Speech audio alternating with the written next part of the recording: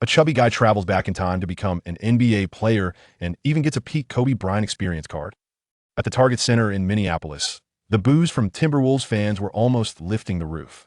Chen Cheng, wearing the Lakers' number 6 jersey, sat at the end of the bench, his mind buzzing. One moment he was discussing the Lakers' Big Three with friends, and the next he found himself on the NBA court in 2004. Data was jumping around his mind. A 19-year-old Chinese high school genius, 196 centimeters tall, with a 213 centimeters wingspan and a running vertical leap of 381 centimeters. Is it possible for an Asian to have such talent? He was practically born for basketball. Looking up at the big screen showing himself, he saw a handsome face with sharp features. With that looks and physique, he would be the center of attention wherever he went. But reality was harsh.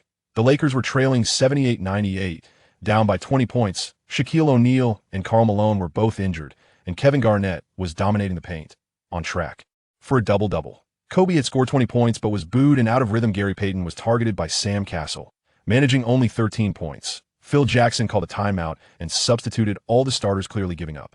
Chen Cheng understood clearly. He was an undrafted rookie. The 10-day contract the Lakers gave him was just a tool to divert attention. Kobe was embroiled in a lawsuit in Eagle County, and the team wanted to use him, this Chinese player, to shift media focus. If he didn't get on the court now, he would be stuck on the bench forever, and when the contract ended, he would pack up and leave. Number 6, get on the court. Jackson pointed at him, not even able to remember his name. Chen Cheng panicked, was just a chubby guy. What did he know about actual gameplay? His hands trembled violently. Just as he stood up, a voice suddenly rang in his ears. Activating the intelligent NBA Star Card system will provide you with the abilities of Kobe Bryant from the 2005-2006 season. Would you like to activate it? Could he dare to activate it? Could he handle PeakKobe's abilities? Down by 20 points, could he create a miracle? Kobe from the 2005-2006 season? That was the killer who averaged 35 points per game and scored 81 points in a single game. Chen Cheng nodded furiously. A warm current surged through him, and his confidence skyrocketed. Ripped off his warm-up suit, tucked in his jersey, took a deep breath, and stepped onto the court. This game was being broadcast live by TNT across the U.S., and the Chinese sports channel was also airing it. The university cafeteria was packed, with students sneaking peeks at the text live updates during class. Coach Wei Ping was analyzing. They will definitely run the triangle offense around Fisher. Chen Cheng is just a passing point. Just as he finished, Fisher passed the ball to Chen Cheng. Without hesitation, he jumped to shoot over Sprewell's defense. Yes, the ball arced beautifully and went straight through the net. An undrafted high school player from China scores on his first NBA shot. The audience at the Target Center didn't pay much attention, and the Lakers coaching staff clapped symbolically. But the Chinese cafeteria erupted. Wow, awesome. The national team is booked. Timberwolves fans scoffed. There's no defense. Can he dare to challenge Garnett? Sprewell felt embarrassed and demanded the ball. Cassell made a bounce pass, and he used his arm to pin Chen Cheng behind him. Suddenly, Chen Cheng exerted force to break free and darted for the steal. He spun past Cassell and charged to the basket. A shadow rushed in from behind. Garnett was coming to block. Chen Cheng caught a glimpse out of the corner of his eye, suddenly slowed down, and took 3 steps back, disrupting Garnett's rhythm. The big ticket adjusted his steps, his long arms sealing off all shooting space. Chen Cheng jumped up holding the ball with one hand, seemingly about to be blocked, but with incredible hang time, he glided past from behind the backboard, stretching his body to the limit, maneuvering around the defense. An acrobatic reverse layup in midair, and the ball went in. Could this shot impress Garnett? With PeakKobe's abilities, what other tricks could he pull off? Down by 20 points, could he really lead the team to a comeback? The entire sequence flowed seamlessly, like an aerial ballet, beautiful as a painting. This time, the Lakers bench didn't hold back. All stood up clapping. The stoic Kobe was filled with confusion, but he also stood up and raised his fist. Zen Master watched with a smile, saying nothing. The Chinese sports channel exclaimed, "Good shot." Igniting the cafeteria, everyone stared at the replay, collectively gasping, "Oh." It was exhilarating. Timberwolves fans murmured, still down by over 10 points. What kind of comeback can they make? Coach Wei Ping continued. This shot wasn't very reasonable. Garnett scowled, pushing the ball hard against Chen Cheng. Rookie, this is where it ends. Don't mess around in my territory. The referee separated the two without calling a foul. Chen Cheng remained calm as a dog, spread his hands, and smiled at Garnett as he brushed past. Let's settle it with basketball. Garnett was stunned. This rookie was too composed. Chen Cheng scored 4 more points, narrowing the gap to 16 points with 4 minutes remaining. Coach Saunders substituted out the double guns, letting Garnett lead the bench. After all, the win was assured, and it would help the big ticket get a double-double. Garnett hit a jump shot for 2 points, extending the lead back to 18 points. The Lakers attacked, Fisher was double-teamed, and struggled to pass the ball out. Chen Cheng caught the ball at midcourt, dribbled to beyond the three-point line, with only 6 seconds left on the shot clock. Hassel defended closely, applying pressure with his body. 5 seconds left. Chen Cheng took a probing step, and Hassel lifted his center of gravity to defend against the shot point. 3 seconds left. He suddenly lowered his center of gravity, feigning a drive, causing Hassel to back off. Chen Cheng gathered the ball and shot. Hassel jumped to block, but was faked out, committing a verticality violation. Chen Cheng, after the contact, threw the ball up an extremely difficult frontboard three-pointer, and it went in. The referee blew the whistle. 3-point play, the Timberwolves home commentator exclaimed. Incredible. Hassel held his head, looking bewildered. The Lakers bench was completely hyped. Peyton waved his towel and shouted. The Chinese cafeteria was about to explode. Wei Ping kept cheering, while Coach Wei was still saying, Hassel defended well, but that was just an unreasonable choice, and he actually made it. Chen Cheng was pulled up and stood at the free throw line. Garnett chattered beside him. Dirty, just relying on the refs, have the guts to go onion on. Chen Cheng ignored him, steadily made the free throw, then shot back at him. KG will sit on the sidelines. TNT commentator Smith and Barkley finally noticed this yellow-skinned player and quickly flipped through his scouting report. What did he mean by you'll see? What was he planning to do to Garnett? After this 3-point play, the gap continued to narrow. Could he really lead the team to a comeback? What was the description of him in the scouting report? His name is Chun. Is he a relative of Jackie Chan? Barkley joked while gesturing. Smith flipped through the stats. 7 points in a row. What's happening with North Carolina? They didn't even give him a scholarship after he went undrafted? Barkley read from the scouting report. 6 feet 5 inches tall, under 160 pounds, decent wingspan but weak, inconsistent shooting, lacks training, has a language barrier. Cannot adapt to the NBA. Smith held up the report to the camera and shouted, "This is false information. Just look at his performance on the court." Then he crumpled it up and tossed it away. After the 3-point play, the score was 86-100, a 14-point gap with 3 minutes left. Hassel wanted to regain his footing, and Garnett set a screen for him, but he missed the open shot. The rebound was a scramble, and Cook grabbed the board. Chen Cheng received a pass from Cook, crossed half-court, facing himself this time. Hassel stood on the 3-point line, preferring to give up 2 points rather than allow a 3-pointer. Little Walton stepped up to set a screen. The Timberwolves switched defense, got confused, and Chen Cheng used a crossover to get past the 2-meter-tall Trent, driving into the paint. Garnett came to help, and the Timberwolves collapsed their defense. Chen Cheng made a no-loop pass behind his head to Fisher in the corner 3-pointer, swished through the net. 89-100. The deficit is 11 points. Sanders quickly called a timeout. Kobe shouted to Chen Cheng, "Nice. Keep that desire. You can do better." Chen Cheng looked at Kobe in the number 8 jersey, feeling fired up. This game the Lakers lost back then, but now with the system, why not rewrite history? I want to win. The game continued. The Timberwolves substituted Castle, and the Lakers brought in Grant. Castle hit a mid-range jumper. The deficit was 13 points with 2.5 minutes left. The Timberwolves focused on defending the perimeter, and Chen Cheng finally received the ball, but Hassel was tightly guarding him, and Castle was also on him. The one with the ball was Chen Cheng. In Kobe mode, wanted to score in the most Kobe-like way. Need to score and stop the clock? Then drive hard into the paint for an N1. He called for Walton to set a screen, and taking advantage of the Timberwolves' miscommunication during the switch, he suddenly lowered his body and accelerated, weaving through the defenders, charging toward the basket guarded by Garnett. The whole arena held its breath. Chen Cheng was going to go head-to-head with Garnett. Garnett jumped, confident in his jumping ability and speed, believing he could block this shot. But after jumping, he realized was wrong. How was Chen Cheng going to play this? Would he get blocked, or could he execute a game-winning move? With a 13-point deficit, could they turn the game around in 2 minutes? Garnett's jump was later than Chen Cheng's, but he was already descending while Chen Cheng was still rising.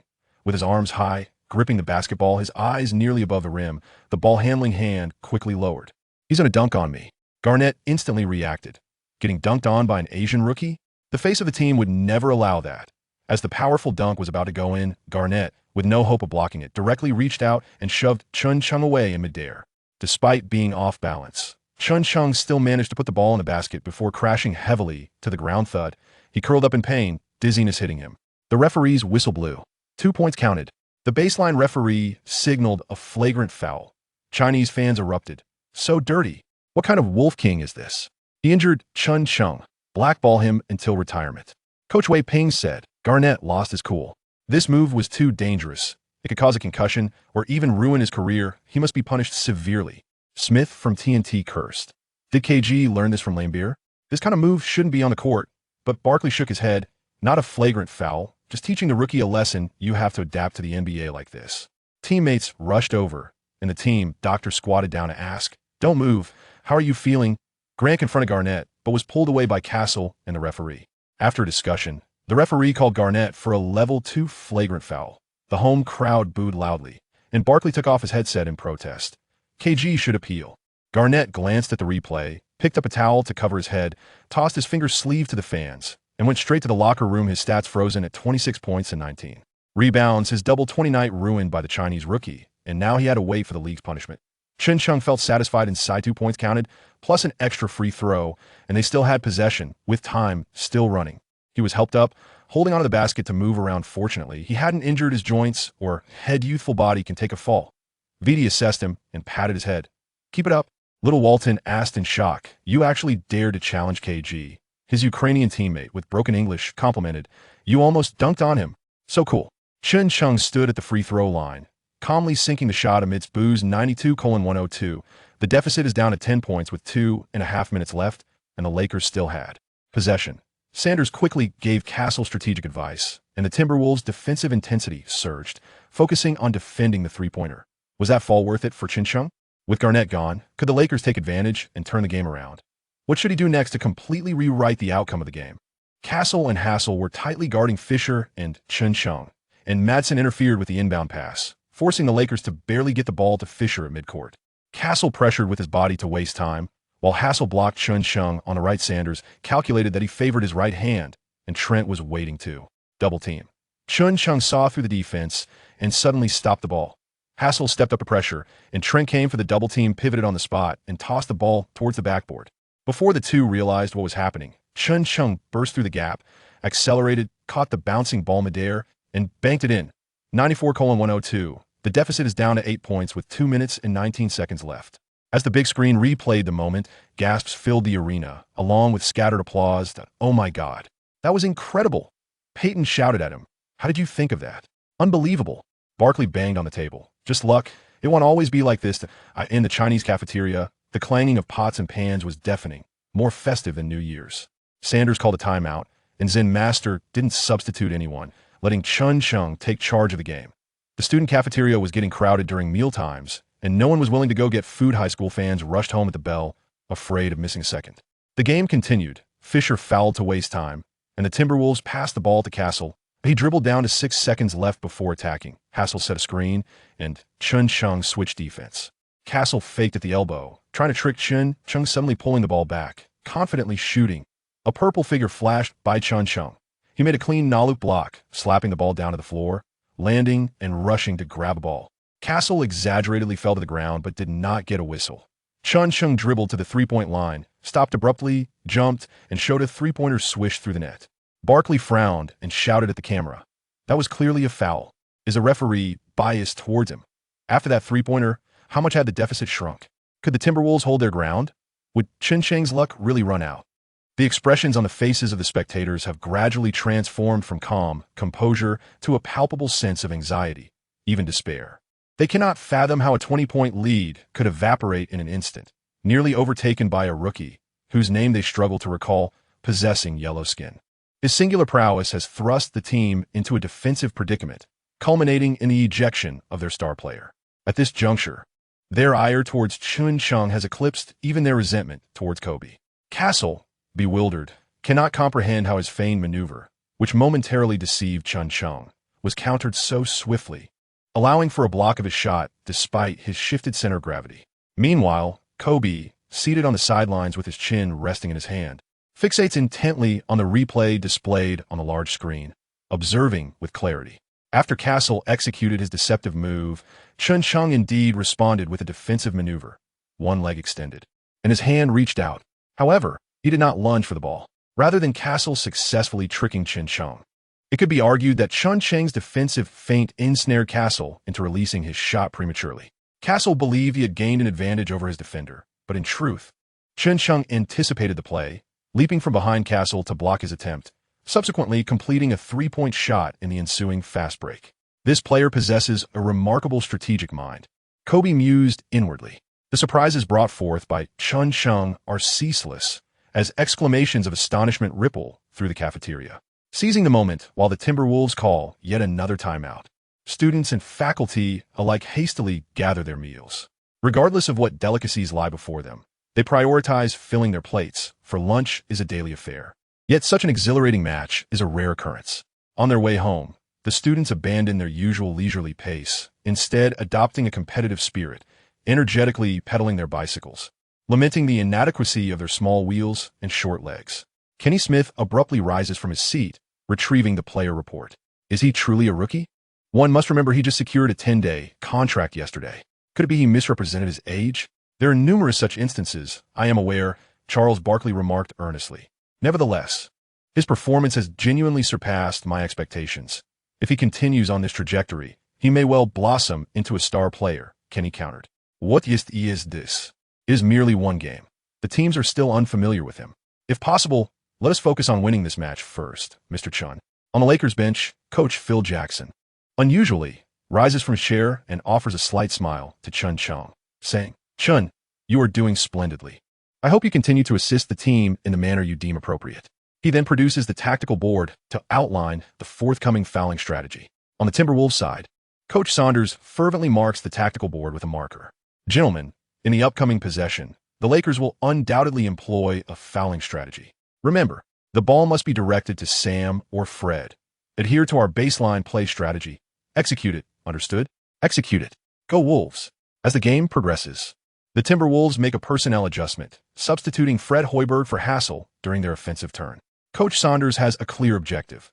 The Lakers will focus their attention on Castle, and Hoiberg insertion is intended to alleviate Castle's receiving pressure, given his nearly 90% free throw success rate and reliable three-point shooting ability. With Madison inbounding, Hoiberg finds himself double-teamed by Chen Cheng and Walton. Upon receiving the ball, Castle is met with Fisher's decisive foul. Statistics from the match reveal that Hoiberg has executed 2 free throws, both with unerring accuracy, despite his limited playing time. Fouling him is akin to gifting points. Meanwhile, Castle, who has already missed a free throw this game and has been active for nearly the entire duration without rest, despite a respectable free throw percentage, is a seasoned 35-year-old veteran. In these final minutes of the fourth quarter, he has been engaged in a strenuous battle with the younger and more vigorous Fisher, resulting in significant fatigue. Thus, committing a foul against him could be considered a judicious choice. A last-minute shot? As the referee's whistle echoed through the arena, Castle positioned himself at the free throw line, preparing to execute 2 foul shots. The Lakers substituted Grant and Med for rebounding efforts, while the Timberwolves brought in Center Johnson to secure offensive boards. With the first free throw, Castle effortlessly sank the ball, narrowing the deficit to 6 points at 97-103. For the second shot, Chen Cheng stood directly behind him, boldly proclaiming to the trash-talking maestro, comparable to Peyton, "Hey Sam, what you and Big Dog failed to accomplish in Milwaukee, you shall not achieve here in Minnesota either." Castle momentarily froze, a subtle shift gracing his features. Renowned for his composure under pressure, Chen Cheng's words pierced through to his core. Previously in Milwaukee, he had formed a celebrated trio with Robinson and Ray Allen, who, in their inaugural year, reached the Eastern Conference Finals only to fall to the divine prowess of AI after a grueling 7-game series. The subsequent season saw their fortunes falter, failing to reach the playoffs, and the trio disbanded amidst internal discord. Now, as Castle found himself with the Timberwolves, forging a new alliance, one couldn't help but wonder if history would repeat itself. With a chuckle, Castle shook his head, chewing gum as he dribbled the ball, retorting, "Rookie, I see you're trying to get into my head, but alas, I am far more adept at trash talk than you realize. I could stand here for 3 days and nights without repeating myself, until you're weeping and begging at my feet, calling me daddy." His frustration was palpable. Chen Cheng had succeeded in his intent. As Castle spoke, he steadied his breath, launched the ball towards the hoop amidst a fierce tussle for position beneath the basket. Chen Cheng seized the moment, sprinting from the perimeter to leap for the rebound. To deny an opponent's score, one must first prepare for the inevitability of their shot missing. The ball bounced twice on the rim, grazing the backboard before plummeting down. Chen Cheng had anticipated this perfectly, dashing forward to seize the rebound, prompting the Timberwolves to commit a foul in their desperate attempt to regain possession. The referee's whistle sounded once more, this time calling Chen Cheng to the free throw line. Coach Saunders nearly stormed onto the court, hands clasped atop his head, incredulous at the turn of events. Not only had they failed to convert 2 free throws, but they had relinquished a rebound and now granted the opposing team 2 additional foul shots. Who truly was the rookie here? He found himself longing for Garnett's presence. The Zen master called a timeout, and the Lakers players once again gathered around the ever-surprising Chen Cheng as he returned to the bench. The audience, previously holding their breath, finally exhaled during the commercial break, hastily digging into their meals while engaging in animated discussions about the game's dynamics. What if both shots had gone in, bringing the deficit to 4 points? What would be the strategy then? Surely, we can't resort to the dull foul shooting tactics like the Spurs or Pistons, can we? That would be utterly tedious. It is inconceivable. Phil Jackson is not Greg Popovich. However, with a mere 4-point deficit and the possession in the hands of the Timberwolves, the pursuit appears daunting. The Timberwolves are likely to secure victory in this match. Nonetheless, with Chen Cheng's extraordinary performance, he could be celebrated for a lifetime. How was I unaware of such a basketball prodigy from our country? It seems you weren't paying attention. A childhood friend of mine, who now attends the same high school as him, texted me, saying their school has produced a basketball genius. Representatives from both Tsinghua and Peking University have been lingering at his doorstep for over a week, referring to him. This young man is quite remarkable. He ventured to America alone to participate in the draft, which is commendable. From this moment on, I shall be a devoted fan of Chen Cheng. Anyone who dares to criticize my compatriot will face my wrath. I stand by this declaration. This timeout has afforded some precious moments for the students hurrying home. Castle made one of 2 free throws, and Chen Cheng secured the rebound. Astonishingly, Trent committed a foul against him, leading to Chen Cheng's free throws, prompting a Lakers timeout. Hurry up and accelerate. I want to witness the final showdown. Had I known, I wouldn't have taken your car, lamented a passenger in the back seat, relaying real-time updates of the game to his classmates. The Zen master outlined a tactical approach. If Chen Cheng converts both free throws, or at least one, they shall continue with the foul strategy, applying pressure immediately. It would be ideal to force the opposing team into a mistake while closely guarding Castle and Hoiberg. Conversely, should he miss both free throws, there would be no need for further fouls, allowing the players on the court to exercise their freedom. Simultaneously, the Lakers introduced a more agile lineup, with Grant playing the 5 position, Walton the 4, and the perimeter still featuring Fisher and Chen Cheng as partners, while Kareem Rush replaced the small forward. As Kobe's primary substitute, Rush, known for his consistent shooting ability, averages around 20 minutes of playtime per game. Before Chen Cheng's entry, Rush had already accumulated 9 points, anticipating that the ensuing garbage time would provide him an opportunity to enhance his score. To his surprise, this Chinese rookie took the court and remained unsubstituted, not only usurping his playing time, but also eclipsing his spotlight significantly. Chen Cheng stood at the free throw line, initially poised to execute the strategy. However, a glance at Rush on the perimeter ignited a new idea within him, dribbling to his own rhythm. He felt Castle positioning himself closely beside him. This time, the extraterrestrial's boisterous taunts erupted like a dam bursting, unleashing a torrent of trash talk. Yet, he remained oblivious to Chen Cheng's true nature. His barrage of words failed to strike a chord, leaving Chen Cheng's composure utterly unshaken. The first shot was effortlessly sunk, narrowing the gap to 5 points. For the second shot, Chen Cheng cast a sidelong glance at Rush, then at the nearest corner 3-point line. Rush stood momentarily stunned. As Chen Cheng took the free throw, the basketball, under his precise control, struck the front edge of the rim with remarkable accuracy. He leaped effortlessly to seize the rebound, and the Timberwolves players rushed forward. However, Chen Cheng refrained from attempting a shot. Instead, he deftly passed the ball to Rush, who found himself unmarked beyond the arc. Realizing Chen Cheng's intention, Rush quickly adjusted his footing and retreated to the 3-point line, catching the ball and releasing a shot with confidence. True to his reputation as a sharpshooter, despite the lengthy intermission, his touch remained impeccable, and the 3-pointer struck true. Once again, they executed a brilliant 4-point play, narrowing the gap to just 2 points with 17 seconds remaining. The Timberwolves had exhausted their timeouts, and the Lakers opted not to call for one either. They prepared to defend with utmost intensity. Ideally, they sought to force a turnover to regain possession, and if that proved unattainable, they were ready to resort to a tactical foul. The prospect of victory appeared tantalizingly close. A once commanding 20-point lead had crumbled, leaving the star players on the court flustered by a rookie-esque performance, and it was evident that the Timberwolves' mindset had shifted. The Lakers focused their defense on the perimeter, while Johnson continuously moved along the baseline in search of an opening. Yet, Mead shadowed him closely, creating obstacles. The referee began the countdown, and as the 5-second mark approached, Johnson made a desperate pass toward Castle. In the ensuing confrontation with Fisher, Castle struggled to establish position, and the ball slipped through his fingers. A chaotic scramble ensued as all players converged on the basketball. Trent fell to the floor, but managed to grasp the ball, only to have Chen Cheng swiftly poke it away. Time ticked away agonizingly. The ball changed hands several times before Rush ultimately secured it, with just 5 seconds remaining. Positioned at the 45-degree angle of the three-point line, Rush held the ball as Timberwolves players closed in to double-team him. Chen Cheng stood beyond the three-point line at the nearest corner, filled with confidence that if Rush were to pass him the ball, he would undoubtedly sink the decisive three-pointer to conclude the match. He had prepared himself to receive the pass, yet he could hardly anticipate that, despite having previously assisted Rush, the opportunity would now be his, and standing so close, Rush appeared oblivious to him. Instead, Rush forced a three-point shot while being closely guarded by Castle and Hasek. The final buzzer sounded, the lights above the hoop illuminated, and Rush, with 2 defenders in his face, launched an airball. The referee's whistle blew, signaling the end of the game, with the Timberwolves narrowly triumphing over the Lakers at home with a score of 103-101, ultimately securing victory on their own court. After the game, Coach Saunders exhaled in relief, raising his arms in gratitude as he silently prayed for divine favor. Streamers cascaded from above the target center, and the Timberwolves players flooded the court, embracing one another.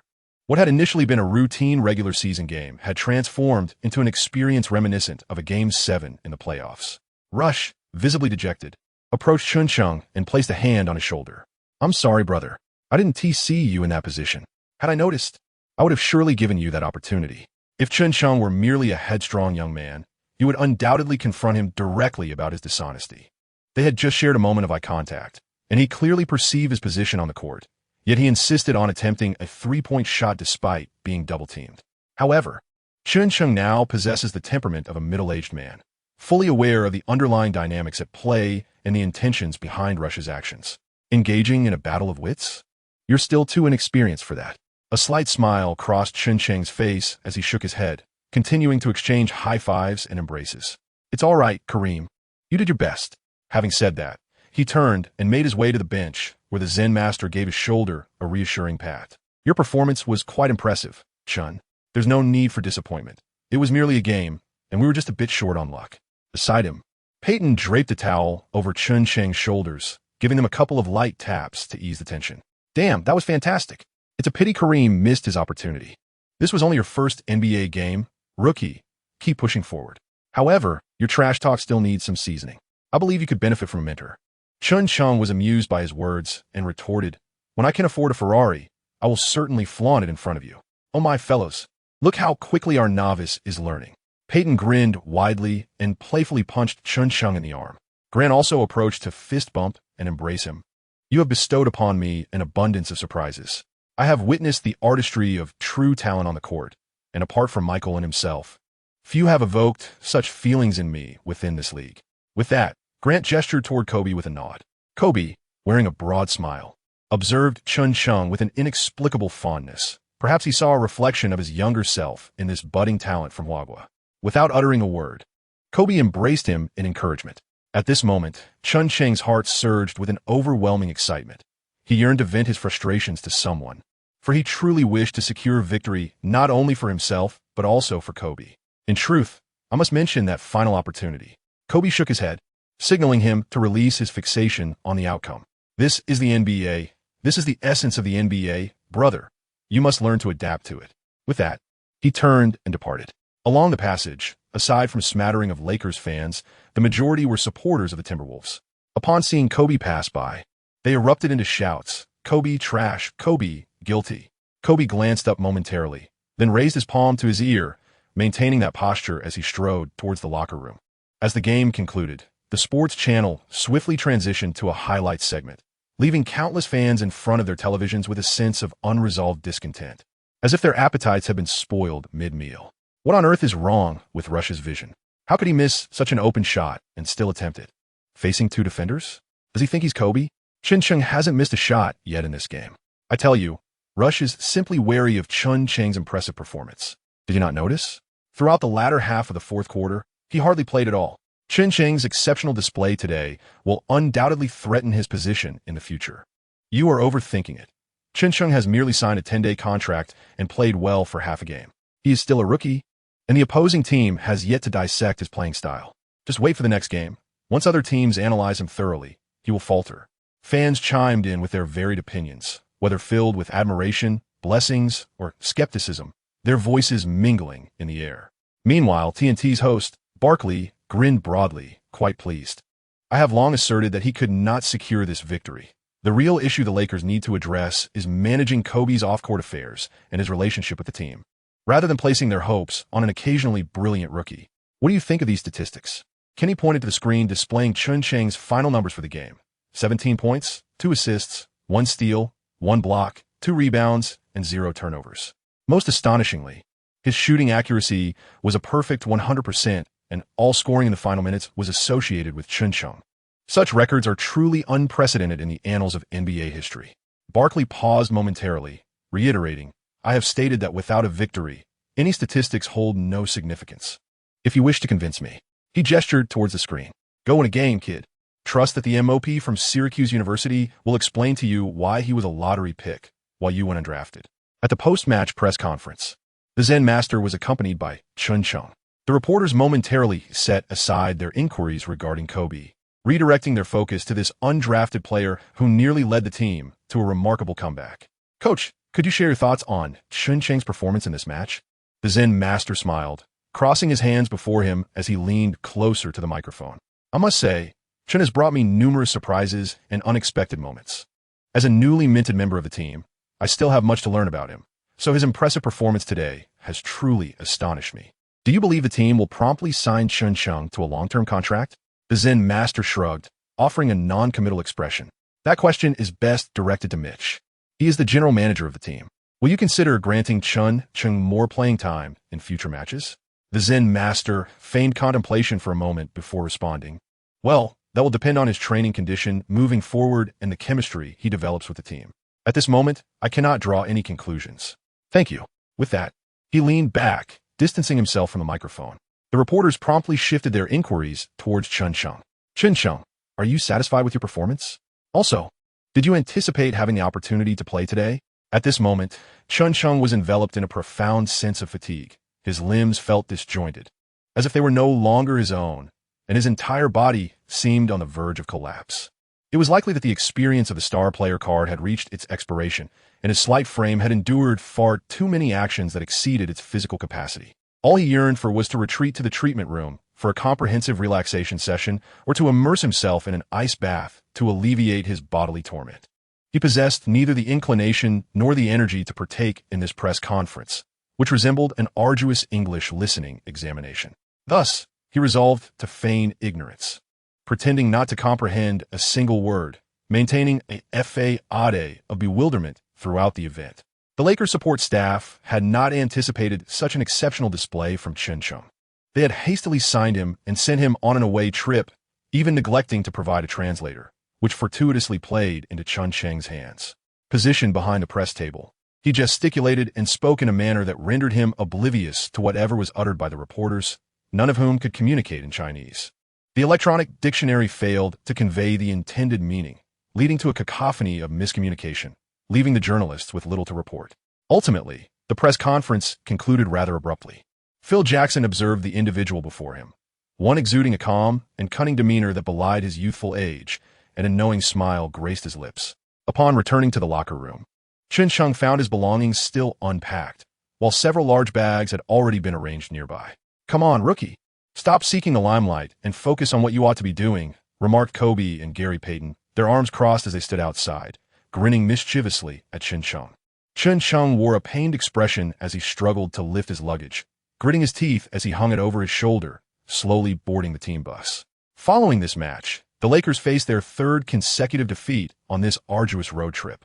Soon, they would return to their home court to challenge the Denver Nuggets. After a night of recuperation, the team boarded a flight to Los Angeles. On the plane, veterans Peyton and Grant, along with Russell, engaged in a card game with Cook and young Walton, their expressions revealing that the younger players were clearly outmaneuvered by these seasoned veterans. The Zen master was engrossed in a book while assistant coaches Rambis and Clemens analyzed game footage. Kobe sat alone at the back, wearing large headphones, gazing thoughtfully out of the window. Suddenly, as if struck by a revelation, he stood up and walked directly to Chen Cheng's seat. "Hey, Chen, I'm curious about that reverse turn you executed to toss the ball off the backboard for your own assist yesterday. What inspired you to make that move? I tried it several times in my room last night, but it felt rather awkward." Chen Cheng, sipping coconut water, nearly choked on his drink at this unexpected inquiry. He quickly pulled a towel over his mouth to mask his unease, standing up and thinking to himself, "That was merely a replication of your move. And now you come to ask me?" However, he maintained an outwardly calm demeanor. "Well, how should I put it? It's not particularly difficult. If you're accustomed to using your right hand for chopsticks, switching to your left hand one day feels quite strange. But if you regularly use your left hand, you will gradually adapt." Yes, that is precisely it. A sincere smile emerged on Chen Cheng's face, one he deemed genuinely heartfelt. He did not intend to dismiss Kobe, yet the reality remained that without the system's guidance, he was at a loss to articulate the technical aspects. After a moment of silence and refraining from further inquiries, Kobe offered a slight smile to Chen Cheng, patted his shoulder, and returned to his seat, his basketball acumen evidently allowing him to grasp the essence of the matter. With Kobe's cessation of questioning, the tension that had gripped Chen Cheng's heart finally eased. As he covered himself with a blanket and closed his eyes, he reflected on the previous game. Although they had lost, the experience card provided by the system had been exhilarating, leading him to inadvertently achieve record-breaking statistics, a rather high starting point, indeed. Would he be granted the opportunity to play in the next match? Who might the system pair him with for the next experience card? Could it be Jordan? No, he thought. He wasn't ready to encounter the conclusion so soon. Surely it wouldn't be Bennett? That would be unacceptable, especially since Bennett was still in elementary school. Wait, elementary school? Could it be Curry? If so, that would be splendid. The Lakers were in dire need of a consistent perimeter shooter. Wouldn't it be a bit extravagant if it were indeed Curry? Even if it wasn't Steven, Seth would suffice, and Dell would be adequate as well. Together, we could strategize and secure the championship. But the question lingered. Who among us would claim the MVP title? As Chen Cheng found himself entangled in a web of thoughts, he gradually drifted into slumber. Upon opening his eyes again, he discovered that the airplane had already landed at the airport. The once inexperienced Chen Cheng, now familiar with the environment, proceeded to assist the esteemed guests with their luggage, bidding farewell as they departed one by one in their vehicles. Alone, he wandered through the airport corridor, awaiting a taxi to return to his rented apartment. Suddenly, the headlights of a car flashed twice behind him. Turning around, he beheld a white Bentley. Its specific model eluded his knowledge, yet the emblem was unmistakably recognizable. The window rolled down, and Kobe leaned out, offering, "Given your assistance with my luggage, allow me to give you a ride." Chen Cheng could hardly believe that in his lifetime he would be seated in Kobe's car, with Kobe himself at the wheel. After securing his suitcase, he nervously took his place in the passenger seat. In 2001, after we secured our second championship, I felt my performance had been commendable, so I decided to reward myself with a car, this very one. The sensation was truly exquisite, you know? There is nothing in this world that compares to the joy of winning a championship, Kobe remarked, gently tapping the center console. The car filled with the enchanting strains of symphonic music, not rap, nor R&B, nor even pop, but a grand orchestral composition. The two sat in silence, gliding through the streets of Los Angeles. "Do you live around here?" Kobe inquired as he navigated to a neighborhood indicated by Chen Cheng. The area was marred by flowing sewage, with homeless individuals sprawled on the sidewalks, and groups of individuals clad in oversized t-shirts and jeans, adorned with ostentatious jewelry. Yes. My apartment is just over there. Thank you for bringing me," Chen Cheng replied awkwardly, preparing to exit the vehicle. It was his first time in this location, but judging by the surroundings, it was evidently a troubled community. There was little choice. After all, who could afford luxury? In a city like Los Angeles, wealth dictated one's experience, while poverty relegated one to the shadows. Kobe surveyed the vicinity, his brow furrowing in concern. He retrieved his phone and dialed a number, then turned to Chen Cheng. "You cannot live here." "Hey, Mitch, it's me, the new recruit you just brought in." "Yes, Chen. I would like to arrange for him to stay at the Team's training facility until his contract expires." "All right, thank you." Kobe ended the call. "I've spoken with Mitch. You can stay at the training facility until your contract is up. Now, go and pack your belongings." Chen Cheng was momentarily taken aback, his heart brimming with exhilaration, yet at a loss for words to convey it. Finally, He blurted out 2 words. "Thank you, boss." "Boss? Who is your boss?" "I'm not a member of any gang. I am merely a driver who does not wish to linger for too long." With that, he tapped the steering wheel twice. Upon hearing this, Chen Cheng ceased his pretense and hastily flung open the car door, dashing away. This apartment building encapsulated all the virtues of the black community, yet was rife with vices. The corridors were permeated with the acrid stench of burning substances. In the corners, one could find excrement, water stains, discarded cigarette butts, and a plethora of sanitary items carelessly strewn about. Occasionally, the room reverberated with thunderous bass, accompanied by a pulsating rhythm that threatened to shake the very structure of the building apart. As Chen Cheng opened the door to his rented apartment, aside from the original furnishings, he found only 2 suitcases and a few articles of clothing hanging on the balcony. Eager not to keep Kobe waiting for too long, he hastily gathered his belongings, finally seizing the family portrait that rested on the bedside table, and lifted the 2 large suitcases as he departed the apartment. Just as he stepped out of the threshold, that melodious voice echoed once more. "Congratulations, Chen Cheng. The system will activate a hidden task for you. Completing this task will yield special rewards." A hidden task? Special rewards? Goodness, what a fortuitous turn of events. Had he forgotten to consult the almanac before setting out today? How could such good fortune all converge in a single day? With a light-hearted stride, he pulled the suitcases along, dashing towards Kobe's vehicle. The voice continued to resonate in his ears. "Activate hidden task, gymnasium mouse. Task requirement. Before the next match arrives, score 500 mid-range shots. Failure to complete this will result in the inability to utilize the Star Card Experience service in the upcoming match." Clang! The 2-wheeled suitcases in Chen Cheng's hands slipped from his grasp and fell to the ground. At the training ground, inspired by Kobe noticed Chen Cheng suddenly freeze in place from a distance and honked the horn twice. Chen Cheng finally came to his senses, hurriedly lifted his suitcase once more, and dashed into the car. "Are you reluctant to leave this place?" Kobe asked, furrowing his brow in confusion as he started the vehicle. Chen Cheng hurriedly shook his head. He now felt overwhelmed. Initially, he believed that this system would allow him to reap benefits without effort, effortlessly paving the way for a successful basketball career. Little did he expect the existence of hidden tasks. Indeed, there is no such thing as a free lunch in this world. 500 mid-range shots. It is not merely about attempting 500. It is about successfully making 500. This truly feels like a daunting challenge. It is said that during the off-season, Curry consistently makes 500 three-pointers daily to maintain his shooting touch. However, that is Curry. In an unguarded situation, he might only require around 600 attempts to complete such training. Since yesterday's match, Chen Cheng has yet to fully recuperate. The lactic acid accumulating in his arms and legs has reached its zenith today, making even the slightest movement quite arduous. Furthermore, without the enhancement of the star player card, whether he can activate the athletic potential of his body remains uncertain. Should he fail to accomplish this task, he would be unable to utilize the new Star Experience card in the next match. Burdened with these concerns, Chen Cheng entered Kobe's vehicle, which then made its way to the team's training facility. The venue staff awaited their arrival, and together they unloaded the luggage from the car, settling Chen Cheng's belongings in the staff lounge. "Thank you for bringing me here." Chen Cheng expressed his heartfelt gratitude to Kobe. Kobe, however, did not respond. Instead, he retrieved his training bag from the back of the car and proceeded directly to the locker room. "Change into your training gear. I shall await you on the court." Chen Cheng was taken aback. "Did we not just finish the match yesterday?" "Indeed, but we have already been devoid of training for over 10 hours. Kobe remarked without turning his head as he entered the gym. "Well, very well then." Chen Cheng entered the training facility with a look of utter despondency, dragging his basketball bag behind him. With a swish, a basketball fell neatly into the net, prompting the trainer to catch it and pass it once more to Kobe on the perimeter.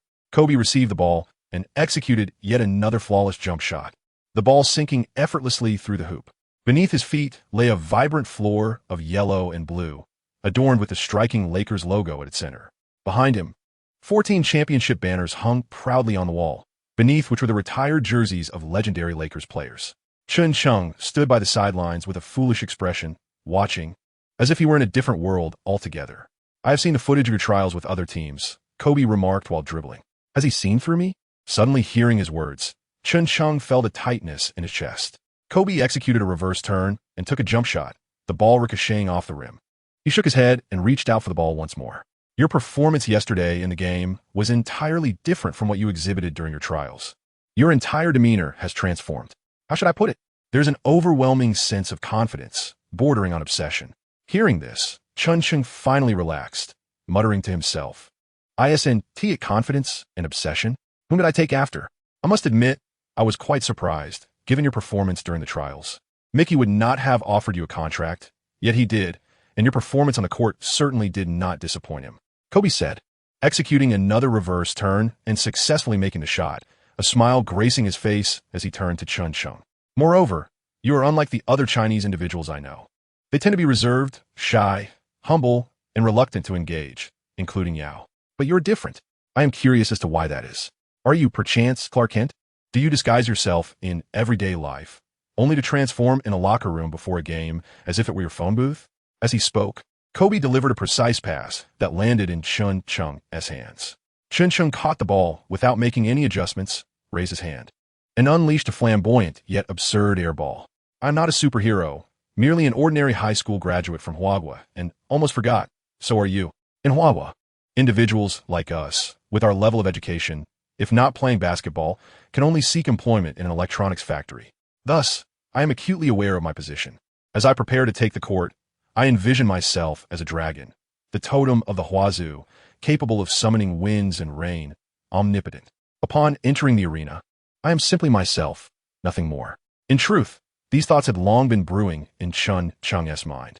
He had hoped to find an opportunity to converse with Kobe during their time in the car.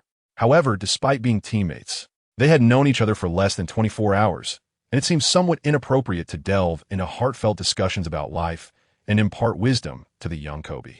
Kobe, currently navigating a low point in his life, yearned to emerge from it but found no way.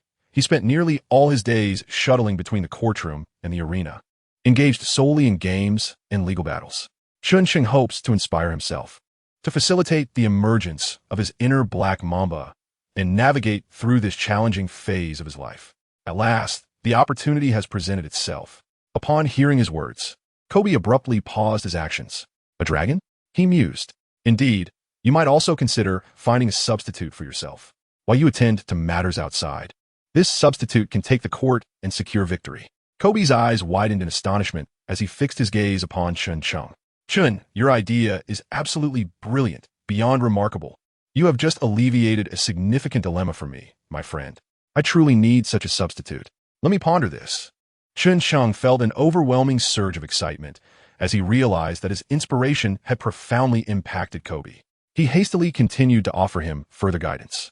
The nickname Little Flying Man seemed too juvenile. What he needed was a moniker befitting a superhero, a historical figure, or perhaps a cold-blooded reptile. Before Chen Cheng could finish his thought, Kobe interrupted him. Black Mamba. Without a doubt, it was the Black Mamba, a natural predator, fierce and combative, swift in movement and formidable in attack. All right, the player about to take the stage is the Black Mamba. He remains the finest player. Look, here he comes. Kobe murmured to himself, executing a series of fluid feints before completing a signature jump shot from a sharp angle.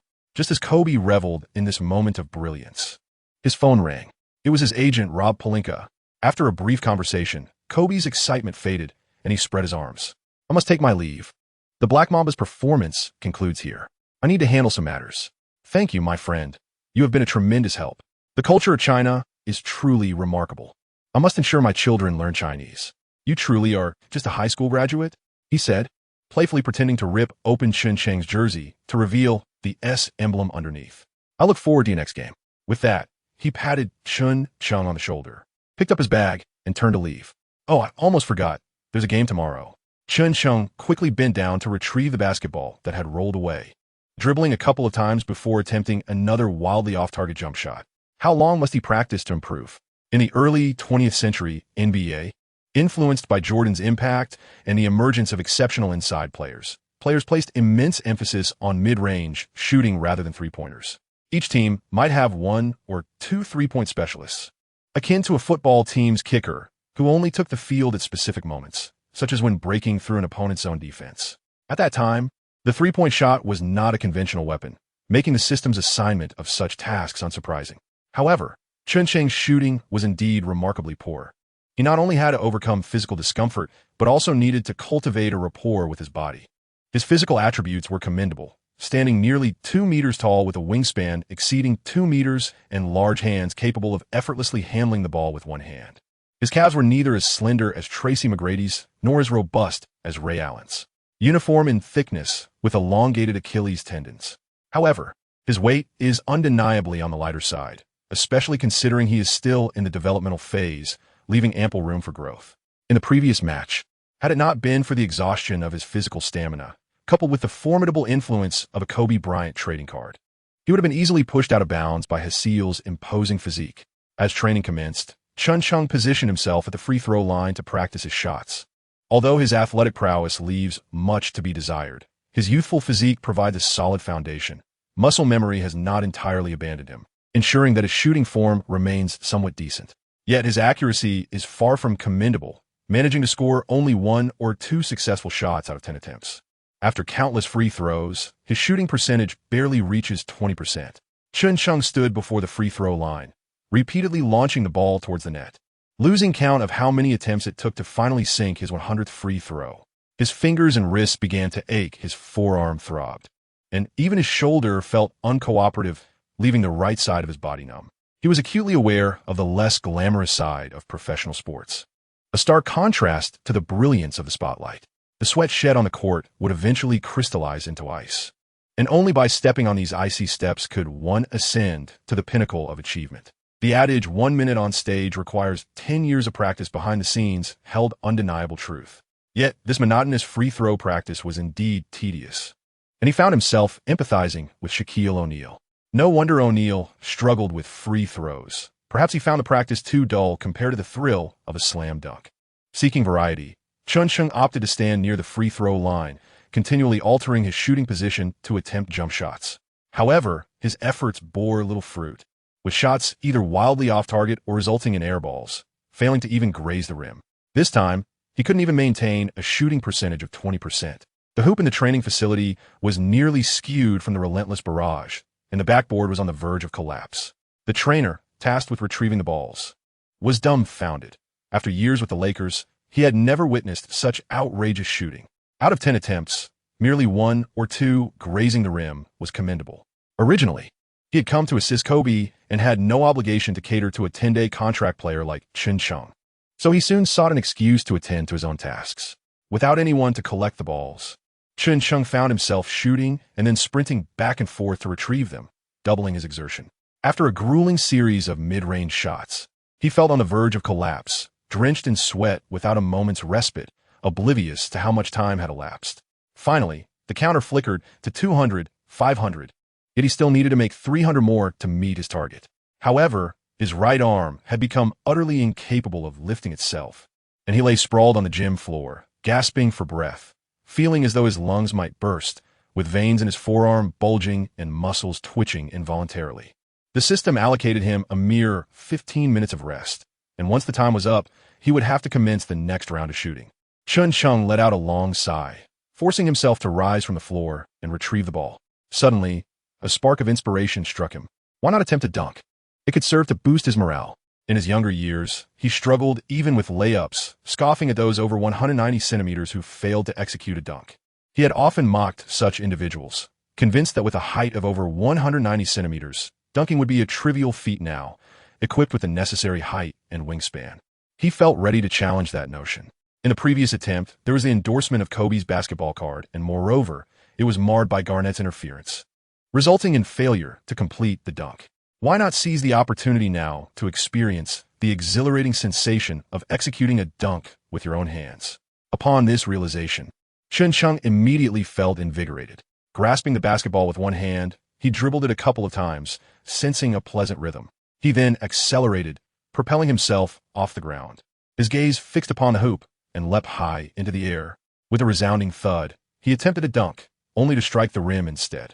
Chen Cheng stumbled and fell awkwardly, the ball rolling twice around the rim before finally sinking in. 201,500. What on earth?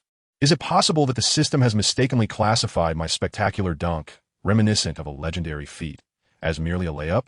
This judgment mechanism may not inflict significant harm, yet it is profoundly insulting. How infuriating. As Chen Cheng's words lingered on the tip of his tongue, a sudden thought struck him. Since such a throw could indeed count, he promptly rose to his feet, retrieved the basketball, and executed a deft layup off the backboard. Such shots, provided one accurately gauged the position of the hoop, boasted a remarkably high success rate, far surpassing that of mid-range attempts. The ball grazed the black rim of the backboard and gracefully descended into the net. 2-0-2-5-0-0. Chen Cheng seemed to have grasped a lifeline. It appeared that the system's judgment was delineated by the three-point line. Anything beyond that was worth 3 points, while shots made beneath it garnered only 2. Even a mere millimeter within the three-point arc would still count as 2. Had he known that this was the criterion, he would not have to tirelessly run about, retrieving balls and attempting those frustrating mid-range shots. He decisively adopted the demeanor of a seasoned player, effortlessly shooting and rebounding from both sides of the basket, with a speed and precision that brought him immense joy. That previous bout of fervor now seemed futile, as the spirit of victory had once again claimed its stronghold. The notion of gradual accumulation leading to a significant change was now irrelevant. He had discovered the metaphorical elevator. Nevertheless, completing nearly 300 bank shots was still exhausting. Fortunately, the gym offered complimentary Gatorade. Without it, Chen Cheng would have risked dehydration. 499, 500 completed. Chen Cheng hurled the ball high towards the ceiling, collapsing onto the gym floor like a heap of weary flesh. The system's voice echoed once more, congratulating him on completing the hidden task of training Hall Mouse. He would be able to continue utilizing the Star Card Experience system in the next match. Furthermore, he would receive a special reward, 5 fragments of a star card, and upon collecting 100 fragments, he could exchange them for any star card of his choosing. Best of luck to you. As the voice faded, Chen Cheng, who had been utterly exhausted, suddenly felt a surge of energy. Star card fragments? He was taken aback by this unexpected development. The system had always automatically matched star cards, and as Chen Cheng had previously speculated, it was not beyond a realm of possibility to encounter a formidable star card in critical matches. If he could match an extraordinary star card during pivotal games, he might as well secure a job in an electronics factory. Now, with the mechanism for collecting star card fragments in place, if he could gather 100 fragments to forge a star card, he would be empowered to summon divine intervention at any moment during crucial matches.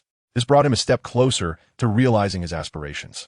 Overwhelmed with excitement, Chen Cheng was about to raise his arms in triumph when a fierce ache coursed through his body, compelling him to remain still.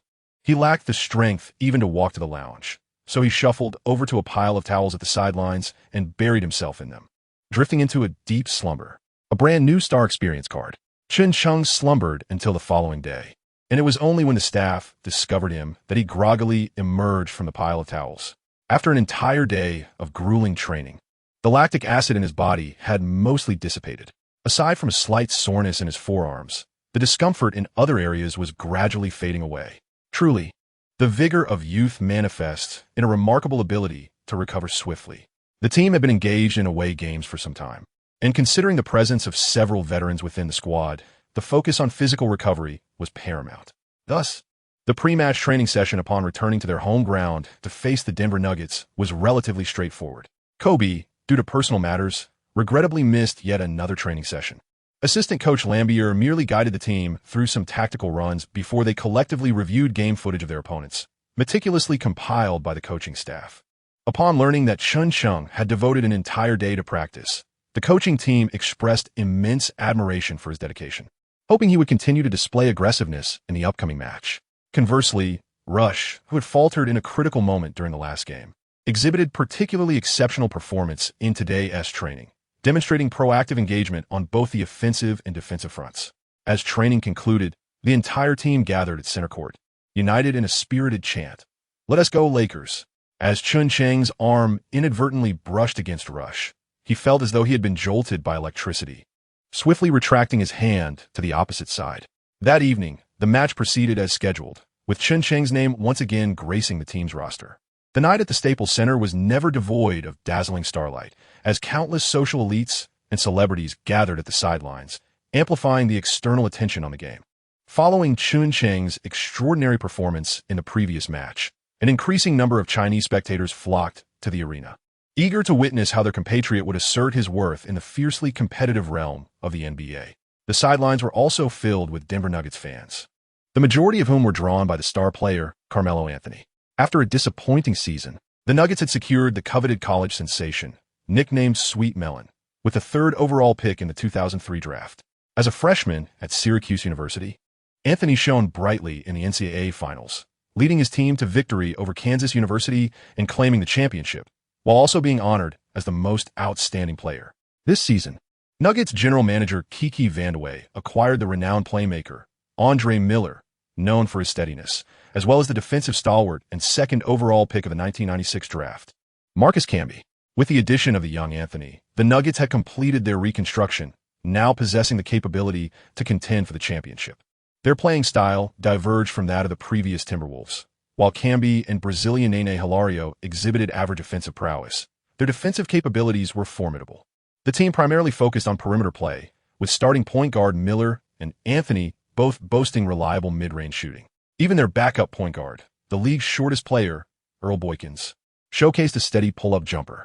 Although the Lakers had previously faced the Nuggets in late 2003, where returning Kobe Bryant delivered a last-minute victory, this matchup lacked the interior pillars Shaquille O'Neal and Karl Malone. Nevertheless, Kobe and Gary Payton remained a formidable backcourt duo, primarily targeting the perimeter. The Zen master proposed that the key to victory lay in applying pressure on the outside, with a particular emphasis on closely guarding Anthony and Miller. Devin George, who had underperformed the previous game, was entrusted with the crucial task of one-on-one defense against Sweet Melon. Payton was matched up against Miller, while Kobe's opponent at the shooting guard position, Leonard, seemed to pale in comparison. On paper, it appeared that the Lakers had a greater chance of triumph. However, the true outcome of the game could only be revealed through the play itself. Chen Cheng has once again made his appearance on the team's roster, as the Huaguo High School student is poised to partake in his inaugural home game. Everything here feels both familiar and foreign to him.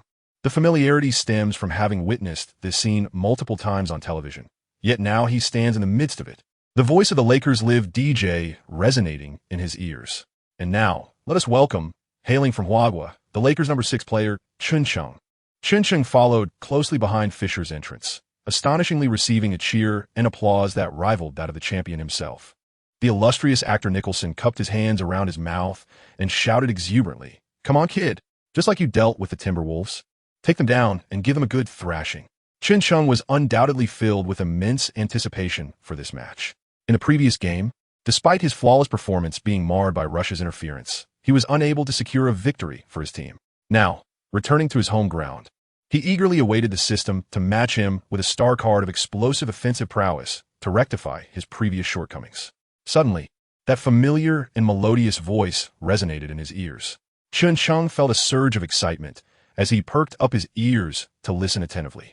The card that was about to be matched for him was none other than the 2003 to 2004 season's best defensive player in the league, Ron Artest. "Would you like to activate it immediately?" Chen Cheng was momentarily taken aback. Artest? Was it truly the Artest of this season? How could it possibly be Artest? Just in the previous game, there was PeakKobe, and now it was Artest. The disparity between these two peaks seemed rather pronounced. He was acutely aware of the significance of this card. The 2003 to 2004 season Artest had seized the coveted DPOY trophy from the hand of Wallace, the defensive linchpin of the Pistons. Moreover, he was the only non-big man to garner the DPOY accolade in over a decade. Presently, he was at the zenith of his prowess, boasting defensive skills that were arguably the finest in the league, with unparalleled abilities in game reading and one-on-one defense. However, this was not what Chen Cheng desired. He yearned for a card representing a top-tier scorer, given the caliber of players in the shooting guard position for the Nuggets. There seemed to be no necessity for the defensive intensity that Artest brought to the table. Yet, now that the card had been revealed, could he possibly decline it? Chen Cheng nodded dejectedly. As the match commenced, Camby and Mead engaged in the jump ball at center court. The Lakers' starting lineup featured the seasoned duo of Mead and Grant in the paint, with George occupying the small forward position, Kobe as shooting guard, and Payton at point guard. Opposing them, Camby and Nene formed the Nuggets interior, with Anthony comfortably assuming the small forward role, Leonard at shooting guard, and Miller at point guard. The game began with the Lakers gaining possession. Payton dribbled into the Nuggets' half, and George moved in to set screen. Miller made a timely effort to close in, blocking Payton's path. Consequently, he had no choice but to pass the ball. Kobe, positioned beyond the arc, drew Leonard's attention, while Miller remained vigilant nearby. Executing a series of feints as if to penetrate the paint, Miller advanced, prompting Kobe to distribute the ball. Peyton, unmarked, capitalized on the opportunity and netted a two-point shot, marking the first score for the team. Chen Cheng sat on the sidelines. A look of dejection etched on his face as he watched his teammates play with unrestrained vigor on the court. His thoughts were a tangled web of discomfort. After an exhausting training session yesterday that left him utterly spent, he was now expected to grace the court and make a name for himself, only to be assigned to guard Arteist. This match was once again broadcasted live on TNT, with his old friend Smith and Barkley observing from the sidelines. Barkley, disregarding the sentiments of a Lakers home crowd, took aim at Kobe. Without Shaquille O'Neal, Kobe was leading the team to a third consecutive defeat. In this game, he had to prove his prowess to the rookie on the opposing team and secure a victory. Smith redirected the conversation back to Chen Cheng, reminding everyone that there was still an X factor on the Lakers bench capable of influencing the outcome. Chen. Barkley scoffed, remarking that if Chen was granted playing time today, it would be best if he could directly engage with Anthony. Oh, I nearly forgot. He is merely a player who sees action during garbage time. The game had progressed for over 6 minutes when the first official timeout was called. At this juncture, the Lakers trailed the Nuggets by 3 points, with Kobe and Peyton remaining the primary scorers for the team. Anthony, under George's defense, had already scored 8 points and drawn 2 fouls from George. The Zen master, exasperated, substituted George for Walton. However, Walton's footwork was woefully inadequate against Anthony, and his offensive capabilities were lacking, rendering him a target for Anthony's attacks. His gaze swept across the bench before landing on Chen Cheng. Chen tried guarding Anthony at the 3 position. What? The system had just matched me with Arteist's player card, and the coach expects me to step in and defend Anthony? What a stroke of luck. With my slight frame, 1T he just devour me alive when I step on the court? But the coach has called my name. I must face this challenge head on. As the timeout concluded, the Lakers made a personnel adjustment, maintaining the starting lineup while substituting Chen for Walton. Before he stepped onto the court, Kobe was fervently clapping beside him, rallying the team. Perhaps it was the home court advantage or the inspiration Chen provided, but today he was donning the mantle of the Black Mamba, feeling significantly less burdened. Go for it. The Black Mamba will be watching you. As he spoke, he extended 2 fingers, pointing to his own eyes and then to Chen Cheng. The meaning was unequivocal. If you cannot contain Anthony, I shall assist you in defense. The TNT hosts shared their perspectives on this strategic shift. Barkley opined that the Lakers would assign Kobe to guard Anthony, warning that if left unchecked, the situation could spiral out of control. Kenny concurred, though he preferred the idea of Kobe applying pressure on Anthony, while Chen Cheng relieved Kobe of his scoring burden. Upon mention of Chen Cheng, a dismissive expression crossed Barkley's face. Meanwhile, the opposing Denver team maintained their starting lineup. Miller initiated the ball advance. Peyton marked his man defensively, and Kobe remained fixated on Leonard while Chen Cheng took on the task of guarding Anthony. This move left everyone bewildered. It was well known that the Zen master often employed unconventional strategies. However, considering Chen Cheng's size and experience, attempting to restrict Anthony seemed akin to serving him an easy dish. In truth, the Zen master's rationale was straightforward. With George in foul trouble and Walton's defensive shortcomings, there were no viable options at the small forward position. He was not particularly fond of the idea of matching Kobe against Anthony in a trade-off strategy, especially since he never expected Chen Cheng to effectively guard Anthony. The intention was to have Chen Cheng, a player with an insatiable desire to compete, take the court, utilizing his fervor and stamina to exhaust and disrupt Anthony, regardless of whether he could contain him. As long as he could deplete Anthony's energy, Chen Cheng's purpose on the court would be fulfilled. Miller once again delivered the ball to Anthony, who found himself in his familiar 45-degree position, with his teammates creating space. Chen Cheng moved up to apply defensive pressure. Arteist's defensive style was distinctly evident. His foot speed was lacking, making him less effective against agile players. However, he excelled at handling technically skilled players with some heft. His robust physique and powerful lower body, coupled with his long arms, could disrupt an opponent's reception from the outset while obstructing their offensive route, creating significant discomfort.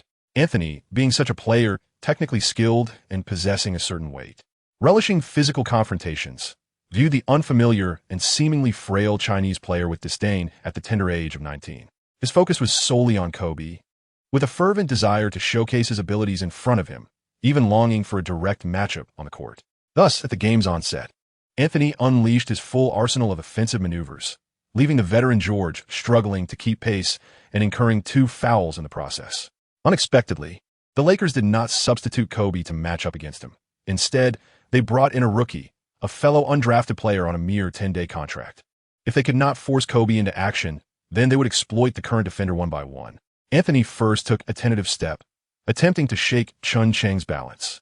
Yet Chen Cheng remained steadfast, rooted like a tree, impervious to the feint. Believing Chen Cheng to be slow to react and unable to execute a move, Anthony opted to abandon further theatrics and prepared for a jump shot directly over him. Just as he was about to release the ball, Chen Cheng unexpectedly lunged, swiping the basketball from Anthony's grasp. The commentators on the sidelines erupted in excitement. Chen Cheng had stripped the ball from Anthony, and with Kobe already initiating a fast break, Chen Cheng spotted him and delivered a precise long pass. Kobe received the ball and soared for the dunk. A splendid steal, a flawless fast break, showtime. The home crowd was ignited by the fervor of the commentary, with cheers rising in a crescendo. Kobe reached out and lightly tapped Chen Cheng, exchanging a knowing smile. Anthony stood with his hands on his hips, wearing a wry, half-smiling expression. The Nuggets launched another offensive, and once again, Anthony demanded the ball from the 45-degree angle. This time, he intended to impart a lesson to Chen Cheng using his signature back-to-basket technique. The slender Chen Cheng braced himself against Anthony, and, at that moment, Artea's star power proved invaluable. With Artea's strength bolstering him, Chen Cheng held his ground against Anthony without yielding. Miller delivered a long lob, sending the ball to Anthony, who activated his bulldozer mode, repeatedly applying pressure on Chen Cheng with his powerful physique. The sound of muscle colliding was clear even to the spectators of the sidelines. Chen Cheng was quietly exerting himself to contend with Anthony. Anthony's offensive techniques were diverse, complemented by his unpredictable footwork. Typically, when ordinary players defend against him, they either find themselves pushed aside or deceived by his nimble movements, thereby losing their defensive position. In contrast, Chen Cheng exerted every ounce of his strength to counter his opponent while simultaneously obstructing his attacking routes with unwavering precision, executing his movements with immaculate clarity.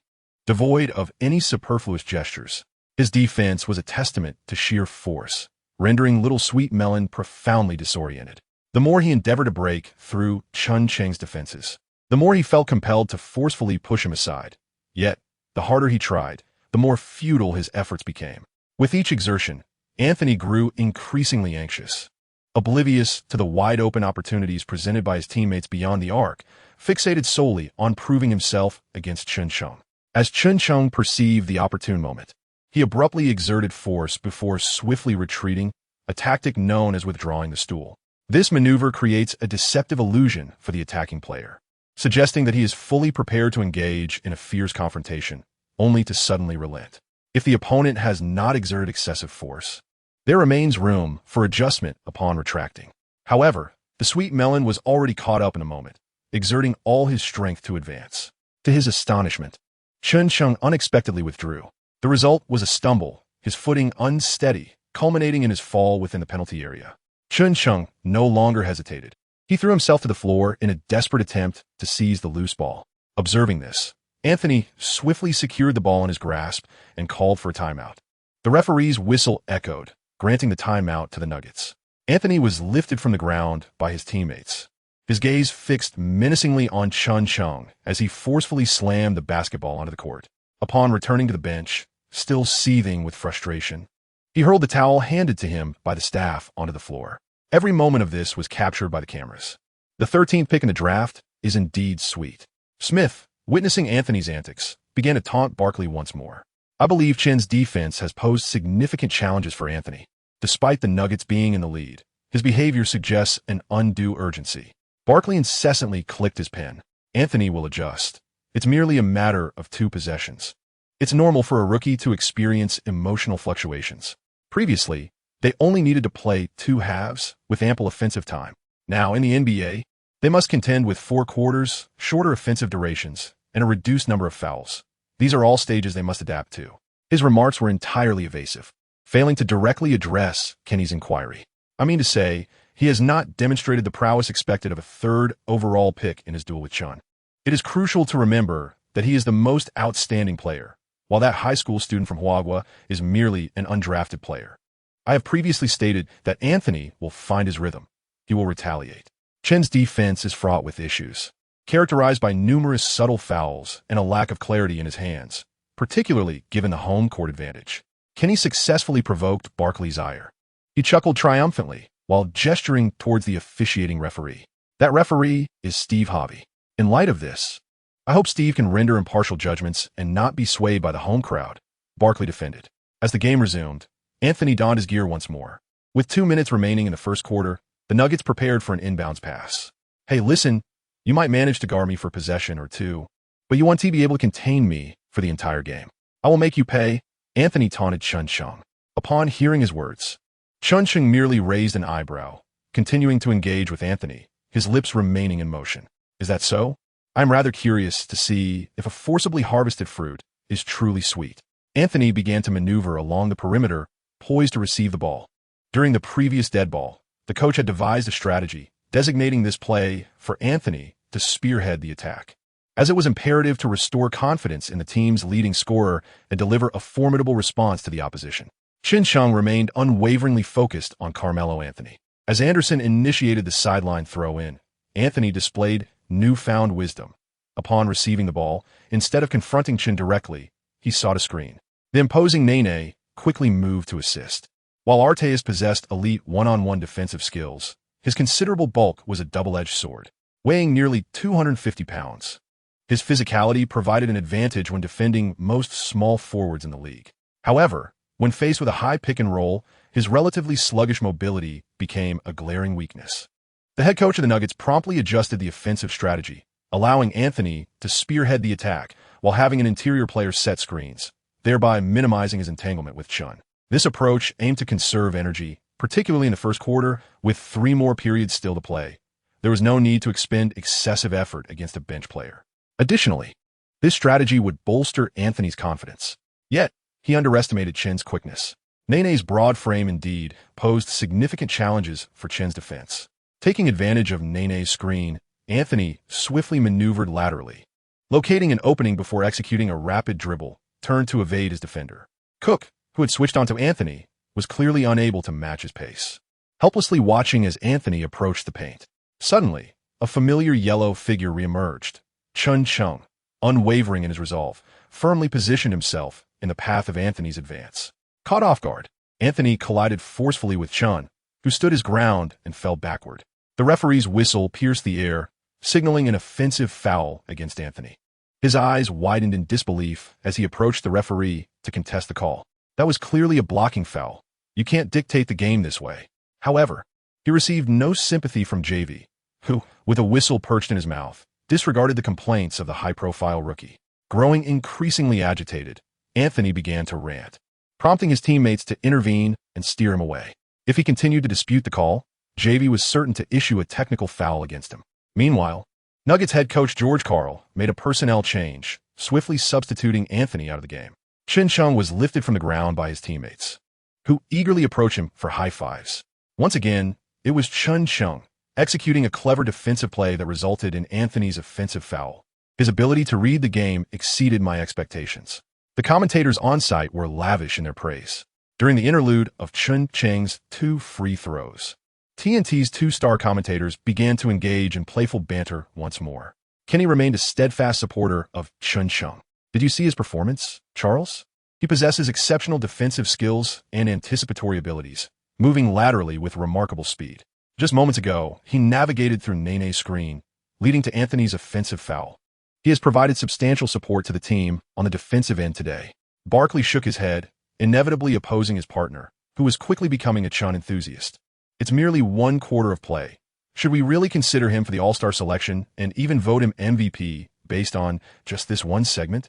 Shall we also bestow upon him the DPOY and 6th Man of the Year awards? I maintain my stance. He should focus on fulfilling the responsibilities of a bench player and ensure the team secures the victory. After concluding his thoughts, Barkley added, "Oh, I almost forgot. Even if the Lakers win this game, I doubt it will significantly impact my view of Chen. Kobe's performance today has been remarkably impressive, and I find myself looking forward to his display." Chen Cheng stood at the free throw line, successfully making 1 out of 2 attempts. As anticipated, his free throw performance mirrored the erratic shooting touch reminiscent of Arteas. With less than a minute remaining in the game, upon noticing the substitution of Anthony on the opposing team, the Zen master decided to rest him as well. Excellent defense, Chun. You have once again delivered an unexpected surprise, the Zen master remarked, extending his hand for a high five with Chen Cheng. Chen Cheng cheerfully extended his hand, exchanging high fives with each teammate seated on the bench. When he reached Rush's side, he found Rush with his head held high, eyes fixated on the court, seemingly oblivious to his presence. Amused, Chen Cheng snapped his fingers to dispel the awkwardness. The Nuggets, lacking Anthony, appeared somewhat stagnant in their offensive play, while Kobe thrived on the court. Witnessing Kobe's joyful enjoyment of the game filled Chen Cheng with genuine happiness. Across from them, Anthony occupied 2 seats, his arms draped over the backrest. Deep in thought with furrowed brows, the player who had been defending him was a Chinese athlete he had never anticipated facing. Prior to the game, he meticulously analyzed the Lakers' forward lineup, studying footage of George, Walton, and even Rush. Kobe was, of course, beyond comparison. Yet, he had neglected to consider the significance of number 6, who had repeatedly thwarted his efforts. After several exchanges, his supposedly refined offensive techniques proved ineffective against this opponent, who seemed to possess an uncanny ability to read his intentions. Every move he made was fully anticipated. However, his objective for the night was Kobe, not this Chinese player, and he needed to devise a solution to this predicament. As the first quarter concluded, the Lakers, buoyed by Kobe's remarkable performance, held a 5-point lead entering the second quarter. In the second quarter, the Nuggets opted not to field Anthony, allowing him to remain on the bench to cool off. Coach Budenholzer sensed a shift in Anthony's mindset, noting that he might be overly eager. If he were to enter the game now, he would likely go solo, obsessively seeking a matchup with Chen Cheng to validate his prowess as the team's primary scoring option. Diverting all his energy to contend with a bench player would undeniably jeopardize their chances of victory. Seeing that Anthony was not on the court, the Lakers decided to keep Chen Cheng off as well. The Zen master had not anticipated that Chen Cheng would excel not only in offense, but also in defense.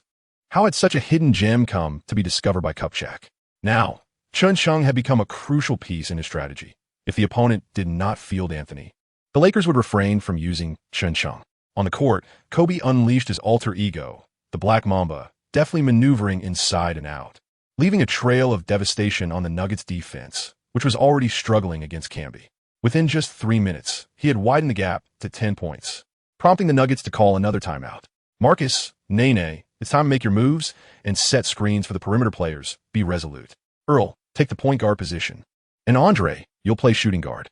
Melo, prepare to enter the game. Head coach Budenholzer tapped on the tactical board, unveiling an entirely new lineup. Anthony had spent a considerable portion of the game on the bench, but now he donned his gear once more. Many fans from Anthony's days at Syracuse University rose to their feet, applauding and encouraging the prodigious talent. Observing Anthony's entry onto the court, the Lakers promptly adjusted their personnel, substituting Walton for Chen Cheng, who was assigned to guard Anthony. A dramatic scene unfolded as a recently signed, undrafted player from China became the Lakers' secret weapon in containing Anthony. Kenny Smith tirelessly generated discussion around the game, while Barkley maintained an ambiguous demeanor. Anthony, though merely 19 years of age, exhibited the poise of a seasoned player. I have faith that he can navigate this challenge. This is a quintessential journey for a player transitioning from excellence to greatness. As one of the candidates for the 2003 Rookie of the Year, he merely needs to dismantle the obstacles before him, including the presence of this Chinese player. Truly a superstar in the making. During his respite on the bench, Anthony adeptly recalibrated his mindset and did not rush to assert himself upon returning. He played astutely, continually creating opportunities for his teammates and invigorating their spirits. This is precisely what Coach Budenholzer yearns to witness. Only when his teammates flourish can the defensive pressure on Anthony diminish, allowing his offensive efforts to flow more smoothly. However, breaching the Lakers' formidable backcourt is no trivial task. The combination of Kobe and Payton is not one that many would dare to challenge throughout the league. Although Boykins possesses a speed advantage, he significantly lacks in height and strength compared to Payton. A player like Miller, known for his floor presence, finds little success against Kobe. As the half progressed, the gap between the two teams widened yet again, and Anthony began to lose his composure. He resolved to trust his teammates once more, but if that proved unfruitful, he knew he must take the initiative. During the previous stretch, Chen Cheng's performance had indeed been rather lackluster.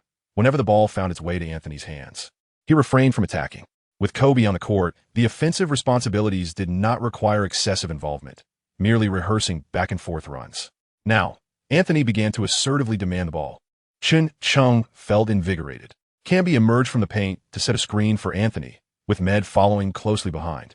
After the switch, Med attempted to defend Anthony, yet his footwork was utterly inadequate to keep pace with him.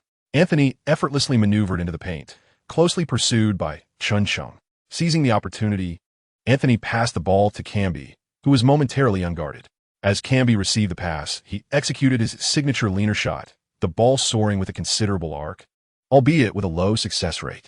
The ball ricocheted off the rim, and Anthony leaped with determination, snatching the rebound over Med's head, preparing for his second jump. Before Med could regain his footing, Chen Cheng was already airborne, awaiting him. A large hand forcefully pressed down on the ball in Anthony's grasp, pinning both the player and the ball firmly to the ground. Anthony was sent sprawling onto the floor, sliding a considerable distance. Chen Cheng, unable to contain his excitement, fervently pounded his chest with one hand.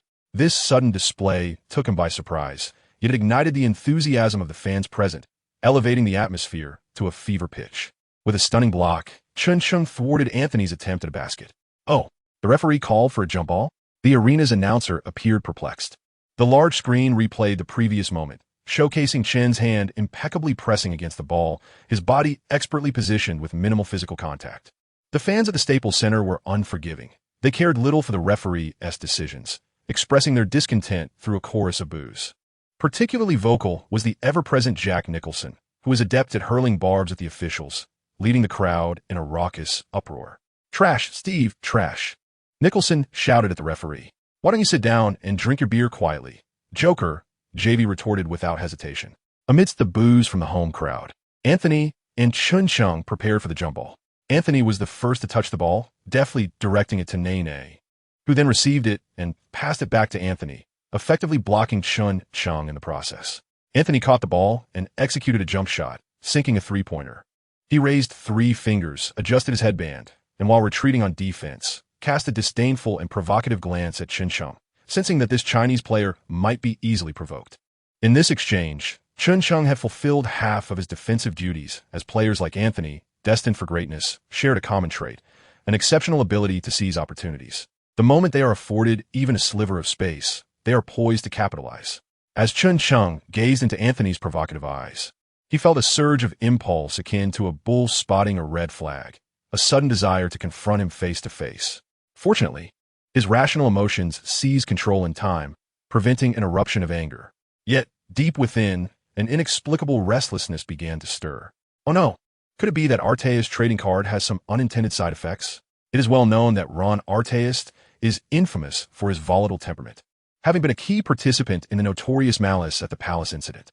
In his prime, he resembled a version of the Hulk on the basketball court. When in form, he was the finest individual defender and could contribute significantly on the offensive end. When agitated, he transformed into the most perilous presence on the court. Kobe seemed to sense Chen Cheng's unease and approached him with concern. "Chen, what troubles you? Do not let external factors distract you. Focus on your own game."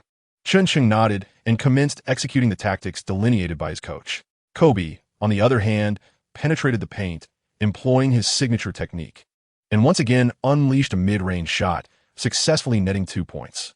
The Nuggets launched a counterattack. The recent three-pointer had rekindled Anthony's shooting touch, and once more, he served as the offensive catalyst for the team. Boykins delivered a bounce pass that found Anthony, who feigned a move against Chen Cheng's defense. Chen Cheng remained unfazed by the feint, prompting Anthony to swiftly recalibrate his offensive stance. He intended to employ post moves, determined to overpower Chen Cheng. This time, Chen Cheng's defensive maneuvers grew increasingly aggressive as he subtly engaged in a battle of wills with Anthony. This tactic played directly into Anthony's hands. Previously astonished by his peers' composure and slick playing style, which seemed reminiscent of a seasoned veteran, Anthony now realized he had overestimated him. Once a defender begins to exert pressure, the offensive player can effortlessly exploit any resultant vulnerabilities. Chen Cheng incessantly applied pressure on Anthony, while Miller and Boykins lurked along the perimeter, ready to capitalize. Although their shooting percentages were less than ideal this evening, neither Kobe nor Peyton could afford to grant them shooting opportunities. Indeed, Chen Cheng's reckless aggression was seized upon by Anthony. With a subtle yet crafty movement, Anthony elbowed Chen Cheng in the ribs, using his body as a pivot to execute a spin move that left Chen Cheng behind. Incensed by the foul, Chen Cheng found himself in a compromised position but continued to exert lateral force, forcing Anthony out of bounds. The baseline referee's whistle pierced the air, signaling a defensive foul against Chen Cheng. With a smile, Anthony cradled the basketball and entered the court, raising his arms and deliberately initiating physical contact with Chen Cheng. This provocative gesture ignited a fire within Chen Cheng. He surged forward, attempting to wrest the ball from Anthony's grasp, his face mere inches from Anthony's. "Don't be so arrogant, little melon. Today, I intend to inquire whether this fruit is ripe." Anthony maintained his smile, spreading his arms wide and turning his head aside. "You need not provoke me. I remain composed, for I am of greater significance. My team requires my presence, while yours may not necessarily need you." Hearing his words, Chen Cheng felt an escalating fury within, struggling to suppress his emotions, even grappling with the impulse to resort to violence. At that critical moment, Kobe stepped in, swiftly separating the two. "Calm down, Chen, calm down." Kobe's words fell like a bucket of cold water upon Chen Cheng, instantly awakening him. If memory serves, the incident at the Palace of Auburn Hills occurred precisely due to Arteus' irrationality, leading the otherwise intact Pacers into disarray, thus squandering an entire season. Reggie Miller's dream of championship glory was shattered as a result. "What on earth am I doing? How could this happen?" Chen Cheng's thoughts finally returned to their rightful state. JV unhesitatingly issued a technical foul against him. The Zen master promptly substituted Chen Cheng, sending him to the bench to regain his composure. Chen Cheng walked off the court with a dejected expression, while the most elated were Barkley and, to a lesser extent, his teammate Rush. Barkley beamed with delight, his cheeks creasing into numerous lines. Anthony seized the opportunity for a free throw at Chen's expense, illustrating the stark distinction between an ordinary player and a future superstar. This disparity elucidates why Anthony is the most outstanding player, whereas Chen is merely an undrafted player. It is likely that Van der Weyck has already prepared Anthony's next lucrative contract, while Chen must continue to strive for his forthcoming short-term deal. Smith furrowed his brow and remarked, "Charles, don't you think that remark was rather harsh?" Barkley turned his head, responding, "Harsh? I do not believe so." As Chen Cheng exited the court, the coach was compelled to once again deploy the seasoned veteran George, despite his 2 fouls, to guard Anthony. This necessitated that Kobe allocate a portion of his energy to support George, thereby increasing his physical exertion and leading to an inevitable need for rest, which would grant Rush the opportunity to take the floor. "Well done, Chen. Your defense has proven effective. Observe, Anthony has scored from the free throw line once more." Rush, from the sidelines, offered sarcastic praise, which Chen Cheng chose to ignore as he delved into contemplation. Why had he suddenly experienced such a significant psychological shift? Was it due to his prior exploitation of shortcuts during training, thus prompting the system to deliver a lesson? In truth, the training regimen of 500 mid-range shots is trivial for any player aspiring to make a name in the NBA. Yet, he had not diligently completed it. Instead, he had taken advantage of a flaw in the system. Now, he faced the repercussions. Had it not been for Kobe's timely intervention, he might have indeed clashed with Anthony, and the consequences of such an altercation would have been dire. An avalanche of negative media coverage would ensue, and while losing his job might be inconsequential, the shame it would bring upon his compatriots was of paramount concern. This lesson was profoundly significant and must be heeded. To secure a foothold in the NBA, one must train rigorously and expedite the integration of mind and body to ascend to the status of a celebrated star. Mastering self-control is imperative. Although his mindset had stabilized, vigilance must remain paramount. Chen Cheng had a moment of clarity regarding the issue at hand. Meanwhile, the game continued to unfold. Without Chen's tenacious defense, Anthony seized the opportunity to take on the offensive responsibilities, engaging in an intense back-and-forth with Kobe. By the conclusion of the second quarter, propelled by Anthony's efforts, the Nuggets had narrowed the deficit to a mere 4 points. Throughout the entirety of the second quarter, Chen Cheng was not afforded another opportunity to step onto the court. As both teams exited the arena, Anthony was approached by ESPN reporter Lisa for a brief interview. "Hello, Melo. It seems you encountered some difficulties at the end of the first quarter. How did you resolve them?" With his hands on his hips and a radiant smile, Anthony responded with poise, "It wasn't really a problem. It was merely a matter of my offensive choices. However, I addressed that swiftly and returned to the game to help reduce the gap." "Have you studied your opponent, Chun?" He scored 17 points with a perfect shooting percentage in the last game, nearly leading his team to a comeback against the Timberwolves. Upon hearing Chen Cheng's name, a fleeting change crossed Anthony's expression, but he quickly regained his composure. Chen, I haven't really studied him. After all, he is just a player on a short contract. You know, it's impractical to analyze every fringe player on every team. Do you think Chen posed any challenges for you? Anthony looked up, feigning deep thought for a moment before replying with a smile. Not really. He played aggressively, but he didn't affect me. It seems he might have experienced some psychological shifts of his own in the second quarter. I hope he gets another chance to compete against me in the second half. With that, Anthony removed his headphones and hurried back to the locker room. All of this transpired on the screen in the Lakers locker room. Hey, Chen, did you hear that? This little guy is throwing down the gauntlet. Peyton shouted at the screen. Kobe, seated in the far corner, was tearing at the tape on his feet. Don't worry. I have faith that Chen will make the necessary adjustments. Chen Cheng sat in his seat, silent and contemplative. He understood that Anthony's words were aimed at undermining his composure. Although reason currently held the upper hand, Anthony's provocations, broadcasted to the entire nation, posed a formidable challenge. If he lacked the courage to confront it or chose to concede, he would not embody the spirit of a true gentleman from Huaguo. A response was imperative. Chen Cheng approached the Zen master. Master, I believe I am adequately prepared.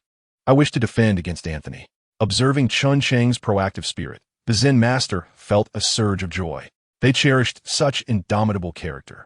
The reserved and humble demeanor often exhibited by the Chinese was, in this context, perceived as a sign of timidity. Since you are genuinely ready, I shall grant you the opportunity, the Zen master said, lifting his gaze and offering a faint smile to Chen Cheng. Chen Cheng nodded slightly, gazing at the captivating highlights of Anthony's first half displayed on the television, silently contemplating, we shall meet again in the second half. After the halftime break, both teams officially commenced the second half of the match. Right from the outset, Kobe's shooting touch remained fervent. He deftly maneuvered past Miller's defense with a swift change of direction, and before Camby could react, he executed a sudden jump shot to secure 2 points. On the opposite end, the composed Melo rose confidently against George to sink a three-pointer effortlessly. Both teams predominantly relied on perimeter shooting as their primary offensive strategy, and the thousands of spectators at Staples Center were enthralled by the fierce exchange between Kobe and Anthony, reveling in the exhilarating display. However, as the third quarter approached its latter stages, the Lakers encountered some difficulties. Veteran George, who had been overwhelmed by Anthony, accrued his fourth personal foul while defending against him, prompting the Zen master to make necessary adjustments to the lineup. On the Lakers' side, Kobe exerted himself to score, but almost immediately, George allowed another easy score for Anthony, who found it remarkably effortless to accumulate points. Consequently, despite the Lakers holding a narrow lead, the game felt increasingly fraught with tension. In this match, apart from a successful corner three-pointer, George had little else to contribute, and his lackluster performance over the past 2 games left him visibly despondent as he trudged back to the bench. Chen, it is time to fulfill the promise. The Zen master called out Chen Cheng's name from the sidelines. Chen Cheng was now completely immersed, his entire focus devoted to Anthony. Upon hearing the coach call his name, he sprang from the bench and dashed onto the court. Devin, I will help you reclaim the game. George was momentarily stunned, and by the time he regained his composure, Chen Cheng had already stepped onto the court. The fans in attendance erupted into enthusiastic applause upon witnessing Chen Cheng's entrance. Not for any other reason, but for his audacity to challenge Anthony. Such spirited players garnered their unwavering support. The game resumed with the Nuggets initiating play from the half-court. Chen Cheng immediately positioned himself beside Anthony, exerting maximum effort in defense, extending his hands to disrupt Anthony's reception of the ball. One of Anthony's hands was engaged in contesting with Chen Cheng, while the other reached for the ball, and his mouth began to unleash a torrent of trash talk. Is there no one else on the Lakers? Here you are again to guard me. Mind your temper and avoid racking up technical fouls. The league's fines can be quite a burden for you. Chen Cheng remained unmoved, his gaze unwaveringly fixed on Anthony's eyes. In that moment, Anthony realized that the person before him was entirely transformed from the one he had faced in the first half. Regardless of how outrageous his taunts were, Chen Cheng's eyes remained resolute, his emotions stable, completely unaffected by Anthony's provocations. A sense of unease began to creep into Anthony. He anticipated that the Lakers would undoubtedly substitute this player back into the game, for he had indeed caused Anthony considerable trouble in the first half. Yet, he was unwilling to admit it. If he could exploit Chen Cheng's emotional instability, employing verbal jabs to unsettle him, and continually provoke him through physical contact during offensive plays. It was highly probable that Chen Cheng would receive a second technical foul and be ejected from a game. However, at that moment, the individual before him was astonishingly focused on defense. Suddenly, the ball was thrown to him from the sidelines, and Anthony momentarily lost concentration. Seizing the opportunity, Chen Cheng swiftly intercepted the ball and clutched it tightly to his chest. It was only then that Anthony recognized his blunder. He emphatically tapped his head and hurriedly resumed his defensive position. Chen Cheng handed the ball to Kobe, declaring, "You handle the offense, and I shall take care of the defense." Kobe winked at Chen Cheng and charged forward with the ball. Without a hint of uncertainty, he effortlessly scored another 2 points, extending the lead to 8. Naturally, Anthony would not remain idle. Miller dribbled past the half-court and called for a play. Anthony stepped up to set a screen, and the pair engaged in a pick and roll. Yet Chen Cheng clung to Anthony like a persistent shadow, refusing to be shaken off. He tightened his defense, slipping between the two players and disrupting their intended play. The ball remained in Anthony's possession as he once again showcased his signature move, backing down for a one-on-one. This time, however, Chen Cheng opted not to confront him directly. Instead, he established his position, creating space and lowering his center of gravity. His intent was to prevent Anthony from using physical contact to gauge his positioning. Consequently, Anthony found himself unable to determine his offensive direction. After a couple of tentative nudges, Chen Cheng stood unwavering before him. Of course, Anthony's low-post offensive tactics were not set in stone. He began with a low dribble, feigning an inward drive, prompting Chen Cheng to retreat half a step. Seizing a sliver of space, Anthony swiftly pivoted, preparing to execute a signature fadeaway jumper over Chen Cheng. This very move had previously caught the unsuspecting Devin George off guard, resulting in at least 2 fouls against him. However, Chen Cheng was not George. As soon as Anthony initiated his shooting motion, Chen Cheng made a precise assessment, leaping with outstretched hand just as the ball slipped from Anthony's fingertips. With a powerful block, he sent the ball sailing towards the bench. Chen Cheng did not celebrate with a pounding chest this time. Instead, he stood expressionless on the court, while cheers echoed around him. "Well done, lad. You must let him know who the true master is here. Damn it, take down those minors." Nicholson shouted from the sidelines. The commentators tirelessly praised Chen Cheng's impenetrable defense and his focused defensive demeanor. Kenny also generously expressed his admiration for Chen Cheng. Once again, Chen has gained the upper hand in his duel with Anthony. What a splendid block. It seems he made excellent adjustments during halftime. I believe Anthony is in trouble this time. Barkley, however, continued to scrutinize Chen Cheng's shortcomings. He is currently a liability in the team's offense, is he not? Just look at his stats. Oh my goodness, he made only 1 free throw. Where has his performance from the last game gone? Has he always been such a player afraid to shoulder responsibility? His critique of Chen Cheng was more acerbic than that of the professional detractors from forums across the ocean. The Nuggets still held possession on the court, and this time, Anthony actively sought the ball, opting for a different offensive approach. Positioned in his favorite spot, the two engaged in a battle even before the catch. Their arms entwined, Anthony seized the moment to receive the ball, poised in a triple threat stance. Chen Cheng immediately took a defensive stance. Gage's triple threat was indeed a genuine triple threat. Observing that Chen Cheng remained motionless, Anthony executed his signature move, a tentative step to the left, lowering his shoulder as he advanced. Chen Cheng promptly lowered his center of gravity to prevent a breakthrough. Suddenly, Anthony sprang up, raising his hand to shoot. This maneuver, characterized by the triple threat position, followed by a tentative step and a rapid, leaning jump shot, was his masterpiece. Seemingly simple, it embodied the essence of subtlety and sophistication in technique. From a moment the triple threat motion commenced, the defender must concentrate fully, vigilant to the possibility of either an attack or a pass, while also being aware of potential screens from nearby players. When Anthony executed his tentative step, the defender was compelled to make a choice. Should he not lower his center of gravity, Anthony would easily bypass him. Conversely, if he opted to lower his stance, the defender risked falling behind the rhythm, allowing Anthony to unleash his signature leaning jump shot as the climax of the play. This shot was akin to a wager placed between the two, a decision between high stakes or low. Chen Cheng was faced with an imperative choice.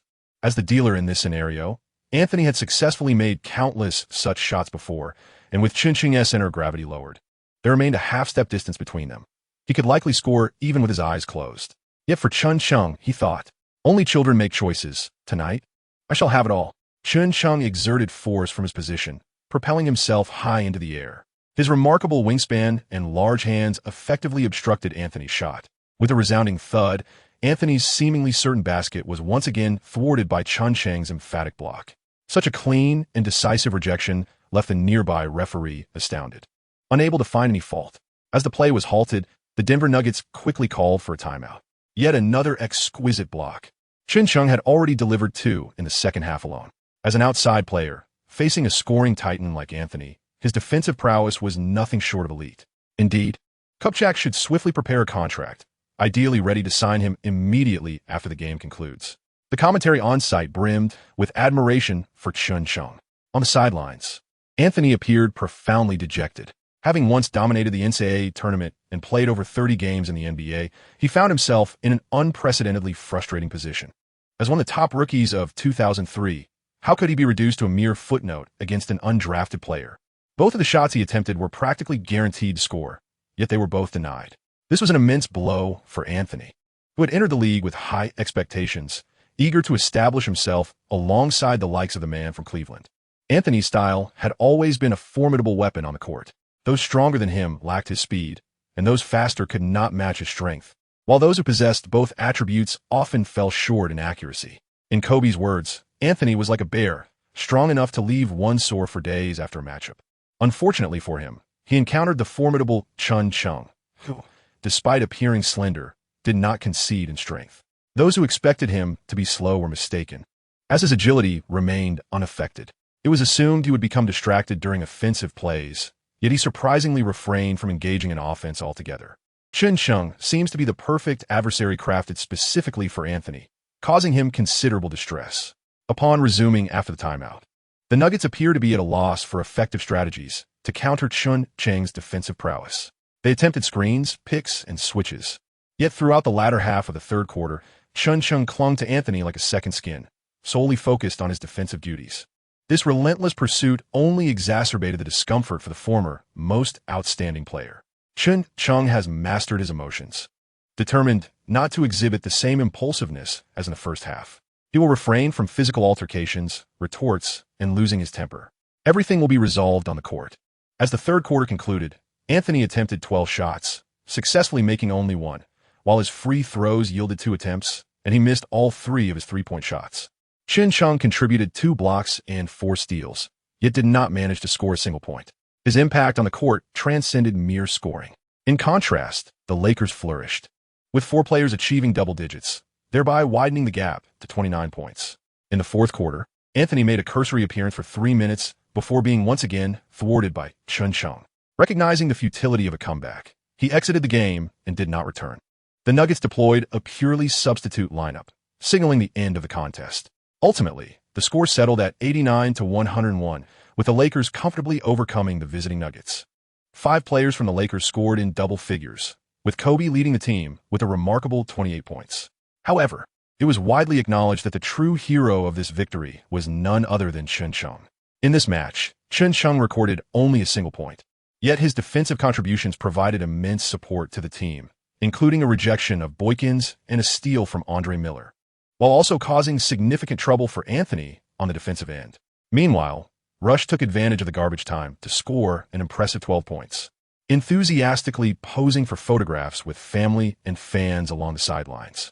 Approaching Chen Cheng, Anthony pushed past Rush and stood directly beside him. Before he could speak, Kobe stepped forward, positioning himself in front of Chen Cheng. "Hey, listen to me, brother. Matters on the basketball court should be settled on the basketball court." Anthony smiled and extended his hand towards Chen Cheng, saying, "Chen, you are a formidable opponent, and I eagerly anticipate our next encounter. Next time, I shall surely dominate you." Chen Cheng did not anticipate the generosity of Anthony, who took the initiative to approach him and express such sentiments. In the realm of basketball, there is a code of camaraderie. He bore no ill will towards him. Furthermore, had it not been for the fortuitous performance of today's trading cards, who knows how mercilessly Huaguo might have been trampled. Now, with Anthony extending his hand in greeting, Chen noted the budding star quality in Huaguo, whose hair was adorned with small braids, and felt compelled to honor him. He reached out, and they exchanged a handshake followed by a brief embrace. Yet, one must not neglect the pleasantries. "We shall meet again on the court," he stated. Anthony smiled, then turned his gaze towards Kobe. And you, Kobe, the one I most desire to conquer. Sensing no malice from Anthony, Kobe shook off his earlier awkwardness, extending his hand for a fist bump before they embraced. I am more than willing to engage, Mello. I shall not grant you the opportunity to defeat me. However, I firmly believe you will evolve into a remarkable player. With that, Anthony turned and retreated to the visitors' locker room. Kobe waved to the home crowd, still present, and pointed towards Chen Cheng. Remember him, Chun. Recall his number, 6. Soon you shall be in the fan shop, ready to splurge your credit card. Meanwhile, reporters from ESPN were already poised, ready to conduct the post-game interview with Kobe. Chen Cheng, draped in a towel, sauntered leisurely through the players' tunnel, reminiscing about the moments of the recently concluded match.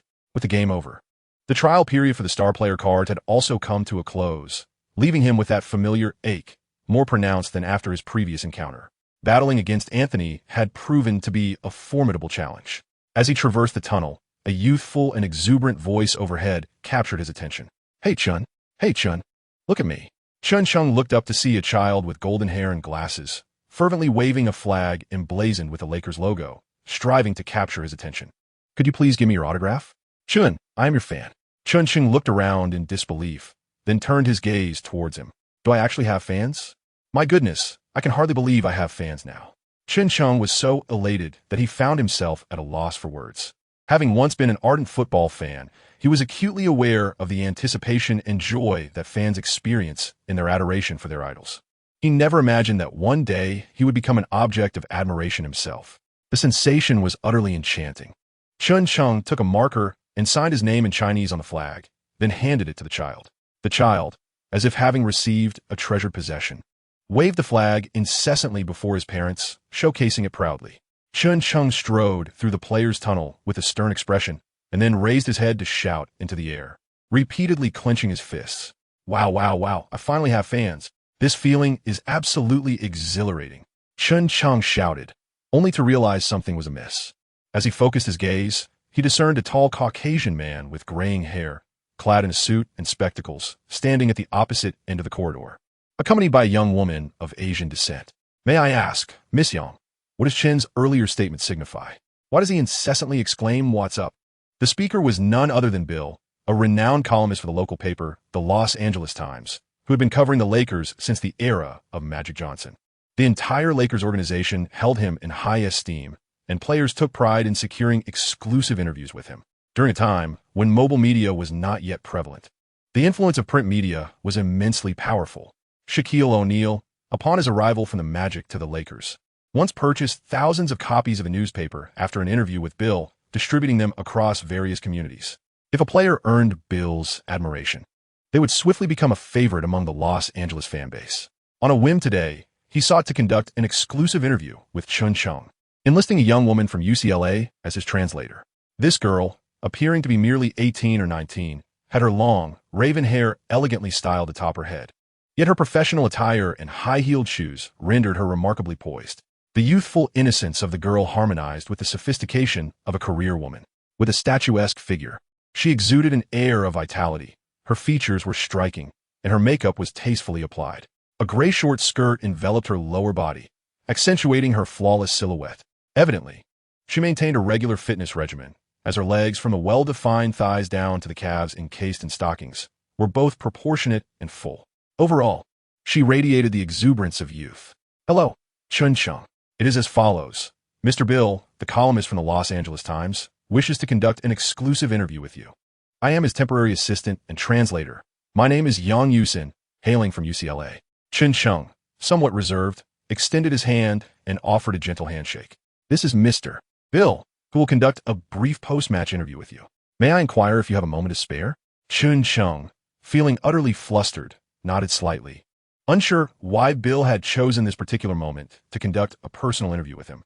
The interviews he had previously witnessed in esteemed local publications were always conducted with utmost formality, featuring impeccably dressed individuals in suits. It was evident that Bill had discerned Chen Cheng's bewilderment as he leaned down to whisper to Yang Yusin. It appears that Mr. Bill had initially intended to interview Kareem Rush from the team, given his commendable performance recently. However, due to the surprising excellence Chen Cheng had displayed in the past 2 matches, Bill was eager to seize the opportunity to interview him instead. So, that was the reason. Chen Cheng suddenly realized. Previously, he had taken Rush's playing time, and now, inadvertently, he had also intercepted Rush's exclusive interview. How embarrassing this situation was. Feel free to ask. My schedule is quite open, and I reside not far from the training facility, Chen Cheng replied sincerely. Yang Yusin translated this, and Bill, pleased, got straight to the point.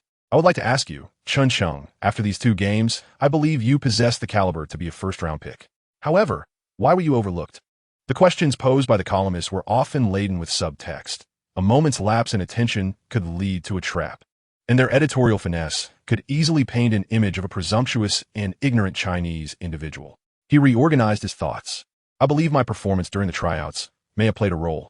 After all, I had just arrived here and needed an adjustment period. It's also possible that my style did not align well with the teams I tried out for, and ultimately, they chose the players best suited for them. I wish them all the best. Yang Yusin translated simultaneously. Her eyes widened as she focused on a young Chinese man who was her contemporary. She was studying journalism at UCLA and had previously interned at the Los Angeles Times. Her love for basketball had garnered her recognition from the esteemed basketball columnist Bill. This time, when Bill needed a translator, she was the first person he thought of. Before coming, she had diligently gathered information about Chen Cheng, summarizing him as merely a high school graduate with decent basketball skills. To her surprise, this interview immediately altered her impression of him. His response was impeccably articulated, akin to that of a team as press officer, neither disparaging the competition nor unduly elevating himself, displaying remarkable graciousness towards those who had not selected him. Unbelievable. Was this person truly only 19 years old? Bill nodded in satisfaction. Next question. You have received a 10-day contract, which means after the next game, the Lakers will once again make a decision regarding your renewal. What are your thoughts on your next contract? Yang Yusin translated Bill's inquiry for Chen Cheng while carefully observing his every move and listening intently to his response. Chen Cheng pondered for a moment before speaking. At this juncture, my focus is not on the matter of my next contract. He paused briefly, then continued. My sole desire is to assist the team in securing victories. When a moment calls for me to score, I will exert every ounce of effort to do so. When my role is to be the defensive stalwart, I will rise to the occasion and neutralize the opponent's top scorer. There is an old saying in our country, heaven rewards the diligent. I firmly believe that hard work will yield its rewards, and is this not also a reflection of your American spirit? This eloquent and somewhat official statement left Yang Yusin with a sense of admiration for Chen Cheng. However, as she turned the page, she encountered a dilemma. Although she could speak and understand Chinese, she had not received formal education in her homeland and was unfamiliar with the idiom, heaven rewards the diligent. Frowning in confusion, she felt somewhat lost. She regarded this opportunity to translate for Bill as crucial. Her dream was to secure a position at the Los Angeles Times upon graduation, working in a role related to basketball. Thus, Bill's appraisal of her work was of utmost importance. Now, at this critical moment, being stumped by an idiom could jeopardize everything. What to do? God rewards the diligent, Chen Cheng quietly reminded her while Bill was busy taking notes. Yang Yusin quickly resumed her translation, suddenly realizing, you understand English? A little, he replied. However, his proficiency was far from a little.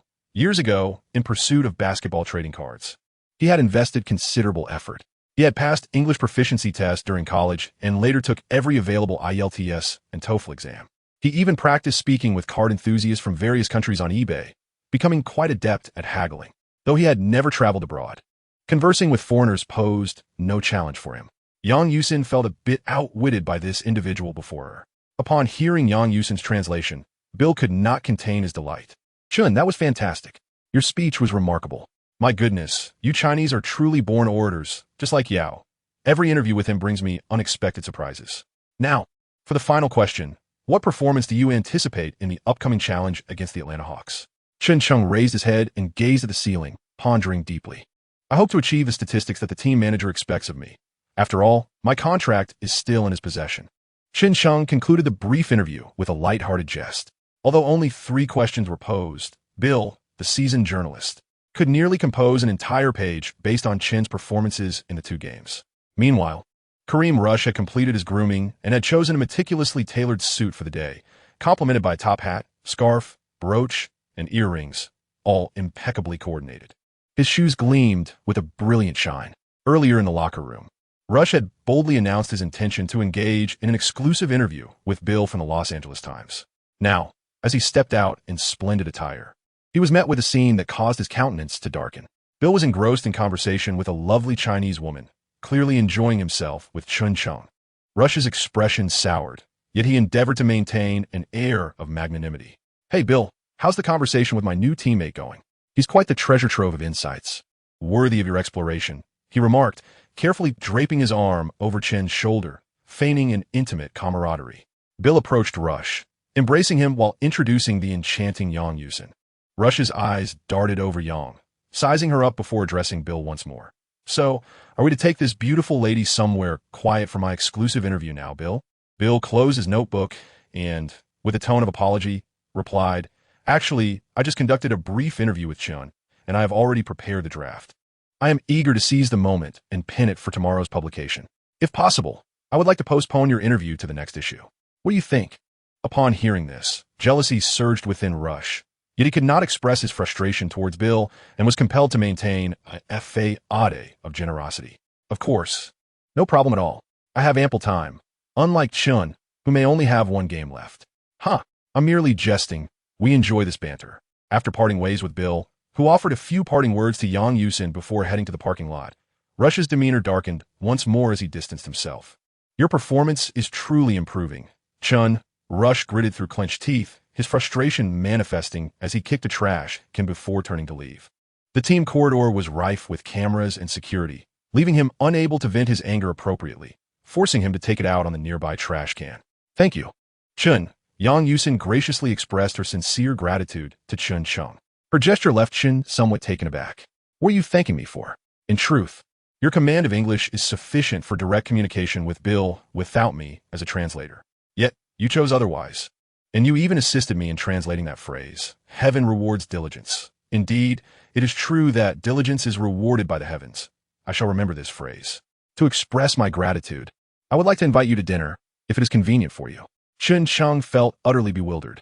In all his years, it was the first time a girl had taken the initiative to invite him to dinner. He had always been the one to pay for others. Yet no one ever showed up. He found himself at a loss for words, unsure of how to respond. Just as he was about to speak, a sudden sound of footsteps approached from behind. It was Kobe. Yang Yusin's gaze was immediately drawn to Kobe. "Wow, is that really Kobe? He is so handsome." Indeed, he was undeniably charming. One might wonder which Lakers fan could resist his allure. Upon noticing Chen Cheng standing with a girl, Kobe first exhibited a look of surprise, quickly followed by understanding. With a slight smirk, he approached to lend a hand to the young man. "Hello, I am Kobe Bryant." Yang Yusin was left speechless, her eyes wide, and instinctively extended her hand to shake his.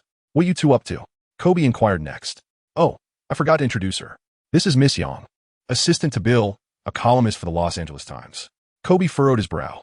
"Bill, did he interview you just now?" Chen Cheng nodded. However, Kareem had just mentioned in the locker room that Bill had scheduled an exclusive interview with him today, and he had already taken care of all the newspapers for tomorrow, including those from his parents' community. Upon hearing this, Chen Cheng found himself at a loss, unsure whether to laugh or to suppress his amusement. Nevertheless, he composed his expression and remarked, "After Bill concluded my exclusive interview, he postponed Kareem's feature to the next issue." Kobe, upon hearing this, covered his mouth with a mischievous grin. "Oh, poor fellow, I hope he hasn't already sent out the check for the newspaper." With that, Kobe gestured towards Yang Yusin. Chen Cheng found himself at a loss for words, uncertain how to respond. As a true novice, he was unsure how to conceal his inexperience and could only speak candidly. She mentioned that she had benefited greatly from his assistance and wished to treat him to a meal. However, in their locale, Kobe discerned the underlying implication and discreetly delivered a playful punch to Chen Cheng. "Well, young man, it seems you possess a certain charm that is not immediately apparent. I am aware of the customs in your region, but remember this, when an American girl offers to take you out to dinner, it is invariably she who expects to cover the bill. Otherwise, she may become displeased." Kobe flashed a polite smile towards Yang Yusin before pulling Chen Cheng aside. "I am acquainted with a Chinese restaurant that serves delightful cuisine, and I am quite familiar with the manager there. I shall call him now. Consider this meal my treat. I trust neither of you will decline, will you?" Chen Cheng was utterly speechless with excitement upon hearing his words. "Thank you. I shall certainly repay you for this meal." Kobe retrieved his phone and said, "When you sign that substantial contract, I will undoubtedly hold you to it. Await my news." With that, he strode directly towards his parking spot. Yang Yusin watched Kobe depart, gradually regaining her composure. Upon learning that it was Kobe treating them to dinner, she felt no reluctance to accept the invitation. As Chen Cheng seized the moment while she went to retrieve her car, he entered the changing room to wash away the unpleasant sweat that clung to him. Just as Bill had remarked, this match marked the conclusion of his final game within the confines of his contract. Would his performance be sufficient to capture Kupchak's attention? If such a display failed to impress, he feared that a future with the Lakers might slip through his fingers. Contemplating this brought a tinge of melancholy. Yet, he reminded himself, man, don't be sentimental. There's a lady waiting outside. Upon reflecting on this, Chen Cheng immediately felt invigorated. Though he possessed the physique of a youthful 20-year-old, his heart resonated with the wisdom of a man in his 30s. The peak of his experiences converged. The saying that a man is driven to his demise by lust holds a kernel of truth. Arriving in this place, devoid of kin or companionship, he was fortunate to encounter a charming young woman, blessed with an appealing appearance, an admirable figure, and the ability to engage in conversation, particularly about basketball. If only such a girlfriend had graced his life during his academic days, he would have undoubtedly been the envy of many. Their initial interaction was a simple affair, comprised of light-hearted conversation and shared meals. It is often said that American girls are rather forthright. Whether this is a mere stereotype remains uncertain. Chen Cheng hurriedly completed his grooming and emerged from the bathroom. The once melodious voice now echoed in his ears like the sinister whisper of a demon. Congratulations, Chen Cheng. You have successfully activated the hidden system task. I can't stand women. Don't disturb my practice. What on earth is this absurd task? Chen Cheng couldn't help but scoff. Since the initiation of the task, you are required to make 500 three-point shots during training. If you succeed, you will receive a new star experience card before the next match, along with fragments of a general card. Failure to accomplish this will result in forfeiting the experience. With the task assigned, the voice faded away. A countdown appeared in Chen Cheng's mind. 600, 599, 598. This indicated that he had merely 10 minutes to reach the training facility and commence this task. Consequently, it meant he would have to cancel his date with Yang Yusin today. What a predicament. The message from Kobe had already arrived on his phone. Grabbing his backpack, Chen Cheng dashed out of the locker room like a whirlwind. Meanwhile, Yang Yusin's Chevrolet flashed its headlights at him twice.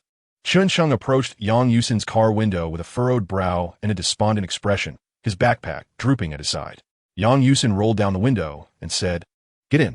I believe you still lack a driver's license for the United States. Today, I'll help you familiarize yourself with the local road conditions. Living in Los Angeles without a car is quite challenging." Chen Cheng, feeling a bit embarrassed, scratched the back of his head. "You see, just a moment ago while I was showering, I suddenly recalled that my shooting performance today was rather poor. I informed the trainer that I intended to practice my shooting this evening. Therefore, regarding dinner, you mean to say that you are currently unavailable to join me for dinner because you plan to head to the training facility to practice?" Yang Yusin inquired tentatively. Leaning forward, Chen Cheng nodded apologetically. "Wow, that's amazing. I've always wanted to visit the Lakers training facility," Yang Yusin exclaimed joyfully. "To be honest, the Chinese restaurant Kobe mentioned is not particularly good. It pales in comparison to the traditional dishes my mother prepares. If you're not too hungry at the moment, would you mind taking me to see your training facility?" Chen Cheng never anticipated that Yang Yusin would react in such a manner. He had expected her to accelerate and drive away without a second thought. However, now that the young lady had taken the initiative to express her desire to visit the training facility, what excuse could Chen Cheng possibly have to decline? Upon arriving at the training center, Yang Yusin's reaction mirrored Chen Cheng's first experience in this place. As a student at UCLA, she was no stranger to the Staples Center. Yet, this was her inaugural visit to the Lakers training facility. Oh, there hung the retired jersey of Magic, and there was Chamberlain, Abdul-Jabbar, West Baylor, my goodness, George Mekon, Jerry West. She gazed at the walls adorned with the retired jerseys of the Lakers, her excitement palpable, as if she were recounting cherished memories. Such a profound sentiment, cultivated from a childhood spent growing alongside a local team, is something that many children from Huaguo may never truly comprehend. As the countdown on the clock approached single digits, Chen Cheng, disregarding the need to engage Yang Yusin, swiftly donned his training attire. He retrieved a Spalding basketball from the cart, dribbled it a couple of times, and from beyond the three-point line, he attempted a long-range shot. Given that the previous game had concluded not long ago, muscle memory was still intact, and his shot was reasonable, yet it thudded against the front of the rim and bounced away. The ball rolled to Yang Yusin's feet. She picked it up, discarding her high heels and jacket onto the floor, loosening the collar and cuffs of her shirt to reveal her fair and elegant neck and arms. With a graceful roll of her sleeves, she dribbled to the apex of the three-point arc and lifted her hands for a two-handed shot. The basketball soared with a remarkable arc, spinning rapidly as it traced a rainbow-like trajectory, finding nothing but net. An impeccable swish. "Can you play?" Chen Cheng concealed his furtive gaze and inquired with astonishment. Yang Yusin remained silent, merely raising an eyebrow at him. She then picked up the rebounding basketball once more, repositioned herself beyond the three-point line at a 45-degree angle, and effortlessly launched another long-range shot. Once again, with both hands, she found the net with precision. From a young age, I had a passion for basketball, and my father often taught me the game. However, I never made it onto the school team. Not once. From elementary school to now. Yang Yusin retrieved the ball, executing a few behind-the-back dribbles with ease, clearly demonstrating her solid basketball foundation. In my youth, I had auditioned for the school team, only to be kicked off. They claimed that individuals of Chinese descent should not play basketball, but rather participate in various Olympiads and perhaps engage in table tennis. As she spoke, she adjusted her skirt to her thighs and showcased a few adept dribbles between her legs. My father suggested that perhaps my skills were insufficient, which is why they did not allow me to join. From that moment on, I dedicated myself to rigorous practice. We had a hoop in our yard where I would shoot every day. By the time I reached high school, my shooting accuracy had significantly improved, yet I was still rejected when I tried out for the team. Yang Yusin lifted her head, pushing aside her disheveled hair. The same reasoning applied.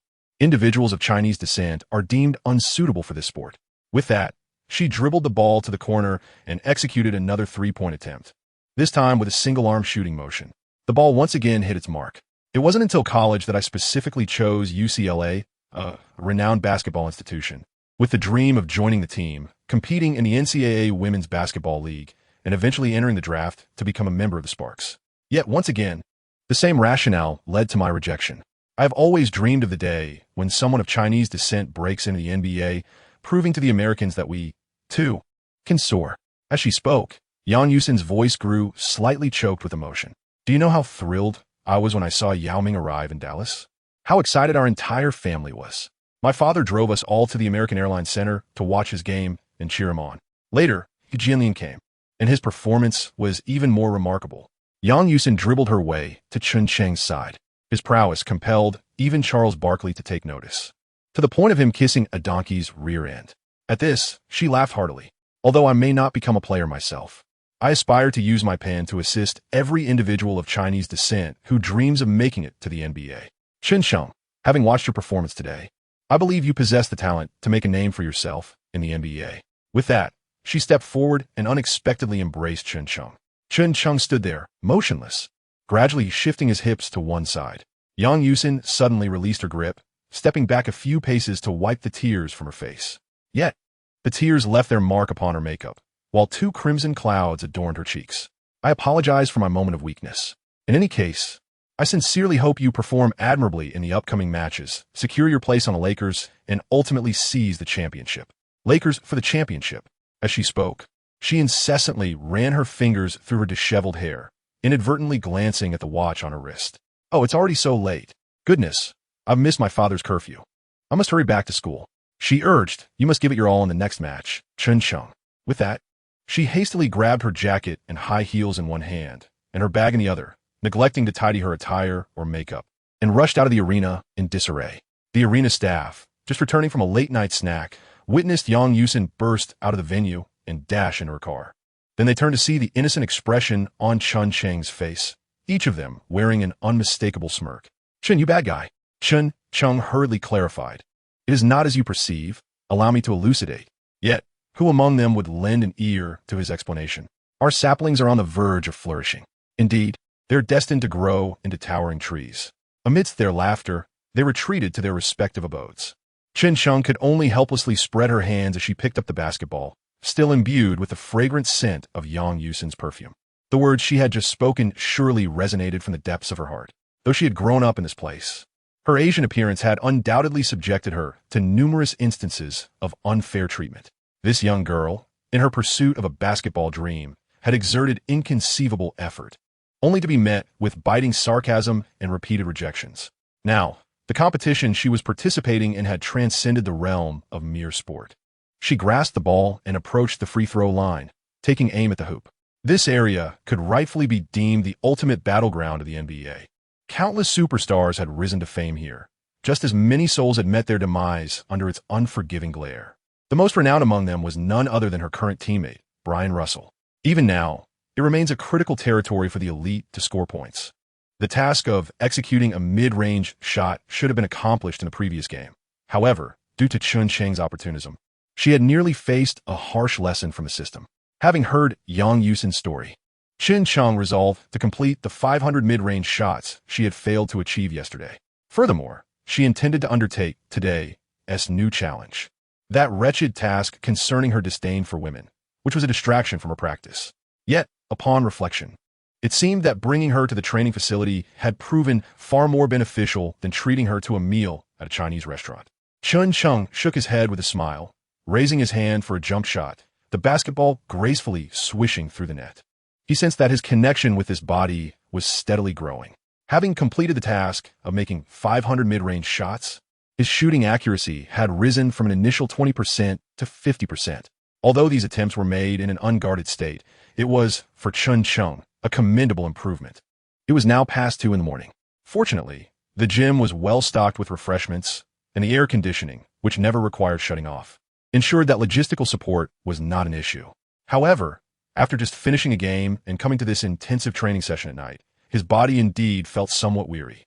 The thought of needing to hit another 500 three-pointers loomed large, causing him considerable trepidation. After resting for over 10 minutes, Chen Cheng rose once more, picked up the basketball from the floor, and embarked on a new round of shooting drills. This season's three-point champion belonged to Peja Stojakovic of the Sacramento Kings.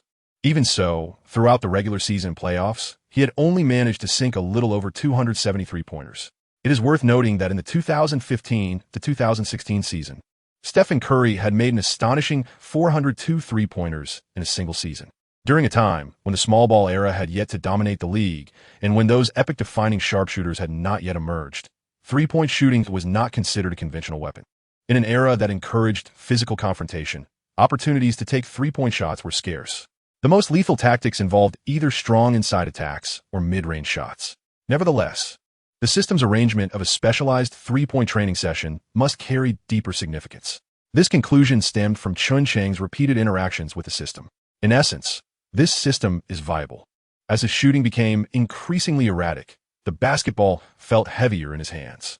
Glancing at the number displayed above his head, 65,500, Chen Cheng tilted his head back and downed a can of invigorating sports drink. However, the sudden wave of fatigue compelled him to pause his actions. As Kobe once articulated, defending against Anthony is undoubtedly a physically demanding task. And after nearly 1,000 mid-range attempts, the fatigue enveloping his body could no longer be alleviated by mere sports drinks. Perhaps it was time for a short rest. Chen Cheng's eyelids felt impossibly heavy, and once again he nestled into the pile of towels, clutching a basketball, surrendering to a deep slumber. Thud, thud, thud, swoosh. The rhythmic sounds of dribbling and the friction of sneakers against the floor echoed in the air, followed by the unmistakable swish of the ball passing through the net.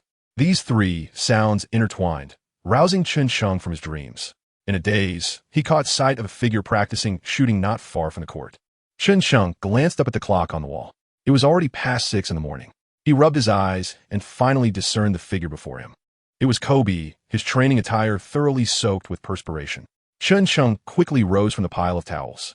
Kobe remained unfazed, dribbling the ball with unwavering focus, executing feints, sudden stops, and jump shots, until he finally made a flawless basket, at which point he paused. I heard you practiced your shooting here all night long. Chen Cheng received the ball, nodded slightly, rubbed his eyes, and yawned as he inquired, "When did you arrive?" Kobe turned his gaze towards the clock on the wall. "Perhaps around 2 hours ago," he replied. "Isn't that just past 4 a.m? It seems that rumor holds some truth. Show me the fruits of your training," Kobe remarked, delivering a precise pass to Chen Cheng. Chen Cheng was not yet prepared when the ball struck him in the abdomen, the sharp sensation instantly rousing him to awareness. Seizing the ball, he dribbled a few times, adjusted his stance, and took a shot. The sphere confidently soared through the air, finding its mark within the hoop. Chen Cheng maintained his post-goal hand gesture, casting a proud glance at Kobe. Kobe curled his lips slightly and shook his finger at him. Chun, such shooting is utterly pointless. Utterly pointless? Chen Cheng found it hard to believe. Kobe nodded, rising to approach his training bag, from which he retrieved a bottle of drink and took a sip. This kind of shooting practice can only help you maintain your touch and satisfy your vanity. You must always envision yourself on the court, surrounded by not one, but two or even three defenders closing in on you. In such a scenario, how would you choose to execute your offensive strategy? I would choose to pass. Chen Cheng replied earnestly. Kobe nearly choked on his drink, hastily grabbing a towel to wipe his mouth before setting the beverage down. Hey, buddy, this isn't a test of your overall perspective. It's time for you to take action. Let me ask you, would a defender ever say, "Hey Chun, you have only 3 seconds to adjust your shooting stance, after which we will get serious"? Chen Cheng shook his head. Therefore, do not squander your time on these futile shots. In the previous 2 matches, your performance was nothing short of remarkable. However, have you considered that this is the NBA? Kobe sat down and continued speaking. Those scouts in just a few games can thoroughly analyze you as a dragon. Once they identify your weaknesses and you fail to consistently enrich your arsenal during training, you'll find yourself akin to this bottle. Kobe drained his drink and casually tossed the bottle, which landed perfectly in the corner trash bin. So, keep pushing, Chun. The next game is crucial for you. With that, Kobe stood up, grabbed his bag, and made his way to the locker room. Suddenly, that melodious voice echoed in Chen Cheng's ears once more. Congratulations. You have earned the opportunity to upgrade your hidden task.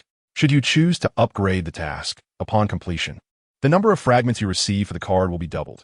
If you decline the upgrade, you may continue to pursue the previous ordinary hidden tasks. Upgrade? How does one upgrade? The current upgrade task is to replicate Kobe's training regimen and achieve no less than 30 successful shots. May I inquire if you wish to proceed with the upgrade? At that moment, a holographic projection resembling a human figure appeared on the court, each movement perfectly mirroring Kobe's, as though witnessing a replay of his training. It seemed the system required him to meticulously follow this virtual figure step by step to replicate Kobe's training content.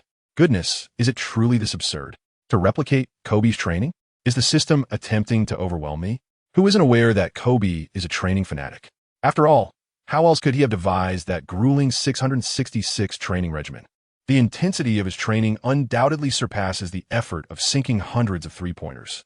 Without the enhancement of a star card, I wonder if I can endure it. But then, he reconsidered. The allure of the doubled card fragment reward was incredibly tempting. Moreover, what Kobe said earlier was indeed quite reasonable. To continuously enhance one's abilities, one must constantly enrich oneself and apply pressure. Rather than meandering through half a day, shooting a few hundred uncontested three-pointers, it would be wiser to take a gamble. Fortune favors the bold. Besides, it is still early in the day, and I'm relatively energetic. Furthermore, Kobe starts at 4 a.m., and it is only just past 6 a.m. It is merely a couple of hours of training. How difficult could it be? Deal, Chen Cheng remarked. As a seasoned aficionado of Kobe, I am acutely aware of his fervent dedication to training. On the court, he fiercely competes against his opponents, while within the training facility, he relentlessly strives to surpass his own limitations. The word obsessive has accompanied Kobe throughout his life. Fortunately, today's training regimen is merely a fragment of the 666 training principle. It does not encompass strength training or endurance drills, but solely focuses on ball skills within the gym. The first exercise is the most grueling of all, the shuttle run. Kobe opts to warm up with this challenging drill. I observe that familiar silhouette emerging from the baseline, commencing with a calculated sprint to the reasonable collision area. Baseline, free throw line. Baseline, three-point line, baseline, center line, and back to the baseline, all the way to the opposite baseline. Completing the shuttle run from one baseline to the other constitutes a single round. He executes this nearly full-speed warm-up shuttle run a staggering 10 times. Chen Cheng was taken aback. Is there still time for regret? The system's voice did not make an appearance. Chen Cheng truly wishes he could slap himself twice. But what can be done now? Let us get started. Chen Cheng spread his legs and commenced his training regimen.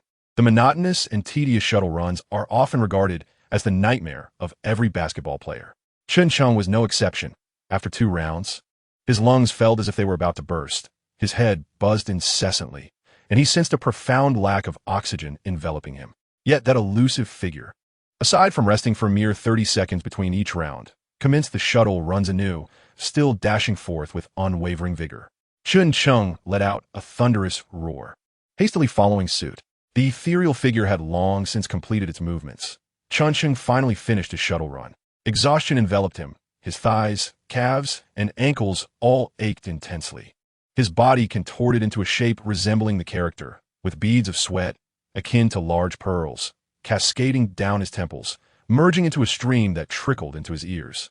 His tank top was thoroughly drenched, and even his shorts were not spared. Yet, before he could fully recover, the spectral figure had already commenced its ball drills. Alas, would it not be prudent for you to rest a while longer, my friend?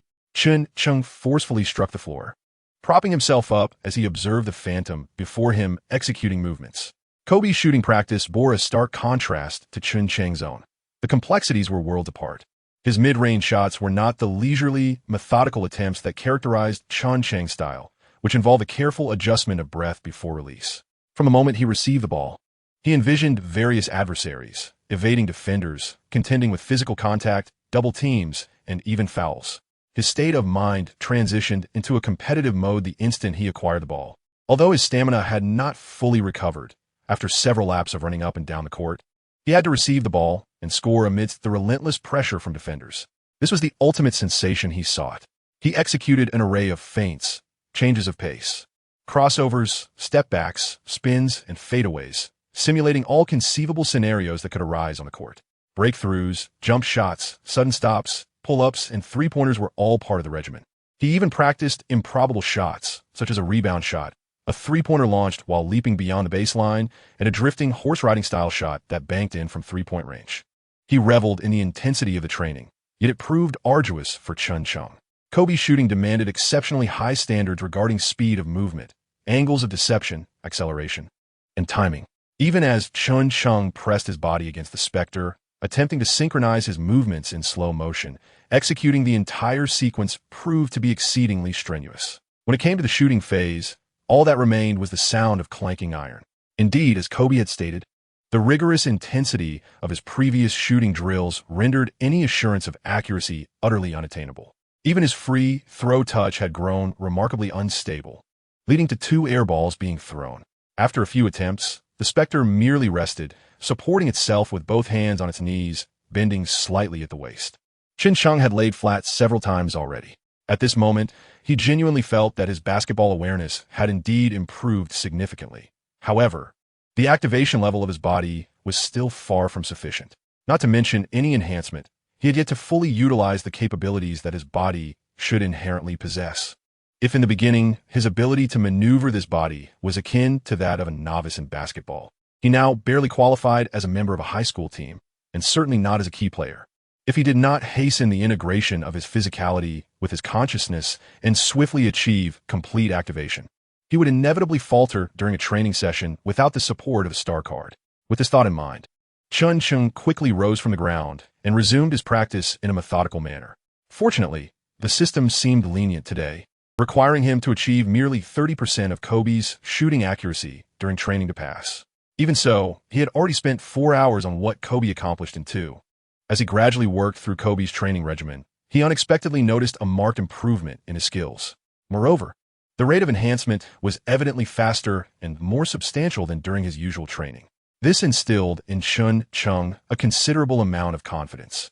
He even followed the phantom and, after a swift turn and breakthrough, executed his very first one-handed slam dunk. The exhilaration from this dunk left him elated for quite some time, hanging from the rim with one hand, grinning like a gorilla that had just mastered climbing vines.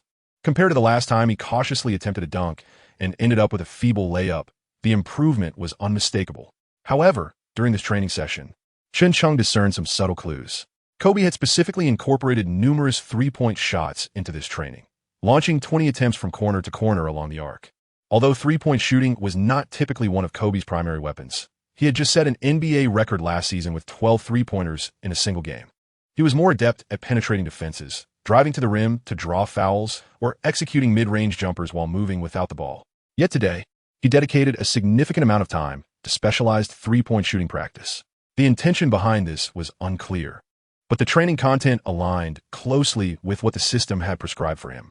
As for the purpose of this training, it would only become apparent after the next game commenced.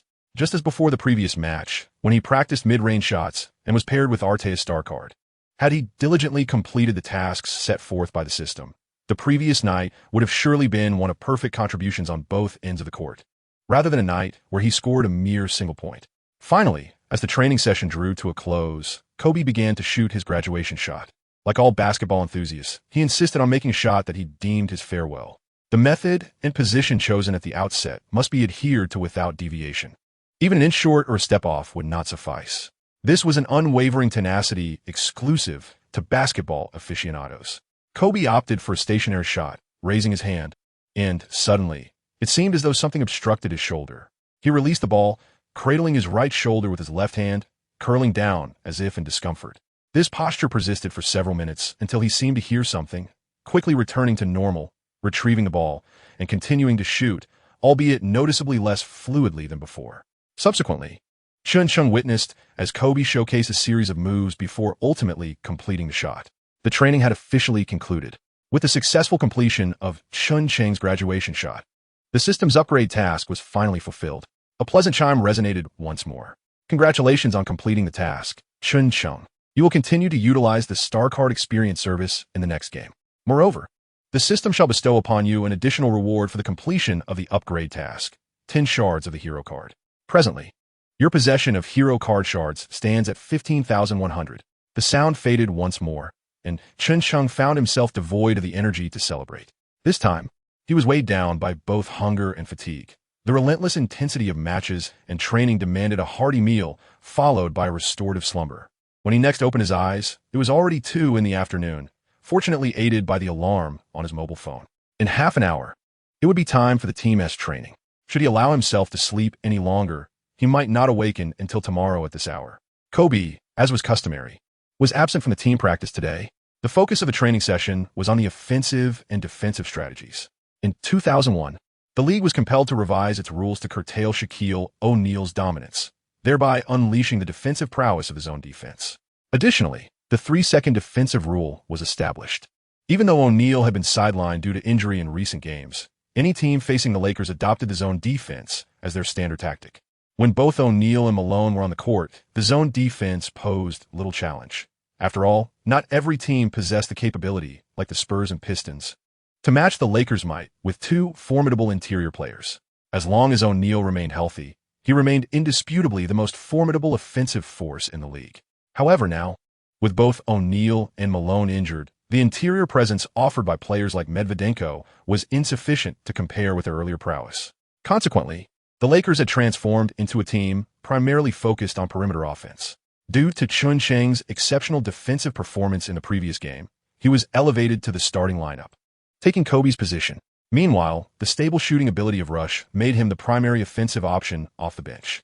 The nature of the Lakers' practice was drastically different with Kobe present compared to when he was absent.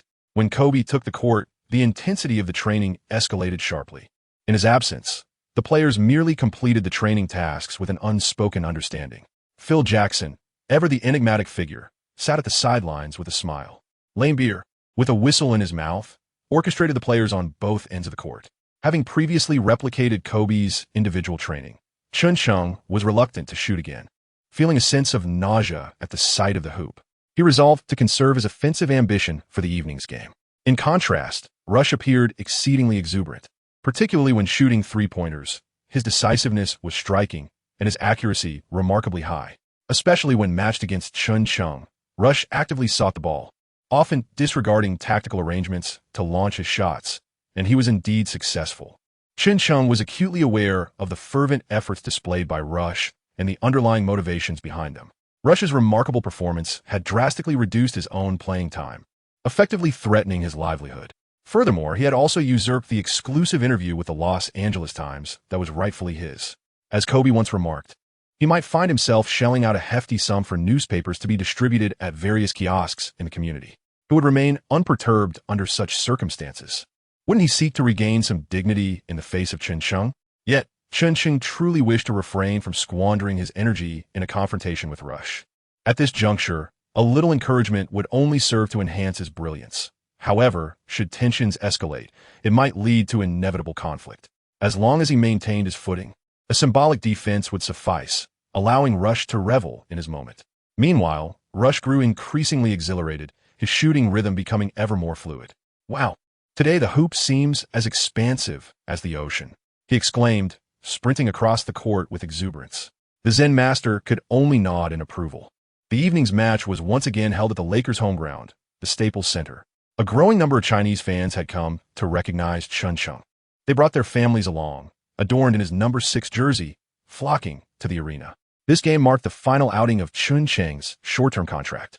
Upon its conclusion, his contract would expire, and from the moment he stepped off the court, he would no longer be a member of the Lakers. Whether the team would extend his contract, offer another 10-day deal, or provide a guaranteed contract remained uncertain. However, media outlets had already captured the presence of General Manager Kupchak. Furthermore, various media channels disseminated information indicating that, aside from the Lakers, several other teams' managers had expressed interest in this undrafted high school talent from China. Some reports even suggested that a team was prepared to offer Chen Cheng a multi-year contract worth millions. Before the match, Chen Cheng had turned off his mobile phone, wishing to remain undisturbed by external distractions as he focused on securing victory. Outside the court, an ESPN reporter brandished the sports section of today's Los Angeles Times, dramatically delivering a report into the camera. The interview occupied a substantial quarter of the newspaper's layout. It is worth noting that, aside from the 4 superstars of the Lakers, even championship contributors like Fisher and George had never received such treatment. The article featured not only the dialogue between Bill and Chen Cheng, but also a plethora of accolades directed at Chen, alongside aspirations for his future and projections for the Lakers' upcoming schedule. The byline included not only Bill, but also an intern named Amy Yang. Nearby, 2 Chinese fans donned Chen Cheng's jersey. One held a large photo of a crying Charles Barkley, while the other brandished a donkey's rear. With each step, they urged Barkley to kiss the donkey. They shouted from behind the reporter, "Hey Charles, are you ready for another kiss from the donkey?" Chen Cheng's performance will surely win your admiration. This act immediately garnered support from fellow Chinese fans, who chanted in unison, "Barkley, trash. Barkley, trash." Such fervor could not be overlooked by TNT, which dispatched a trio of commentators: Ernie Johnson, Kenny Smith, and Barkley himself. ESPN went so far as to enlist Bill Walton as a guest commentator for this significant game. This spectacle represented a substantial portion of a nationwide broadcast. Across the ocean, sports channels featured Huaguo and Coach Wei Ping providing commentary, live-streaming this crucial match for Chen Cheng. Due to his outstanding performance, he had amassed a considerable following in China, along with a fair share of detractors. Platforms such as Xuanhu, Gong, Gong, Com, and 5G Net offered real-time text and image coverage of the game, drawing attention rivaling that of the former NBA powerhouse, the Houston Rockets. When Chen Cheng arrived at the court, the other players had already warmed up and taken to the field. The treatment room was enveloped in the voices of Kobe and team physician Gary Vitti. "Listen to me. Kid, you must rest for this match. Vitti, hear me out. I have to play. You understand? I need to prove to everyone that even without Shaq, I can lead the team to victory, and not just in one game. I not only want to win, but I also aim to seize that damned MVP trophy. Just one injection for a localized treatment, and everything will be fine. Trust me. Here comes that man. Is Kobe injured?" Chen Cheng did not enter. Instead, he stood outside, discreetly observing for a while.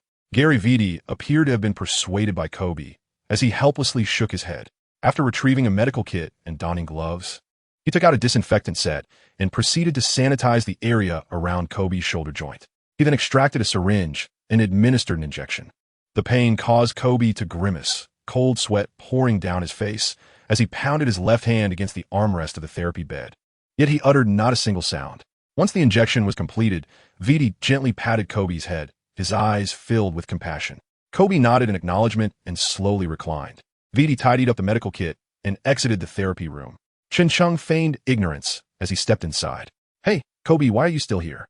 Kobe, upon seeing Chen Cheng enter, masked his earlier expression of discomfort with a facade of nonchalance.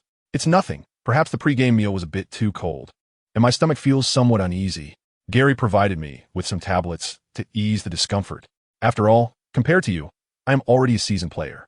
Chen Cheng smiled and stepped forward to exchange a high five with him. His lips parted slightly, yet he ultimately refrained from uttering a word.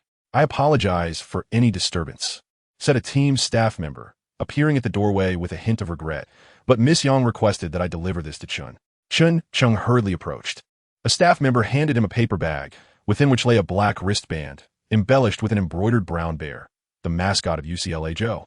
Without a doubt, this was a gift from Yang Yusin. Oh, what is this? A token of affection? Kobe, seated on a therapy bed, emitted a series of mocking howls. One must admit that Kobe's talent for playful banter and jesting in those days was undoubtedly overlooked. Chen Cheng shyly tucked the wristband into his backpack.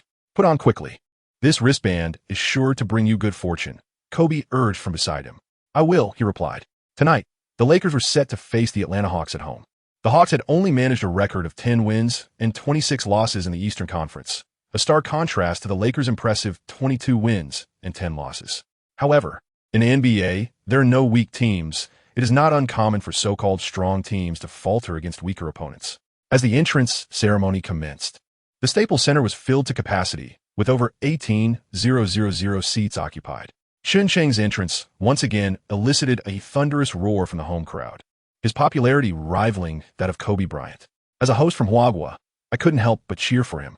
It is evident from the unanimous applause of the fans that the supporters in Los Angeles have begun to embrace Chen Cheng, remarked Huaguo. Beside him, Coach Wei Ping chuckled. Of course, if one were to claim that the most popular player on the Lakers at present is Shaquille O'Neal, it would be accurate. Not only is he formidable on the court, but he is also vivacious off it, often amusing the audience. Following him are Kobe and Phil Jackson, with Malone, Peyton, and Fisher trailing behind. However, Chen Cheng's emergence has undeniably begun to overshadow these figures. Witnessing Chen Cheng's rising popularity, TNT commentator Smith couldn't help but smile broadly. Johnson feigned ignorance, playfully teasing Barkley. I wonder why Kenny is so delighted to see this Huaguo player take the court. Charles, can you enlighten us? Barkley chuckled. Kenny jumped in ahead of him, stating Charles has once again made his mark in the hearts of Huaguo fans. Do you know what they call him now? America's #1 Chun hater, Kenny Smith pronounced in his halting Chinese. This means he's the most prominent anti-fan of Chun in all of America. Johnson's eyes widened as he turned to Barkley. Is that true? Charles, I didn't realize you have such notoriety in Huaguo, and all of it negative. You first offended Yao, and now you are the leading critic of Chun. At this rate, you might have to sneak into Huaguo, or else you will be sent back the moment you step out of the airport. Barkley covered his mouth, laughing. I would never walk into a trap. I just hope Chun does not repeat his last performance with only 1 point, or even none. Otherwise, his earnings will dwindle as quickly. On the other hand, ESPN displayed a noticeably different atmosphere, perhaps due to Yao's positive impression on legendary player Bill Walton. He did not hesitate to shower praise on Chen Cheng, a fellow undrafted player from Huaguo. His statistics speak for themselves. In the first game, he scored 17 points with a shooting percentage of 100. In the second game, a matchup from the 2003 draft class, he nearly neutralized Anthony's offense. I wonder what he will showcase today. In any case, I eagerly anticipate his performance tonight. As for little Walton, I hope he makes a few more shots. His shooting percentage has been quite erratic lately. Truly, he is an exceptional father. In the live stream from Huaguo, messages surged across the screen like a barrage. Go Chen Cheng. Your talent is extraordinary. Defeating the Hawks is a given. Today, I even had a meal of its relative, chicken stewed with mushrooms. Does Chen deserve such praise for just 1 point? Does he truly warrant such accolades? The barrage of comments flooded in, creating a wave of discontent that elicited numerous curses. I was taken aback to discover that even a lackluster team like the Hawks had its share of fans. Why resort to such disparagement? Chun Hei, is the Hawks your father? If so, then Chen Cheng must be your grandfather. It is perplexing. Where do these trolls emerge from? Although I'm a Hawks fan, I also support Chen. As the intensity of the game escalated both on and off the court, the match commenced in earnest. For the Lakers, the starting lineup remained unchanged from previous games. Med was stationed at center, with George and veteran Grant manning the forward positions, while the backcourt was still comprised of the dynamic duo, Kobe and Peyton. On the Hawks side, the center was the defensively adept Ratliff, a player familiar to Chinese basketball fans, as Yao Ming's first technical foul in the NBA occurred after a thunderous dunk over him, which drew the referee's special attention. He was likely to pose considerable challenges for the Lakers defensively. On the wings were the second overall pick from 1996, Raheem, and the yet-to-be-transformed versatile rookie from 2003, Bullies Deal. The backcourt was manned by the not-yet-legendary Steven Jackson and Jason Terry. Following the jump ball at center court, the commentators outlined the keys to victory for the Lakers in this matchup. Firstly, they needed to dismantle the Hawks' zone defense. Secondly, they had to limit the Hawks' outside shooting. These two strategies had been meticulously arranged by the Zen Master prior to the game. Kobe's task today involved balancing offensive prowess with the responsibility of guarding Steven Jackson. while Peyton naturally faced off against Terry. Despite the significant disparity in records, the opposing team boasted two unpredictable guards. If allowed to find their rhythm, the situation could quickly spiral out of control. As for the bench, Rush was entrusted with high expectations by the Zen Master due to his outstanding performance in practice, seen as a crucial asset to penetrate the Hawk zone. Meanwhile, Chen Cheng awaited that familiar voice to echo in his ear. Indeed, it arrived. The player experience card assigned to you for this match is none other than Klay Thompson, the number 11 player from the Golden State Warriors in the 2018 to 2019 season. Good luck. That man, he is here. 25 Kobe is injured. Chen Cheng was not as agitated this time as he had been on previous occasions. He had long since deciphered the system's patterns. Previously, there had been tasks involving setting 500 three-point shots and upgrading missions. True to the system's nature, today was bound to be a match influenced by three-pointers. However, the opportunity to acquire Klay Thompson's experience card did indeed bring him a small surprise. At the beginning of the 2018 to 2019 season, Klay Thompson had shattered the NBA single-game three-point record set by his teammate Curry during a game against the Bulls, elevating the record to 14 shots. Klay's consistent shooting touch from beyond the arc seemed to be an innate talent. It appeared that today was destined to be another day for him to overshadow Rush. With everything in place, they awaited the coach's call. As the game commenced, the Lakers initiated their strategy from the paint, with Med's imposing presence overpowering the interior defense, leaving Ratliff somewhat disoriented. A successful bank shot leading to a foul resulted in a 2-1 play, giving the team an early lead. The home commentators humorously remarked about Med, suggesting that if O'Neal had not yet concluded his annual injury leave, there was no immediate need for his return, as Medvedenko asserted his capability to take his place with his robust offensive display. The home crowd's cheers resounded generously for the towering Ukrainian. Well done, Med, dominate this guy. Chen Cheng couldn't help but rise from his seat, waving a towel and fervently cheering for Med, fulfilling the role of a rookie at the end of the bench. Ratliff, positioned for rebounding, turned to cast a glance at him, filled with disdain and contempt. Did you see that, Stephen? There's actually a rather pathetic Chinese player here. Jackson turned his head to glance at Chen Cheng, shaking his head with an expression of utter indifference. Med's free throw missed, and Dior managed to secure an offensive rebound. Under the pressure of the Lakers' interior defense, he passed the ball to Raheem. Facing George's mismatched defense, Raheem executed a straight-arm jump shot, scoring 2 points and marking the first score for his team. The game continued. The Lakers' offense posed a constant threat, swiftly widening the score gap between the two teams. However, Kobe's offensive fervor appeared somewhat subdued during this period. Peyton, from the top arc, delivered the ball into Kobe's hands. Kobe executed a swift spin, evading Jackson, and as he faced the oncoming Dior, he passed the ball to George, who successfully made a mid-range shot. After delivering the pass, Kobe shook his arm, his brow furrowing momentarily before relaxing again, maintaining that signature expression of determination. Nonetheless, both Vidi and Chen Cheng on the sidelines were anxiously concerned for him. Perhaps he was overly optimistic about the condition of his shoulder. On the Hawks' side, the offense lacked cohesion, and Terry's pass was intercepted directly by George. The Lakers seized the opportunity to initiate a fast break. Kobe sprinted down the court, reaching out to receive a long pass, but encountered slight contact with a defending player. In that seemingly mundane moment, as his right hand made contact with the ball, Kobe suddenly clutched his right shoulder, his face contorting in pain. He bent over, curling it on himself, and the basketball rolled out of bounds. The spectators in the Staples Center were at a loss, all eyes turning to the big screen, and as the replay unfolded, a collective gasp echoed through the arena. Oh no! The players on the Lakers bench sprang to their feet. The referee's whistle pierced the air, and Vidi was the first to rush onto the court. How is he? Vidi inquired. Kobe's face was twisted in agony. He remained silent for a moment, this stubborn man still massaging his shoulder, attempting to recover. After a few attempts, he despondently shook his head. Vidi signaled to Zen Master for substitution. Accompanied by Vidi, Kobe walked directly to the locker room. As he passed the Lakers bench, he lifted his gaze and exchanged a glance with Chen Cheng, his eyes filled with hope and expectation. At this moment, Chen Cheng understood intuitively. Leave it to me. He nodded at Kobe.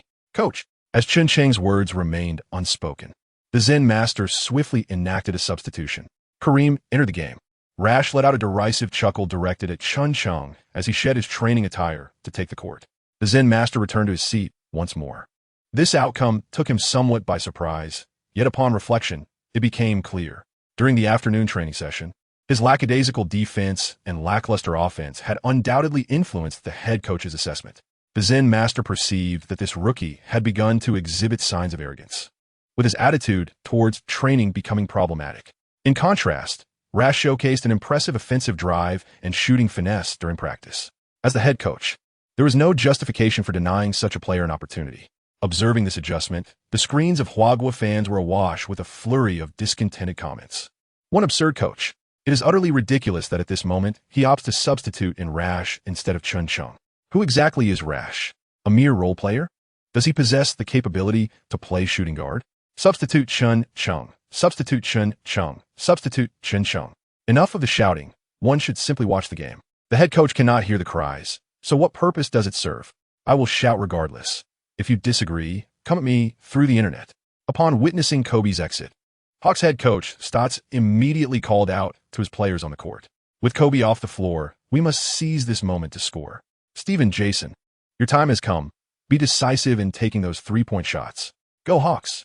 The possession of the ball resides with the Hawks. Terry dribbles while Dior swiftly approaches to set a screen for Jackson. As George, who is attempting to provide defensive support, has yet to arrive, Jackson releases a three-point shot, which finds its mark with certainty. Jackson and Terry exchange high-fives in exuberant celebration, inciting a chorus of boos from the home crowd. In response to the cacophony of jeers, Jackson playfully bows, placing the back of his hand behind him, further aggravating the disdain and vitriol from the fans. Yet, the more they boo, the more he revels in it. On the Lakers' side, the atmosphere has turned somewhat somber following Kobe's exit due to injury. The Hawks have adjusted their defense to a man-to-man approach. Following the tactical directives, Peyton orchestrates from the top of the arc, collaborating with Rush and George to execute a triangular offense.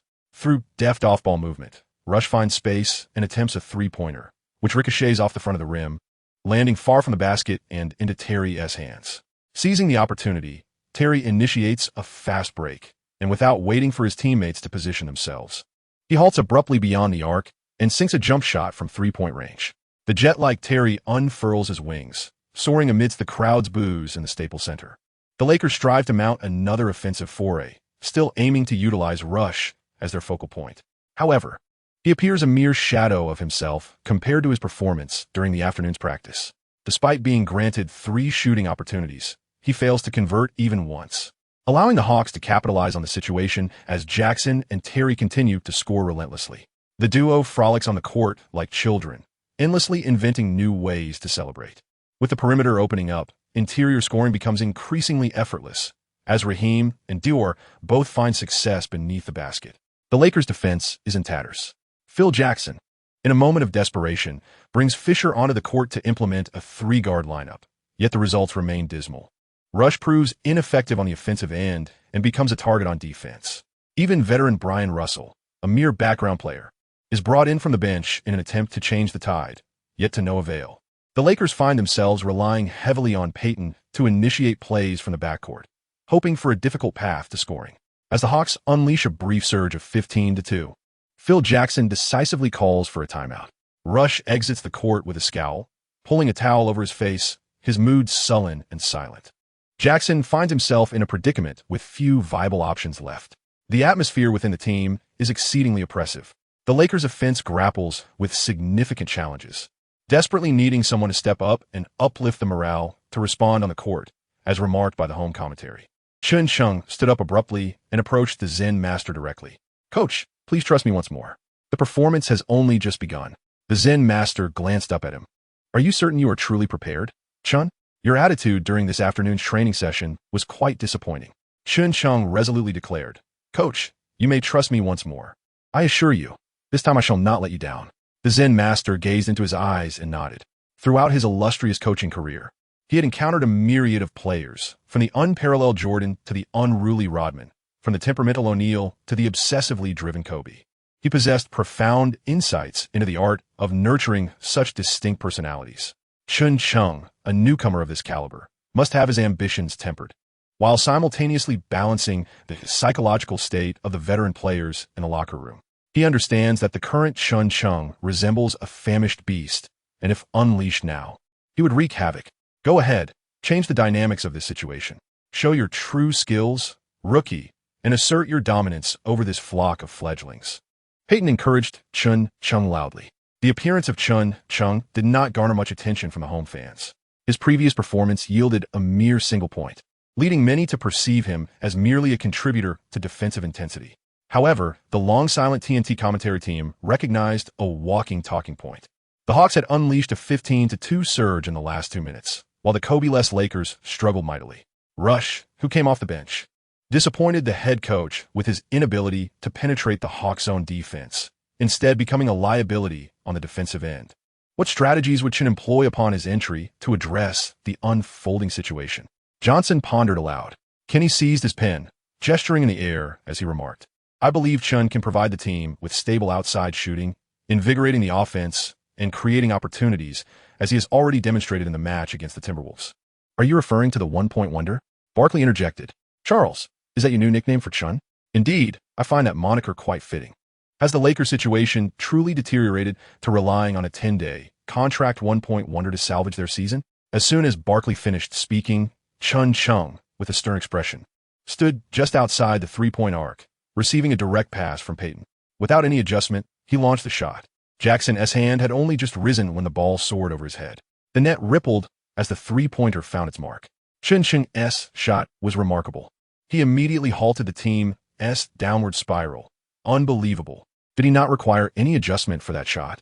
The moment the ball swished through the net, it resonated like a thunderclap in the stands, instantly shattering the prolonged silence. The fans, previously submerged in despair, could finally raise their heads and breathe deeply again. This long-awaited exhilaration erupted in near roars of jubilation. Chen Cheng wore a serious expression, his lips tightly pressed together. After exchanging a high five with his teammate, he rose to return to defense without uttering another word. Kenny, on the verge of standing on the table, exclaimed, "Oh my goodness, oh my goodness." Chen Cheng didn't even allow Charles to finish his sentence before nailing that three-pointer. "Now, Chen Heisey, you may continue. Go ahead." "It's merely luck. The Hawks were unprepared and never anticipated his appearance. Such remarkable shooting opportunities will be scarce henceforth," Barkley retorted. As Chen Cheng opened the scoring, the chat logs on Huaguo's mobile phones began to flood with excitement. "Chen Cheng is incredible. Brother Chen, I want to have your children. Keep shooting, let loose. Don't hold back. Teach these rookies a lesson." A friend present at the game remarked, "The atmosphere here is simply electric. Wow, I envy you. Watching the game live. Tell my buddies to keep an eye on the cheerleaders." Sports Channel's Wei Ping offered his perspective on the play. This shot, to be honest, was not entirely reasonable, as the Lakers' interior defense had yet to fully position itself. Had he missed, the Hawks would have seized a rebound and initiated a fast break. Don't underestimate Terry.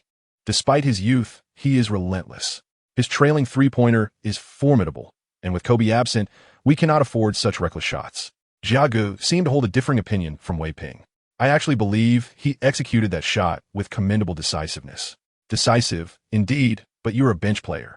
The Lakers are currently trailing. You must start with defense to earn the coach's trust. Otherwise, if you come in and miss a couple of shots, you'll find yourself back on the bench in no time." However, Old Walton from ESPN observed something quite different. Chen's shooting has shown a noticeable evolution since the first game. His preparation is more succinct, and his release is significantly quicker. This is a positive development, as many players today possess overly simplistic offensive techniques, making them easy for opponents to decipher. On the sidelines, the entire Lakers team cheered and applauded for Chen Cheng, while only Rush wore a sour expression, a towel draped over his head, utterly frustrated. Meanwhile, the Hawks advanced with their ball movement, continuing to circulate it both inside and out. Chen Cheng's recent three-pointer has infused vitality into the team, elevating the defensive intensity across all positions. The Hawks executed their strategy, delivering the ball to Raheem, while George positioned himself behind him, skillfully deflecting the ball away. Meanwhile, Peyton, poised and ready to assist, swiftly seized the opportunity to snatch the ball. The Hawks promptly initiated their defensive regroup. Chen Cheng quickly descended, and Peyton delivered a precise long pass directly to Chen Cheng. Chen Cheng positioned himself at the three-point line, and without waiting for the Hawks' defense to settle, he raised his hand and took the shot. Beside him, Terry immediately shouted as he rushed forward, "Rookie, there's no way you'll make that shot." Chen Cheng paid no heed as the basketball soared from his fingertips, heading straight for the net. With a three-point shot, he scored once more? Yes. Another successful basket that caught the Hawks off guard. This was an assist from Peyton, and the Lakers were gradually regaining their rhythm in the game. Chen Cheng maintained an air of calm and composure. With 2 consecutive three-pointers, he reignited the atmosphere in the arena, prompting the DJ to elevate the volume even further as the fans danced to the rhythm. Sensing the precarious situation, the Hawks called for a timeout. Defense, gentlemen, defense. This newcomer is on a roll, and we must stifle his shooting opportunities. Start interfering from the moment he makes a move without the ball. Don't allow him easy access to the ball. And Jason, shoot without hesitation. Be decisive. Let's go. Terry patted Jackson on the shoulder. It was time to impart a lesson to this rookie. Upon the timeout's conclusion, the Hawks initiated their offense. Inside, Med was switched onto Raheem, who skillfully maneuvered around him. Grant stepped up to double team, but Raheem adeptly passed the ball to Ratliff. Ratliff then tossed it to Terry in the corner, who, over Peyton's head, executed a challenging fadeaway three-pointer. Did you see that, kid? Now that's what a three-pointer looks like. Terry boasted triumphantly. As the Lakers inbound the ball from the baseline, Jackson was already shadowing Chen Cheng. The others quickly focused on Chen Cheng's receiving routes, applying defensive pressure. In the next 2 offensive possessions, Chen Cheng attempted three-pointers, both of which were contested and failed to find the mark. Meanwhile, the Hawks continued to score consistently. Jackson, defending against Chen Cheng, taunted him with playful banter. Of course, his trash talk had been unrelenting from the start. Don't think you're so impressive just because you hit a couple of three-pointers, kid. From here on out, your days are only going to get tougher. Chen Cheng paid no mind to his provocations, instead maintaining a steadfast gaze on the unfolding dynamics of the game. Peyton, observing that Chen Cheng could not find an opening through his movements, promptly called for a screen play often employed by Kobe. A skilled shooter, akin to a sharpshooter, is cultivated through practice. He certainly understood this principle. Grant emerged to set a screen for Peyton, who feigned a drive towards the paint to draw the defender's attention. Chen Cheng deftly maneuvered around Med's screen, positioning himself beyond the arc at a left-side 45-degree angle. Before him lay an unobstructed path, as Jackson, having circled around Med, arrived belatedly on the scene.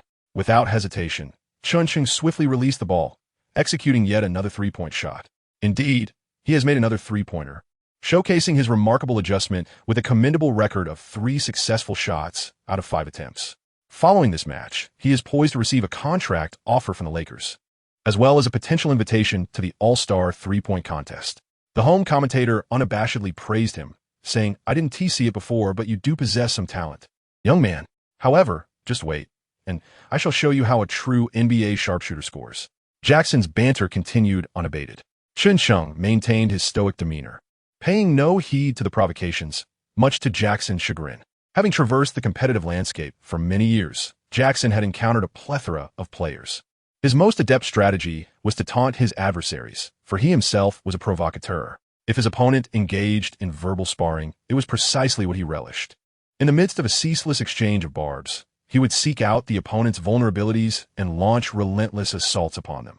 With his prowess, a few choice words could dismantle an opponent's resolve, leading to either a disarrayed mindset resulting in missed shots or an all-out confrontation. In either scenario, his objectives would be achieved. However, today, he found himself up against a figure who reminded him of a past teammate from the Spurs, known for his impassive expression. As a seasoned veteran and master of verbal warfare, Jackson dreaded facing such an opponent. Regardless of how flamboyantly he could hurl insults, this individual would neither retaliate nor react, instead inquiring about his thirst and offering water before continuing the verbal onslaught. Most troubling of all, he was relentless on the court, consistently managing to keep Jackson in check.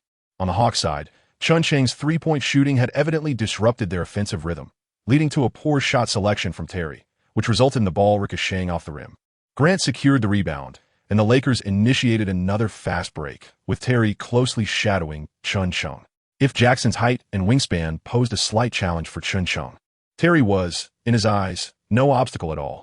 Standing under 190 centimeters, Terry's swift footwork lacked the necessary upper body defense to pose any threat to Chen Cheng.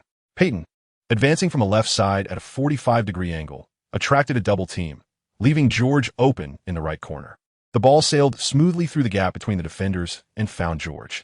Ratliff and Jackson swiftly moved to provide help defense, and Terry began to take notice of George as well. Upon receiving the ball, George chose not to force a shot. instead opting to pass it once more to the right side at a 45-degree angle. Chen Cheng had long been awaiting his moment. With a swift motion, he launched the ball, prompting Terry to leap in an attempt to block the shot. Unexpectedly, Chen merely feigned a shot, retrieving the ball before deftly maneuvering sideways, evading his defender to create a vast opening for a long-range attempt. Bingo! It was indeed another successful three-pointer, marking his fourth of the game. To Chen, the hoop at Staples Center appeared as expansive as the Pacific Ocean. Absolutely magnificent. Rookie just like that, Peyton exclaimed, rushing over to celebrate with a chest bump. As the score gap began to close, the Hawks coach called yet another timeout. Once again, Chen had halted the Hawks' momentum. Thus far, he had made 4 out of 6 three-point attempts, an impressive shooting percentage. Director Wei, in your recollection, have any rookie players achieved such feats? After pondering for a moment, Director Wei shook his head. I can scarcely recall, but if he can maintain this rhythm, he might very well set a new NBA record uniquely belonging to us. The people of Huaguo, do you think his shots were justified? Yes, did. Director Wei chuckled. Well, it's both reasonable and unreasonable. Regardless, as long as they go in, they're justified. On the screens of the flip phones held by Huaguo fans, the pages began to lag. Could it be that the server has crashed? Why can I only see the messages I sent? Is anyone there? Quick, check the server room. Is there a fire? Has my brother Chun's three-point blaze ignited the server? The Hawks coach, Stotts, incessantly pounded on his tactical board. Defense. I must reiterate, defense. They VE scored 4 three-pointers. My goodness. I can't see our defensive intensity. Steven, bring out your skills. He.S. just a rookie. He shouldn't have so many easy shooting opportunities. And you, Sharif, as the team's leader, you need to step up and provide offensive support. Don't hold back. Jackson, too, felt frustrated. His trash-talking strategy had failed. If conventional defense couldn't stifle this player's performance, they would have to resort to a more physical approach. Well done, Chun, maintain your form. The Zen master remarked casually. Chen Cheng sat on the bench, panting heavily, one hand gripping a bottle of beverage, gazing toward the entrance of the locker room. That familiar figure had yet to make an appearance. Regardless of whether Kobe could return to the court, winning this game today was imperative. Chen Cheng adjusted the black wristbands on his calves and stepped onto the court. In the ESPN commentary booth, the seasoned Walton keenly observed Chen's performance. As a rookie, his mental fortitude was commendable. It is well known that Steven is a formidable opponent. However, under his defensive pressure, Chen remarkably scored 4 three-pointers, a feat that is indeed rare. The Hawks' subsequent defensive strategy will undoubtedly focus on Chen, compelling the Lakers to devise appropriate countermeasures. Meanwhile, the atmosphere at TNT was exceptionally vibrant. With each of Chen's successful three-point shots, Barkley's countenance grew increasingly grim. The moniker Mr. 1 Point had barely lasted a minute before it became obsolete, Charles. Have you conjured up a new nickname yet? Please do not tell me it is Mr. 12 Points, for that title sounds rather lackluster. Now, can we silence the chatter? Upon returning from the Hawks' timeout, their offense exhibited a notable improvement. A collaboration between Dio and Ratliff culminated in a spectacular alley-oop dunk, securing 2 points for the Hawks. As the Lakers executed an inbound pass, Jackson's defensive intensity surged instantly. During that era of the NBA, there were far fewer fouls called for physical play, fostering a climate that encouraged normal physical confrontations, undeniably enhancing the spectacle of the game. However, Jackson's defense was anything but clean. His numerous subtle maneuvers were covertly aggressive. Whether by tripping opponents, employing elbows, entangling arms, or forcefully establishing position, his tactics were juvenile, relying on the referee's inattention to unleash a series of underhanded tricks that he deemed tough defense. He remained steadfast in his defensive philosophy, believing that if trash talk could not rattle his adversary, then these unsavory antics would surely test their patience. Indeed, his unsophisticated tactics proved effective. Indeed, Chen Cheng's shooting rhythm was evidently disrupted, as his attempt from beyond the arc and mid-range strayed off course under Jackson's influence. Jackson vociferously taunted the home crowd, questioning, "Is this the superstar you brought in? P.S. Utterly pathetic, don't you think? Bring in someone with more vigor." Confronted with this scenario, Chen Cheng swiftly adapted, refusing to expend his energy on Jackson's provocations. On the court, the Lakers' triangle offense once again adeptly crafted an opportunity for him. Jackson's hands infringed upon Chen Cheng's cylinder, yet the referee refrained from blowing the whistle. Undeterred, Chen Cheng executed a calm shot, the basketball gliding through the air like a missile on a predetermined trajectory, finding the net with precision. His 5th three-pointer finally struck true. He resembled a composed assassin, eschewing close-quarters combat or grappling, continually seeking gaps on the court, threading the needle, and delivering a lethal strike. With the matter settled, he gracefully withdrew, concealing his prowess and accolades. I find myself unable to maintain composure. I'm at a loss for words. My goodness, his three-point shooting touch has returned. What an extraordinary display. The home fans are indeed fortunate.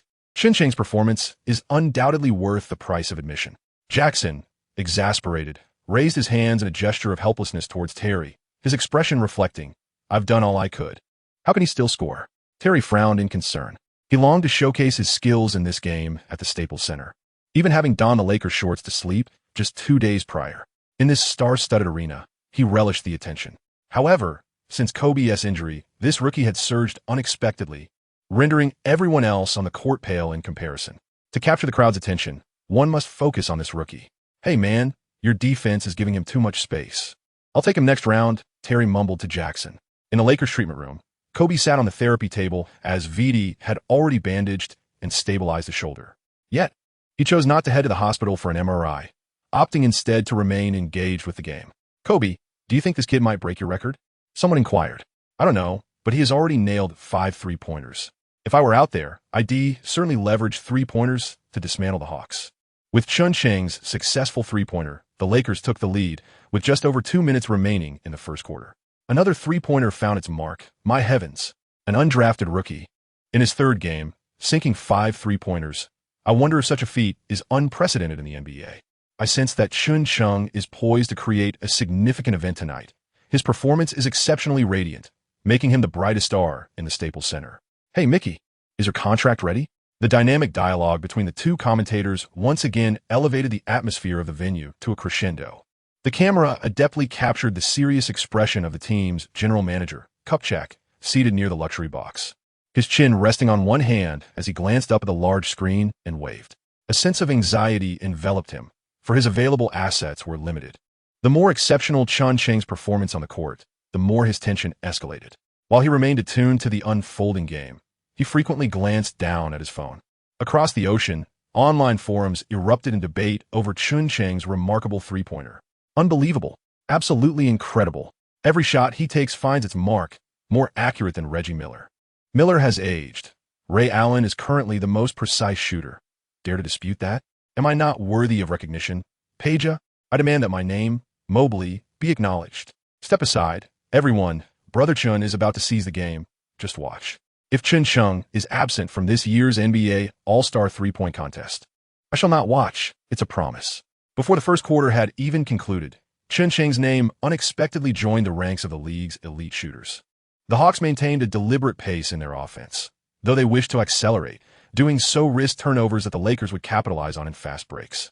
With Chen Cheng in such fine form, slowing the tempo became the prudent choice. Terry, a master of chaos, struggled to adapt to this rhythm. He and Peyton exchanged banter, their physical interactions intensifying. Raheem, with the ball, became the pivot as Jackson utilized the screen to create a shooting opportunity. This time, he decisively penetrated the lane for a score, not forgetting to flaunt his biceps towards Chen Cheng. Old Walton continued his methodical analysis of the game's dynamics. It was evident that the Hawks' offense was floundering, relying on isolation plays without a coherent strategy. However, with Chen Cheng's magnetic influence, his teammates would soon find their rhythm. Grant initiated an out-of-bounds play, passing to Peyton. The rest of the Hawks settled into half-court defense, with Terry tasked to closely guard Chen Cheng. Upon receiving the ball, Peyton noticed his shoelaces were untied. With everyone else already ahead, he had no choice but to bend over and hand the ball to Chen Cheng. Terry squared up defensively, arms outstretched, his feet shuffling laterally, his mouth never resting. "Did you see that? I anticipated your move. You're about to change direction. Look, I was right again. I am no Steven. I will keep a close watch on you." Chen Cheng lowered his center of gravity, one hand deftly brushing aside Terry's defense while the other skillfully dribbled the ball, steadily advancing past the halfway line. You may have heard of Arizona State University. I hail from there, representing the Wildcats, a team that has clinched the national championship. You cannot fathom such a sensation, for you are merely a high school student from Huaguo, a provincial lad unacquainted with the wider world. Chen Cheng dribbled the ball, with Terry relentlessly pursuing him, his mouth running with incessant banter. He boasted, "You must understand, the three-point shot has always been my forte. Today, you are merely riding on a stroke of luck. I know you only scored a single point in the last game, so do not get too cocky. I shall certainly demonstrate my three-point prowess, and my trash talk will surely unravel you. Nothing can impede my offensive barrage of court banter. Just as everyone anticipated that Chen Cheng would cross half-court and await Peyton to initiate the offense, he surprised them all. Without hesitation, he dribbled past the mid-court logo, still over a meter from the three-point line, and launched the ball with a swift motion. Terry, still engrossed in his verbal onslaught, was caught completely off guard by Chen Cheng's audacity to shoot from such a distance. He had no time to react defensively. The ball soared over his head, heading straight for the hoop. Swish! The long-range three-pointer found its mark. Chen Cheng maintained his shooting posture, bowing his head to glance at Terry. Can we finally silence ourselves? The Atlanta Hawks coach, Stotts, unfastened the button of his shirt collar and tugged at his tie, still feeling a constriction. He resolutely yanked it off and tossed it onto his seat. He then began to shout towards the court defense. Where's our defense, gentlemen? I cannot see it. We must exhibit a more aggressive defensive stance. As Chen Cheng's teammates surged forward to celebrate with high fives, Peyton, arriving fashionably late, gave him a gentle shove. Well done, kid. Your momentum is simply unstoppable. You have truly astonished us all. What other secrets do you conceal within? The Staples Center had transformed into a sea of jubilation, with the crowd fervently chanting Chen Cheng's name. Some even shouted MVP. Chen Cheng, MVP. The echoes of their voices reverberated throughout the arena. Remarkably, this was merely the first quarter, yet he had already sent the fans into a frenzy. Can anyone tally how many three-pointers he has made? I have lost count. It is an utterly exhilarating display. At this juncture, Chen Cheng had successfully netted his sixth three-pointer, achieving an astonishing 6 out of 9 for beyond the arc, maintaining his fiery touch. My goodness, the surprises he has delivered thus far exceed those of the previous two games. I am a loss for words. Let's all relish this moment of the game. As the home commentator's words faded, the DJ cranked the music to its highest volume. The fans united in a chant of defense. Defense. Eager for their team to thwart the Hawks' impending assault, they hoped to witness Chen Cheng's extraordinary performance continue. The long-awaited moment for Terry had arrived, yet he found himself unable to share in the excitement. The deafening roars assaulted his eardrums, rendering communication on the court increasingly challenging. The Lakers' home advantage was palpable, compelling the Hawks to once again entrust the ball to their most reliable star, Raheem. Raheem was indeed the Hawks' most consistent scoring asset. However, under the immense pressure from the crowd, he missed a shot from his favored mid-range. The thunderous cheers erupted once more throughout the arena. The Lakers were diligently creating opportunities for Chen Cheng. Terry remained vigilant, closely defending Chen Cheng, though his taunts had begun to wane. The Hawks intensified their defensive efforts, determined to thwart Chen Cheng's magnificent performance and avoid becoming mere footnotes in this spectacle, forever remembered in the annals of history. Whenever the Lakers experienced a momentary pause, the Hawks would immediately converge, disregarding all else. As Peyton's pass reached the paint, Med caught it, only for Ratliff to commit an aggressive foul. Not for any other reason than to disrupt the Lakers' offensive rhythm. The Hawks should have employed this strategy sooner, utilizing fouls to interrupt the Lakers' flow. Barkley, assuming the role of a seer, commented on the game. Are you suggesting the Hawks' foul came too late? Had they committed fouls earlier? They might have disrupted Chen Cheng's consecutive three-point barrage? Johnson inquired. It was evident that their reactions had been sluggish, allowing the Lakers to dictate the pace of the game. Now, having effortlessly allowed the opponent to score 6 three-pointers, they only then considered committing a foul. Their fouls this quarter were insufficient to grant the opposing team a trip to the free throw line. I truly wonder what Stotts is contemplating, said Barkley, frowning and shrugging his shoulders. Your memory serves you well, Charles. I was under the impression that Chen had only made 5 three-pointers. Was it truly 6? Surely you are not mistaken? Kenny chuckled, covering his mouth mischievously. At this juncture, Johnson produced some statistics. Here is a remarkable statistic. The record for the most three-pointers made in a single NBA quarter belongs to Michael Redd of the Milwaukee Bucks. In a game against the Houston Rockets, he achieved 8 three-pointers out of 10 attempts in the fourth quarter, thus setting the NBA record for a single quarter. Barkley shook his head with a smile. Are you jesting, Earl? What is the significance of this record you present? Are you suggesting that he might break it tonight? Do you not believe he has the potential to shatter that record this evening? Johnson inquired. Upon hearing this, Barkley decisively shook his head, gesturing with his index finger in a side-to-side motion. The Hawks will undoubtedly apply pressure on him, and once a shooter's rhythm is disrupted, it requires time to recalibrate. With less than 2 minutes remaining in the first quarter, I do not believe he can make 2 or even 3 more three-pointers. Med stood at the free throw line. The Lakers made their customary adjustments, with Walton, Rush, and Fisher poised at the scorer's table, awaiting their turn to enter the game. At that moment, assistant coach Rambis glanced at the data in his hands and whispered to Zen Master, who stood behind him. Chen is merely 3 three-pointers away from breaking Michael Redd's record. Are we certain we want to substitute him now? The Zen Master raised his gaze to check the clock and then looked back at Chen Cheng, who stood at the far end with his hands on his hips, exuding calmness and focus. Let him finish this quarter. Inform Derek that, after halftime, the ball should be entrusted to Luke to orchestrate the offense, while he will draw the Hawks' perimeter defense. The rest will depend on Chen's own skill and fortune. Rambis nodded, conveying the message to the 3 individuals. Rush's eyes widened as he snatched his training jersey from the staff and, in a huff, sought solace by the water cooler. Med hit his first free throw, while George and Peyton were substituted. Fisher and Walton Jr. took to the court.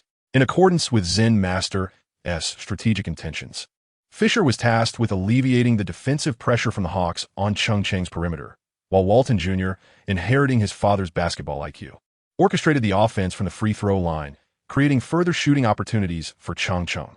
Med's second free throw veered off, but after a tussle beneath the basket, he secured the offensive rebound. This time, however, he displayed wisdom, avoiding another opportunity for the Hawks to commit a foul and promptly pass the ball to the perimeter. Walton Jr. seamlessly delivered the ball to Fisher stationed in the corner. Fisher executed a shooting feint, deceiving Jackson, who had come to help on defense, and delivered a diagonal bounce pass to the open Chen Cheng. The Lakers' passing maneuvered the Hawks' defensive formation, unveiling numerous vulnerabilities. As Chen Cheng received the ball, he cast a fleeting glance at the hoop, prompting the out-of-position Terry to rush forward in defense. Rather than opting for a straightforward 2-point shot, Chen executed a dribble retreat, positioning himself beyond the 3-point line. Simultaneously, 3 defenders from the Hawks lunged toward him. With a swift release, he scored once more, his 7th three-pointer. It was nothing short of miraculous, a performance of astounding brilliance. Hawks head coach Stotts, nearly roaring in frustration, called for a timeout, charging onto the court with his tactical board in hand. With Chen Cheng's successful three-pointer, the Lakers' lead approached double digits, with just 1 minute and 12 seconds remaining in the game. While the point differential was not yet concerning, it was merely the first quarter. However, the Hawks' morale had taken a significant hit, a potentially fatal blow. Terry, who typically thrived in high-pressure situations, was rendered speechless by a rookie-esque three-pointer. Jackson, known for his commanding presence on the court, now resembled a defeated bull. Rather than outlining a strategy, Stotts opted for a psychological pep talk. Gather yourselves. The deficit is manageable. We can certainly close the gap. We must rally. Jet, I need your three-pointers to assist the team, and you too, Steven. We must display our aggression on the offensive end. The previous strategy has begun to bear fruit. Jackson shook his head, responding, Coach, has our strategy truly worked? The rookie's shooting rhythm remained unbroken. Nearly every defensive move I made could have been called a foul.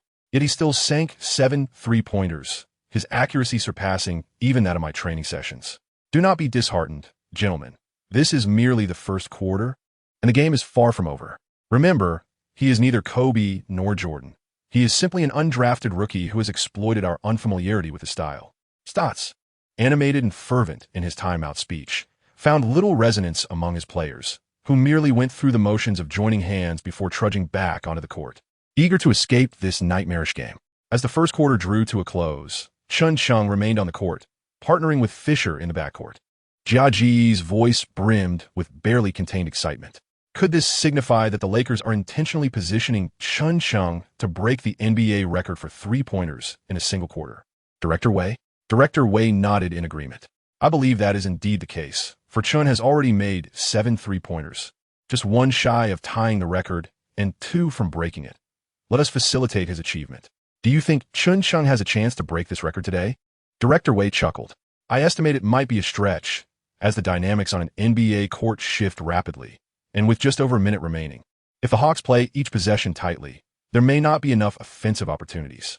I also possess a piece of data regarding the total number of three-pointers made in a single NBA game, a record established by Kobe Bryant, who achieved a remarkable 12 three-pointers in one match, with an impressive streak of 9 consecutive shots. Do you think Chen Cheng stands a chance of breaking this record? There's little possibility of that. Why, you may ask. Kobe's performance in that game featured several opportunities he created for himself, leading to successful shots. In contrast, Chen Cheng primarily relies on off-ball movement, seeking to gain separation and capitalize on open looks, or he depends on his teammates to generate scoring opportunities for him. Unless he can create chances for himself with the ball in hand, I fear he may struggle to surpass Kobe's illustrious record. Perhaps Chen Cheng's recent unanswerable three-pointers have left the Hawks momentarily bewildered. The team's offensive rhythm has begun to falter, and coordination among the players has increasingly encountered difficulties, resulting in a decline in focus. Following a miscommunication between Ratliff and the interior player Raheem, possession of the ball reverted once again to the Lakers. Chen Cheng is just one basket shy of tying the NBA single-quarter record, and 2 baskets away from surpassing it. Meanwhile, on the Lakers side, Fisher accelerates, dribbling past half-court before swiftly passing the ball to Walton, who promptly makes himself scarce. The Hawks, in an instant, alter their formation, adopting a 3-2 zone defense. This is Coach Stott's final attempt. In the last minute or so, if they can successfully defend against this wave of pressure, it could gradually bolster the players' confidence. Fisher positions himself in the left corner, and the Hawks' interior and perimeter defenders immediately heighten their vigilance, fearing he might receive the ball from Chen Cheng and reignite the offensive fire. Walton, facing a double team, adeptly passes the ball to Chen Cheng at the top of the three-point arc. Chen Cheng did not seek personal glory. As he observed the Hawks' perimeter defense converging towards him, he swiftly passed the ball to Walton. Walton, in turn, found Fisher in the corner, delivering the pass with impeccable precision. Upon receiving the ball, Fisher took a shot with ease. Perhaps due to just stepping onto the court and not yet finding his rhythm, the shot veered off course and clanged against the rim. Meade and Ratliff battled fiercely beneath the basket, valiantly directing the rebound to the perimeter. At the opportune moment, Chen Cheng positioned himself perfectly to retrieve the ball. However, the Hawks' defensive continuity proved woefully inadequate, failing to mount another effective defense. Chen Cheng lowered his gaze to the court beneath him. He was beyond the three-point line. No problem. He thought, let it fly. With another long-range shot, he leaned back slightly to face the taller Dewar, releasing the ball. Despite Dewar stretching his body to the utmost, he could not pose a threat to Chen Cheng's shot. Without a doubt, it swished through the net. A high school student from Huaguo, an undrafted player in the 2003 draft, and a 10-day contract holder with the Lakers in the match against the Atlanta Hawks tonight. He had already made 8 three-pointers in the first quarter. My goodness, on this very night, at this moment, he was about to share the NBA record for most three-pointers in a single quarter with Mike Reed. He was making history. Tonight was destined to be a record-breaking night as he etched his name into the annals of history at the Staples Center. Fans, let us cheer exuberantly for Chen Cheng. As the home broadcaster's voice faded, the entire Staples Center erupted in jubilation. Sitting in a corner, Kupchak fidgeted uncomfortably, shifting in his seat as his phone vibrated incessantly. In the TNT studio, Kenny exuberantly shouted at Barkley, "Did you see that? Charles, he did it. 8 three-pointers. I should have bet you on this." "It's not too late." Barkley replied dismissively, a smirk on his lips. "Did I hear you correctly, Earl? His predictions for tonight have all fallen flat, and yet he wants to bet me again? Have you forgotten how he embarrassed you last time with that Chinese player?" Barkley waved his hand dismissively. No, I'm serious. Each team will have one offensive opportunity. The Hawks will surely play conservatively, draining the shot clock. The Lakers will only have 10 seconds. I don't believe he can break that record, and I'm willing to bet on it. You think Chen Cheng 1T make another three-pointer this quarter? You don't believe he can surpass Mike Reed's record? Very well. What's your wager this time? A kiss on my backside, perhaps? Or the same as last time, kissing that donkey's behind twice? Barkley shook his head. If Chen Cheng makes another three-pointer in this quarter, I will wear his jersey to all TNT Live events for the remainder of the season. My goodness. The number 1 Chen Cheng fan in America, wearing his jersey for an entire season at all events. That's an incredible wager. Kenny agreed enthusiastically. Chen Cheng's extraordinary performance once again caused congestion on Chinese online platforms, rendering the pages unresponsive. Witnessing his prowess firsthand, yet being unable to engage in discussions or share thoughts with others was truly disheartening. All the viewers in front of their televisions across China awaited the final offensive from both teams with bated breath. With just 34 seconds remaining in the first quarter, both sides had one last chance to attack. The Atlanta Hawks, eager to conclude the quarter, opted against calling a timeout. Terry dribbled, mindful of the clock. While the entire Hawks team appeared dispirited, their offensive movements losing their vigor. This prompted a chorus of merciless boos from the crowd. Ultimately, with Jackson's last-second mid-range shot, the Hawks hastily wrapped up their offensive sequence, exhausting the 24-second shot clock and leaving the Lakers with a mere 10 seconds to mount their offense. As the Lakers initiated play from the baseline, the Hawks immediately deployed full-court pressure. Fisher, utilizing Cook's screen, advanced the ball past half-court. Jackson clung tightly to Chen Cheng, determined to prevent him from receiving the ball. Throughout the quarter, he failed to pose any significant threat to Chen in the dying moments. He was loath to become a mere backdrop to this Chinese prodigy's record-breaking moment. His intentions were crystal clear. Should Chen choose to drive, he would grant him passage. If he opted for a mid-range shot, he would allow it. However, if Chen insisted on attempting a three-pointer in his presence, he would ensure that he faced the consequences. As Fisher dribbled down the clock, with 7 seconds remaining on the shot clock, he passed the ball into Chen Cheng's hands. Jackson, with a mix of urgency and bravado, clapped and shouted at Chen Cheng. Chen Cheng was acutely aware that he was merely employing psychological tactics. The louder he shouted, the more it revealed his own uncertainty. Jackson, vociferously clamoring, utilized both hands and feet to exert pressure outward, perpetually positioned on the three-point line, striving with all his might to disrupt Chen Cheng's focus. The seconds slipped away, ticking relentlessly. Observing the dwindling time, Terry hastily approached to double-team, while Jackson pressed his body forward, applying pressure to the ball and obstructing the passing lane. Chen Cheng had no other options. Jackson continued to taunt him, "Kid, don't forget, this is the NBA, and not a single record belongs to your people. Not one. There are none now, and there will be none in the future." Chen Cheng cast a cold glance at him and stated, "Now I have it." With that, he swiftly gathered the ball, propelled himself off the ground, and leapt high between the two players, raising the ball above his head. His eyes were fixed on the center of the hoop, the power flowing from his lower body to his fingertips. He executed the shot with precision, snapping his wrist and flicking the ball while maintaining his shooting form. The basketball soared along its trajectory towards the hoop. This time, however, Jackson opted not to leap, but instead raised his arms high, turning to watch the ball as it headed for the backboard. Swish! The ball nestled into the net, the lights signaling a successful basket. The referee raised his hand to indicate a three-pointer, the shot validated as the buzzer sounded, marking the end of the first quarter. Just as everyone prepared to cheer, Chen Cheng let out a cry and collapsed onto the floor, clutching his right ankle in agony and rolling in distress. It turned out that while all eyes were on the basketball, Jackson had stealthily positioned his foot beneath Chen Cheng's landing spot after his jump. At that moment, Jackson feigned nonchalance, stepping over Chen Cheng's body and heading towards the team's bench. The arena's large screen displayed the incident. As Chen Cheng landed, he stepped onto Jackson's foot, causing his ankle to bend at a precarious 90-degree angle. Gasps filled the arena, and the celebratory atmosphere dimmed instantly. Teammates helped Chen Cheng to the sidelines, while Peyton, incensed, contemplated charging over to confront Jackson on the Hawks bench, only to be forcibly restrained by Rambis. Frustrated, Peyton resorted to hurling insults from across the technical area at the Hawks substitutes. Team physician Vidi approached the sidelines, inquiring carefully about Chen Cheng's condition. "How are you feeling?" Chen Cheng shook his head, completely at a loss to identify the source of his discomfort, whether it was merely a simple sprain or a more serious issue involving his joints or bones. Vidi, too, remained vigilant, promptly retrieving an ice pack to securely wrap around and stabilize his ankle. He called upon Cook and Walton to assist in lifting Chen Cheng, guiding him towards the locker room. The cameras on site captured Chen Cheng as he waved to the fans, who erupted once more into thunderous applause. It was truly unfortunate. The most dreaded scenario had once again unfolded.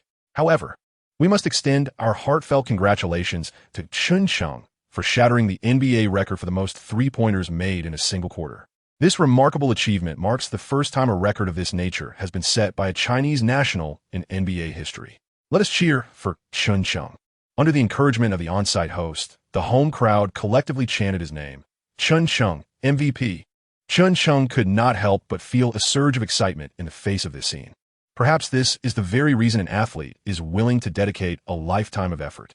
"I have achieved what is exclusively a record for the people of China in the NBA." Chen Cheng once again waved to the fans, hopping on one leg towards the locker room with the assistance of his teammates. In light of such a performance, Coach Walton found himself at a loss for words to adequately describe Chen Cheng, repeatedly uttering phrases of disbelief. With 12 attempts from beyond the arc and 9 successful shots, accumulating a remarkable 27 points in a single quarter, what more could he possibly say? I sincerely hope he is unharmed. Stevens' actions were rather unsportsmanlike and have no place on the court. Although he evaded the referee's judgment, I earnestly hope the league will conduct an investigation into his behavior. Walton added without hesitation. Chen Cheng's unexpected injury cast a somber shadow over the otherwise jubilant atmosphere of the TNT studio. As former NBA players, they are acutely aware of the grotesqueness of such a maneuver. Nevertheless, congratulations are in order for Chen Cheng, who has shattered the record for the most three-pointers in a single NBA quarter. We hope his ankle remains unscathed. Across the ocean, our colleagues in Huaguo express their heartfelt sympathy for their compatriot's plight. Although we understand that Jackson plays in such a manner, the detrimental impact of such harmful actions on a professional athlete's career is evident and requires no further elaboration. Let's all remember Chen Cheng, who today etched his name in history by breaking the record for three-pointers in a single quarter. He is a proud representative of Huaguo. Even Jiajia's voice trembled with emotion. Chen Cheng arrived at the therapy room, where Kobe was still seated, not having left. Mr. 27 points, congratulations on setting a new record. How does it feel? Kobe jested. Chen Cheng pointed to his foot. Is this the sensation you mean? It's utterly dreadful.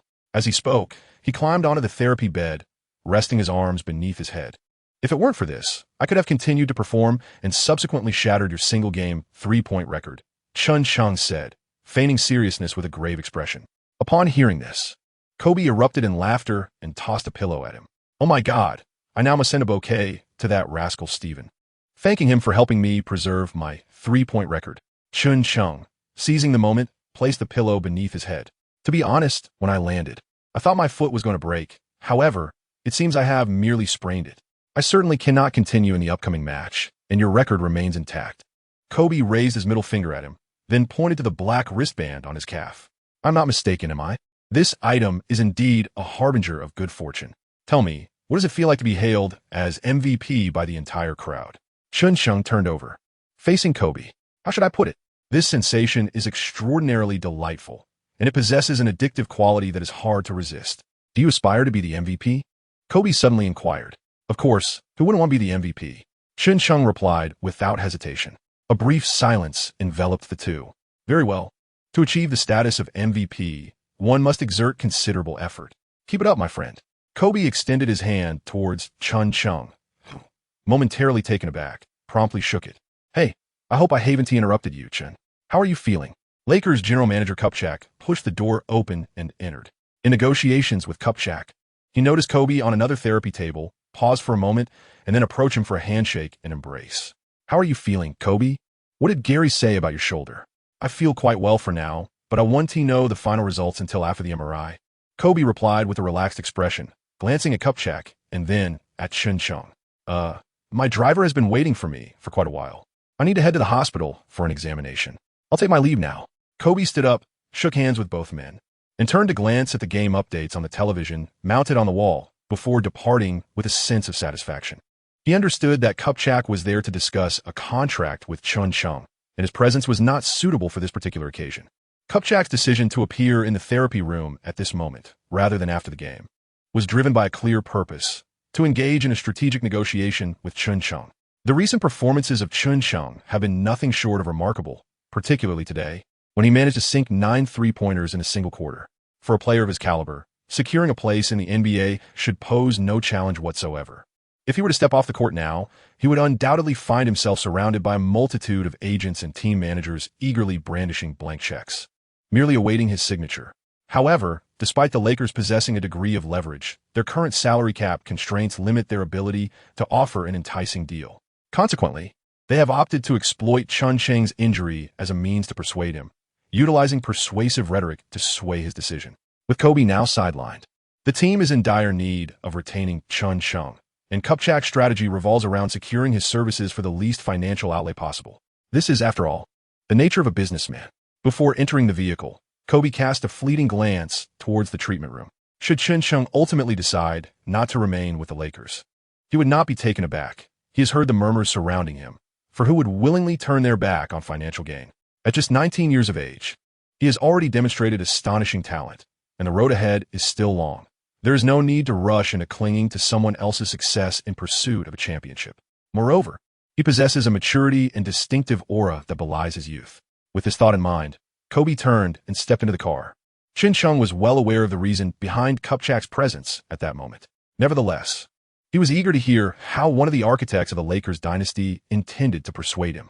Kupchak pulled up a chair, seated himself in a relaxed manner, unbuttoned his suit jacket, and draped his arms over the backrest, facing Chen Cheng. Today's performance was simply outstanding, Chen. Oh, by the way, how's your foot? Thank you for your concern, Mitch. I feel quite all right. It might just be a slight sprain, but I should recover swiftly. Kupchak shrugged. Having been a professional player myself, I fully understand how these insidious little maneuvers can profoundly affect a player's career. Such injuries can vary in severity, and should any unfortunate circumstances arise, they could indeed jeopardize your professional journey. Chen Cheng's heart began to chuckle softly. This tactic was indeed rather outdated. Had he been merely a naive 19-year-old, devoid of an agent and lacking societal experience, he might have fallen victim to the rhetoric employed by the general manager. For the moment, he refrained from broaching the subject of contracts and instead focused on the injury to his ankle. This could induce a psychological panic, instilling a fear that subsequent examinations might reveal significant underlying issues. If that were the case, it would not merely jeopardize a 10-day contract. Even a one-day agreement could become unattainable. At such a juncture, losing one's composure could lead to hastily signing on the dotted line, even for a non-guaranteed deal from the Lakers. Although he had seen through the general manager's ploy, he still felt the need to extend a semblance of respect. I doubt it's as severe as you suggest. I believe it's simply a minor sprain, albeit swollen at the moment. Chen Cheng spoke with a nonchalant tone. Upon hearing this, Kupchak spread his hands. If you believe there are no issues, then that is for the best. I hope I'm merely overthinking. After all, you remain a member of the Lakers. You played the sentiment card. I still remember when we signed you. Many believed I had made a grave mistake, thinking you were unfit for the NBA. Yet, it has been proven that I was right. You have not disappointed me. I see boundless potential in you. How should I put it? Kupchak propped his chin in contemplation for a moment. You remind me of Kobe from back in the day.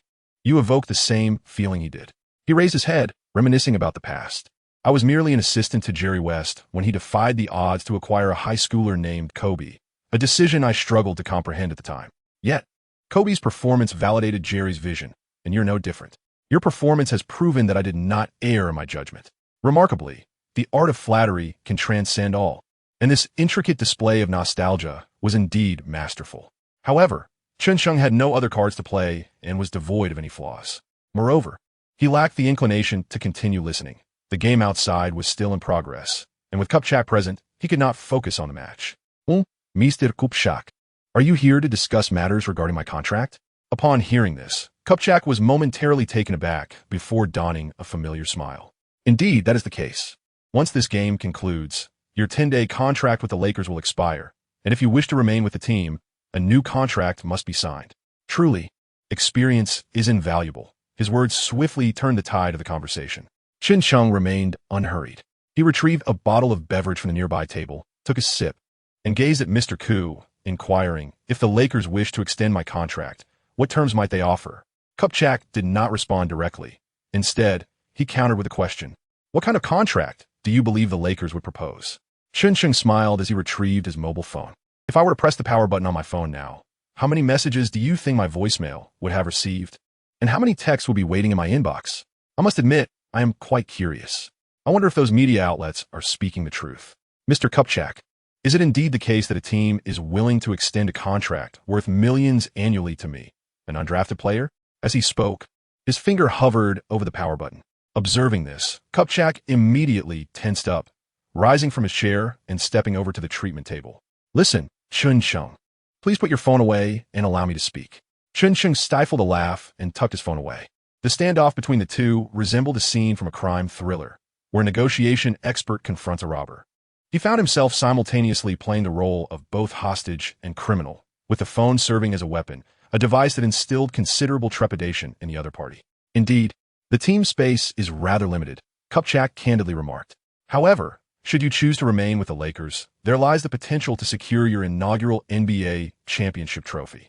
For we have Shaq, we have Kobe, we have Phil. This is an opportunity that countless players entering the NBA yearn for. Consider Carl, think of Gary. Both were once all-stars, having commanded maximum salaries, yet they possess no rings. Thus, they would rather relinquish lucrative contracts to join the Lakers. Therefore, Chen Cheng's hand rested upon his mobile device. Listen to me, Chen. The only offer we can extend at this moment is a 1-year NBA minimum salary contract. General Manager ComeBack revealed his cards with a sense of candor.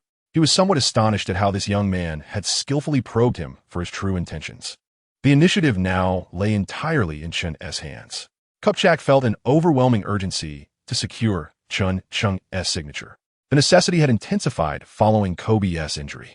If he were to fail in signing Chen, only to have him snatched up by a rival team within the same division or the Western Conference, it would undoubtedly pose a significant threat to the Lakers. Yet, having laid his cards on the table, he had no recourse but to hope for the best.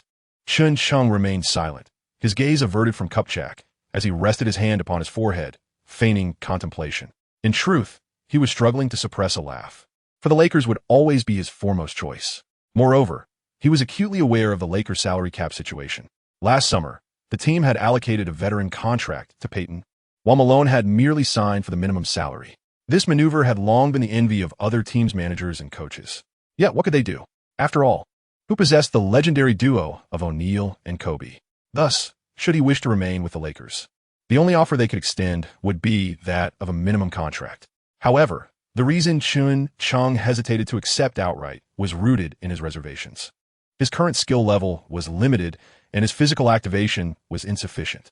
He had yet to fully grasp the nuances of this system. Should he ever find himself in a situation where his experience points ran low?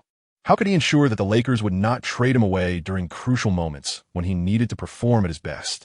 As a rookie, he lacked the credentials to secure contracts laden with stipulations. Chen Cheng pondered for a moment, and then a thought struck him. He lifted his gaze, looking earnestly at ComeBack. In China, we have an ancient saying, a drop of water given in need should be repaid with a fountain of gratitude. Since the Lakers have offered me a contract at my time of greatest need, I feel I have no reason to decline the extension. Congratulations, Chen Cheng, you are now truly a Laker, ComeBack exclaimed with delight, moving forward to embrace him. Wait a moment, Mr. ComeBack. I am willing to accept this minimum salary contract. However, I have one stipulation. Upon hearing this, ComeBack immediately became cautious, calmly taking a seat. Please go on. I hope you can assure me that this season, the Lakers will not trade me, Chen Cheng remarked, and the expression on Ku's face grew solemn. The constraints imposed by the NBA regarding such conditions come with prerequisites. In your case, it may not be feasible, as the league meticulously reviews every contract's content. Even if I were to include it in the contract, it would likely be rejected by the league. I understand. There is no need for it to be documented in writing. I merely require your verbal assurance. Upon hearing this, ComeBack's demeanor transformed, and he beamed with delight. No problem at all. As long as you sign the contract, I can readily comply with your request. Chen Cheng shook his head and once again retrieved his phone. I hope you can solemnly affirm this commitment, and I shall record it. ComeBack, with a mischievous grin, pointed at Chen Cheng, showing no signs of refusal. I had not yet finished. It is imperative that we both are clear and that I have your consent, knowing I am recording, before proceeding. If you are prepared, we may commence. ComeBack was taken aback. He had previously sought the counsel of both the Zen Master and Kobe regarding Chen Cheng's performance and the renewal of his contract. Undoubtedly, his on-court performance was commendable, and it is normal for a newcomer to experience some fluctuations. However, both had mentioned a key phrase, maturity. This young man possessed a level of maturity that belied his age. His approach to problem-solving, his contemplative nature, and his methods of resolution were far removed from those of a mere 19-year-old high school graduate. ComeBack had once scoffed at such claims, having encountered numerous young individuals whose so-called maturity was merely a fade. Yet today, through this exchange with Chen Cheng, he genuinely perceived the maturity they had spoken of. Recording could only be conducted with the participants' explicit knowledge and consent, rendering the content legally binding. Had he previously studied law? Mr. ComeBack, are you ready? My voicemail is nearing its limit with messages. ComeBack loosened his tie, smoothed his silver hair, and donned a very professional smile, nodding affirmatively. May I inquire, Mr. Mitch ComeBack, do you consent to the recording of our dialogue today? Yes, I agree. You are consenting to this recording without any form of coercion or threat, correct? Indeed, there is no coercion whatsoever. Mr. Chen Cheng and I have reached an agreement regarding the renewal of his contract. He will sign a one-year NBA minimum salary contract worth $400,000 with the Lakers, and I personally assure that the team will not trade Chen Cheng this season. Chen Cheng contentedly closed his phone. Thank you very much, Mr. ComeBack. I hope to continue contributing to the team moving forward. ComeBack's expression darkened slightly as he turned and retrieved a contract and pen from his bag, handing them to Chen Cheng. Is this recording stored on your phone? Chen Cheng glanced through the contract and found the section that required his signature. Without looking up, he stated, I have encrypted the document and sent it to my friend. When necessary, I will provide her with the password and she will access the email to listen to its contents. By the way, she is the assistant to a columnist at the Los Angeles Times. Chen Cheng opened the cap of the pen and inscribed his Chinese name. ComeBack handed him a copy of the contract. Congratulations, you are now a true Laker. I honestly did not anticipate that you would be so. ComeBack hesitated, trailing off. In any case, I hope you recover swiftly and assist the team in moving forward. As he retracted the contract, he extended his hand. Once the contract was signed, the dynamic shifted to that of manager and employee, making any further pretense inappropriate. Chen Cheng hurriedly rose unsteadily to his feet, extending his hand to shake with Mr. Koo while simultaneously offering a pen. No need for that. Consider it a gift from me, Mr. ComeBack replied, pressing his fingers to his temple before turning away and exiting the therapy room without a backward glance. Chen Cheng placed the contract beneath his head and reclined on the therapy bed. Earning just over $400,000, it would be fortunate if half remained after taxes. Fortunately, he currently had few pressing financial needs. Moreover, the value of the dollar was indeed favorable at this time. He resolved to swiftly recover from his injuries in preparation for the upcoming competitions. Chen Cheng retrieved his mobile phone and deleted all messages and information related to the quotations. His gaze returned to the television once more. Throughout the second quarter, the Hawks displayed a complete lack of spirit, struggling on both offense and defense. With the score gap rapidly approaching 30 points, Rush finally regained his shooting touch, sinking several three-pointers. However, the game had devolved into garbage time, and most spectators had left the arena. Even those who remained had been so overwhelmed by Chen Cheng's performance that they slipped into a state of indifference, regarding Rush's attempts to score during this inconsequential period with disdain. Only a handful of individuals occasionally let out a shout or offered a clap. Ultimately, the Lakers triumphed at home, decimating the visiting Atlanta Hawks by a staggering margin of over 40 points, securing their second consecutive home victory. The following day, the results of Chen Cheng's MRI examination were revealed. Negative, with no significant issues, merely a common sprain that would require a couple of days of rest. According to the doctor, the wrist brace that had slipped down to his ankle had indeed provided some support. To his surprise, Kobe's words had proven true. The brace had brought him good fortune. He resolved to find time to personally thank Yang Yusin, as the dinner he owed her was now unavoidable. However, the news regarding Kobe appeared less optimistic. His shoulder injury had become a persistent ailment. In 2002, Kobe had dislocated his right shoulder during a competitive game, which subsequently led to a series of complications. The entire season had been intermittently affected by his condition, during which he had been undergoing conservative treatment. It was only after the previous season concluded that Kobe had undergone shoulder repair surgery to mend the joint capsule. As this season progressed, external matters forced him to miss several games. Now, with the recurrence of an old injury, the course of treatment remained uncertain, leaving one to wonder how many more games he would be absent. With 3 of the Lakers' 4 stars injured, the team could only rely on the veteran Peyton to lead the remaining players in their endeavors. Peyton himself found it puzzling. He had come to ride the coattails of others, yet somehow found himself in the position of being the pillar. Fortunately, the team had promptly secured Chen Cheng's contract with a minimum salary. Chen Cheng's performance in these 3 matches has instilled great expectations from the team. During this period, he continues to reside at the team's training facility. In truth, with his current earnings, he could easily afford to rent a well-secured and pleasant apartment.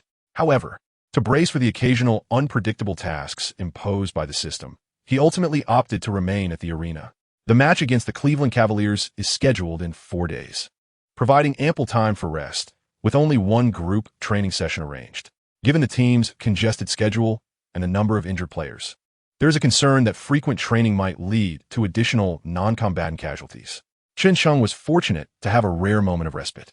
He turned on the television, reclined on his bed, and delighted in the news of his record-breaking performance in the NBA for most three-pointers in a single quarter, as well as his successful contract renewal with the Lakers. A sense of satisfaction washed over him.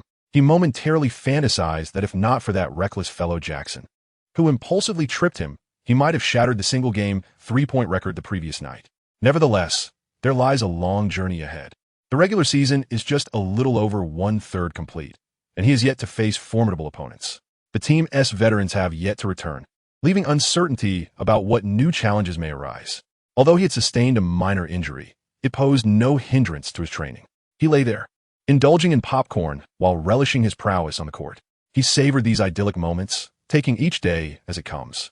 Surely, the system wouldn't drag him from his bed for some intensive training, especially considering his sprained ankle. Just as the popcorn he tossed into the air had yet to reach his mouth, that melodious voice emerged once more. Congratulations, Chen Cheng. You have activated a hidden training task in the system. Who says one cannot train without legs? As long as you complete 300 precise passes in your upcoming training, you may continue to utilize the toExperience card in the next game. Failure to do so will result in the inability to access the toExperience card service. Upon completion, you will receive additional rewards. Popcorn scattered all over Chen Cheng's floor. He excitedly pounded on the bed, shouting into the air, "Is there no humanity left? Is there no law? My foot is in this condition, and yet I am still training? Still passing? I shall pass to your grandfather. Tell me, how am I supposed to pass?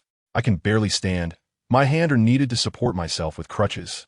At that moment, just outside the door, two staff members from the team retrieved a folding wheelchair from the trunk of their car, unfolded it, and placed it at his doorstep before turning to drive away.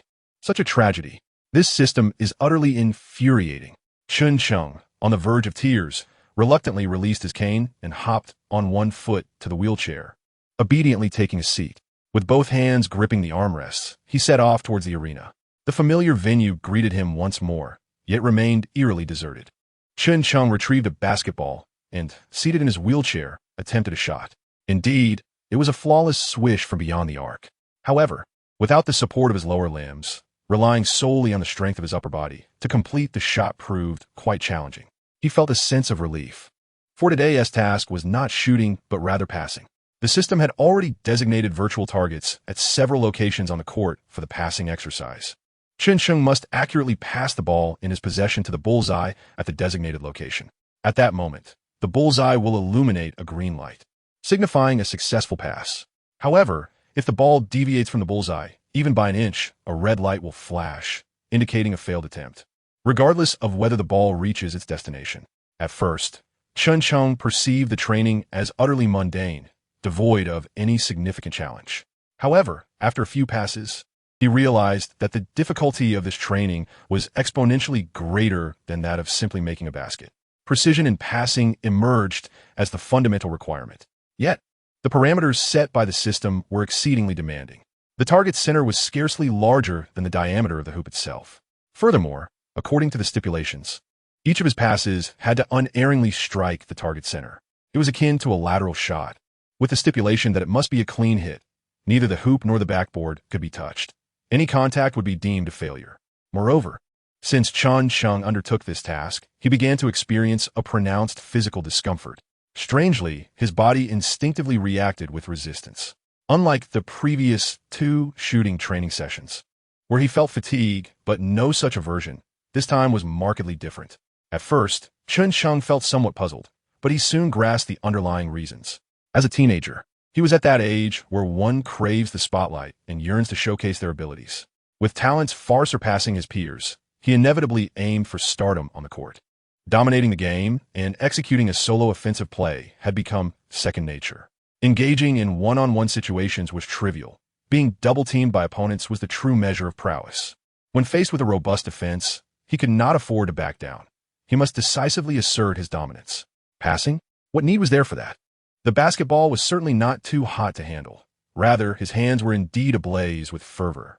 Therefore, during this training phase, Chen Cheng had to meticulously complete his passes, hitting the target with precision, while simultaneously suppressing the incessant urge to seize the ball and attack the basket, calming the resistance and rebellion his body exhibited.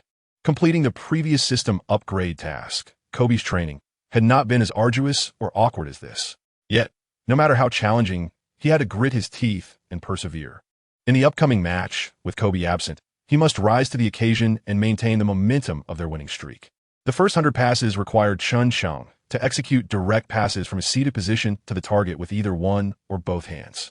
The target zones were scattered across every corner of the court. He needed to continuously maneuver his wheelchair, positioning himself appropriately to make the pass.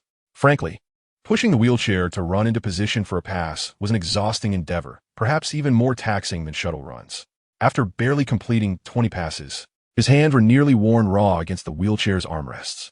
He could not fathom why the system had imposed such a trial upon him. Given its nature, there must have been a reason for this arrangement. With Kobe unable to play in the next game, was it not the perfect opportunity for him to shine and lead the team to a triumphant 3-game winning streak? LeBron James, widely recognized by the media as the strongest player of the class of 2003. He was merely an undrafted player from Huaguo. Yet if he could single-handedly topple the Cavaliers, led by the newly crowned #1 draft pick, and score over 30 points against them, it would be a remarkable feat. A high school student from Huaguo teaching an American prodigy a lesson, while simultaneously striking at his heart, signaling to a young LeBron that the future belonged to him. Was such an outcome not enticing enough? Why then was the focus on passing? Could it be that the system intended for him to pass to Rush in the next game, thereby mending the frayed relationship with his teammate? Perhaps, through a pivotal pass during the match, they would reconcile. In the presence of their teammates, their hands would clasp tightly, releasing their grudges and pledging to strive together for the glory of the championship. Ugh, it was enough to make him want to regurgitate his dinner from the night before. What a kitsch and absurd plotline this was. Chen Cheng pondered endlessly, yet remained perplexed by the underlying purpose of the system's arrangement for this training. Nevertheless, the training must persist. As Chen Cheng passed the ball, he simultaneously sought to calm his restless spirit. Fortunately, the passing points were not overly challenging. With his current level of physical activation, executing 100 precise direct passes was not an insurmountable task. After a brief respite, the second training exercise commenced as scheduled, the ground pass. This technique is fundamental for defenders. A skillfully executed ground pass can bypass opponents, directly facilitating an assist, or anticipate a teammate's movement, guiding them through the pass. An exceptional defender must possess the ability to deliver accurate and powerful ground passes as a basic requirement. However, for Chen Cheng at this moment, it was somewhat of a tall order. A direct pass merely required control over strength and direction, aiming accurately at the target. In contrast, a ground pass demanded meticulous control over the ball's landing spot and its trajectory post-contact. It was essential to impart just the right amount of force to send the ball to the first touchpoint, ensuring it remained on course to rebound and land accurately on target. Had Chen Cheng possessed even a modicum of experience in table tennis, this training would have been more manageable for him. Unfortunately, he was merely a keyboard virtuoso, only familiar with the rules of the sport. Moreover, he was currently confined to a wheelchair. The basketball, initially obediently in motion, would often falter upon being passed. Either the force was incorrect or the aim was askew. Even when the strength and target aligned, it would lose control upon bouncing. The ball would either soar too high or fall too low. The target was tantalizingly close, yet remained elusive. The more he struggled to make the pass, the more impatient he became, and the greater his anxiety, the more erratic his attempts to pass. Chen Cheng once contemplated relying solely on brute force, hoping to witness a miracle born from sheer strength. Unfortunately, the reality proved contrary to his aspirations. The greater the effort he exerted, the farther the ball seemed to travel from him. However, as his inner restlessness was continuously tempered by the repetitive nature of this endeavor, the initial physical resistance he felt began to wane. His body discovered a long-lost sense of challenge within this motion. Images of Kobe Bryant during his games danced in his mind. Moreover, it transcended mere task completion. A deep-seated desire surged forth, yearning for the pinnacle of the 2003 draft. Why should one person be the first pick while another is left unselected, both participating as high school students? The intoxicating thrill of knowingly walking into the Tiger's den, fueled by youthful fervor and ambition, flooded his heart. This was a spirit that Chen Cheng, a middle-aged man in his 30s, had nearly lost to the grind of life. Yet, who hasn't he experienced youth? The vigor of youth demands progress, and it must be pursued.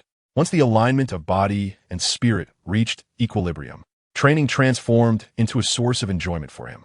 The 3 hours of training passed in a flash, and just as he began to grasp the sensation of commanding the court, he had already completed 100 passing drills.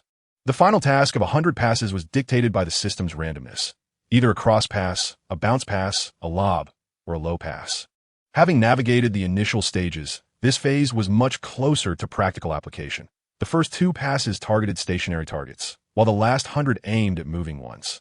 The passer needed not only to maintain the previous force and accuracy, but also to anticipate the receiver's movements. If this anticipation failed to align with the receiver, the pass would be rendered ineffective. For Chen Cheng, this posed yet another challenge. To be candid, after participating in 3 matches, he had achieved some assists. Yet, those were facilitated by the experience card's enhancement, with his actions and awareness lagging significantly behind. In contrast, the training content provided by the system demanded he rely solely on his abilities, progressing from mid-range shots to three-pointers, and now to passing. Presently, an unprecedented harmony existed between Chen Cheng's mind and body, having activated at least 70 to 80% of the capabilities inherent to this physique. Once he reached full activation, he could at least attain the level he exhibited when he first entered the draft. With his intelligence, wisdom, and composure, coupled with a body brimming with vitality and talent, he anticipated that diligent adherence to the system's tasks, along with the motivating presence of a mentor like Kobe, might one day enable him to step onto the court independently, without reliance on the star player experience card. Just imagining that moment filled him with exhilaration. Chen Cheng, cradling the basketball, diligently commenced the subsequent passing drills. The elusive movements of the phantom figures on the court were exceedingly intricate, and without defenders to reference, he found it challenging to anticipate their positioning, resulting in missed passes more often than not. However, as the number of passes increased, Chen Cheng began to glean valuable insights. He became intimately familiar with the running patterns and receiving habits of these specters on the court. Even their shooting rhythms were now clear to him. The ensuing tasks became considerably more manageable. Despite being confined to a wheelchair, Chen Cheng effortlessly accomplished his final 100 passes. As the number above his head transformed into 300, 300, he exhaled deeply and hurled the basketball towards the hoop, letting out a long-suppressed roar. In that moment, he felt as if his hands were akin to the trajectory of a missile, capable of accurately delivering the basketball to any desired destination. The sensation of enhancing his abilities through training was utterly exhilarating. Congratulations on completing this task. You may utilize the toExperience card matched for you by the system in the next game, and you will also receive 5 fragments of the command card, bringing your total number of fragments to 20,100. Chen Cheng reclined his head against the cushion, contemplating that he could finally enjoy a restful sleep. The system's voice echoed once more, announcing, "This system will unveil your exclusive monthly task tomorrow. Kindly anticipate." What on earth could this exclusive monthly task entail? Despite Chen Cheng's incessant inquiries, the system offered no further response. The impending exclusive task had deprived him of a sound night's sleep. The system's capricious and eccentric assignments were indeed numerous. Although they were intended for his benefit, they had undeniably permeated his life. Today marked yet another day devoid of training. Originally, as per his plan, Chen Cheng intended to acquire his driver's license. As Yang Yusin had aptly remarked, living in Los Angeles without a vehicle is akin to being immobilized. However, the monthly exclusive task from the system had disrupted his plans. Nonetheless, he found solace in the fact that his sprained ankle was recovering well, allowing him to gradually walk with his feet on the ground. By 7 in the morning, Chen Cheng had already risen, switching on the television to monitor the NBA standings. Yesterday, his main competitors in the Western Conference, the Timberwolves and the Spurs, both secured victories. This was not encouraging news for the Lakers. The competition in the West was exceedingly fierce, with championship contenders clustering together, each one a formidable adversary. A few players from any of these teams were legends in NBA history, with many destined for a place in the Hall of Fame. Once upon a time, the Lakers, boasting the formidable Four Kings, were heralded by the media as a super team poised to shatter the Bulls' record of 72 wins in the regular season. Yet, they only entered the playoffs as the 2nd seed in the West. Meanwhile, the Portland Trail Blazers, with a dazzling roster and a winning percentage exceeding 50, languished in the 10th position in the West. It is noteworthy that the same record would have secured them a top 5 spot in the East. The Wild West of that era was not merely a phrase. Just as Chen Cheng completed his morning routine, the melodious voice arrived punctually. Congratulations, Chen Cheng. Your exclusive monthly task is about to commence. The system will now provide a brief overview of this task. Chen Cheng rolled his eyes and nodded. This system will periodically release exclusive monthly tasks. Upon the successful completion of such a task, you shall not only receive 10 fragments of the command card, but also a mysterious grand gift package exclusive to that month. You have the option to decline. However, once you accept the task, failure to complete it within the stipulated time will result in the deduction of the corresponding command card fragments. Chen Cheng meticulously contemplated the details of the introduction several times in his mind.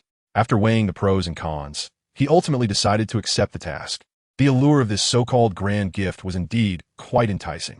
Following the established patterns of the system, it was evident that this grand gift held substantial value. Otherwise, it would not warrant the designation of a standalone monthly task. Furthermore, should he fail to complete the task, the system would impose a deduction of 10 points from his card fragments, underscoring the significance of this endeavor. As the adage goes, fortune favors the bold. He resolved to proceed. Chen Cheng responded succinctly, "All right. The system has issued your monthly task for this month. Visit the NBA legend Dennis Rodman. The time frame for this task is 72 hours, and the requirement is to extract from Rodman the secret behind his achievement of being a 7-time rebounding champion. The timer has started." Goodness, system, are you jesting with me? Chen Cheng momentarily doubted the veracity of his own senses. This task was utterly absurd, an outrageous proposition at its very core. Dennis Rodman? What a farce. How long has it been since Rodman retired? Where on earth am I supposed to find him? Moreover, even if I were to locate Rodman, given his temperament, would he even deign to acknowledge me? A swift kick to send me packing would be the least of my worries. The truth is, my current physical state is far from agile, and to inquire about his secrets to becoming the rebounding king, as if he would freely divulge such privileged knowledge to me. What makes me so significant? I'm Michael Jordan? I implore you, can we perhaps deliberate on this matter further? I concede that there is an element of chance involved. And would it be possible for me to decline this task? If you choose to terminate the assignment, the system will classify it as a failure and deduct 10 fragments of your command card. Chen Cheng anxiously scratched his head. These were 10 shards of the summoning card, a reward that could only be obtained by completing 2 ordinary tasks. Losing them like this was indeed quite painful. My lord, let us negotiate once more. According to the rules of the realm, the defeated party surrenders half. What do you say? Are you certain you wish to conclude this task? If you are sure, this system will immediately deduct 10 shards of the summoning card. Chen Cheng anxiously paced back and forth, feeling as though he had been cornered by the system at the brink of a precipice. He could never have anticipated that the exclusive task would manifest in such a manner. Relinquishing it seemed too painful to contemplate. Sighing, he resigned himself to the situation. The task duration was set at 72 hours, 3 days in total. He decided to give it a try and reassess the situation thereafter. Chen Cheng furrowed his brow as he sat before his computer, opening Google to search for news regarding Rodman. To his surprise, there was indeed an update. Recently, the 7-time NBA rebounding champion, having long been absent from the court, signed a contract with the Long Beach Jam of the American Basketball Association. He would be playing for this team in the upcoming season. Long Beach Jam. Chen Cheng searched again. What a coincidence. This team is located in Los Angeles. Furthermore, in just 1 hour, the Jam would be facing the New Jersey Guards at their home arena. Rodman was set to make his appearance as a starter in the game. Chen Cheng perused the rosters of the two teams, subsequently delving into the details of their respective clubs, as a plan began to take shape in his mind. Yang Yuxian, summoned with great urgency by a phone call from Chen Cheng, hurriedly departed from her school, racing towards the training facility. She had already been informed of Chen Cheng's successful contract renewal with the Lakers and assumed he had called her out to celebrate. Upon arrival, however, she discovered that Chen Cheng intended to take her, in her capacity as a basketball reporter for the Los Angeles Times, to Long Beach to interview the illustrious NBA legend, Dennis Rodman. A tinge of disappointment inevitably crept into her heart. Nevertheless, the prospect of witnessing firsthand the most controversial player in the league, a 7-time rebounding champion and a key forward in the Bulls' 3 consecutive championships, not to mention his brief tenure with the Lakers, was indeed appealing. The two quickly found common ground, and Chen Cheng borrowed a DV camera from the team's video analyst as they set off for the home court of the Long Beach Jam. It must be said that the ABA games pale in comparison to those of the NBA, whether in terms of league presentation or facilities. Although there were some fans in attendance, many adorned in Rodman's Bulls jerseys, the atmosphere was heavily imbued with African-American culture, rendering the two Asian individuals somewhat out of place. Yet the opportunity to behold this NBA legend in person filled both with a quiet thrill. With Yang Yusin incessantly snapping photos with her flip phone, by the time they entered the arena, the game was nearing its conclusion, with the Jam leading by a substantial 24 points. The players had already begun a dunking exhibition with the iconic tricolor basketball, celebrating their impending victory in advance. Rodman lounged with one leg crossed over the other on the bench, appearing rather haggard, yet this did not hinder his performance on the court. He had already secured 19 rebounds, contributed 4 blocks, and scored 8 points, showcasing a well-rounded display. Unsurprisingly, the Jam emerged victorious. Before he even returned to the locker room, Rodman removed his jersey, revealing an array of tattoos, and tossed his damp jersey into the stands, eliciting a chorus of cheers. As Rodman approached the players' tunnel, Chen Cheng quickly urged Yang Yusin to follow. "Hello, Dennis. I am Amy Yang, assistant to Bill, the basketball columnist for the Los Angeles Times. May I ask you a few questions?" Upon hearing this, Rodman halted, casting a weary gaze at the pair of Asian reporters and then glancing at the DV camera in Chen Cheng's possession. "Bill, Los Angeles Times?" Rodman inquired. "Yes, indeed. It has been some time since you left the NBA scene, and now you are here in the ABA with the Long Beach Jam." Before Yang Yusin could finish her question, Rodman let out a derisive laugh, wiped his nose dismissively, and turned away from them, exclaiming, "FK off." With that, he raised his middle finger towards the two of them. This unexpected gesture left them utterly bewildered, at a loss for how to proceed. While they were aware of Rodman's eccentric personality, his foul-mouthed tirade directed at the reporters was entirely off-putting, creating an impenetrable barrier. Who could possibly endure such behavior? Rodman, however, paid no heed to their discomfort. He abandoned the two, posed for photographs with the fans who had come see him, and then strode confidently back to the locker room. Chen Cheng's self-proclaimed perfect plan has crumbled. He initially believed that with the prestige of the Los Angeles Times behind him, Rodman would grant him some courtesy. After Yang Yusin posed a few routine questions, he anticipated she would eventually inquire about the pivotal question he had briefed her on. "What is the secret to your remarkable ability to seize so many rebounds?" At that point, Big Worm would merely exchange pleasantries, conclude the interview, pose for a photograph, sign an autograph, and return to complete his task with the system. Truly a double delight. Everyone knows he is a jerk, but no one expected him to be this much of a jerk. Rodman had previously played for the Lakers. Logically, he should recognize the significance of this newspaper. Yet, having fallen to the ranks of the ABA, he still retains such an arrogant demeanor? Chen Cheng was utterly perplexed. The two returned to the car with drooping spirits, unable to appreciate the splendid scenery of Los Angeles, and drove straight back to the training facility. Yang Yusin dropped Chen Cheng off at the gym and, burdened with numerous school-related matters, headed directly back to campus. Filled with despondency, Chen Cheng returned to his room and opened his computer once more, eager to comprehend the reason behind Rodman's peculiar reaction upon hearing the name of the Los Angeles Times.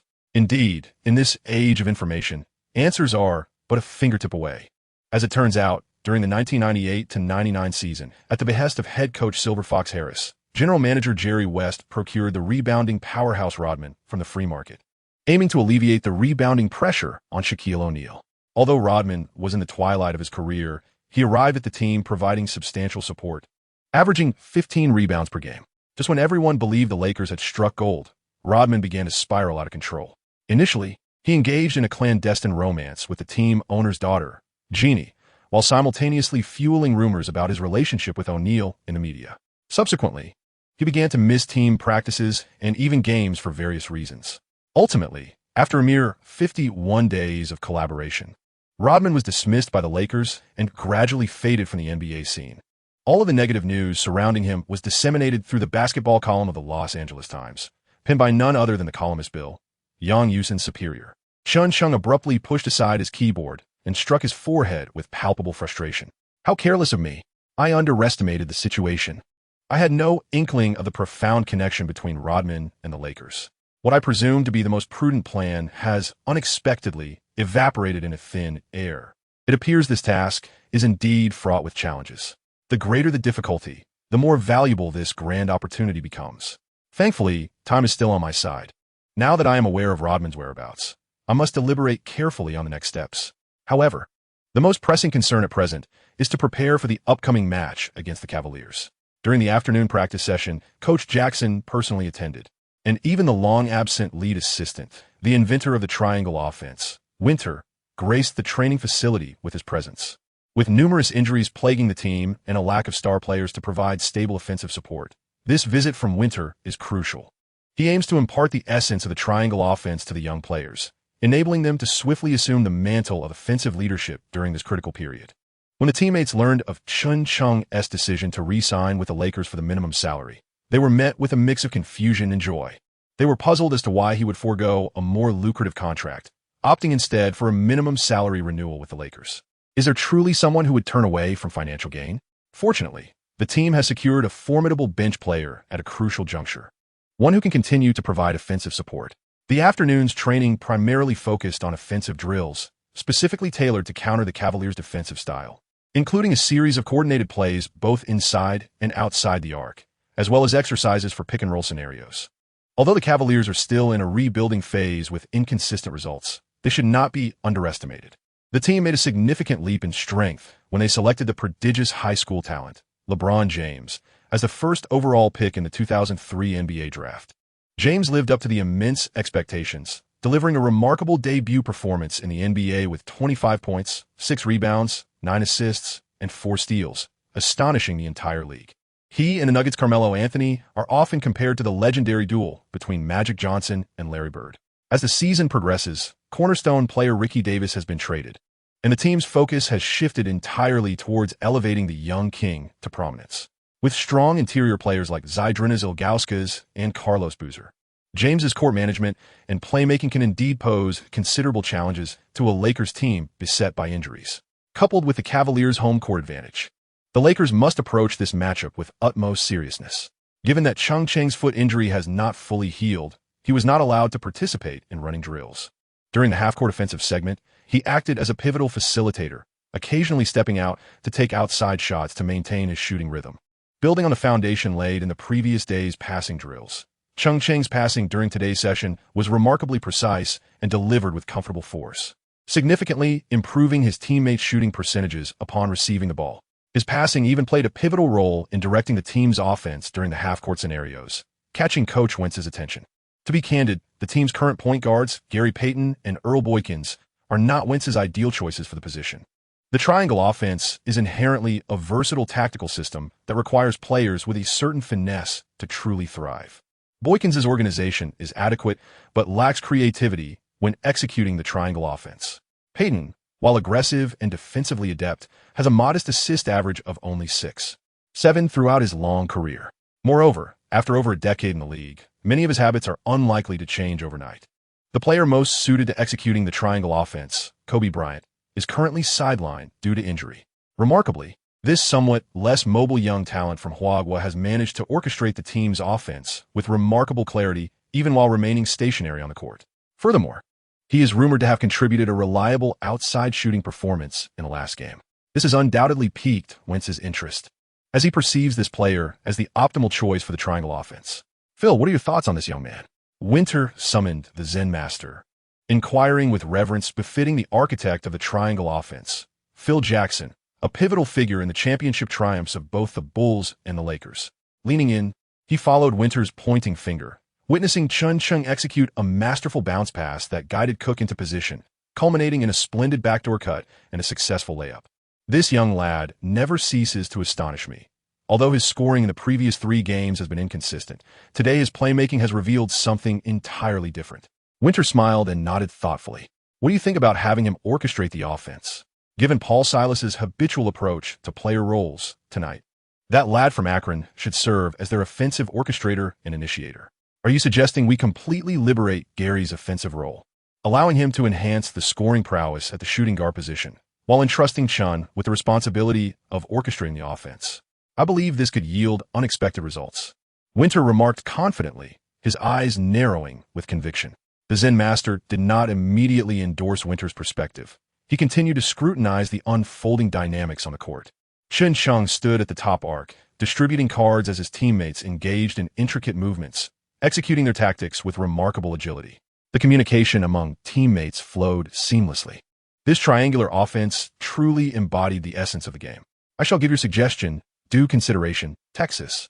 Of course, I must also seek the opinion of that young lad. With that, the master rested his chin on his hand, nodding slightly. Chen Cheng remained unaware of the events unfolding at the sidelines. However, he could distinctly sense the Zen master's gaze fixed upon him. Suddenly, A spark of inspiration ignited in Chen Cheng's mind. Wasn't the Zen master acquainted with Rodman? Why not seek an opportunity to connect with Rodman through him? In his prime within the league, Rodman had only been truly tamed by two coaches. One was the legendary Pistons coach Chuck Daly, whom he affectionately referred to as his father. The other was the Zen master, Phil Jackson, during their time with the Bulls. Jackson never interfered with Rodman's off-court life. In fact, he often indulged him, even allowing him to skip practices. This trust fostered an unwavering dedication from Rodman on the court, ultimately leading to their mutual confidence, culminating in the Bulls' triumphant three-peat. If Chen Cheng could secure a recommendation from the Zen master, perhaps this situation could turn in his favor. After the training session, Chen Cheng took the initiative to approach Phil's office. "Coach, I seek your assistance." Chen Cheng spoke candidly. The Zen master sat in his chair, hands crossed over his chest, still wearing a smile as he gazed at him. "Speak freely. Here, you may express anything that weighs upon your mind." Chen Cheng organized his thoughts. "You know, the remarkable feats you accomplished with MJ, Scotty, and Dennis during your time at the Chicago Bulls created quite a stir. Even in Huaguo, it was during that period that I began to develop a fascination for basketball." Chen Cheng, transformed into an ardent admirer of the Bull dynasty, began to flatter the Zen master profusely. The Zen master, with an amused smile and open palms, gestured for him to continue. Thus, upon learning of Dennis's signing with the Long Beach Jam, I felt an irresistible urge to witness his game in person. If possible, I would very much like to converse with him, for such an opportunity is exceedingly rare. However, I have heard that he is not particularly easy to approach. The Zen master instantly understood. "You wish to leverage my introduction to arrange a meeting with Dennis to engage in a brief conversation, correct?" Chen Cheng promptly nodded. Engaging in conversation with an astute individual is indeed straightforward. "No problem. I can assist you in making that call and attempt to arrange a meeting with him. However, there's a matter on which I seek your counsel. During today's training, you exhibited a remarkable talent for organizing the game. Therefore, for the upcoming match, I may consider assigning you the role of orchestrating the team's offense. What are your thoughts on this?" "Me, as the orchestrator?" "Indeed, this suggestion comes from Takes. I felt it was imperative to discuss this matter with you." Oldwent proposed that I assume the role of orchestrator? I must have misheard. Isn't the point guard position occupied by Peyton and Little Fish? Furthermore, what if, in the next game, I am paired with Nick Young? How can one orchestrate under such circumstances? If I falter, will the game still be enjoyable? The ramifications could affect my career. Yet if I were to outright decline now, would Rodman proceed with that call or not? After much contemplation, Chen Cheng ultimately resolved to acquiesce, albeit without committing too firmly. "Should the team require my presence, I believe I can make an attempt, provided my foot injury does not hinder my performance." The Zen master nodded with a smile. "You may return and await further news. However, I remain uncertain whether Dennis will grant me this courtesy, considering it has been several years since our last encounter." Chen Cheng expressed his gratitude before turning away from the Zen master's office. It appears that engaging with intelligent individuals can indeed be quite challenging. Upon returning to his residence, he realized that his back was drenched in perspiration. Interacting with the Zen master truly requires a certain level of wisdom. Before long, a message from the Zen master arrived. "I have arranged a meeting with Dennis for you. We shall convene at 10 o'clock tomorrow morning at the Hills LA restaurant in Los Angeles. However, I cannot guarantee whether he will be late or even fail to show up. In any case, I wish you the best of luck." Indeed, who can truly fathom Rodman's thoughts? Chen Cheng reclined on the bed, closing his phone. The following day, shortly after 9 o'clock, he took a taxi to a quaint yet refined Western restaurant. Though modest in size, it boasted an exquisite menu. Chen ordered a cup of coffee and settled into a discreet corner, awaiting Rodman's arrival. He found himself waiting for nearly 2 hours. As the clock approached 11, Rodman finally made his entrance, adorned with a duckbill cap, his flamboyant attire, a pair of sunglasses, a denim vest replete with rips and studs, and bell-bottom trousers still radiated his distinctive flair. After surveying the surroundings, Chen promptly stood to greet him. Rodman strode over with a swagger, pulled out a chair, and unceremoniously took a seat. The scent of alcohol enveloped him, indicating that he had endured another wild night. Moreover, it appeared he had not recognized Chen at all. "Hey, I never expected Phil to reach out to me after such a long time, and the first call he makes is about you. It's a pleasure to meet you. Dennis, here's the deal. Waiter, I'll have this, and inform your head chef that Dennis Rodman is here. He knows my preferences. Also, let us expedite the pre-meal drinks."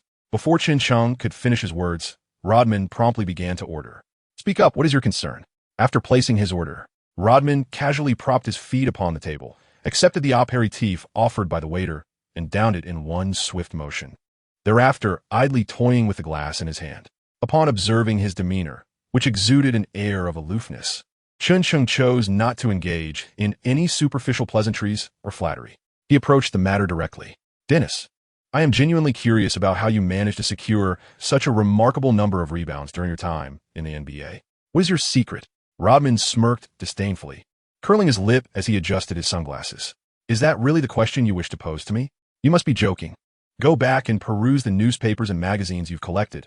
I've answered this question countless times before. If you have nothing else to discuss, you may as well leave. Chen Cheng was, of course, dissatisfied with such a response. But what could one do in the presence of such an insufferable individual? Remaining here to endure his disdain was merely a waste of time. If the task were to fail, so be it. He resolved to avoid similar assignments in the future. Chen Cheng said nothing further, maintaining his smile as he stood and nodded gratefully at Rodman. Thank you ever so much, Dennis. You have always been a player I deeply admired. May all your future endeavors be prosperous. With that, he approached the bar to settle his bill and, in a gesture of appreciation, ordered a whole bottle of whiskey for Rodman. After all, he had collected many of his cards in the past, and this was a toast to the legendary player from the perspective of a longtime Bulls fan. Just as he was about to push the door open and leave, Rodman suddenly called out to him from behind, "Hey, that Oriental kid, hold on." Chen Cheng turned around in surprise. Rodman waved at him. Chen Cheng turned and approached him. Rodman seized the bottle of whiskey and took a swig directly from it. I apologize for disappointing you, but at this moment, he gestured dismissively. Nonetheless, I must express my gratitude for this meal and this bottle of whiskey. Return and study your teammates, as well as your opponents. Observe their shooting footage closely, and you shall uncover the answers. As he spoke, Rodman cut a piece of steak and promptly stuffed it into his mouth, letting out a long, savoring sigh. The familiar voice once more whispered in Chen Cheng's ear. Congratulations, Chen Cheng. You have successfully completed the exclusive January task. The system will provide you with 10 fragments of a summoning card, as well as the skill package Rodman's anticipation. Please check your rewards. 39 head to Cleveland. Is this truly considered complete? Chen Cheng found it quite unbelievable. On his way back, he felt somewhat dazed, as if he had been ensnared in a dream. In a moment of confusion, he had invited Rodman to a meal to commemorate his youth, believing that the task had ultimately fallen through. To his astonishment, it had been accomplished. However, what did Rodman's prediction regarding this grand gift signify? Could it possibly relate to rebounding? Chen Cheng did not return directly to his room. Instead, he heeded Rodman's advice and made his way to the team's video analysis room, which housed an extensive collection of game footage featuring the Lakers. Chen Cheng, not a stranger, greeted and took a seat. His gaze remained fixed on the match footage before him, as he pondered repeatedly over Rodman's remarks. As he continued to watch, a sudden epiphany struck him. The key to Rodman's success in securing an abundance of rebounds lay in his ability to analyze the shooting habits of both teammates and opponents, allowing him to anticipate the trajectory of the basketball. That was his secret. Now, having accomplished the task and uncovered the secret, the question loomed, how would he redeem this grand gift? Yet, the system offered no further hints. This left Chen Cheng in a state of perplexity. Could it be that this was merely a badge? Or perhaps a decorative avatar accessory? If that were the case, it would indeed be a tremendous disappointment. After investing so much thought and effort to complete this task, was he to receive nothing more than a certificate? What a travesty. This so-called monthly task is utterly frustrating. Should I encounter such nonsense again, I shall not engage. Chen Cheng returned to his dormitory with a sorrowful expression. Instead of lamenting, he would have been better off honing his shooting skills at the training facility. The Lakers gathered in the afternoon to board a plane, departing a day early for Cleveland. Chen Cheng, the man who usually dozes off as soon as he boards a plane, found himself restlessly tossing and turning this time, unable to succumb to slumber. His mind was consumed with thoughts of the upcoming match. He understood better than anyone the formidable prowess of James. If he did not seize the opportunity to challenge the young prodigy before he fully transformed, the chances would surely dwindle with time. Furthermore, media outlets across the nation had already begun to generate excitement for this clash. A humble individual, through sheer determination, had finally earned a place on the grand stage, with the chance to compete against the finest of his peers. Such a dramatically charged encounter was something they relished. Yet, to be candid, he harbored no profound animosity towards James. Firstly, James did not resort to underhanded tactics or petty antics on the court. Secondly, he had little patience for incessant trash talk during the game. Moreover, he was the type who let his performance speak volumes. As he approached the twilight of his career, he had become a member of the Lakers. Thus, perhaps tonight would not be as fraught with tension as one might expect. Upon arriving at the hotel, Chen Cheng was surprised to find a rolled-up newspaper wedged in his door handle. He glanced around, noticing that he was alone. Why had this been delivered solely to him? Had there been a mistake? Upon opening it, he discovered it was the same-day edition of the Cleveland Plain Dealer. The sports column was prominently displayed at the top, with bold headlines immediately capturing his attention. The Lakers' undrafted rookie lacks the merit to be compared with LeBron. He is merely an impatient opportunist. Chen Cheng sat directly at the entrance, meticulously reading the article. The content was quite straightforward, commencing with a critique of Chen Cheng's acceptance of the minimum salary contract offered by the Lakers. It suggested that this behavior epitomizes the characteristics of Chinese individuals, impatient for quick success and shrewdly calculating. The implication was that he wished to secure a championship ring in the very first year of his professional career, after which he could aspire to negotiate a more lucrative salary. Even if he ultimately fell short of this ambition, the ring would serve as a lifelong symbol of his achievements. The author further asserted that Chen Cheng, as a player who went undrafted from China, received an abundance of opportunities and recognition solely because he was in a major city and with the Lakers, garnering attention that was disproportionate to his actual abilities. In contrast, LeBron James, the prodigious talent hailing from Akron, rightfully attracts greater adulation and focus from the American media, as his exceptional prowess is universally acknowledged, and he consistently realizes his remarkable potential. Chen Cheng, this undrafted player, with his occasional moments of brilliance, is utterly unworthy of comparison with LeBron James. The media should cease fabricating narratives regarding who among them is the most formidable high school talent of the 2003 class. He is merely riding on LeBron's coattails. In the presence of James, Chen Cheng would undoubtedly reveal his true colors, ultimately returning to his homeland of Huaguo in tears. This article is replete with the arrogant columnist's stereotypes and prejudices against the people of Huaguo. The fact that such content can be published in the most influential local newspaper signifies that it reflects not only the personal views of the columnist, but also suggests ulterior motives, especially as this publication conveniently appears in one's own room. Chen Cheng grew increasingly infuriated, poised to crumple the paper into a ball, when suddenly he halted. The prejudice against the Chinese did not begin with him, nor would it conclude with him. However, if he could deliver a resounding slap to the faces of those individuals through his performance on the field, that would indeed be the most potent retort. He meticulously unfolded the newspaper, smoothing it out before returning to his room, where he tore out the offending section, folded it neatly, and tucked it into his backpack. Chen Cheng began to feel a sense of anticipation for the upcoming showdown with LeBron James.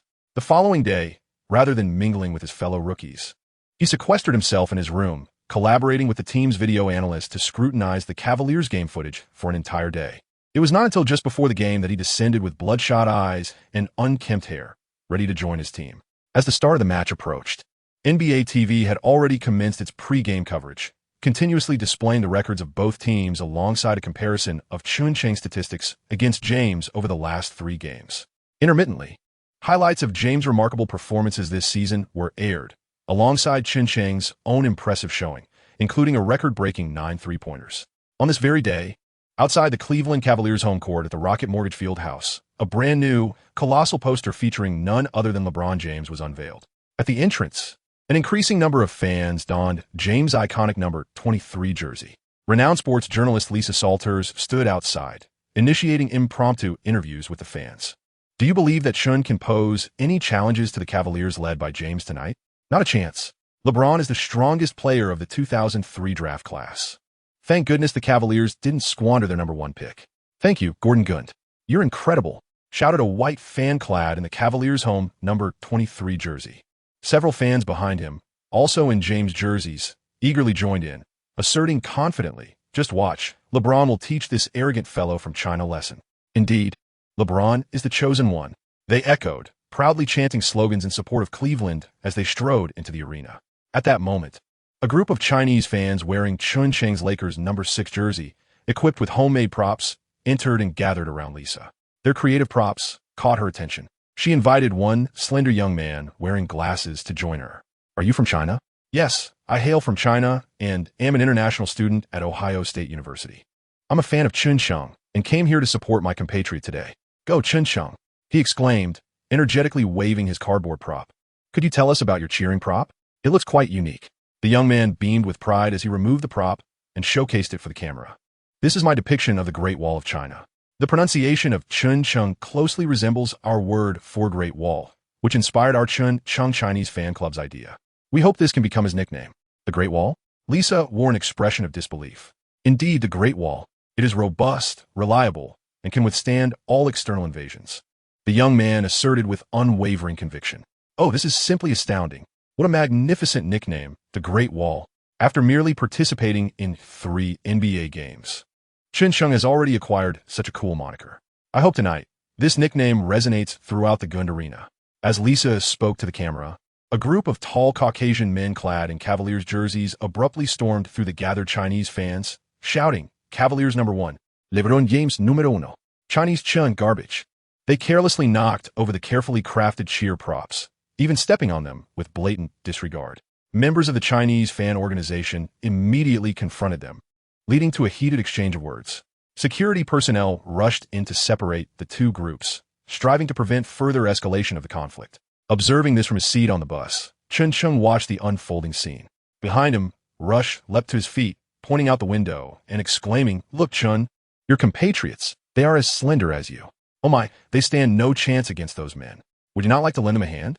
You should showcase your Chinese martial arts. Chen Cheng had been suppressing the anger simmering within him, and upon hearing Rush's sarcastic remarks, he abruptly rose from his seat. Fists clenched, his gaze fixed intently on Rush. Should he utter another word, Chun vowed to make him experience the essence of Chinese martial arts. Suddenly, Fisher turned to Rush and exclaimed, That joke is far from amusing, Kareem. Do hurry and silence your foul mouth and return to your seat. As one of the most seasoned players on the Lakers, Fisher still commanded respect within the team. Rush pouted, muttering a couple of dismissive words about merely jesting, before donning his headphones and obediently resuming his seat. Observing Rush's retreat, Chin gradually regained his composure, thanks to the intervention of Fish. Had he lost his temper and thrown a punch moments ago, the game that night would have been out of the question. Moreover, it could have sparked discord among teammates, destabilizing the locker room, a grave misstep for the team, with potentially dire repercussions. Thank you, Derek, Chun expressed to Fisher. Oh, it's nothing, Fisher replied. You owe your gratitude to Kobe. He's the one who asked me to look out for you. And rookie, don't let external factors distract you. Focus on playing well tonight and give them a good thrashing. Chen Cheng nodded, a warm current rising within him. He now understood the significance of this match more than ever. Tonight's game had been imbued with profound meaning by the outside world. He was about to face an opponent who was steadily advancing towards greatness. James was formidable, possessing a comprehensive skill set that could assist the team in myriad ways. He boasted a physique and basketball IQ that belied his age. He could score, assist his teammates, secure rebounds, and deliver emphatic blocks, contributing to the team both offensively and defensively. Now, he had to calm his mind and reserve all his energy for the court. Only by overshadowing James's brilliance with a powerful performance could he silence the critics. The atmosphere outside was beginning to heat up. Inside, the renowned TNT reporter, Cheryl Miller, stood beside James, who had just completed his warm-up, conducting a brief pre-game interview. How prepared are you for this match? She inquired. I believe I'm ready. Although the Lakers are a formidable team, this is our home court, and I must step up to defend it and help the team secure victory, James confidently replied. What are your thoughts on the current Lakers roster? Miller continued. You know, of the 4 Kings at the season start, only Gary Payton remains. The Lakers are a team with championship potential. Despite being hampered by injuries and missing several key players, they still possess considerable strength. What do you think of the newly signed Chinese rookie? Do you believe he poses a threat to you? Rumors are circulating that this game will determine who is the strongest rookie of the class of 03. Oh, I've been keeping an eye on him, Chun. He is an exceptional player with remarkable outside shooting ability and excellent defensive skills. His performance in the last game impressed me. As for who is the strongest from the 03 class, I do not wish to comment on that now. I believe everyone has their own opinions. My primary focus today is to help the team achieve victory. Everything else is secondary. Having said this, James shook hands with Miller and turned back towards the locker room. Hey, did you hear that? He said he doesn't want to comment on who the strongest 03 rookie is, but he emphasized his desire for victory. Chun, you cannot give him that opportunity. Peyton remarked while tying his shoelaces, casting a knowing glance at Chen Cheng. The other teammates seized the moment to tease Chen, offering him advice. Only Rush sat with his headphones turned up to the maximum, shaking his head in indifference, appearing detached from the commotion. Chen Cheng bowed his head in silence, tightening his shoelaces and ankle guards before donning the black wrist guard on his calf. James's interview was notably formal. He refrained from making harsh statements, yet none of this held significance for Chen Cheng. As Peyton remarked, there can only be one victor in the contest, and that is the crux of the matter. Zen Master entered the locker room to conduct the final pre-game arrangements and motivation. Gentlemen, this will be a formidable battle. With the absence of Shaq, Carl, and now Kobe, the Cavaliers will undoubtedly pose some challenges for us. However, as long as we play our own pace, we will secure this victory and achieve a third consecutive win. Let's go, Lakers. Everyone rose, raised their right hands, and shouted in unison, "Let's go, Lakers." On the other side of the ocean, the Huaguo Sports Channel featured commentators Yang Jian and veteran Lakers enthusiast Wei Ping, who were set to narrate the game. In America, this matchup was likened to a showdown between the strongest high school players of 2003. What's your take on this, Wei Ping? Yang Jian inquired. That seems a bit exaggerated, to be honest.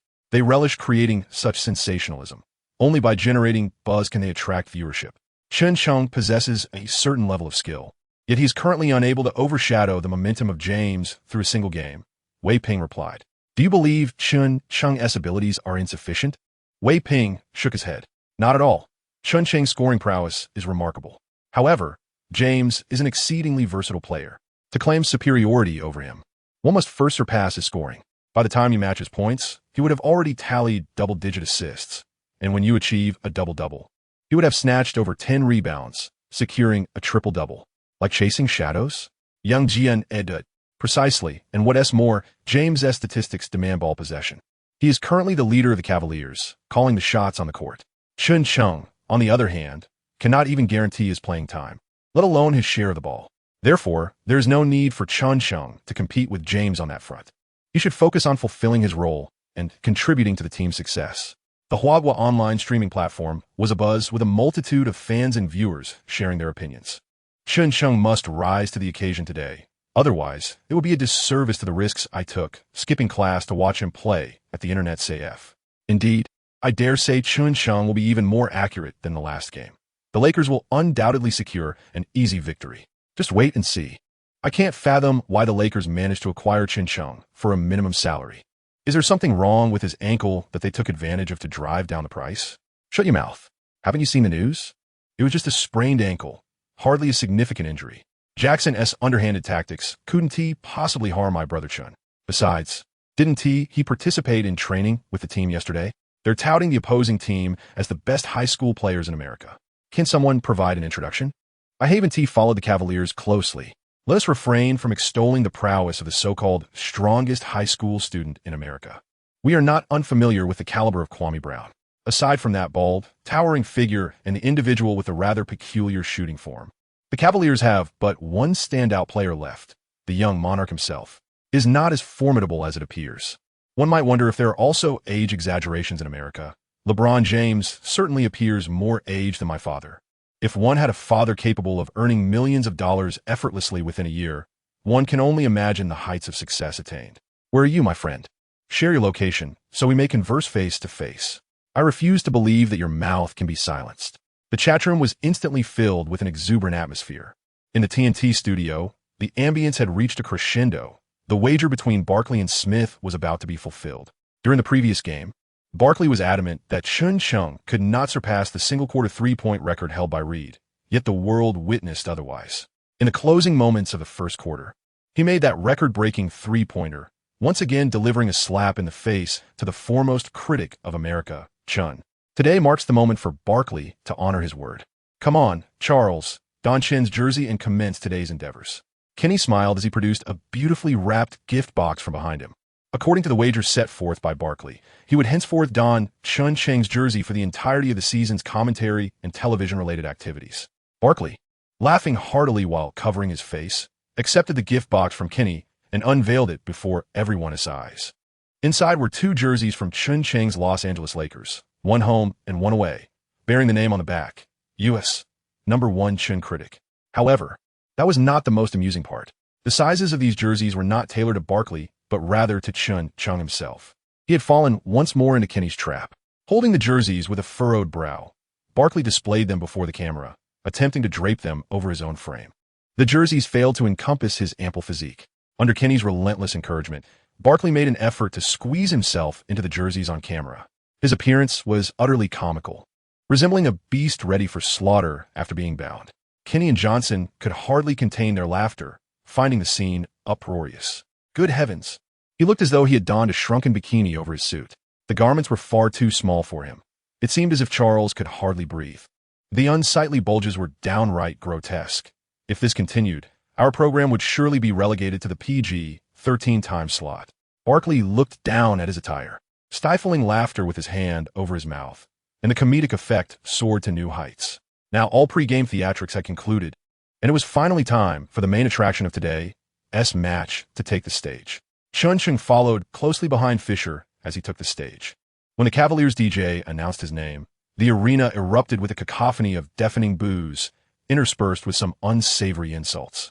Chen Cheng remained composed, standing tall and unperturbed by the cacophony of boos enveloping the arena. After the visiting team's introduction, it was finally time for the home players to make their entrance. Met with a crescendo of cheers from the crowd. At last, their emperor was set to take the court. Amidst the thunderous roars of over 20,000 fans at the Gund Arena, the Cavaliers DJ bellowed into the microphone, his voice resonating with fervor as he called out that illustrious name. Next, hailing from St. Mary Street, Vincent High School, the chosen one of Ohio, number 23, LeBron James. At this moment, the atmosphere of the entrance ceremony reached its zenith. This was the first time Chen Cheng felt the immense pressure of competing in an away game so closely, a stark contrast to his prior experience at the Target Center during garbage time. Simultaneously, the melodious voice he had eagerly anticipated finally resonated. The star experience card match for you in this game is Chris Paul from the Los Angeles Clippers during the 2014 to 2015 season. Chen Cheng suddenly raised his head. Peak Paul. During that season, Paul averaged an impressive 10.2 assists per game, leading the league in assists and earning the title of the season's assist king. Furthermore, he contributed 19 points, 4 rebounds, and 2 steals per game, guiding the Clippers to an admirable third place in the Western Conference, thus securing a playoff berth. It can be said that Paul was, without a doubt, the preeminent point guard in the NBA at that time. His exceptional court management and fierce competitive spirit perfectly aligned with the needs of Chen Cheng in this moment. Chen Cheng lifted his head, gazing at James across from him. At that moment, James also raised his gaze, and their eyes suddenly met. Neither was willing to shy away from the piercing intensity of the other's stare. Though the match had yet to commence, they were already engaged in a silent duel. As Med and Big Z took their positions at center court for the jump ball, the game officially began. Coach Zen chose not to include Chen Cheng in the starting lineup, as Silas had been experimenting with a multitude of lineups during this period, preferring to observe before making a final decision. Chen Cheng is the X factor for his team. Once he takes the court, he is expected to promptly address the issues at hand. Moreover, to accommodate the sentiments of some seasoned players in the locker room, his playing time can only be gradually increased based on his performance. These considerations are vital for him as the head coach. The squad has already experienced enough discord this season. The Lakers continue with a backcourt partnership of Payton and Rush, while the forward line remains anchored by George and Grant. On the Cavaliers side, head coach Paul Silas has deployed an unconventional formation. Aside from center Zydrunas Ilgauskas, the only designated forward is Carlos Boozer, while the remaining 3 players towering over 2 meters are LeBron James, Eric Williams, and Kendrick Brown. As the game commences, Ilgauskas leverages his height advantage to secure offensive possession for the Cavaliers. James, with the ball, assumes the role of orchestrating the offense. Payton, guarding him throughout the court, applies pressure. However, when faced with James's robust physique, he finds himself somewhat overwhelmed. This is precisely Silas's strategy. The overall strength of the Cavaliers does not match that of the Lakers, particularly in the backcourt, where they fall significantly short. To establish a strong start and restrict the Lakers' perimeter offense, Silas has opted for this forward-heavy lineup, with 3 players exceeding 2 meters in height. They possess an inherent advantage against the Lakers' guards. In terms of physical confrontation, they hold their ground well, matching the Lakers guards in their agile movements and pick-and-roll tactics. This season, Silas has frequently employed this lineup to counter teams with potent outside shooting, yielding commendable results. As James dribbles into the front court, he refrains from attacking the basket himself. Instead, he navigates through his teammate screens to find the open Ilgauskas beneath the rim. As fellow European players, Ilgauskas exhibits a notably superior shooting touch around the basket compared to Medvedenko. Receiving James's pass, he withstands Medvedenko's defense and executes a graceful half-turn hook shot, scoring the first points for the Cavaliers. A splendid hook shot, 2 points for Ilgauskas, courtesy of LeBron's assist. The home arena's DJ raised his voice, prompting an immediate and thunderous response from the crowd, sending the decibel levels soaring and vibrating the eardrums of the Lakers players. On the Lakers side, Payton held the ball, with LeBron James swiftly stepping up to defend him. The tactical intention was unmistakable, to utilize LeBron's abundant energy and strength to wear down Payton. For the majority of the time, Payton battled against LeBron, finally managing to cross half court just before the 8-second countdown expired. The Cavaliers' defense began to take effect as they matched up against Rush and George with equal stature and strength. George moved forward to set a screen for Payton, but even after the switch, Payton found it impossible to shake off his defender. Other teammates struggled to find good offensive opportunities, and with the 24-second shot clock running out, Payton was left with no choice but to attempt a contested floater. The ball clanged off the rim and bounced out, only to be snagged by Boozer for the defensive rebound. The Cavaliers had nearly held the Lakers for the full 24 seconds, and the crowd once again grew restless, rallying behind their home team. Such a struggle in the very first possession had Zen master Phil Jackson observing with a slight furrow of concern on his brow. Boozer passed the ball to LeBron, who continued to orchestrate the team's offense. Payton, now fully engaged, began his verbal onslaught directed at LeBron. "Kid, when I was in the NBA, you were still nursing from your mother, weren't you? Your draft position means nothing. There are plenty of busts among first-round picks. Are you even listening, rookie?" LeBron, however, paid no heed to Payton's verbal jabs, keeping his lips sealed and focusing intently on his dribbling. Meanwhile, Boozer suddenly moved up to set a screen, and Payton squeezed between the two players. Yet, instead of driving to the basket, LeBron opted for a step-back jumper, effortlessly sinking a shot over Payton's head for 2 points. He remained silent, resolutely returning to defense. The 2 points came from LeBron James' jump shot. Frustrated, Payton slammed the ball, earning himself a warning from the referee. In the subsequent possession, the Lakers' offense grew increasingly stagnant, resembling a machine lacking lubrication. With every component operating out of sync, Payton and Rush attempted several shots from the perimeter, but their accuracy was mediocre. Their sporadic scoring failed to create any significant impact. In contrast, the Cavaliers' offense thrived, with LeBron showcasing exceptional playmaking ability, seamlessly transitioning between driving and shooting, quickly establishing a lead. As the Lakers intensified their defense on LeBron, he adeptly adjusted his offensive strategy, consistently finding open teammates and delivering exquisite assists. On the defensive end, he led by example, taking charge throughout the court. The Lakers' struggles from the outside only emboldened the Cavaliers' resolve to tighten their defense. Medvedenko found himself unable to gain any advantage over Zydrunas Ilgauskas. The momentum had clearly shifted in favor of the Cavaliers. Chen Cheng sat on the sidelines, his gaze unwaveringly fixed on James. Yesterday, he had sequestered himself in his hotel room, engrossed in the game footage for an entire day, thus becoming intimately familiar with his playing style and habits. The Cavaliers' vulnerabilities had yet to be unveiled, and with the advantage of home court, their spirits were high, and every player was in peak form. It was imperative to wait for their momentum to wane before the Lakers could strike back effectively. Meanwhile, at the far end of the bench, the Zen master watched the widening gap in the score with a sense of detachment, showing no inclination to call for a timeout. Chen Cheng's intense focus on James was instantly captured by the eloquent camera, providing a close-up shot. In the TNT studio, Barkley immediately sensed a topic ripe for discussion. "Oh, look at this." Chen, his gaze is unwaveringly fixed on James. His eyes are laden with narrative. It evokes the feeling of my own dismay upon witnessing the top student ascend the podium to receive a scholarship, while I languish in failure. Barkley elaborated with his characteristic metaphor. "Are you certain that's his mindset? Look at your jersey, buddy. Are you still going to make that assertion?" Kenny inquired, pointing at Chen Cheng's jersey. Barkley nodded in acknowledgement. Of course, this jersey signifies nothing concrete. It is merely a wager. It could represent a jersey, a nightgown, or something else entirely, yet it does not alter my perception of him. Chen is simply a minor character hoping to hitch a ride on the Lakers championship bus to snag a ring. Meanwhile, on the Huaguo sports channel, Yang Jian was providing real-time updates from the court. The Cavaliers were still under James' command, his teammates were maneuvering, and a gap appeared beneath the basket. James passed the ball, drawing a foul from the Lakers, granting Boozer a free throw opportunity. Coach Wei Ping, during this initial phase. The Cavaliers' defensive strategy has indeed posed some challenges for the Lakers. Halfway through the first quarter, the Lakers have only managed to score 7 points, less than half of their usual tally. This scenario is quite rare this season. What are your thoughts? The Lakers' primary concern now is their stagnated offense. Since Kobe's departure, the team lacks a stable scoring outlet from the perimeter, and Payton is merely prolonging his involvement with James. Consequently, the Cavaliers' defense tightens, leaving the Lakers with scant opportunities to score inside. They desperately need someone to step up and reorganize their offensive approach, Coach Wei Ping analyzed.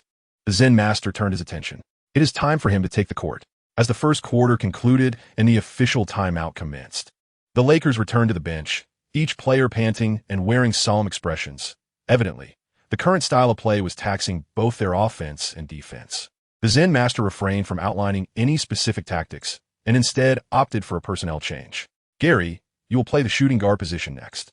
Brian, substitute for Horace. Be more active in your movements and try to create space in the paint. And you, Devin, resolve to penetrate and tear through the Cavaliers' defense. Jamal, you will replace Devin. The Zen master had yet to call out Chen Cheng's name. Chen Cheng had risen from the bench, shedding his training attire as he approached. Chen, you will orchestrate the offense. Also, disregard LeBron on this occasion. Focus intently on the other Cavaliers and play aggressively, gentlemen. The sudden personnel change made even the Lakers players perplexed. Although Chen Cheng had demonstrated a modicum of passing talent during practices, it remained merely practice. After all, he was a rookie. Could he truly bear the weighty responsibility of directing the team? The live commentary from the Cavaliers' side echoed similar skepticism regarding the Lakers' adjustment. With the personnel shift, number 6, Chen Cheng was granted the opportunity to play, seemingly positioned as the point guard. Was the Lakers' intention to deliberately create a matchup between Chen Cheng and LeBron? Phil had entrusted the organizational duties of the team to a rookie who had only participated in 3 NBA games. I am uncertain whether to label him audacious or reckless. Was the Lakers' early decision to relinquish the game? Chen Cheng exhaled softly into his palm, preparing to serve from the baseline. The moment had arrived for their anticipated face-off. As soon as Chen Cheng made contact with the ball, the arena erupted with deafening boos and derisive taunts. LeBron, show him what you're made of. Intercept that ball from his grasp. Chen Cheng, you coward, a pitiful wretch. You are unworthy to compete on the same court as LeBron. Chen Cheng remained oblivious to his surroundings. Before him, James fixed his gaze on Chen Cheng, relentlessly shadowing his movements and exerting pressure with his body. He possessed unwavering confidence in his lateral quickness. However, standing before him was none other than Chen Cheng, who exhibited the prowess of a peak-level Paul. Chen Cheng seized the ball and suddenly accelerated to the left, while LeBron decisively positioned himself to block the advance. Chen Cheng immediately decelerated and pulled the ball back. LeBron swiftly adjusted his center of gravity, but before he could regain his footing, Chen seized the fleeting moment with a masterful crossover, cleanly evading LeBron. By the time he realized what had transpired, Chen had already surged past him. The entire audience gasped in unison. Goodness, he actually bypassed LeBron's defense. What an exquisite crossover. It was astonishing that he could execute such an impressive maneuver. As Chen Cheng stood off the court, he had already devised his forthcoming strategy. First and foremost, he aimed to exploit Paul's overarching vision and judgment, combined with his own skills, to penetrate the Cavaliers' defense. His height surpassed that of Paul, compensating for the limitations in his passing sight. Furthermore, bolstered by the specialized passing training from the system, he was confident that as long as his teammates created openings, the ball would inevitably find its way into their hands. Payton, liberated to take the lead in scoring without the burden of contending with LeBron, found himself considerably more at ease. Inside, Cook, and on the wing, George moved up to set screens for him. At this juncture, the Cavaliers' previous defensive strategy began to falter. Their defensive line was repeatedly disrupted by the Lakers' agile movements, leaving them in disarray. Payton, still energized, posed a significantly greater offensive threat from the 2-guard position than Rush. At that moment, Boozer, who had come over to help, was evidently unable to keep pace with Payton. As Payton maneuvered into a vacant position, the Cavaliers players quickly responded, initiating a double team. A narrow gap of less than 30 centimeters appeared between them, making a pass seem nearly impossible. LeBron also pursued closely, continuously reaching out to disrupt Chen Cheng while applying physical pressure. Faced with LeBron and flanked by two Cavaliers players, Peyton, realizing the futility of the pass, contemplated abandoning his offensive positioning and prepared to circle out of bounds. Suddenly, he caught sight of an orange blur hurtling towards him. It was Chen Cheng's pass. Chen Cheng seized the fleeting opportunity, launching a swift and precisely placed direct pass that sailed through James' armpit, threading the needle with remarkable accuracy. It landed flawlessly in Peyton's hands. At that moment, the Cavaliers' last line of defense, Big Z, was already too late to recover, as Peyton effortlessly converted the pass into a layup. Peyton scored 2 points. The arena's DJ lowered the volume to announce the play, while teammates lauded Chen Cheng's extraordinary assist. The Cavaliers fans were left in disbelief. How did he accomplish that? Goodness.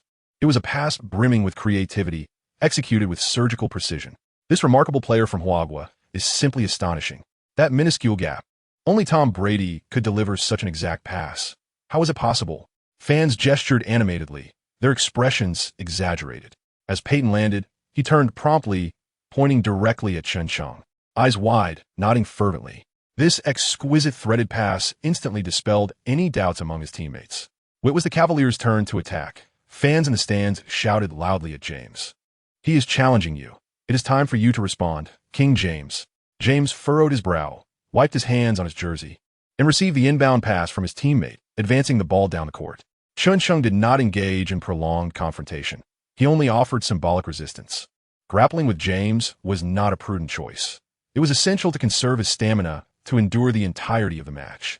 According to the defensive strategy laid out by the Zen Master, the objective was to allow James to operate while diligently restricting the scoring opportunities of his teammates. The Lakers' half-court man-to-man tactics began to yield results, as little Sampson employed the strategies he had practiced against O'Neal, exerting every ounce of effort to push Big Z out of his comfort zone. Cook closely shadowed Boozer, while George occasionally provided supplementary defense. By containing these two reliable scoring threats, the two industrious players remaining could be disregarded. James attempted to find his teammates through several passes, yet the opportunities were lacking. Consequently, he called for a pick-and-roll play, with Boozer stepping up to set the screen, positioning Chen Cheng in front of him. James executed a swift spin dribble, evading Cook's defense and barreling toward the basket. Meade promptly rushed to provide assistance, with George also collapsing defensively in time. However, despite his momentum, James opted not to attack the rim directly. Instead, upon entering the paint, he feigned an assault on the basket, deceiving the defenders nearby, and showcased an exquisite low-handed pass over Meade's outstretched arms, delivering the ball to Big Z. Upon receiving the pass, Big Z effortlessly rose to complete a dunk, while George could only reach out in a futile attempt to interfere, granting Big Z an opportunity for a 2-1. The Gund arena erupted in elation. This was James's response, an elegant assist that enabled Big Z to execute the 2-1. It epitomized the essence of a true team leader. This young man's future is boundless. The Cavaliers' home commentators unabashedly lavished praise. What a magnificent dunk, Z. Maintain your aggression. This is how you play, brother, James exclaimed, stepping forward to celebrate with a chest bump with Big Z, while casting a sidelong glance at Chen Cheng. Though he remained silent, his gaze conveyed a powerful message. Unlike the boisterous lesser figures, he was declaring war on Chen Cheng through his performance on the court. James is the kind of individual destined to become a superstar. One cannot entirely stifle his prowess. Yet, the more one faces such formidable opponents, the more captivating the competition becomes. I relish this exhilarating sense of challenge. Chen Cheng's heart screamed in anguish. The weakness of the Knights was exposed as Z scored a free throw, instantly elevating the atmosphere in the arena. LeBron, with ample opportunity to take the shot himself, chose instead to return the favor for Chen Cheng's earlier exquisite assist that had aided his teammate in scoring. This was a testament to his attitude. Amidst the unified defensive chants of the 20,000 strong crowd, LeBron launched an aggressive pursuit of Chen Cheng. It was now Chen Cheng's turn to respond. Chen Cheng received the ball, and LeBron, having learned his lesson, refrained from closing in, instead opting to give him space to prevent a drive. Seizing the opportunity, Chen Cheng executed a series of crossover dribbles that flowed as gracefully as a butterfly dancing through flowers, swiftly advancing to the frontcourt. The home crowd erupted in astonishment at his dazzling display of ball handling. As he approached the three-point line, Sampson stepped forward to set a screen. Utilizing this cover, Chen Cheng accelerated, this time opting not to pass. If he was to respond, It had to be with resolute determination. Chen Cheng lowered his center of gravity, accelerating as he penetrated the paint. Behind him, LeBron James swiftly pursued, measuring his steps, poised to deliver a formidable block. In a moment of brilliance, Chen Cheng controlled the ball in his hand and, after a brief hesitation, executed a sweeping behind-the-back pass. Observing this, James promptly abandoned his attempt to block and shifted to intercept the pass. However, to his surprise, Chen Cheng deftly yanked the ball back with his right hand, having cleverly deceived James with a quintessentially Paul-like feint. Faced with an unguarded basket, Chen Cheng, without a moment's hesitation, grasped the ball with one hand, his feet igniting a whirlwind beneath him as he soared upward, arm arcing in a grand motion, unleashing a signature axe-style dunk reminiscent of James himself, forcefully driving the ball through the hoop. Boom! Undoubtedly, the 2 points were secured. Chen Cheng's thunderous dunk resonated like the pressing of a mute button.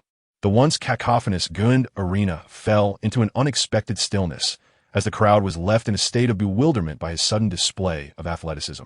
He first toyed with LeBron James using a feint before executing the signature move of the latter, a ferocious tomahawk slam that concluded the offensive play. Little did they anticipate that this seemingly slender individual from China harbored such formidable energy within.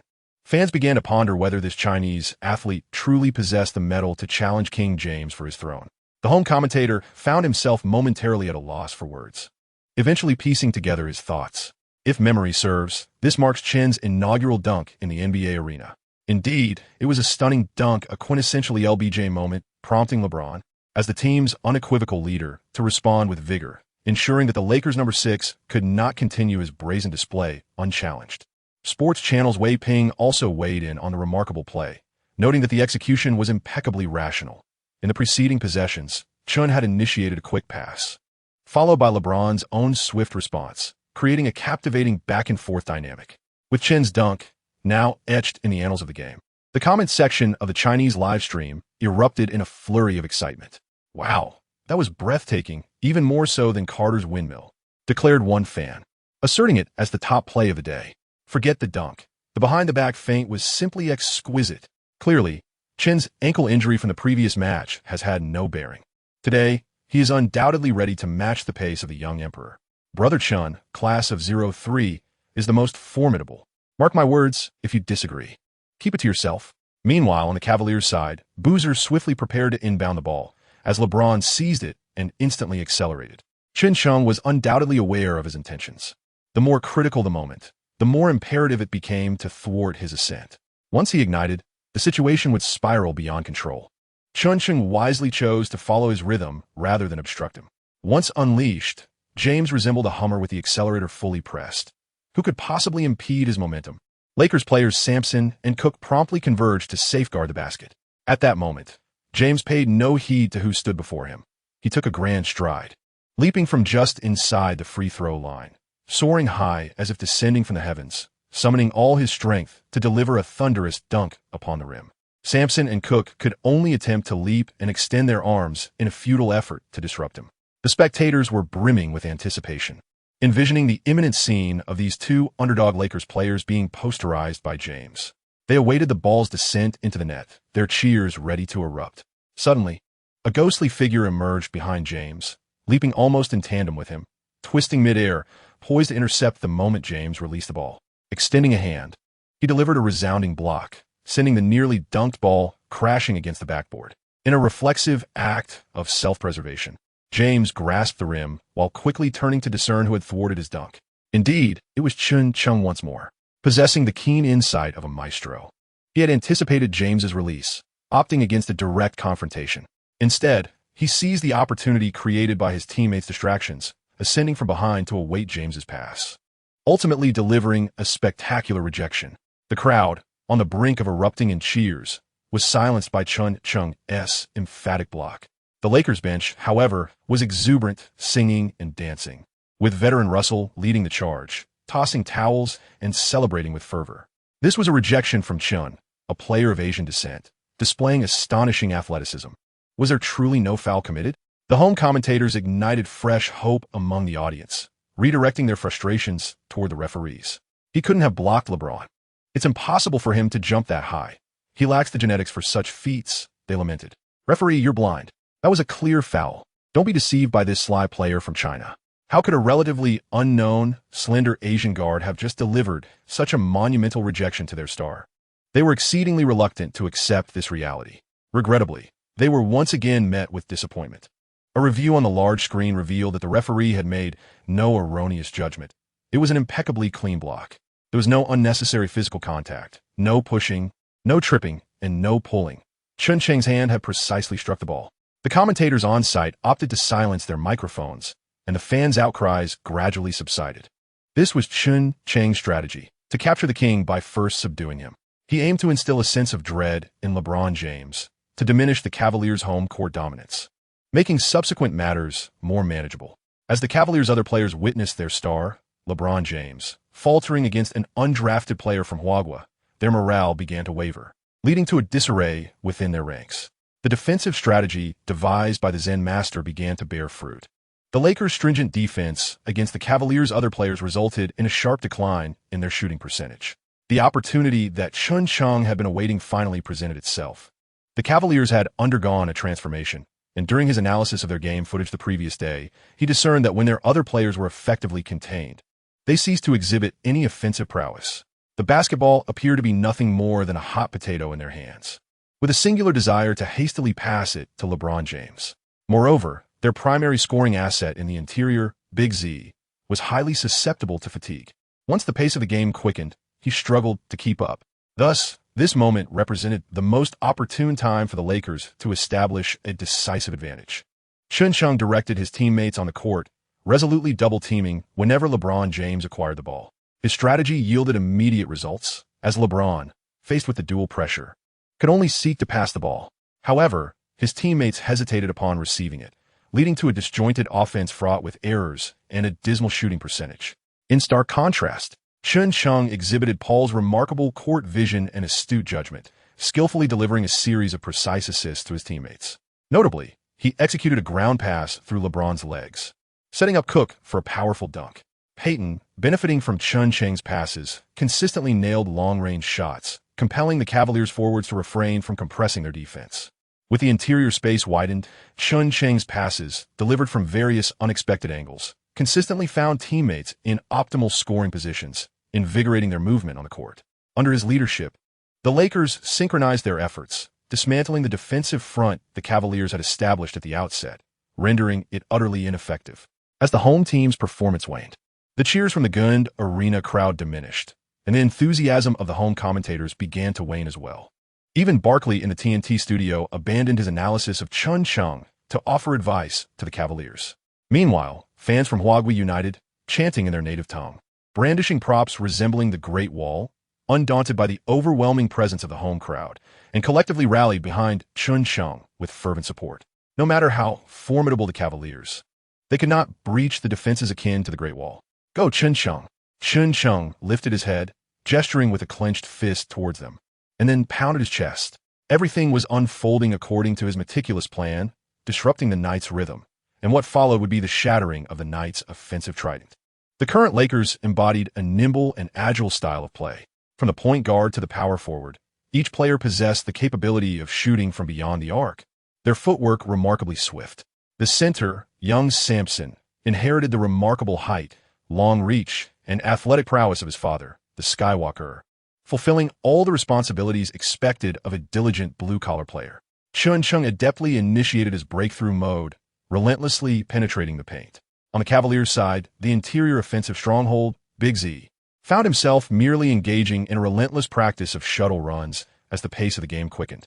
Each possession left him breathless, adversely affecting not only their offensive efforts, but also hindering their ability to retreat effectively on defense. Chen Cheng's breakthrough was aimed directly at the formidable Z, attacking the basket relentlessly for 2 consecutive rounds, which led to Z accumulating 2 fouls against him.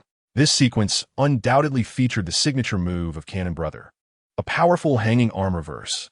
The pressure compelled Z to mutter in Russian as he sulked back to the bench, cursing under his breath.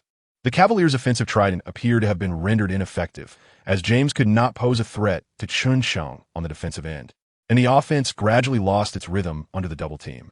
The Lakers seized the opportunity, scoring repeatedly. Any advantage amassed by the Cavaliers in the first half was swiftly erased, causing a dramatic shift in momentum. Observing this, Silas swiftly called for a timeout. "What are you all doing? Are you trembling in fear of the Lakers? If so, strip off that jersey and leave this arena at once. This is basketball, not a ticking time bomb," Silas shouted at his players. All heads hung low in silence. Silas then turned his gaze towards James. "LeBron, stay calm. Keep your composure. The team needs you to step up and lead us forward." James remained stoic, his expression grave, gnawing on his nails. Silas was acutely aware of the disparity between the Cavaliers and the Lakers. However, known for his stern coaching style, he could accept defeat but would not tolerate such an attitude towards a game. If the offense falters, that is acceptable. The defense must hold firm. During his playing career, Silas was renowned for his exceptional defensive skills, having been selected twice for the NBA All-Defensive First Team and 3 times for the second team. Under his tutelage this season, the Cavaliers' defense still carried a certain intimidation factor. Yet, ever since the rookie from Huaguo took to the court, the Cavaliers' fortunes began to wane. His playing style was remarkably mature. He commanded the court with poise, delivering precise and cunning passes, embodying the essence of a strategist and leader. Far removed from the image of a mere rookie who had only played 3 NBA games, it was imperative to create some challenges for him. James could not afford to focus solely on his matchup. He must rise to take control of the game. As the timeout concluded, the Cavaliers adjusted their lineup, substituting Wagner and Ollie in for Williams and Brown, while Tony Batty took over the center position for the foul-burdened Z. The forward line was partnered by Boozer and James, while the Lakers maintained their existing roster. After Chen Cheng acquired the ball, LeBron did not come forward to defend, and his immediate adversary became Wagner, a stocky, aggressive guard standing just over 6 feet tall and weighing 200 pounds. Selected 6th overall by the Cavaliers in 2002, he is most renowned for his astonishing feat of scoring 100 points in a single high school game. Silas truly possesses an exceptional eye for defense. In a matchup against Chen Cheng, Wagner, while not at a significant height disadvantage, leveraged his strength and maintained commendable speed, showcasing remarkable agility and formidable self-creating offensive capabilities. He could effectively execute pick and rolls alongside players like Boozer and LeBron. He is, in essence, the Cavaliers' version of Deron Williams. In their draft year, whenever Deron faced off against the formidable Paul, he often managed to outmaneuver him with ease. A popular jest among fans goes, Deron's 3 daily rituals: eating, sleeping, and outplaying Paul. Confronted with such a formidable opponent, Chen Cheng indeed felt the weight of caution. However, from the onset, Wagner did not aim for the ball in Chen Cheng's hands. Instead, he consistently sought to create physical contact, obstructing Chen Cheng's right leg and foot. Chen Cheng suddenly understood that he had come with a mission. The previous game had left him with a sprained right ankle due to Jackson's foul, although the injury was not severe and his recovery was progressing well. However, facing Wagner's aggressive and targeted defense, it was inevitable that he would become distracted. Once distracted, hesitation ensued, and hesitation was the greatest taboo when attempting to break through. He found himself torn between attacking the basket, passing the ball, and attempting a long-range shot, fearful that he might again land on Wagner's feet after leaping. Wagner seized the opportunity, decisively reaching in to successfully steal the ball from Chen Cheng's grasp. With his theft, the long-dormant atmosphere of the Gander Pavilion finally sprang to life. "Well done, Dahuan. Show this young man from Huaguo a thing or two," the crowd murmured. The diminutive Wagner charged into the heart of the Lakers' territory and executed a layup, while Sampson leapt to interfere. Surprisingly, although Wagner released the ball, it did not soar toward the hoop. Instead, it sailed over Sampson's outstretched arms, striking the upper edge of the black rim. Immediately, James leaped into the air, grasping the ball that rebounded from the rim, and with Sampson grounded and unable to jump again, executed a powerful one-handed slam dunk into the basket. Poor Sampson was like a fallen leaf, sent sprawling to the ground by James's robust physique, sliding into the arms of the baseline camera crew. The S-Center had finally arrived at this long-awaited moment of triumph. The entire arena erupted into a frenzy of celebration. The DJ, having suppressed his excitement for too long, shouted that name. A perfect alley-oop dunk, brought to you by King James. The commentators, revitalized, no longer sounded dreary. "Look, I believe his arm is about to surpass the upper edge of the rim." Silas's strategic adjustments had proved effective.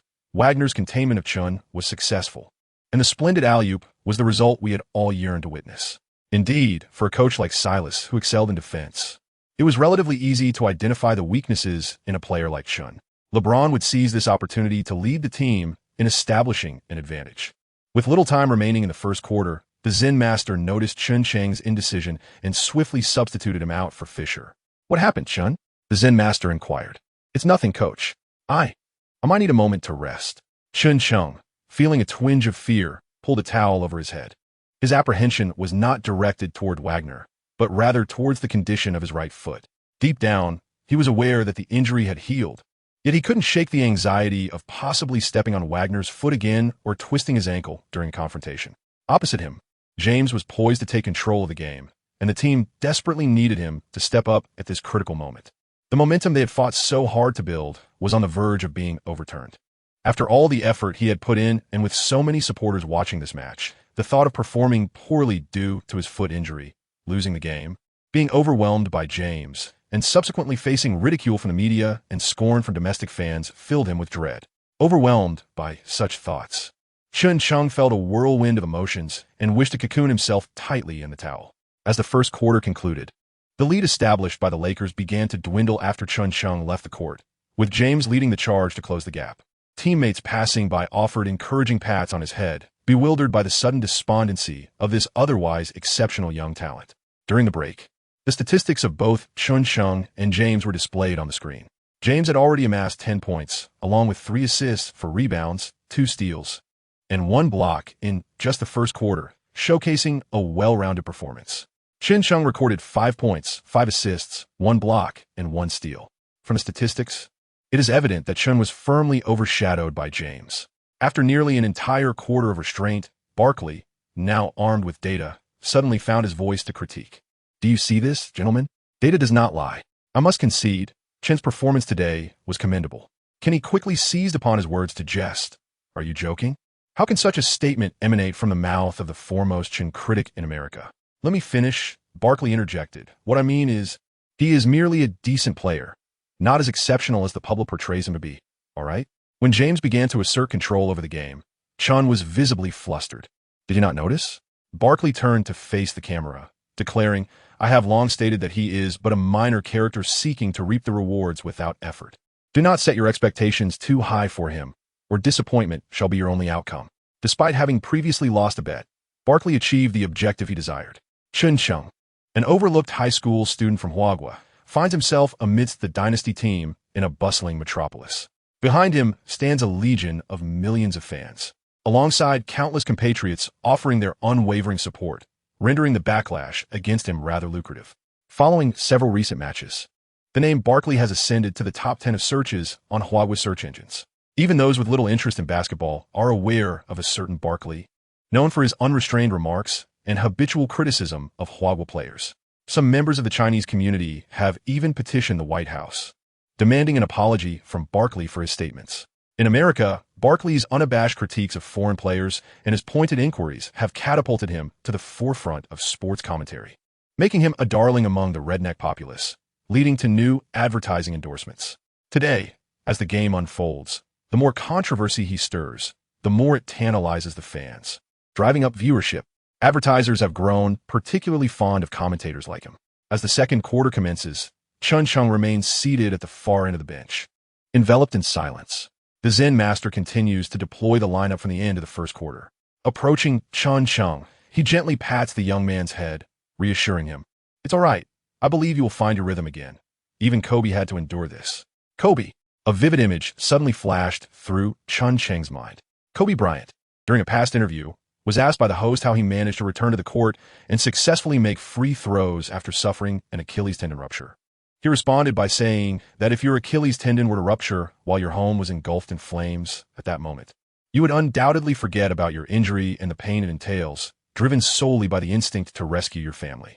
The reason he was able to step onto the court and persist with his free throws after such an injury was simply this: "I regard the game as more significant than my suffering." In Chen Cheng's dim gaze, a fierce determination ignited once more. If Kobe could regard the game as more significant than injuries, how could he, who was not even afflicted by any ailments, allow doubts to overwhelm him? A trace of concern had been magnified excessively within himself, leading to hesitance and a fear of loss. With a star card backing him, he felt this way. What would happen when the day came to lose that support? Would he then immediately pack up and leave? He was Chen Cheng, not the dull, beaten-down individual life had smoothed into a mere shell of his former self.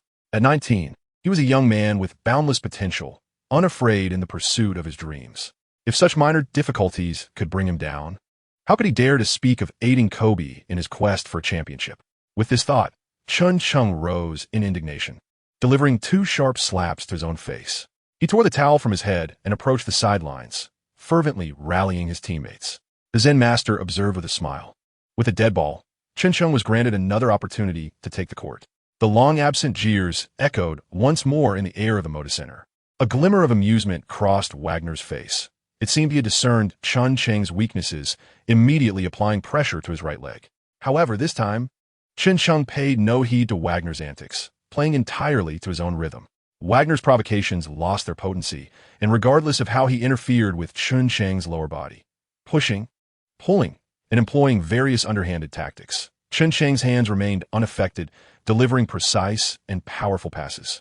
Under his orchestration, the Lakers' offense began to flow with remarkable fluidity once again.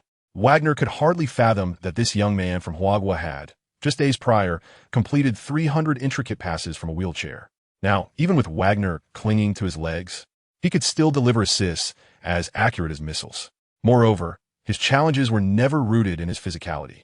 The Cavaliers' hard-earned advantage was swiftly erased when Chen Cheng took the floor. In the second quarter, both Chen Cheng and James found success, yet the Lakers maintained their 11-point lead as the first half concluded. "Coach, let me guard him in the second half," James stated gravely to Coach Silas. During halftime, the statistics for Chen Cheng and James were once again displayed on the screen. James had amassed 21 points, 5 assists, 6 rebounds, 3 steals, and 3 blocks, continuing to shine with an all-around performance. Chen Cheng recorded 9 points, 8 assists, 2 rebounds, 1 block, and 2 steals. In light of such statistics, the two hosts on the sports channel were evidently overjoyed. Up to this point, Chen Cheng has achieved 9 points and 8 assists, positioning him tantalizingly close to his inaugural double-double in the NBA. As the game progresses, the Lakers have also secured a 12-point lead. As Coach Wei Ping remarked, while Chen Cheng's statistics may not shine as brightly as LeBron James's, his contributions have indeed bolstered the Lakers. Regarding the second half of the match, Yang Jian inquired about the focus for both teams. Coach Wei Ping took the question and meticulously analyzed. As I anticipated before the game, Chen Cheng's stats are certainly not on par with LeBron's. However, I did not foresee the audacity of the Zen master, allowing a rookie to orchestrate the entire team's offense, and he has done so with remarkable precision, nearly achieving a double-double. Those few quick passes in the first half were dazzling to behold. If he continues this way, a double-double tonight is all but guaranteed. It has been years since our country has produced a point guard with such innate basketball intelligence. As for the second half, I believe the Cavaliers must strive to close the gap and reduce the score difference, especially as they are on their home court.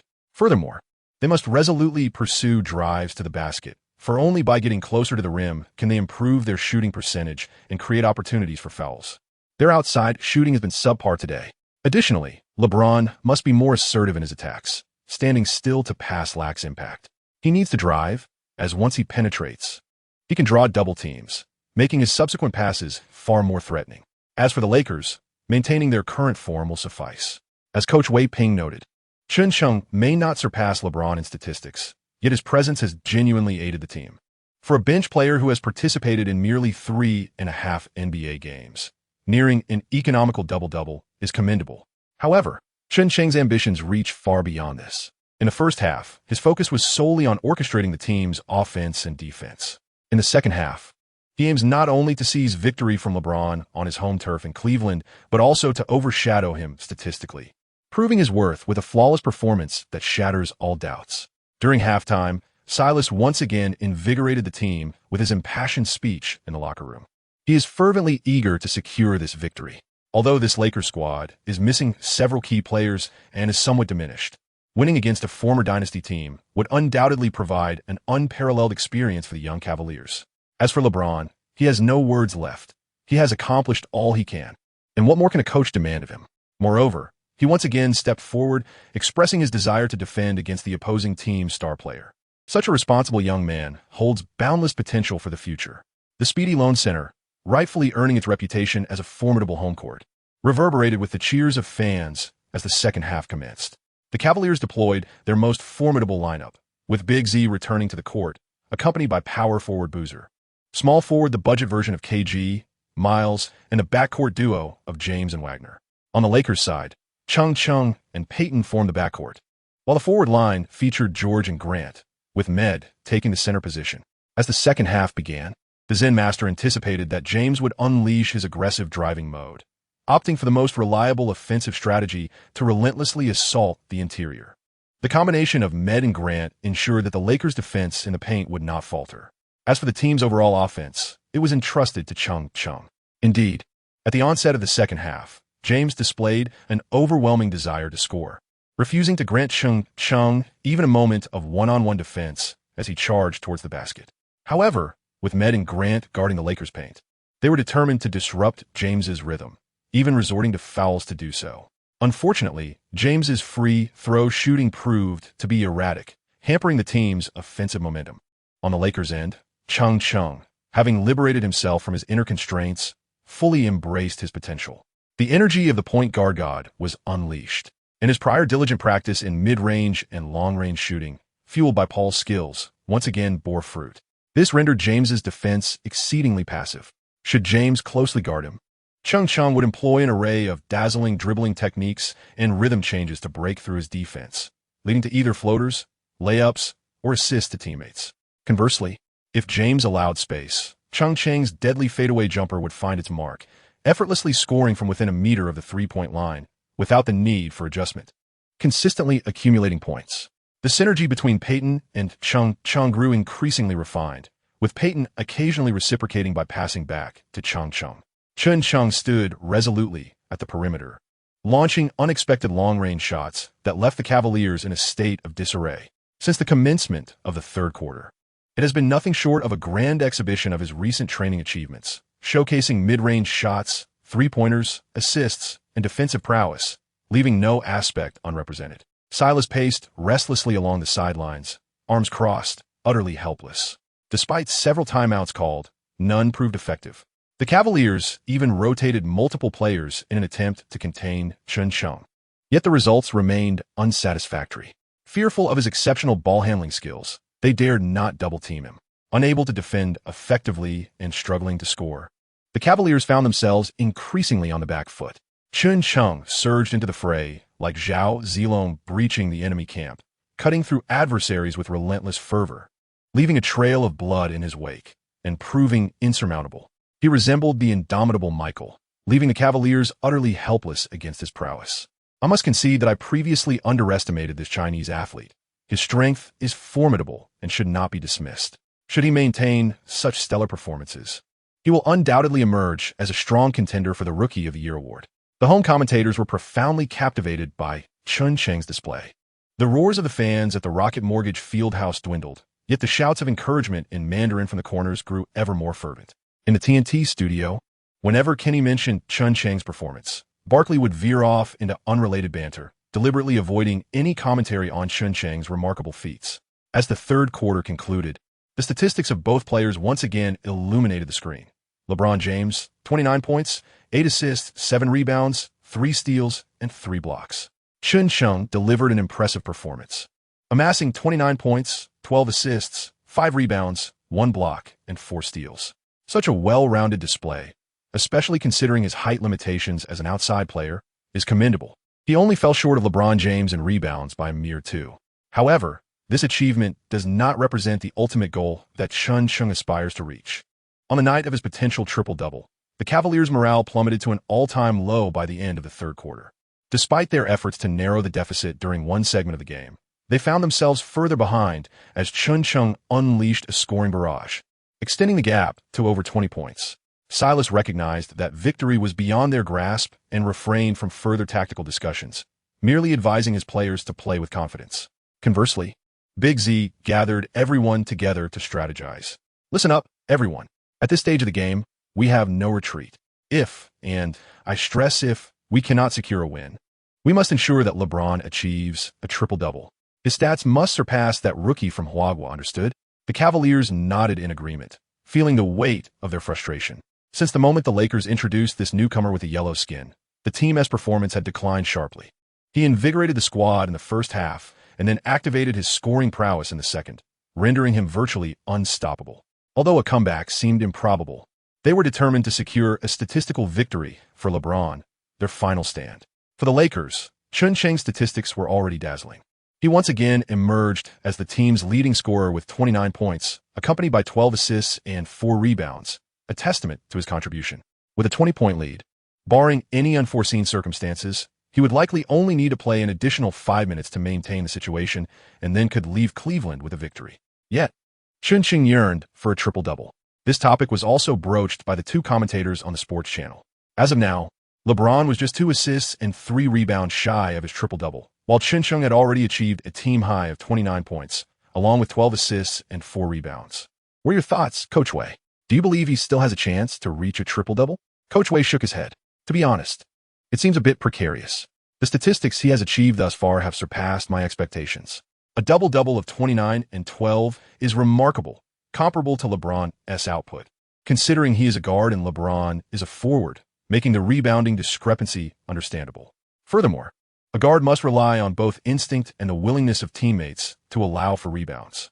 If a teammate is also intent on grabbing the board, it becomes challenging, especially since Chen Cheng is a rookie. No one is going to yield to him. Therefore, I suspect that tonight's triple-double might be somewhat out of reach. In the chat room of a live broadcast in Huaguo, fans began to engage in discussions surrounding the topic of triple-doubles. It appears that James is once again striving for this elusive achievement. My brother Chen has been astonishing today, having secured a double-double, and there's a possibility he might surpass 30 points in a single game. Do you think he has a chance to chase after a triple-double? What a fanciful notion. As of now, he has only 5 rebounds. Can a guard really snatch 5 rebounds in this quarter? One might as well dream. Yet, it's not entirely impossible. What if the ball just happens to fall into my brother Chen's hands? The atmosphere in the live stream is extraordinarily lively, and the energy on the court is gradually warming up. As the fourth quarter commences, the Cavaliers, true to Big Z strategy, are indeed creating opportunities for James. Their objective is straightforward: assist James in achieving a triple-double, for no matter how sharp the offense of this Huaguo lad might be, it pales in comparison. The following day's news will proclaim that if James secures a triple-double, surpassing Chen Cheng in statistics, that is the outcome they most eagerly anticipate. The Lakers, enjoying a significant lead, witness a gradual decline in defensive intensity from the others, making it effortless for James's passes to translate into assists. With 2 assists already in the bag, it is now time for the entire team to create opportunities for James to grab rebounds. As George's outside shot veers off course, Big Z positions himself against Med, while Boozer blocks Grant, leaving a clear area for James to seize this rebound. Chen Cheng seized the opportunity, eager to dash in and contend for an offensive rebound. However, Miles extended his long arms, obstructing his path. No. Such thoughts are futile. This is a night reserved for LeBron. Only he is destined to achieve a triple-double. Do you comprehend? Chen Cheng, in a state of helplessness, could only watch as James seized the much-anticipated rebound, advancing the ball into the front court. The arena, which had fallen into a hush, was once again ignited with fervor as the fans seemed to intuit the player's intentions. LBJ, triple-double. LBJ, triple-double. They chanted in unison, their rhythmic voices echoing throughout the venue. The outcome of the game had become inconsequential to them. All that mattered was that James achieved a triple-double, surpassing Chen Cheng in statistical prowess. This had become their sole remaining hope for the evening. Chen Cheng felt that his hopes were dwindling with each passing moment. Initially, he had intended to give it one last push, but now seemed utterly hopeless. He was neither the leader of the team nor its star player, unable to enjoy the privilege that LeBron James had, where the entire team assisted him in securing rebounds. Barkley and the home commentators shared a consensus.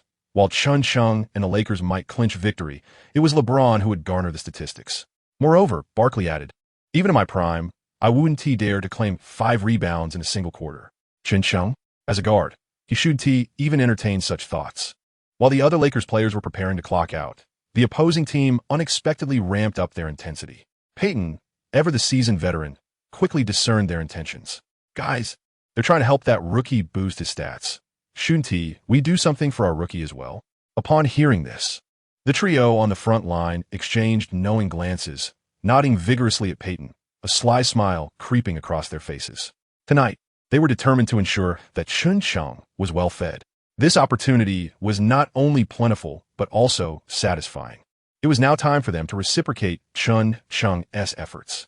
As LeBron James missed a turnaround mid-range shot, Meade and Grant shared an unspoken understanding, effectively pinning the Cavaliers' big man behind them without attempting to secure the rebound.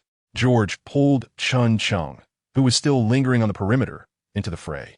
"Hey, Chen, the rebound is yours," George said with a playful wink. Chen Cheng finally realized that his teammates were fighting for the rebound on his behalf. He hurried forward and seized the ball, nodding in gratitude to several teammates. The camaraderie of the entire team was truly exhilarating. He felt compelled to rally himself, determined not to let his teammates down. What had seemed like a foregone conclusion in the game suddenly became intensely charged. On the Cavaliers' side, teammates passed the ball to James, who immediately received support for positioning whenever he shot. The Lakers, in turn, initiated their counterattack, not only aiming to assist Chen Cheng in achieving a triple-double, but also striving to wear down the Cavaliers completely. The Cavaliers appeared to sense the shift, abandoning their defense of others to double-team Chen Cheng, all in an effort to ensure that James could bask in the glory of this triple-double night. However, the Cavaliers' double-team came far too late. As the game neared its conclusion, both James and Chen Cheng reached 9 rebounds. The Lakers launched an offensive, with Med backing against Big Z, preparing for a side hook shot to finish the play. All eyes were fixed on his shooting trajectory. As Med released the ball, it struck the side of the backboard, ricocheted toward the rim, but after bouncing twice, it failed to settle into the net. Everyone beneath the basket scrambled for position. James leaped, his fingers nearly grazing the ball, while Chen Cheng, positioned beyond the arc, surged inside at the opportune moment, leaping off the ground to emphatically slam the rebounding ball into the basket from behind James.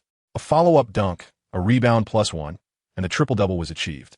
With this decisive play, the point differential swelled to 27. Silas, risking the wrath of the crowd as jeers, called a timeout and substituted all of his key players. His disciplined approach allowed him to tolerate the team's performance until now, but that was his limit. Should the game continue in such a manner, not only would the gap widen, but he feared a repeat of the farcical incident involving Rich Davis, who had attempted to score on his own basket for a triple-double, leading to a loss of both the game and dignity. James sighed deeply, casting a glance at Chen Cheng before reluctantly returning to the bench. He had played nearly the entire game, sitting down with a bittersweet tally of 34 points, 10 assists, and 9 rebounds. In stark contrast, Chen Cheng had played for 35 minutes, achieving a triple-double with 35 points, 14 assists, and 10 rebounds, celebrated by the resounding cheers of Mr. Triple-double from the Lakers and the unified shouts of all the Chinese fans. He returned home in triumph. Chen Cheng and his teammates exchanged celebratory high fives and returned to their seats.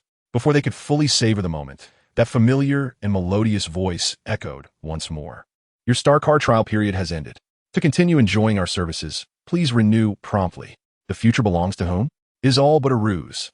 Chen Cheng sat alone at the end of the bench, observing his teammates reveling in the joyous atmosphere, while he could only harbor a deep-seated disdain for the systems and scrupulous conduct. The match had concluded, the outcome beyond question, with the Lakers triumphing over the Cavaliers with a score of 107-84, securing their 3rd consecutive victory. Chen Cheng triumphed over James, achieving a magnificent triple-double. It was destined to be a perfect evening, yet alas, a message from the system interrupted the bliss.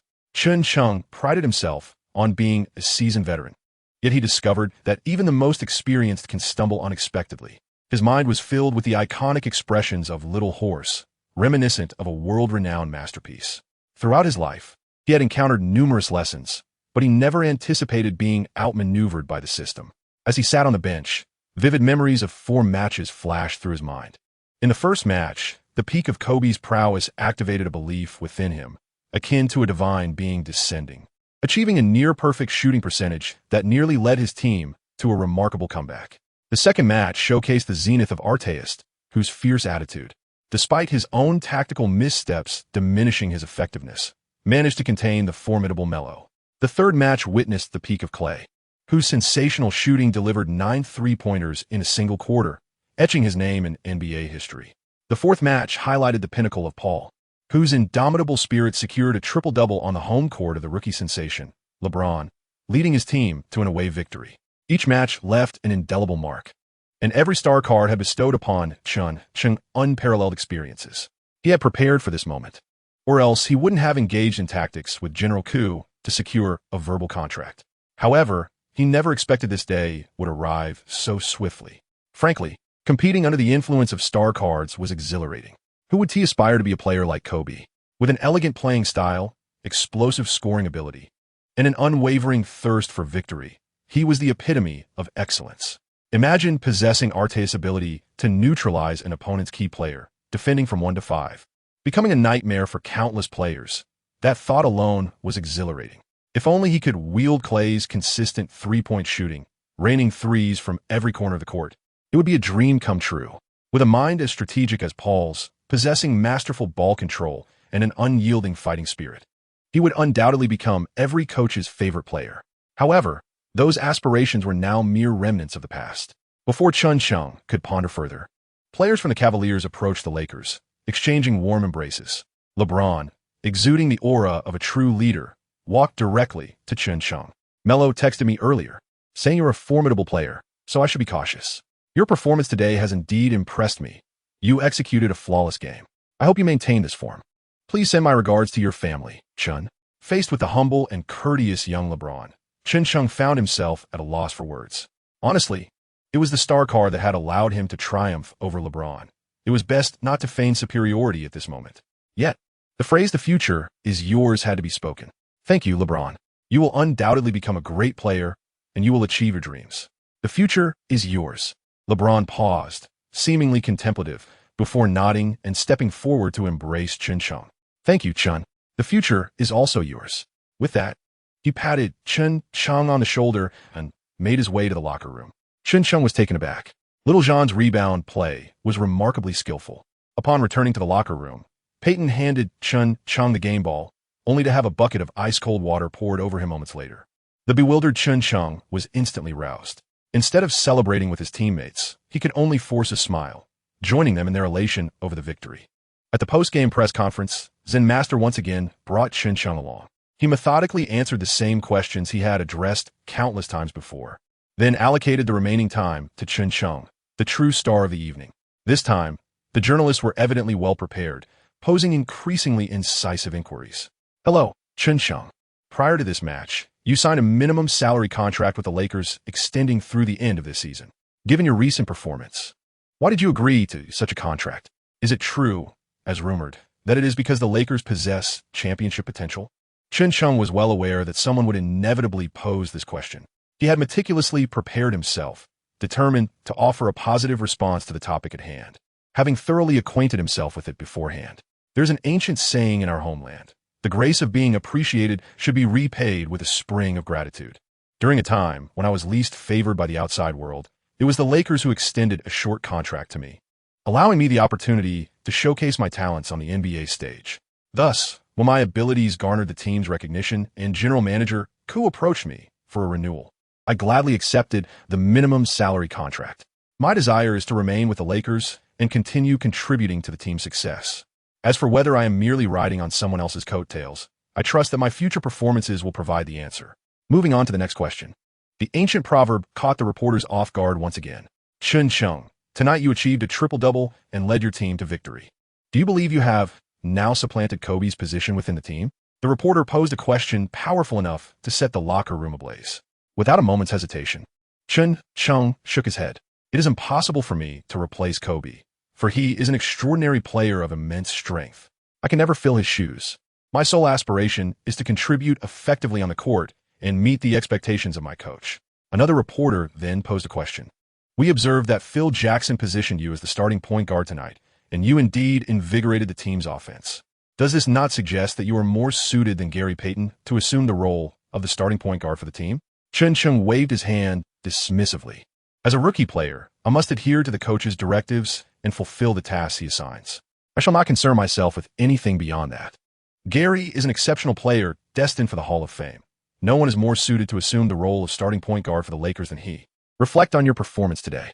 Prior to this match, the media likened your confrontation with LeBron to a dialogue between the most formidable high school athletes of the class of '03. Not only did you lead your team to victory, but you also achieved a triple-double. Was your intention to showcase such a performance to triumph in your duel with him? Chen Cheng remained silent, calmly retrieving the newspaper clipping of the Cleveland honest man from his pocket. He unfolded it, smoothed it out, and held it up for the reporter across from him, articulating each word with intent. I aspire to win the game, but more importantly, I yearn for respect. Upon concluding his statement, he placed the clipping firmly on the interview table and turned to leave. The Lakers' forthcoming schedule was a series of away games. Following back-to-back matches, they would face the Cleveland Cavaliers, only to confront the Los Angeles Clippers the very next day. In truth, this was a pseudo-away game, a privilege exclusive to the Lakers and Clippers within the league. Yet it was widely acknowledged that the Staples Center has always been the Lakers' true home. To ensure the players maintained their form, they flew back to Los Angeles overnight without any scheduled practice. Arriving at the training facility, it was already 3 a.m. in the Pacific time zone. After a grueling battle, Chen Cheng found himself restless, unable to settle his anxious heart. Tossing and turning in bed, he decided to don a hoodie and take a solitary stroll at the training center. Now that he had responded to all necessary provocations and put on a facade, it was time to return to his true self. Gazing at the championship banners that adorned the walls and the retired jerseys that hung proudly, a multitude of emotions stirred within him. Behind each championship banner lies a plethora of stories, and each retired jersey represents a unique legend. If he were to continue possessing the Star Player Experience card, perhaps in years to come, a new championship banner would hang here, along with his own retired jersey. However, whose story is woven behind this banner? Whose legend resides behind that jersey? Is it Chen Cheng's? It seems so, yet it felt otherwise. Was it possible that without the endorsement of a Star Player card, he could not compete in the NBA with his current abilities? His body was now fully activated, and through several matches, he had amassed significant experience and honed his skills. His overall strength was undoubtedly superior to that of his draft stage. Even if he could not become a star player, could he not at least serve as a reliable substitute? Renewal? Renewal was out of the question. It would never happen in his lifetime. He refused to be manipulated. He was determined to resist the influence of capital and to fight against it to the end. Tell me, in the grand tapestry of the league, what is my current level as a player? Is there a template? Indeed, there is, came the sudden electronic voice. Startling Chen Cheng. This was astonishingly real. Now that he was no longer a system member, even the customer service voice had morphed into an emotionless electronic tone. Chen Cheng, male, 19 years old, stands at 6 feet 5 inches, approximately 196 centimeters, and weighs 159 pounds, approximately 72 kilograms, with a wingspan of 7 feet, approximately 212 centimeters. He possesses commendable leaping ability and displays a certain proficiency in perimeter shooting. His defensive approach is both proactive and spirited, complemented by high basketball IQ and exceptional organizational skills that enable him to uplift his teammates. His jumping ability is notably impressive. However, his weaknesses include average breakthrough speed, inconsistent shooting touch from beyond the arc, less than optimal passing execution, and a generally moderate capacity for ball handling offense. The player most akin to him is Alex Caruso. Chen Cheng was rendered speechless. Goodness, the bald mamba? Here I was, at the pinnacle of the Black Mamba, in my first match, and now, after 4 games, I've plummeted to the status of a bald mamba. Isn't this disparity rather excessive? This is merely a semblance of what could be. Thus, my current prowess is even inferior to that of Caruso. Indeed, based on your present capabilities, your compatibility with Caruso stands at an alarming 87. 87%? Given that 2K has rated Caruso at 75, if I am merely 87 of that, it implies my skill level barely reaches 65? So, I am essentially a budget version of Caruso. Can I even continue playing like this? Chen Cheng was suddenly engulfed by a sense of disillusionment. Playing basketball? Is that really the focus? Previously filled with confidence and audacity, vowing to battle against capital to the bitter end, it now appears. Ahem, let me clarify. This individual is not me. Rather, I have a friend who wishes to inquire about your system. How does the renewal process work? Indeed. We offer 3 distinct renewal methods. The system's voice once again transformed into a melodious human tone. The first option is the monthly subscription. The system will deduct $10,000 from your bank account each month. During this period, the system will intermittently provide you with relevant training modules. Upon completion, you will experience an enhancement in your foundational capabilities. Throughout the training process, there's a chance to trigger hidden and upgrade tasks, which upon completion will grant you additional fragments of the card. Each month, exclusive tasks will be issued, containing delightful surprise packages and a certain number of card fragments. The second option is the card draw method, wherein you may directly engage in card draws using currency. At a cost of $100,000 per draw, there is a significant chance of acquiring a star player single match experience card. A 10-draw package is available at a discounted rate of $9.99, guaranteeing a star player single match experience card, with a high probability of also obtaining a Super Giant experience card and Super Giant skill package. The third option is the Super VIP tier, where you may directly pay an amount equivalent to the annual salary of a top-tier league player for the season, thereby receiving the system's service of matching you with any star player card you're choosing for each game. Additionally, the system has prepared a plethora of valuable mystery boxes for you to select from before the match, each priced at $100, with a chance to unveil various delightful props and hidden items. Note, these mystery boxes are not available for individual sale. Only those who become monthly card members or higher are eligible to purchase them. Such a scheme, replete with intricate tactics. But what use is there in discussing this now? In a system riddled with such stratagems, one could consider themselves fortunate to have 4 matches for free. Moreover, it seems even that opportunity has vanished. Chen Cheng instinctively scratched his head, quietly calculating in his mind. The allure of the Super VIP membership was undeniable. Those who have experienced it know its worth. As the season reached this point, considering the league's top salary, akin to Kevin Garnett's $28 million annual wage, it would be best not to dwell on the figures. Let's just pass on that. Drawing cards costs $100,000 per attempt, while my annual salary is only $400,000, leaving me with merely $200,000 after taxes. 2 attempts would wipe that out. What if I were to draw a superstar skill set? That could justify the expense. But should I fail, it would be a complete waste. I couldn't possibly rely on public transport to attend games, could I? If only I had had a proper discussion with General Manager Kupchak back then, perhaps the Lakers could have offered a reasonable contract. Alas, what a blunder. Thus, the monthly subscription card appears to be the most reliable option, although it deducts $10,000 a month, which is indeed quite painful. The tasks provided by the system can enhance my foundational abilities, making it a worthwhile investment. Consider it akin to hiring a personal trainer. Now, if a friend of mine wishes to acquire this $10,000 monthly card, but doesn't have sufficient funds, can I cover the cost for him? If he fails to show up, could I then use the car myself? If that's possible, I would buy my car right now. Congratulations, Chen Cheng. You have successfully subscribed to the monthly service of this system. The system will now issue your current task. Could it not be so direct? Chen Cheng cleared his throat, attempting to mask his embarrassment. Task name: the current clay. Task objective: hit 3-pointers from various positions. Quantity: 300. Completion reward: increase personal 3-point shooting percentage to 30. A 33-point shooting percentage would rank within the top 60 in the NBA at that time. Undoubtedly, this could not compare to the prowess of embodying Clay's star card. However, since the system has provided a template, I shall endeavor to catch up to the bald mamba first. Chen Cheng, onward to a new journey. The task has commenced. As the system's voice faded away, the familiar counter appeared once more above Chen Cheng's head. He recalled the arduous training he had endured upon receiving his previous tasks.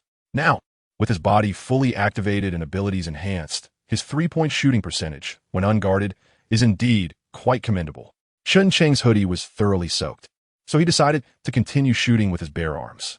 Occasionally, he leaned forward, resting his hands on his knees. His forearms were slightly sore, and his knees and calves only felt a mild ache, a significant improvement compared to before. Aside from the lack of someone to retrieve the balls, the countless repetitions of shuttle runs made the task of hitting 300 3-pointers not particularly daunting. However, since finishing last night's game, he had only managed to catch a brief nap on the plane, leaving him feeling quite fatigued. With his final shot finding its mark, the number above his head flickered to 300,300, signifying the completion of his task. Simultaneously, the system's voice chimed in. Congratulations, you have completed the task. Your personal 3-point shooting percentage has increased to 30. Upon hearing this, Chen Cheng finally felt invigorated. With a 30% shooting rate, he at least wouldn't finish the night without scoring during the game. He reminisced about his earlier, fervent promise to assist Kobe in securing that championship, which had been so laden with regret. Given his current abilities, he sincerely hoped to avoid being a hindrance to Kobe's ambitions. Chen Cheng smiled wryly, finally achieving some success. He felt a sense of relief wash over him. In fact, he even found himself in the mood to jest with the system. I wonder, dear system, why this task bears such an odd name. Because it reflects the current level of Klay Thompson. The Klay of now? Indeed. Chen Cheng found himself momentarily bewildered, contemplating the situation before finally grasping the truth. Klay's father, Michael Thompson, was once a member of the Lakers and a crucial piece during the Showtime era. It was during his tenure with the Lakers that Klay Thompson was born, which means that Klay is now approximately 13 or 14 years old. This realization hit Chen Cheng hard. His current three-point shooting ability is merely on par with Klay Thompson's level during his middle school days. He felt compelled to confront his teammate. After concluding his training, Chen Cheng returned to his room for a refreshing nap, only to awaken at 2 in the afternoon. With the game scheduled for that evening and no team practice arranged, everyone was to head directly to the arena. Having missed the excitement of Chen Cheng's triple-double performance, Yang Yusin was determined to witness his game that night, and Chen Cheng could not dissuade her. Naturally sociable, she rallied her fellow Chinese classmates to establish a Chen Cheng fan club on campus, which would convene at the Staples Center that evening. The name Great Wall of China was set to resonate throughout the venue. As if that weren't enough, Yang Yusin leveraged her connections to secure Chen Cheng a one-on-one interview with Bill for the Los Angeles Times basketball column, scheduled to take place after the game.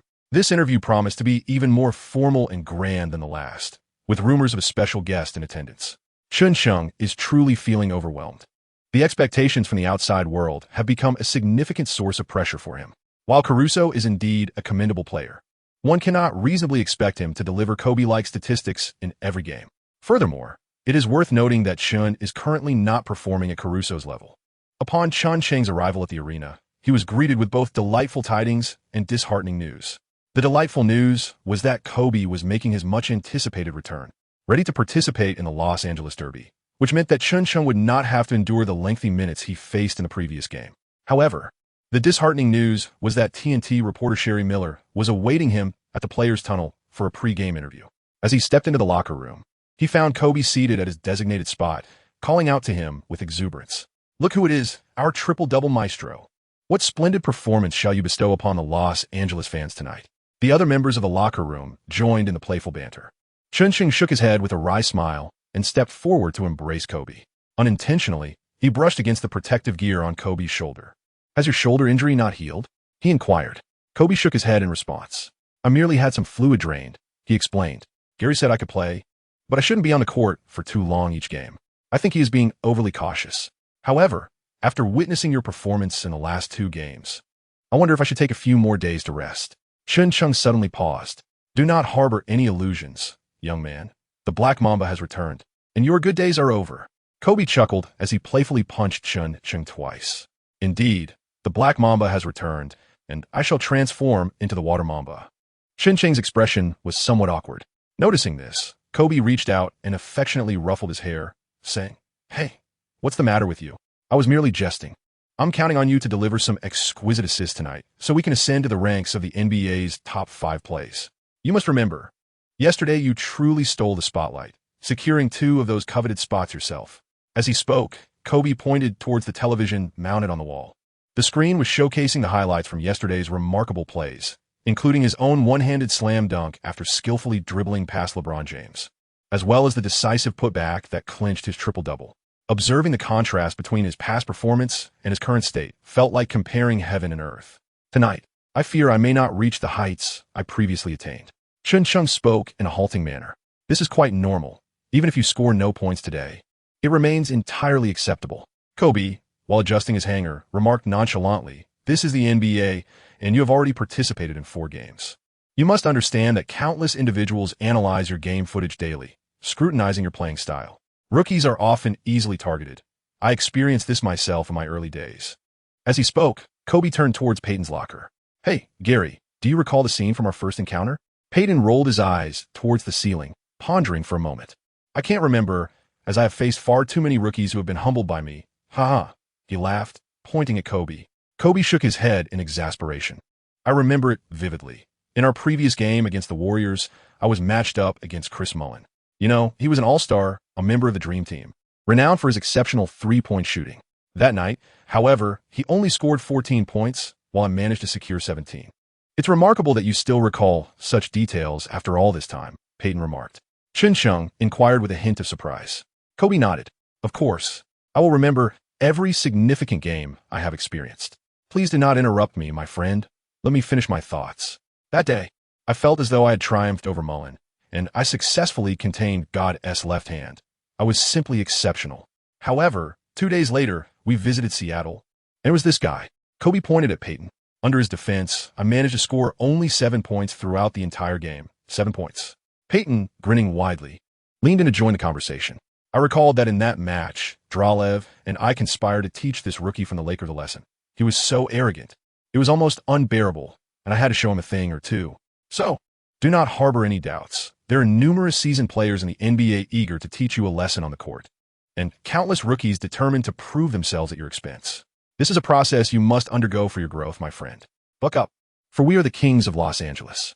Kobe patted Chen Cheng on the chest. I mean it. Moreover, what is there to fear from the backcourt duo of Jarek and Eddie House? They are far more manageable than yesterday's #1 draft pick. Peyton clapped the shoulders of the 2 younger players before returning to his seat. They should be the ones afraid of us, Kobe continued. At that moment, the team staff entered, urging Chen Cheng to step out for an interview with Sister Miller. See? With Cheryl, my shoulder injury hardly qualifies as newsworthy, Kobe jested. Cheryl has an affinity for accurate three-point shooting. After all, it is a family tradition. Once Peyton's car is in motion, he hardly spares the gas pedal. The locker room, under his influence, instantly transformed into a racetrack. Cheryl Miller was already waiting at the tunnel exit, and Chen Cheng hurried out to greet her. After exchanging pleasantries, Sister Miller posed her question. How prepared are you for this game? Chen Cheng hesitated for a moment. Although Kobe's eloquent recounting of past events was profoundly educational, he was acutely aware that his own circumstances were rather unclear. Therefore, he resolved to speak candidly. At this juncture, continuing to feign confidence during a live television broadcast would undoubtedly lead to severe repercussions post-match. To be frank, I am not particularly well prepared. Sister Miller's expression shifted slightly, only to be replaced by a broad smile. I understand that this is a unique humility characteristic of your nation, which I had the pleasure of experiencing with Yao Ming. However, as a promising rookie with considerable talent, what kind of statistics do you anticipate achieving in this match? I suspect that I might, quite possibly, not score a single point. Chen Cheng, with a stern expression, spoke earnestly. Quick, capture a close-up, Sister Miller softly instructed the photographer. This is the unique, dry humor characteristic of the Chinese. They often share jokes while maintaining a serious demeanor. I genuinely believe you should consider performing stand-up comedy. With that, Sister Miller chuckled as she unfolded a data sheet in her hands. Chen Cheng achieved a remarkable triple-double in the previous game, scoring 35 points, delivering 14 assists, and securing 10 rebounds, including 5 crucial rebounds in the final quarter, 2 of which were offensive. It is astonishing that a rookie with such an impressive performance would claim he might not score a single point today. I feel his comedic talent should not go unnoticed. Chen Cheng was utterly captivated by her extraordinary comprehension abilities. It was as if the very axis of his being aligned perfectly with the Grand Gate Tower. Regarding today's competition, what expectations do you hold for yourself? Sister Miller inquired further. Expectations, I simply hope that if I do not perform well today, people will refrain from being excessively harsh in their criticism. Upon hearing this response, Sister Miller erupted in laughter, nearly losing her grip on the microphone. Criticism? Oh dear. Chen, you people from Huaguo are truly humorous. Humorous? You will understand who possesses a sense of humor once the competition concludes. Chen Cheng pondered the relentless critics masquerading as fans online. He had witnessed the prowess of those detractors on the Huaguo forum. Their fervor was unmatched, tirelessly posting for 3 days and nights without pause, exhibiting an unwavering dedication to their craft. Should he falter in performance today, he would undoubtedly face their scathing wrath, as even ancestral graves might not escape their vitriol. Their pre-match bravado was matched only by the ferocity of their post-match condemnations. He understood them all too well, having once been among their ranks. Ah, how he laughed at the thought. But now, he must retouch his makeup. Before that, however, one final inquiry. Are you aware if the fans from your country intend to vote for you to participate in this year's Los Angeles All-Star Game? Upon hearing this, Chen Cheng was suddenly taken aback. With my current abilities, how could I possibly shine at the All-Star Game? Wouldn't that only lead to embarrassment? Contemplating this, Chen Cheng repeatedly gestured towards the camera, signaling his disapproval. Absolutely not. It must not be allowed. I speak with utmost sincerity. His genuine reactions were broadcast live by TNT, reaching countless households. Many American viewers, who initially felt indifferent towards him, were instantly captivated by his amusing performance on screen, igniting their anticipation for his performance in the evening's game, and even inspiring them to rally support for his all-star selection. Chen Cheng was indeed troubled, perplexed by the convoluted thought processes of these foreigners, who managed to distort his words to such an extent. Upon returning to the locker room, the coach commenced his customary pre-game pep talk, given that it was a back-to-back game and with O'Neal's uncertain return. The disparity in strength between the two teams was quite pronounced, and the only legitimate center in the team, Meade, had opted to rest today. Consequently, the coach placed particular emphasis on the importance of rebounding. In his view, the Lakers' offensive issues were minimal, with Kobe's return and Chen Cheng still on the bench. Both starters and substitutes possessed the capability to decisively outmatch the Clippers' backcourt. However, the Clippers held the advantage in the paint, while the Clippers might lack in certain areas. Their rebounding prowess was renowned throughout the league. The captain, Elton Brand, a well-known robust rebounder in the NBA, stood just over 2 meters tall with an impressive wingspan of 23 meters, combined with his solid build weighing close to 300 pounds, making rebounding for him a simple task. Moreover, he possessed a reliable mid-range shot, having entered the NBA as the first overall pick in 1999, now serving as the Clippers' star player. In addition to him, the Clippers boasted a newcomer in the paint, Chris Come-On, selected 6th overall in the first round of the 2003 draft. With an intimidating appearance and a fierce playing style, his flowing golden locks could create considerable challenges for the Lakers in the paint. The team also featured the muscular Corey Maggette, who averaged 20 points and secured 6 rebounds per game. During his tenure with the Clippers, he was at the peak of his career, showcasing a well-rounded skill set and adept at avoiding turnovers to defenders closing in. Furthermore, the then head coach of the Clippers, Mike Dunleavy, had earned the Coach of the Year title in 1999, demonstrating his evident coaching prowess. As for their backcourt, as Peyton had previously remarked, the duo of Jarek and Eddie House paled in comparison to the star power of Kobe and Peyton. In today's match, Little Sampson was elevated to the starting lineup, partnering with the veteran Grant in the paint, while George remained in the small forward position. He and Maggette appeared almost like brothers, facing each other once again on the court.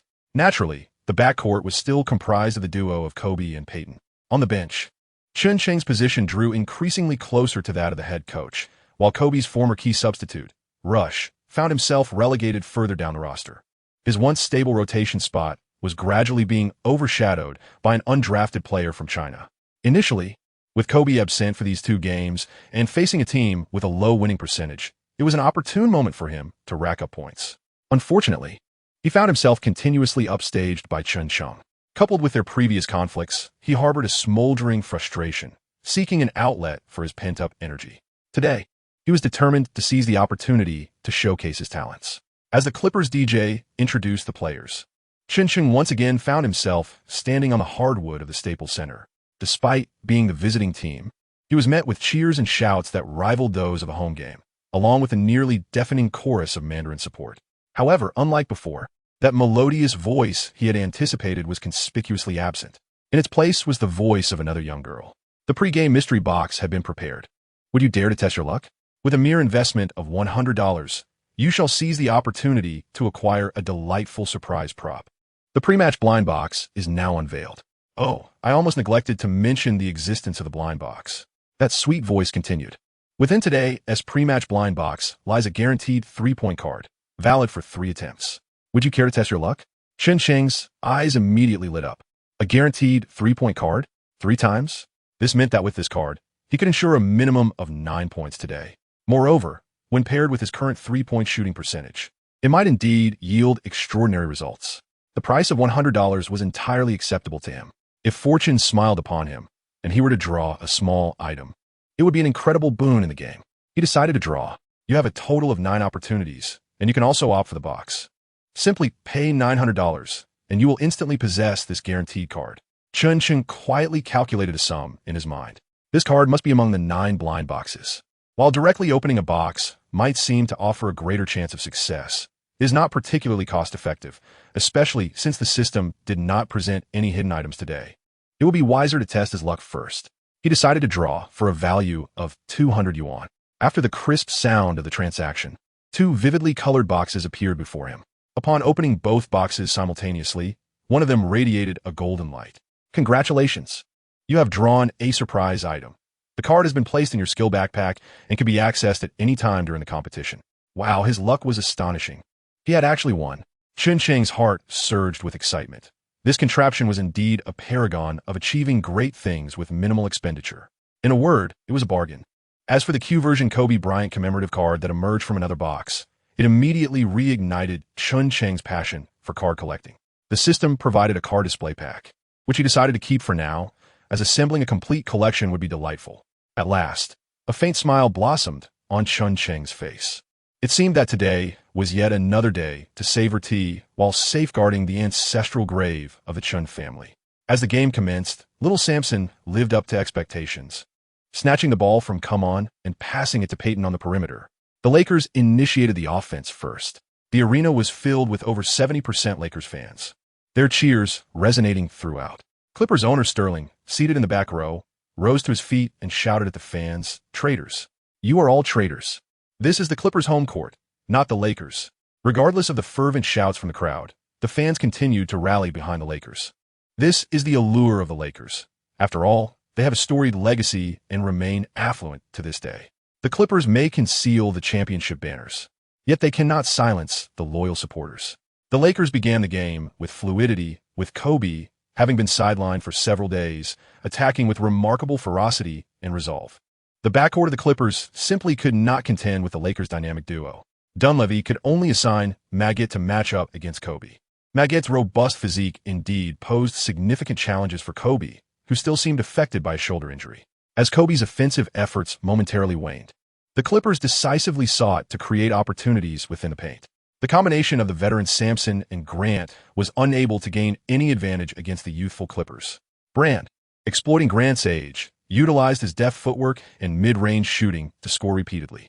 Even when shots did not fall, he and Come On were able to effortlessly secure offensive rebounds over the Lakers' interior defense, launching second-chance opportunities.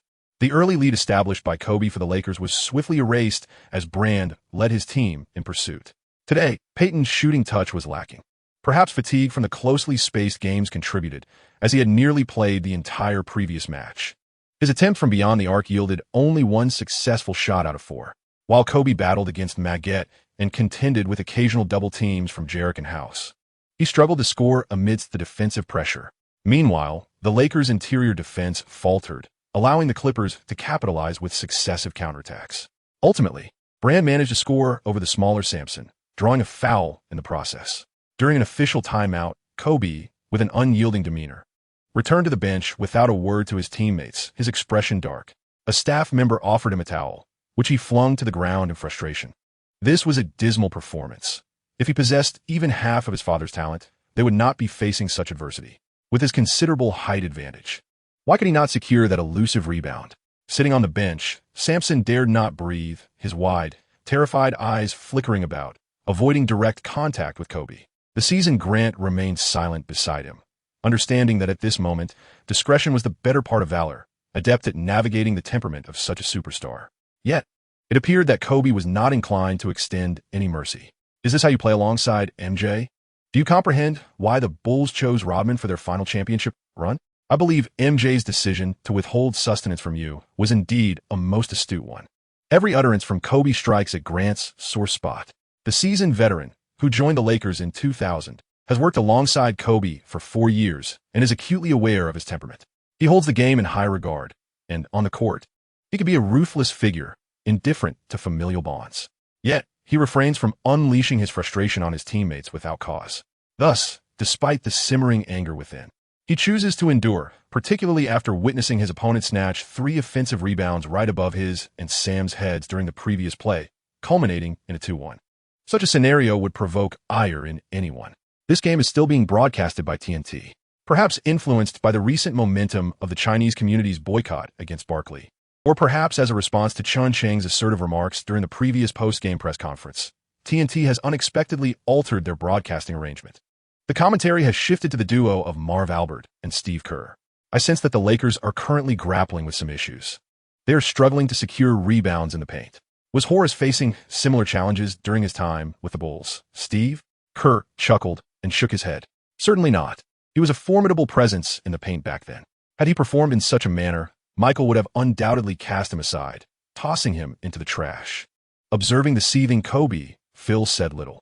Samson was indeed at a disadvantage in the physical confrontations. Against Brand's interference, he resembled an inflatable figure outside a mall, merely standing there, flailing his arms, yet unable to reach that wretched basketball.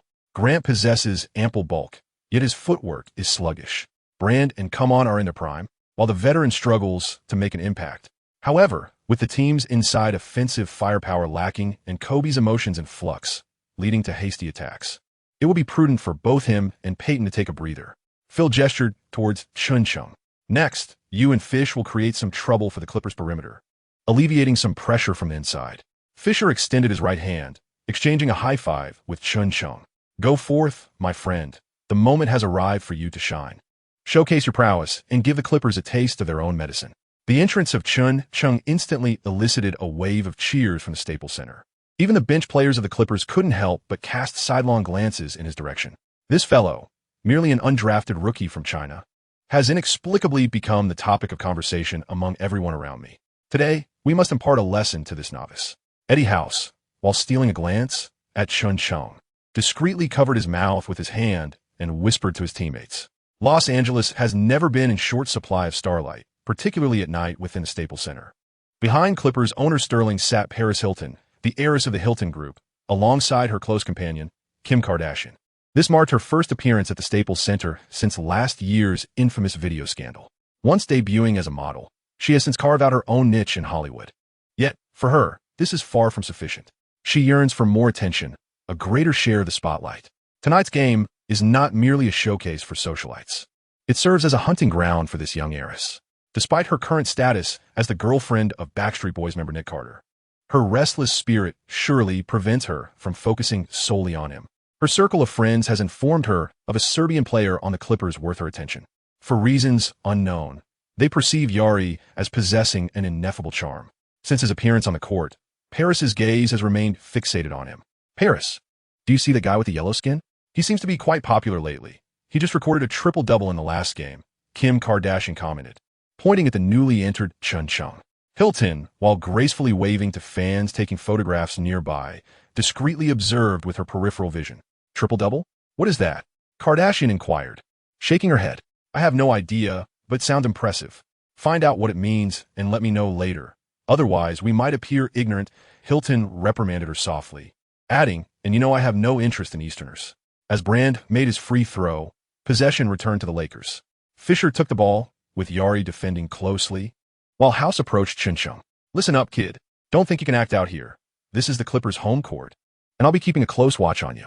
Chen Cheng had no inclination to engage in a verbal sparring match with him. He was well aware of House's loquacious nature. However, when one has Gary Payton on their team, the trash talk directed at Chen Cheng appears utterly ineffectual. Jarek leveraged his height advantage to trouble Fisher, rendering his passing less fluid. Chen Cheng stepped forward to clear the ball, deftly controlling it at his feet. Opposite him, House firmly planted himself on the three-point line, refusing to yield an inch. It was evident that Coach Dunleavy had meticulously prepared a strategy targeting Chen Cheng's strengths. The primary directive was to deny him the opportunity to find his rhythm from the perimeter. In simple terms, they would allow him to drive, but not to shoot. With Brand and Come On holding forward in the paint, should he dare to penetrate, he would surely experience the sting of rejection. Frankly, without the endorsement of a star player card, Chen Cheng felt uncertain. In the past, he would have confidently shot right over House. But now he hesitated to take such reckless risks. The few opportunities he had to score had to be reserved for critical moments. With this in mind, Chen Cheng called for a play, signaling Grant from the inside to come out and set a screen for him.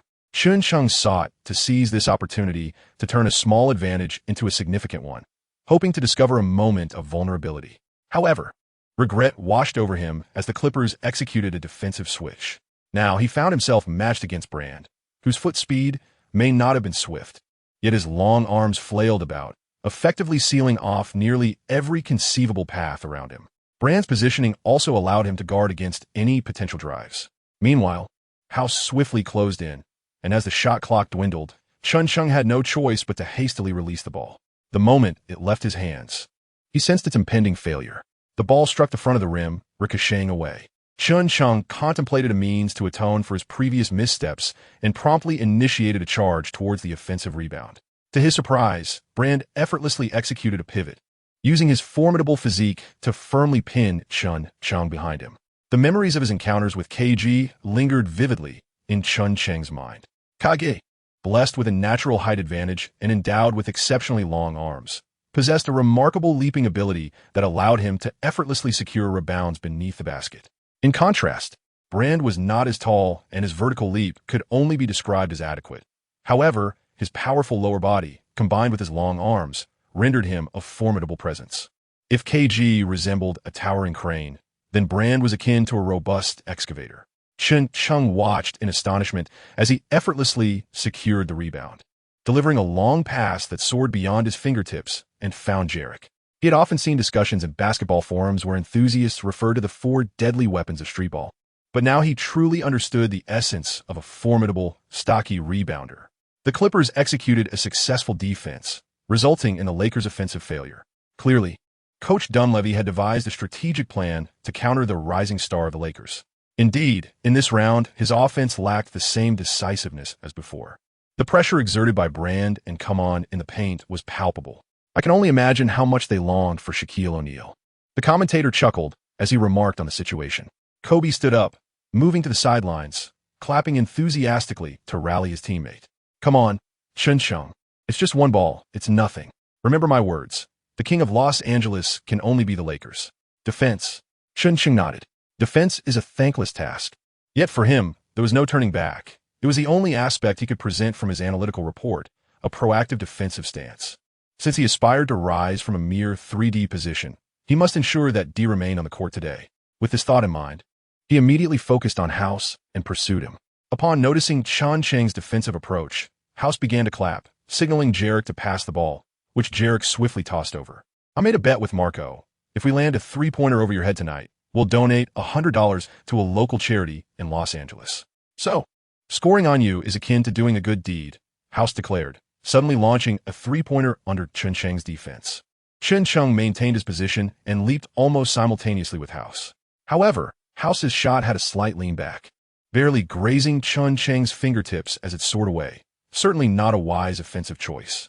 His intent was merely to dampen Chen Cheng's spirit. His audacity to take such a reckless shot stemmed from having Brand at the center.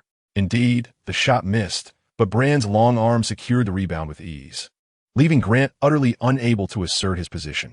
This offensive rebound granted the Clippers another 24 seconds on the shot clock. The ball was passed to the perimeter, where Jarek regained control and gestured for House to set a screen.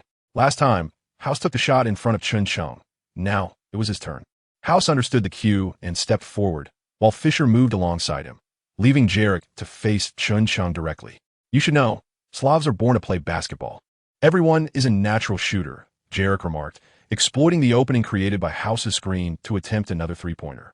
This time, Chen Cheng had already anticipated their tactics. If I can't score, can I not defend? He refused to grant Jarek the same opportunity again. Although Jarek possessed the gentle touch characteristic of Slavs, he also inherited their leaping ability. As the ball barely left Jarek's fingertips, Chen Cheng leapt into the air, delivering a powerful volleyball-style block that sent the ball crashing into the technical area. He remembered the report from the system, highlighting his jumping ability as his most prominent strength. Bravo, Chen Cheng. That's how you defend. Kobe, on the sidelines, took on the role of the atmosphere conductor, so excited that he shouted in Italian. Coach Dunleavy, standing on the sidelines, wore a grave expression, his eyes fixed intently on the 2 guards on the court. I say, gentlemen, it's time to end this game. Upon hearing the coach's words, the 2 immediately reined in their exuberance, adhering diligently to the tactical arrangement, facilitating play for the interior. Once again, Brand, positioned in the paint, executed a successful fadeaway jumper over the heads of Sampson and Grant. On the Lakers' side, Fisher crossed the mid-court line, delivering the ball into Chen Cheng's hands before promptly setting a screen. Chen Cheng received the ball, and this time, without hesitation, he seized the opportunity and took the shot. However, the basketball failed to follow the intended trajectory and did not find its way into the net. Grant managed to secure a hard-earned offensive rebound beneath the basket and swiftly passed it to the perimeter. George received the ball and immediately relayed it to Fisher. Under House's defensive pressure, skillfully maneuvered the ball out. Once again, he placed the ball into Chen Cheng's hands. They all held unwavering confidence in Chen Cheng's shooting prowess. If he remained unable to find his rhythm, the Lakers' offensive situation would face grave complications, with Kobe's shoulder injury preventing him from playing the entire game and Peyton's stamina affecting his performance. Chen Cheng emerged as the most relied-upon scoring option on the court. Upon seeing Chen Cheng with the ball, Jarek immediately closed in. The earlier block that Chen Cheng had executed had left him somewhat embarrassed, prompting him to intensify his defense against Chen Cheng on this play. Chen Cheng dribbled the ball beyond the three-point line, seeking an opportunity. It seemed imperative to employ a guaranteed shot card this time. Otherwise, his teammates would surely lose faith in him. With this thought in mind, he maneuvered the ball while observing the movements of his opponent, Yari, discreetly searching for a chance to break free. Although Yari's foot speed was not particularly swift, his control of rhythm was impeccable. With one hand extended forward and the other to the side, he effectively restricted Chen Cheng's shooting position. He shadowed him closely, applying relentless pressure and obstructing Chen Cheng's path. The defensive strategy remained unchanged. It was crucial to prevent him from regaining his shooting touch for beyond the arc. Chen Cheng persistently dribbled, ceaselessly seeking opportunities. With a shooting accuracy of at least 30, it implies that for every 3 attempts, he is bound to score at least once. Furthermore, bolstered by the assurance of a guaranteed shot card, with such enhancements accumulated, as long as he releases the ball, it is certain to find its mark in the net. Chen Cheng no longer hesitated. He directly executed a shot. However, it seemed that Jarek had discerned his strategy. Suddenly stepping forward, he swiftly intercepted the ball from Chen Cheng's hands and embarked on a rapid counterattack. As Chen Cheng's shooting motion was only halfway completed, the ball was snatched away by Jarrett Jack. In a moment of haste, he could only reach out and tug. The referee promptly called a deliberate foul, sending Jack to the free throw line and granting possession to the Clippers. 3 consecutive offensive attempts failed, compounded by a senseless foul. Seizing the opportunity during the dead ball, the Zen master opted to substitute Chen Cheng. A chorus of boos echoed from the corners of the arena. The members of the support group, led by Yang Yusin, were left bewildered by Chen Cheng's lackluster performance, even forgetting to cheer him on. Meanwhile, the comment section of the live broadcast by Huaguo had already erupted. What has happened to Chen today? He seems to have forgotten how to play, as if he were a completely different person. Is he exhausted after achieving a triple-double against the Little Emperor just yesterday?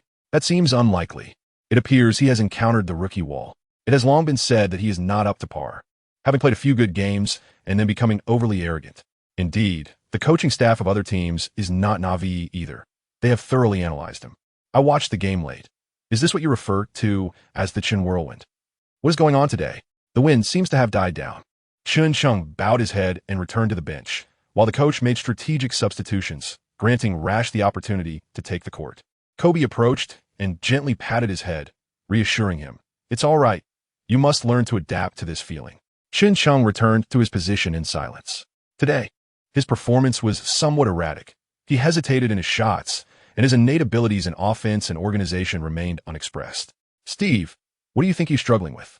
TNT commentator Maff inquired, engaging in conversation with his companion, Kerr. "I believe the pre-game strategy devised by Coach Dunleavy has played a significant role. The coaching staff must have dedicated considerable time to analyze Chen's playing style. In previous encounters, teams facing his offensive plays did not apply pressure early on, allowing him to find his rhythm right from the start. It is crucial to understand that once a shooter finds their groove, it can become a formidable challenge for the opposition," Kerr replied. Maff erupted into laughter. "Indeed, I trust you possess considerable insight on this matter. So, how should he adjust?" There is little room for adjustment. For a rookie who has been thoroughly studied by opposing teams, escaping such specifically targeted defense requires the introduction of new offensive strategies. This expectation is excessively demanding for a novice who has only participated in 4 games, Kerr responded. Meanwhile, on the Lakers' side, Rush made his entrance and promptly sank a three-pointer. Ecstatic, he rushed to the bench, high-fiving his teammates before finally stopping in front of Chen Cheng. "Rookie, observe how a seasoned NBA player conducts himself on the court. And take note," he remarked before bounding back onto the court. Chen Cheng was rendered speechless. The current situation mirrored his pre-match predictions, having failed to score even a single point. His performance was abysmally poor. Furthermore, he had just squandered a precious guaranteed win card. Everything was spiraling towards the most disheartening outcome. The commentators on site began to dissect Chen Cheng's performance. It could be said that ever since Chen's appearance, apart from the Timberwolves. Every opponent faced by the Lakers had a win rate below 50. You can infer what I am implying. Indeed, Chen has yet to endure a truly competitive match. Formidable teams such as the Mavericks, the defending champion Spurs, his compatriot Yao Ming's Rockets, along with the Kings and the Trail Blazers, were all awaiting them. Today, merely encountering the Clippers, who had a win rate close to 50, had already stifled Chen's efforts. I believe the Lakers should not waste additional playing time on him. Currently, Rush on the court is a reliable shooter. Look, he has just sunk another open three-pointer. The Clippers' perimeter defense is utterly dismal. Yet, they managed to contain the most sought-after Lakers rookie. Indeed, as the two shared a laugh, the first quarter concluded with the Clippers leading the Lakers by 8 points. In the second quarter, Kobe once again had the opportunity to take the court. Just before entering, he circled around Chen Cheng, reaching out to ruffle his hair. Cheer up, Chen Cheng. Consider what else you have yet to showcase from your arsenal. Arsenal? What else do I possess, apart from that card with 2 guaranteed chances? The contest on the court remains intensely competitive.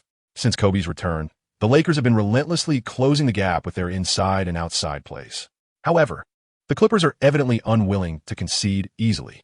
Brand has begun to showcase his prowess in the paint, consistently scoring with mid-range shots over the aging Grant. The synergy between Come-On and Maggette has grown increasingly refined, as the two bombard the Lakers' rim with relentless aerial assaults. The issues that plagued the Lakers in the first quarter have resurfaced, specifically their struggles with rebounding. Brand alone has nearly matched the Lakers' entire team's offensive rebounding tally, dominating the boards with more than double the second chance points. Were it not for the lackluster performance of their perimeter shooters, the disparity would have widened considerably, especially with Kobe leading the charge for the Lakers. In the second quarter, Chen Cheng was not afforded a single minute of playing time. During this period, the Clippers extended their lead to 14 points. In the locker room, Kobe erupted in fury, kicking over a trash can and sulking in his seat. The atmosphere was thick with silence, no one daring to speak. The Lakers, devoid of O'Neal, Malone, and Medvedenko, appeared extraordinarily feeble inside.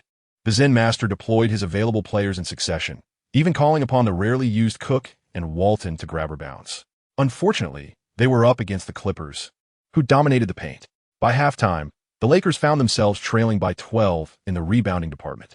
Elton Brand recorded 9 rebounds, including 5 offensive boards. Chris Come-On had 7 rebounds, with 2 offensive, and Corey Maggette also contributed 7 rebounds, one of which was offensive. The Zen Master held up the halftime statistics before the players. Eddie House has managed to snag 2 rebounds.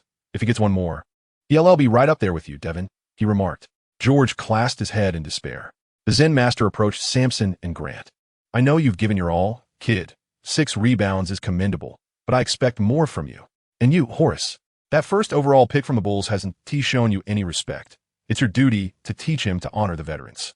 After a fleeting glance at Chen Cheng, who remained silent, the Zen Master turned to the center of the locker room. We must surmount this challenge. We have achieved 3 consecutive victories, and the Clippers do not represent an insurmountable obstacle. We must overcome them. We are a great team, and our aspiration is the championship. Let's go Lakers! Inspired by the Zen Master's rallying cry, everyone gathered at center court, united in a fervent chant for the Lakers. At this moment, Chen Cheng felt like an outsider. The members of the fan organization in the stands drooped their heads, lacking the energy to raise their cheer placards. Newly inducted Chinese fans began to express their doubts about Yang Yusin's predictions. Amy, didn't you say that Chen would deliver an astonishing performance today? Indeed, until now, he had not been granted a single minute on the court. Only Yang Yusin stood tall, holding her placard high. Nearby, several young Caucasian men clad in Clippers jerseys whistled at them. Hey, beautiful, join us in supporting Brand. He has the #1 pick. And that undrafted Chinese guy, isn't worth your cheers. He has been thoroughly analyzed, and even if he steps onto the court, he will only embarrass himself. Right? Did you see his performance? He was actually contained by Jarek. My goodness, there are NBA players who can be stopped by Jarek. The two exchanged knowing glances and burst into unrestrained laughter. Indeed, they were not mistaken. Chen had hit the rookie wall, and it seemed unlikely he would have another chance to play today. I wonder if I can return this jersey, complained a fellow fan. Yang Yusin turned her head, her expression resolute. I believe in Chen Cheng. He will surely adjust his form. He can do it. Suddenly, the basketball forum was inundated with countless posts expressing skepticism about Chen Cheng. In this match, Chen Cheng's performance was abysmal, going 0 for 3. With such a display, Do you truly wish to cast him into the All-Star game, thereby tarnishing the dignity of our nation? The chat section of the live streaming platform was inundated with scornful remarks. What has happened to my brother Chen? Is he glued to the bench? Previously, I mentioned that he was overestimated, yet you insisted on arguing that he is a prodigy. If he is indeed a genius, why is he not soaring to greatness instead of languishing on the substitute bench? He is merely a player deserving of minutes only during garbage time. Let's not harbor excessive expectations. He should be reassigned to the development league to hone his skills. I must say, Chen Cheng's defense in the first half was commendable. He should henceforth embrace the role of a workhorse. What need is there for an all-star when a workhorse is merely required? I am truly at my wit's end. Can votes be retracted? I no longer wish to cast mine for him. 3 minutes into the third quarter, the Lakers' interior issues remain unresolved. Who, for heaven's sake, can secure that damned rebound? Kobe returned to the bench, clutching a towel, and shouted at everyone present. Chen Cheng observed Kobe, adorned with robust shoulder pads, relentlessly charging into the paint, engaging in fierce battles with the Clippers' front line, all for the sake of securing rebounds, and he felt profoundly moved. He recalled Kobe's words and reflected on what remained unexhibited in his own arsenal. Yet at this moment, not only did he find himself devoid of opportunities to showcase his skills, but even if he were to step onto the court, sinking a couple of three-pointers would hardly alleviate the team's pressing predicament. Rebounding was not his forte. Rebounding. Chen Cheng suddenly recalled the exclusive task assigned by the system earlier this month to visit Rodman, ultimately earning a substantial gift pack featuring Rodman's predictions. Having been previously endowed with star player cards, he had not paid much attention to this gift pack. Chen Cheng awakened the system's backpack, which was devoid of items save for a single guaranteed card. Upon flipping to the final page, he finally beheld the coveted package of Rodman's anticipation skills. He opened the package. Very well. Previously, due to a conflict between this skill set and your experience card, activation was impossible. Shall I assist you in activating and equipping this skill now? Activate and equip it immediately. Excellent. Rodman's anticipation has been successfully equipped. You have now acquired the legendary NBA star, 7-time league rebounding champion Dennis Rodman's ability to predict the trajectory of rebounds on the court.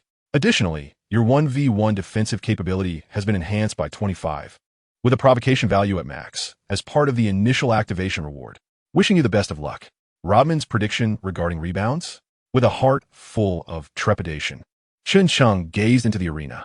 In the corner, Maggette received a pass from House, executing a crossover step to elude George's defense, and with a slight lean, he released a long two-point shot. As the ball soared toward the hoop, several probability indicators regarding the basketball's landing points suddenly materialized in midair. The lower right displayed a probability of 55, the lower left indicated 32, directly beneath the hoop was marked at 10, and the free throw area was at 3. Chen Cheng fixed his gaze intently on the lower right position, the area with the highest probability of success. Maggette's shot struck the rim, bouncing lightly and losing momentum, as it predictably descended towards the lower right of the backboard. Brand, who had established his position early on, once again secured the rebound. Truly, the foresight of the big bug is remarkable. What precision it possesses. With such a skill, who would fear missing out on a rebound? Kobe, visibly agitated on the court, leapt in frustration upon witnessing Brand snatch yet another rebound beneath the basket, leading him to commit a foul on the spot. Not only was the inability to secure rebounds disheartening, but George's defensive intensity against Maggette had noticeably waned, further aggravating Kobe. The Zen master, ever observant, noted this as well. With Kobe nursing an injury and already burdened by offensive pressures, the additional responsibility of bolstering George's defense was proving to be a strain on his stamina. His steely gaze swept across the bench, in search of a suitable replacement for George in the small forward position. Ultimately, his eyes settled on Chen Cheng. He had previously demonstrated his capability in neutralizing Anthony, and despite a lackluster offensive performance in the first half, his defensive efforts had been commendable. It was time to summon him to the court. Chen, casting aside his inner burdens, prepared to closely mark Maggette. At this moment, Chen Cheng had long since cast aside his previous despondency, and his eyes sparkled with their former brilliance. Rest assured, coach, leave it to me. Chen Cheng's reappearance elicited a smattering of applause, accompanied by some jeers. Upon witnessing Chen Cheng's return, Yang Yusin promptly rallied the members nearby, urging them to cheer for Chen Cheng together. The Chinese fans, lacking enthusiasm, stood briefly to feebly wave their props before settling back down. Only Yang Yusin, with a voice nearly hoarse, continued to shout, "Chen Cheng, keep going. You are the best." Chen Cheng followed the direction of the sound and spotted Yang Yusin. Today, she had made a special effort to present herself, resembling a cheerleader. With her hair styled in two playful ponytails, she wore a crisp white t-shirt, layered with Chen Cheng's Lakers home jersey, resembling a whimsical dress. She bounced energetically, brandishing a large prop sign, exuding an extraordinary vivacity. Chen Cheng felt a warm sensation enveloping his heart as he gestured toward Yang Yusin, forming a heart shape with his thumb and forefinger. In their current context, the meaning of this gesture was lost on them. Brand completed his free throw, and possession shifted to the Lakers. Look, Marco, who has graced the court, the greatest player of our nation, Chun, has arrived. Prepare to tremble. House, gripping Jarek's arm, exclaimed loudly. Jarek covered his mouth, stifling laughter, and whispered incessantly to House. Chen Cheng strode forward, addressing the two individuals. Prepare yourselves to witness your father's performance. You two wretches who together cannot even score 15 points. Upon uttering those words, he found himself momentarily stunned. Could this truly be the pinnacle of mockery, as exemplified by the infamous brother to Cheng? The two stood there, utterly bewildered. In a single incisive remark, Chen Cheng struck at the heart. As the starting backcourt players for the Clippers, their skills are decidedly lacking, hardly making a mark in the entire league. Both average around 7 points per game, barely adding up to 15 collectively. As House charged forward to take a shot, he was firmly restrained by Jarek. Stay calm, Eddie, he urged. Let us show him a thing or two during the game, just as we did in the first half. Meanwhile, Kobe received a pass from Fisher, accelerating past Jarek with ease, and forcefully drove towards the basket against ComeBack, successfully executing a 2-1 play. Standing at the free throw line, Chen Cheng glanced up at the hoop.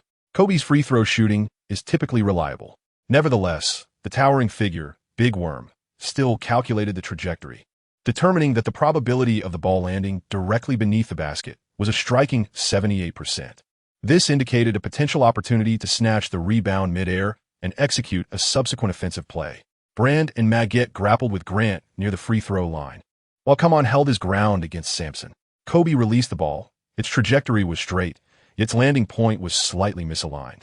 Chen Cheng suddenly executed a reverse run along the perimeter, deftly evading House's tight defense. With long strides, he surged into the paint, and before anyone could ascertain the trajectory of the ball, Chen had already taken flight. Thud!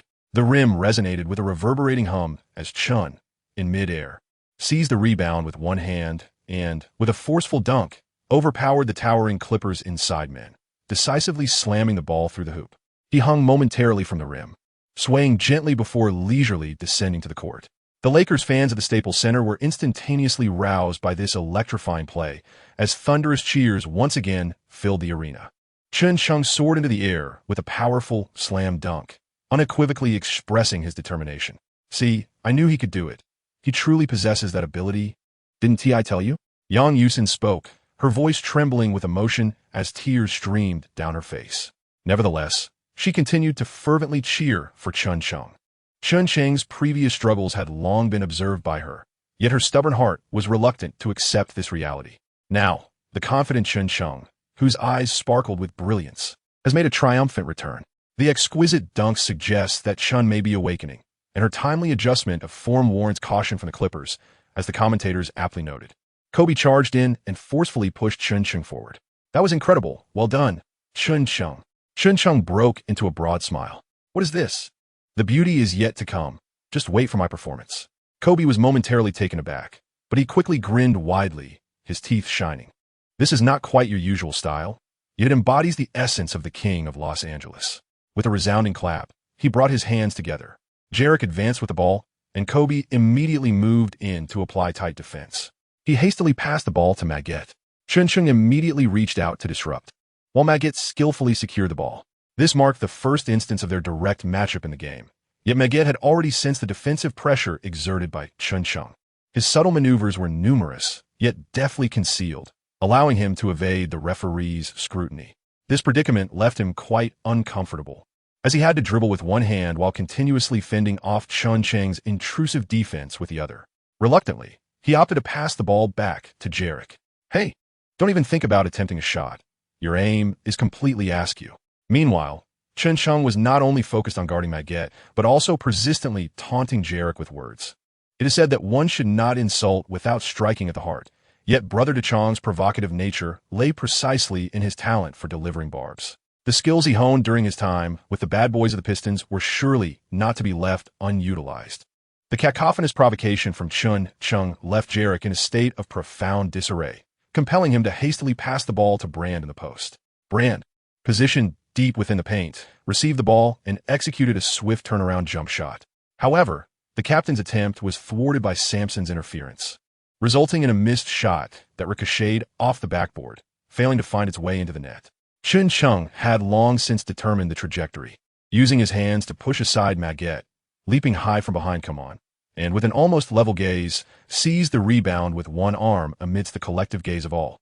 Upon landing, his eyes swept across the court, exuding an air of dominance. The possession belonged to the Lakers.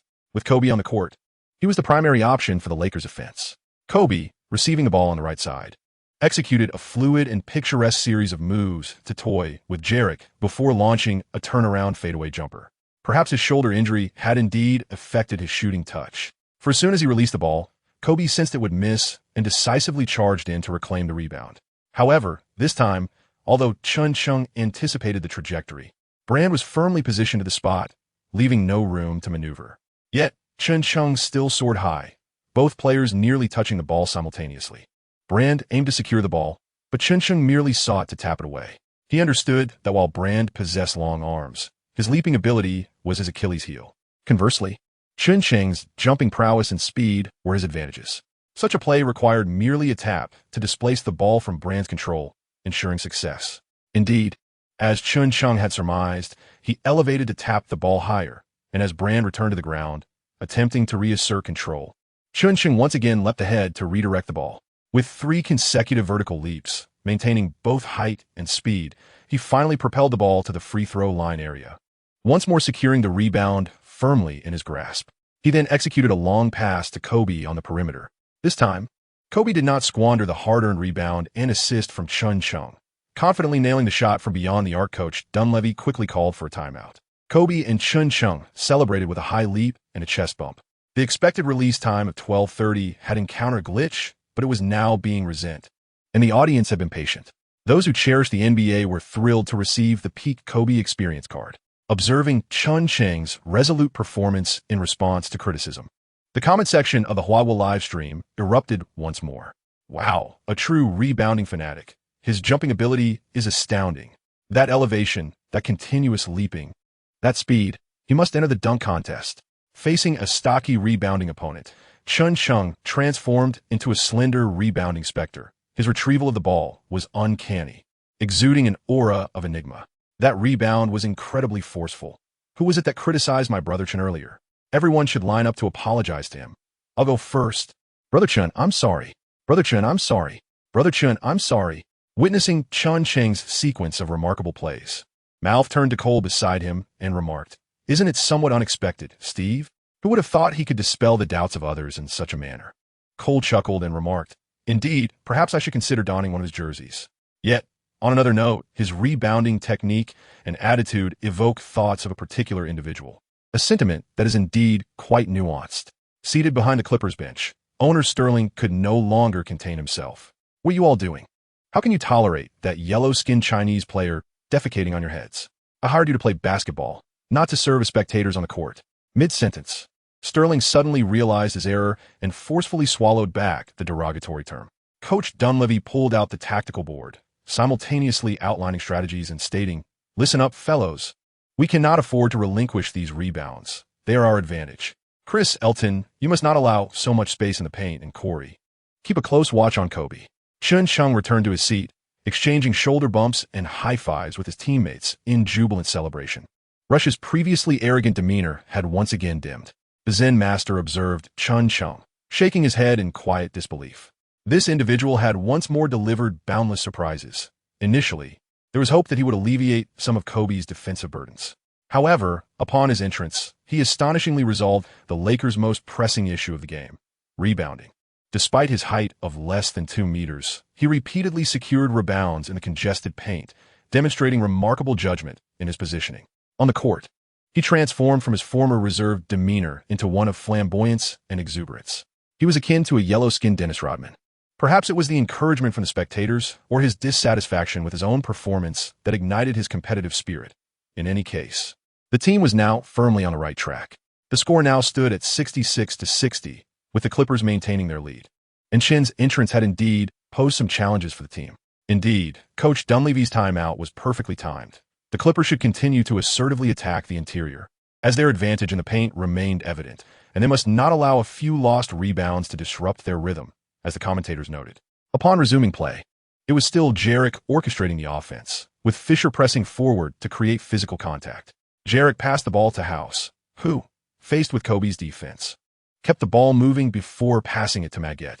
Chen Cheng immediately pressed forward, employing a series of subtle movements that exasperated Maggette, who could only clutch the ball tightly between his hands and lower his body to create offensive space. Yet, Chen Cheng refused to yield an inch. As Maggette stepped forward, lowering his shoulder, Chen Cheng swiftly adhered closely to him. "Get away, you country bumpkin from Huaguo. Do not attempt your repugnant and insidious tactics against me." At this moment, Chen Cheng paid no heed to your words. He remained resolute in his silence. Within the confines of the rules, he relentlessly employed his body to create havoc for Maggette. The referee, positioned nearby, discerned the unfolding situation with clarity. Observing that Chen Cheng was encroaching too closely, Maggette found himself with limited space to execute his shot, resulting in a desperate attempt that, even if unsuccessful, was intended to draw a foul from Chen Cheng in the eyes of the referee. To his astonishment, Chen Cheng thrust his chin forward, obstructing the trajectory of Maggette's shot. As Maggette's elbow barely grazed Chen Cheng's stubble, he emitted a dramatic cry, clutching his face as he collapsed to the ground. The assistant referee immediately blew the whistle. Number 50 of the Clippers, offensive foul. Maggette, holding the basketball, wore an expression of innocence, appealing to the referee. "I swear to God, I didn't touch him at all. You must believe me, he's acting." The referee, unfazed, proceeded to advance to the front court. Seething with indignation, Maggette hurled the basketball towards the baseline referee. Chen Cheng finally rose, lightly shaking his jersey in the direction of Maggette. As the Lakers commenced their offensive play, the defender assigned to Chen Cheng became House. With the ball in hand, Kobe advanced, and Chen Cheng moved forward to set screen. Maggette's physique was undeniably robust. Chen Cheng was nearly knocked off balance by the collision, almost losing his lunch in the process. Fortunately, Kobe seized the moment and drove inside. Brand, stationed under the basket, swiftly moved to provide defensive support. Under the influence of his long reach, Kobe's sudden jump shot was thwarted and failed to find its mark. This time, the ball's trajectory was decidedly peculiar, with a high probability of veering out of bounds. Indeed, the ball ricocheted off the rim, soaring over the top of the backboard before beginning its descent. At that moment, the players on the court could only watch helplessly as the ball fell, their outstretched hands unable to reach it. Kobe, filled with frustration, smacked his palm. Suddenly, a purple figure darted from the crowd, executing a move reminiscent of a diving header in soccer, propelling himself forward with his body nearly parallel to the ground. It was Chen Cheng again. He charged in from beyond the three-point line, recklessly striving for the nearly out-of-bounds offensive rebound. Just as his hands made contact with the ball, he astonishingly threw it behind his head toward the vicinity of the backboard. Before anyone could react, Kobe had sensed the opportunity for an attack. He leapt high, catching the ball with one hand as he rode over Come-On, and emphatically slammed it through the hoop. Due to the force of inertia, Chen Cheng plunged directly into the throng of photographers. As he gradually rose to his feet, he locked eyes with a reporter wearing a baseball cap, who instinctively tightened his grip on his trousers. Chen Cheng bestowed a gentle smile upon him and patted his shoulder. The Staples Center was ablaze with fervor. The colossal screen replayed the breathtaking moment when Chen Cheng leapt to save the ball. Gasps of astonishment resonated throughout the arena. Even the commentators from the rival Los Angeles Clippers could not contain their admiration. "My goodness, I can hardly believe that I am witnessing this extraordinary move once again in my lifetime. Oh my God, his performance has utterly transformed my perception. I find myself at a loss for words to convey the exhilaration I feel at this moment." He flawlessly replicated the iconic maneuver of Dennis Rodman, soaring parallel to the ground to seize that astonishing rebound and executed an aerial relay with Kobe. As Chen Cheng stepped into the arena, Kobe was the first to approach him, enveloping him in a tight embrace. "Incredible, brother. You are truly remarkable." The audience erupted in a chorus of cheers, with some rising to their feet to applaud Chen Cheng. their applause resonating throughout the Staples Center. In that moment, members of the fan support groups also stood, waving their rally signs enthusiastically. Even the Clippers fans, who had been provocatively jeering moments earlier, rose to offer their applause. I must admit, that play was undeniably impressive. The tenacity displayed by the Chinese players is truly commendable. Honestly, I'm on the verge of becoming a fan of his. Let us keep pushing for votes and support. A girl beside them, wearing glasses, excitedly shook Yang Yusin's arm. Amy, did you hear that? Did you hear what he said? He said we, the Chinese, are incredible. He is almost becoming a fan of Chen Cheng. Oh my goodness, I can hardly believe it. Is this the charm of Chen Cheng? Is this the allure of basketball? Yang Yusin shot her a disdainful glance, as if to say she had never witnessed such grandeur before, and then the two embraced, shouting in joy. I told you that Chen Cheng would never disappoint his supporters, and now you see it? The girl in glasses nodded vigorously. The sentiment in the Chinese online streaming community shifted dramatically. That was just like Rodman's miraculous save. Absolutely phenomenal. I'm at a loss for words. Let me wish everyone an early Happy New Year. The most astonishing aspect of that play was not only the save, but also the subsequent alley-oop. Kobe's reaction was remarkably swift. Regarding this extraordinary rebound, I have 6 points to address. Steve Kerr clasped his head with both hands, his eyes wide with disbelief, rendered speechless. Nearby, Mouth shook his head repeatedly. Arms crossed. What has this Chinese player achieved? Why is the entire arena erupting in cheers for him? Paris inquired of her companion, Kardashian. I have no idea. I was just touching on my makeup, Kardashian replied, her expression one of confusion. I can't shake the feeling that this Eastern player is somewhat captivating. Kim, what do you think? Will he become a star player? Kardashian stood, gazing towards Chen Cheng on the court. I can't quite say, came the reply. Then sit down quickly and stop being so obvious, like a lovesick fool. Staring at those men, Paris admonished quietly, a smile playing at her lips. As the Lakers gained momentum, Coach Dunleavy was once again compelled to call timeout. This pause was devoid of any tactical adjustments. It merely served to stifle the Lakers' spirits. Meanwhile, the Clippers bench remained engrossed in discussions about Chen Cheng's historic save. How did he achieve such a feat? Oh God, it unfolded right before my eyes. I had only ever witnessed Rodman's remarkable moves on videotape. Come on incessantly gazed at the colossal screen suspended from the arena ceiling. Have you ever considered that? As a fellow rookie from 0-3, he could execute such a magnificent save, while you, on the other hand, found yourself on the receiving end of Kobe dunk? House jested, directing his playful banter at Come On. The Lakers bench, needless to say, was once again indulging in their customary display of overwhelming support. Is this truly the outcome of your request for me to arrange a meeting with Rodman? If so, once the game concludes, I could also facilitate an introduction to Michael. He would surely relish the opportunity to converse with a rookie of your caliber. Even the Zen master joined in on the light-hearted jest at Chen Cheng's expense. Chen Cheng awkwardly scratched his head and gave a sheepish smile. If only the system could assign such a task. As the pause concluded, Kobe remained on the court, indicating that the Zen master intended for him to play the entirety of the third quarter, initiating a decisive surge to clinch the game. On the other hand, the Clippers' Jarek advanced with the ball, while Chen Cheng diligently focused on defending Maggette, reminiscent of Rodman's relentless tussles with Malone in the past. Drawing from previous experiences, Maggette was hesitant to engage physically with Chen Cheng this time. Without the prospect of physical confrontation, Maggette's prowess diminished significantly, and Chen Cheng's strategic defensive maneuvers yielded unexpected success. However, conventional offensive tactics were still in play. Maggette positioned himself to receive the ball, and Jarek, under Kobe's staunch defense, quickly passed it in, fearing that any delay might result in a theft by Kobe. Yet, Chen Cheng, undeterred, did not resort to his usual defensive methods. Instead, he pressed against Maggette, leaping to disrupt his reception. Such overt physical contact did not escape the referee's scrutiny. The Lakers had committed few fouls this quarter, yet the Clippers retained possession. Come On prepared to inbound the ball, while Maggette readied himself to receive it, intending to back down Chen Cheng. However, Chen Cheng persisted in his tactics, repeatedly employing subtle maneuvers to obstruct Maggette's receiving path.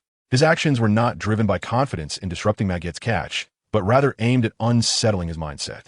After a couple of attempts, Maggette might still feel secure in receiving the ball, but a continuous series of such actions would undoubtedly provoke his apprehension. The referee once again called a foul on Chen Cheng. Kobe approached the official, arguing, "You cannot treat a rookie like this. Such calls are absurd." "Do you truly consider that a foul?" The referee, hands on hips, launched into an explanation. After listening halfway, Kobe waved dismissively and returned to the court. The Clippers were resolute in executing this offensive play. For the third time, the ball was directed to Maggette, determined to impart a lesson to the rookie. This time, Maggette was exceedingly cautious before receiving the ball, constantly assessing Chen Cheng's positioning with his left hand and gesturing to ward off any interference. Yet on this occasion, Chen Cheng refrained from extending his hand, committing no small acts and avoiding any physical contact. This left Maggette somewhat perplexed by the unexpected approach. As he momentarily diverted his attention, the sideline pass was made. Chen Cheng swiftly intervened, deftly nudging the ball away from his opponent. Meanwhile, Kobe, who was still disrupting the serve, seized the ball and immediately dribbled forward, accelerating to initiate a fast break. House hastily rose to pursue, while Fisher and Kobe expertly transitioned the ball between them. This maneuver created a 2-on-1 situation. As Fisher approached the basket, he opted not to challenge House with a layup, but instead lofted the ball into the air. Kobe then followed up, overpowering House, and emphatically dunked the ball into the hoop.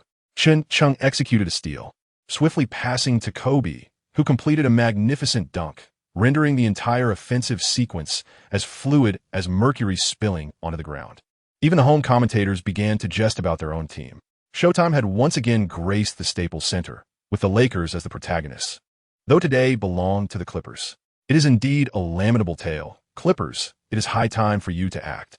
As Kobe's thunderous dunk concluded, Come On sluggishly made his way to the backcourt to inbound the ball, not forgetting to tease House with a few words. Who would have thought you two fell victim to Kobe's dunk? House, already simmering with frustration, felt a surge of indignation at being mocked by the rookie. Receiving Come On's pass, he recklessly dribbled past half-court, launching a mindless three-pointer despite Fisher's defense. As House took a shot, Kobe gasped in surprise. Everyone instinctively collapsed into the paint. Even House surged forward. Only Chen Cheng remained calm, retreating to just a step inside the three-point line. This was the predicted position provided by the Big Bug, boasting an accuracy of 85. As expected, House's powerful shot was too forceful. The basketball struck the base of the rim and ricocheted far away instead of descending directly. It fortuitously landed right in Chen Cheng's hands. Chen Cheng resembled a baseball catcher, cradling the ball in his embrace as he pivoted and accelerated towards the Clippers' half of the court. The members of the Clippers could do little more than watch in astonishment as he skillfully dribbled past the halfway line, offering only a token defense. Just when everyone anticipated a breathtaking slam dunk to conclude this offensive sequence, Chen Cheng suddenly halted half a meter beyond the three-point line. He gathered the ball, gazed at the hoop, and this time he sought not to rely on his guaranteed shot. Instead, he yearned to demonstrate his own prowess by landing a long-awaited three-pointer from half-court.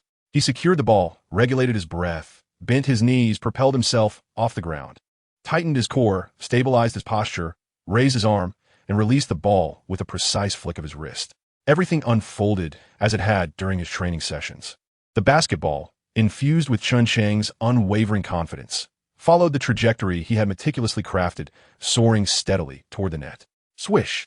A long-range three-pointer found its mark, clean and true. Chen Cheng raised his right hand, clenched into a fist, and struck fiercely into the air. I'm back. After 2 years, Kobe and Gigi. The excitement for the NBA surged. The opportunity to obtain the pinnacle Kobe experience card at the start was irresistible. From this remarkable three-point shot by Chen Cheng, the Clippers' offensive rhythm was utterly disrupted. Coupled with his precise anticipation of the rebound's trajectory, the Clippers' advantage on the boards began to dwindle. Their strategy of combining inside and outside play devolved into Brand's futile attempts to score within. The perimeter players, having been thoroughly schooled by Kobe, found themselves utterly powerless. The only remaining offensive threat, Maggette, lost his composure under Chen Cheng's relentless defense, causing his shooting accuracy to falter. As the third quarter drew to a close, the Lakers finally equalized the score. In the fourth quarter, buoyed by their momentum and under Kobe's leadership, they unleashed a relentless surge that ultimately sank the Clippers. As the final moments of the game approached, Chen Cheng, having committed 6 fouls, exited the court amidst the cheers and jeers of the audience, bowing in acknowledgement before striding off with purpose.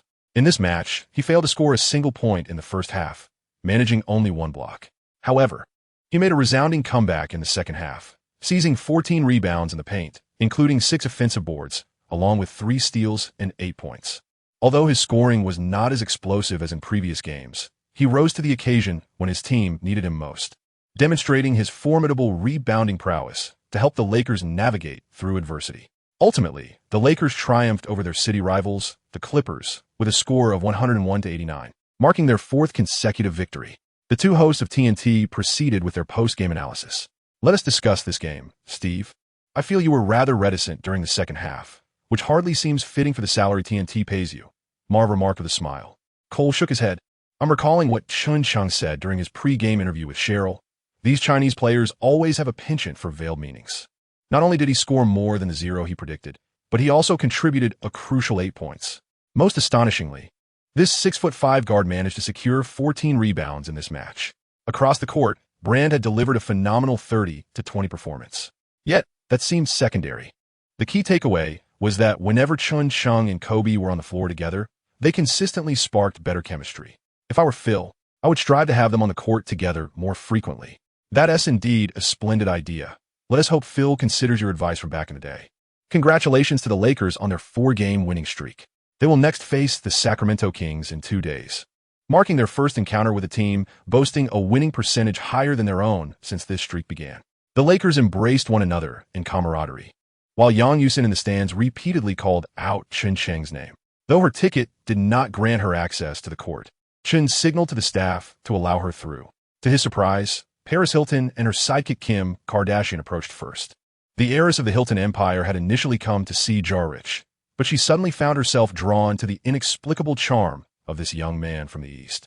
He was nothing like the subdued and introverted Easterner she had encountered before, nor was he like the ABCs, who tended to be stingy and calculating. Hello, Chen Cheng. I believe you should know her. Miss Paris Hilton, heiress of the Hilton Group, renowned model, singer, actress, writer, and a hot star in Hollywood, Kardashian interjected enthusiastically. Hilton politely nodded toward Chen Cheng. Chen Cheng smiled in return. Indeed, she appeared more attractive with makeup, as she had not adorned herself much in the video. Looking at the current version of this rather unkempt Kardashian, it was hard to imagine that she would eventually rise to such prominence. Chen Cheng held no interest in these socialites, adept at collecting admirers, nor did she wish to become their quarry. However, out of courtesy, she felt compelled to feign a semblance of enthusiasm. It is a pleasure to make your acquaintance. May I inquire about the purpose of your visit? Indeed, one of them replied. Miss Paris was thoroughly impressed by your performance today and would like to extend an invitation for a meal together. Upon hearing this, Chen Cheng scratched his head, feigning a look of great difficulty. I sincerely apologize, but I've already promised my girlfriend to dine with her this evening. So, as he spoke, he glanced back at Yang Yusin, who was making her way into the venue. Kardashian turned to glance at Paris, who nodded in acknowledgement. She then retrieved a business card from her bag and handed it to Chen Cheng. This is the business card of Miss Paris's assistant. Should you wish to reconsider, you may contact the number provided. Is this how your socialites arrange meetings? Not only do you avoid direct engagement, but you also employ a middleman to facilitate the connection. Chen Cheng felt a sense of disdain, yet out of politeness, he accepted the business card. Paris flashed a sweet smile at Chen Cheng before departing with Kardashian. Wow, that's Paris Hilton. Chen Cheng, be cautious lest she drains you of your vitality. Peyton approached with a mischievous grin. I shall not afford her that opportunity. Perhaps you could take the chance instead? Chen Cheng promptly extended his business card to him, but Peyton repeatedly waved his hands in refusal. I'm afraid I cannot handle it. I would rather seek out those call girls than get entangled with her. Suddenly, Yang Yusin sprang out from behind Chen Cheng and enveloped him in a warm embrace. Your performance was simply outstanding. You managed to secure so many rebounds. Have you grown taller? After releasing Chen Cheng, Yang Yusin stood on tiptoe and gestured with her hands. You haven't actually grown taller, have you? Was that Paris Hilton just now? Yang Yusin inquired unexpectedly. Chen Cheng glanced towards the exit and nodded slightly. Yang Yusin gasped in surprise, quickly covering her mouth with one hand. Paris Hilton is looking for you. Is she also a fan of yours? I used to be a fan of hers. Chen Cheng shook his head, secretly thinking to himself. She wouldn't want to go on a date with you, would she? Yang Yusin continued to inquire. Chen Cheng pinched the business card between his fingers, examining it back and forth. I suppose that's possible, he mused. But did you agree to her proposal? He countered. Yang Yusin's tone suddenly turned somewhat dejected. Indeed, who would dare decline a date with Paris Hilton? So many yearn for the opportunity, yet cannot seize it. Oh, why didn't you mention this sooner? Yet, I've already turned her down.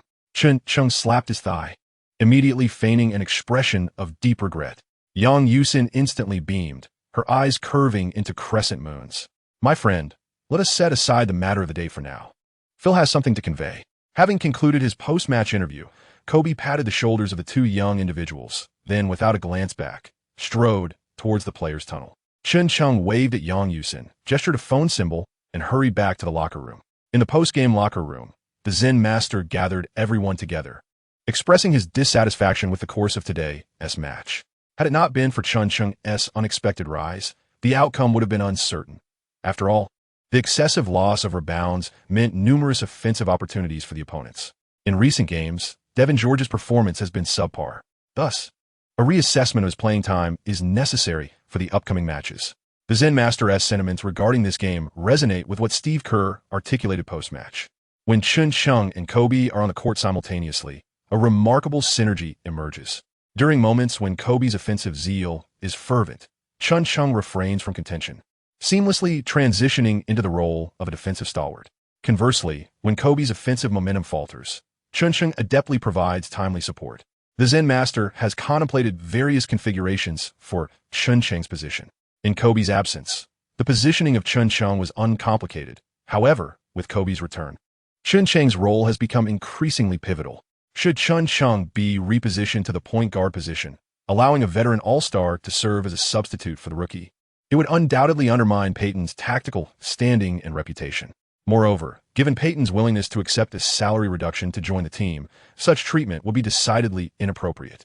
Keeping Chen Cheng within the second unit would not only squander the chemistry he shares with Kobe, but also encroach upon the playing time that rightfully belongs to Rush and Fisher, which would be detrimental to the stability of the locker room. As the head coach, he must not only balance the team's offense and defense, but also manage the dynamics within the locker room. The existing issues among the players have already caused him considerable distress, and he wishes to avoid further complications. After much deliberation, it seems the most prudent course of action is to make adjustments at the small forward position. In recent games, George's performance has been exceedingly inconsistent, rendering him a liability for the team. His three-point shooting percentage has plummeted to a career low of 23.7, and defensive lapses have become increasingly pronounced. The team has heavily relied on the veteran small forward, Rick Fox, who has been sidelined by persistent injuries. As a rookie player, Chen Cheng has been assigned to play the small forward position twice, each time delivering astonishing performances. Despite standing at just around 196 centimeters and possessing a slender physique, his defensive attitude and capability are undeniably remarkable. Although today he faced targeted defensive strategies from the opposing team, it is entirely normal for a rookie to experience fluctuations in their performance. Therefore, to maximize the benefits of having both Chen Cheng and Kobe on the court simultaneously, the Zen Master has decided to position Chen Cheng at the 3 spot. To honor George, a pivotal player during the 3 consecutive championship wins, the starting small forward position will still be allocated to him.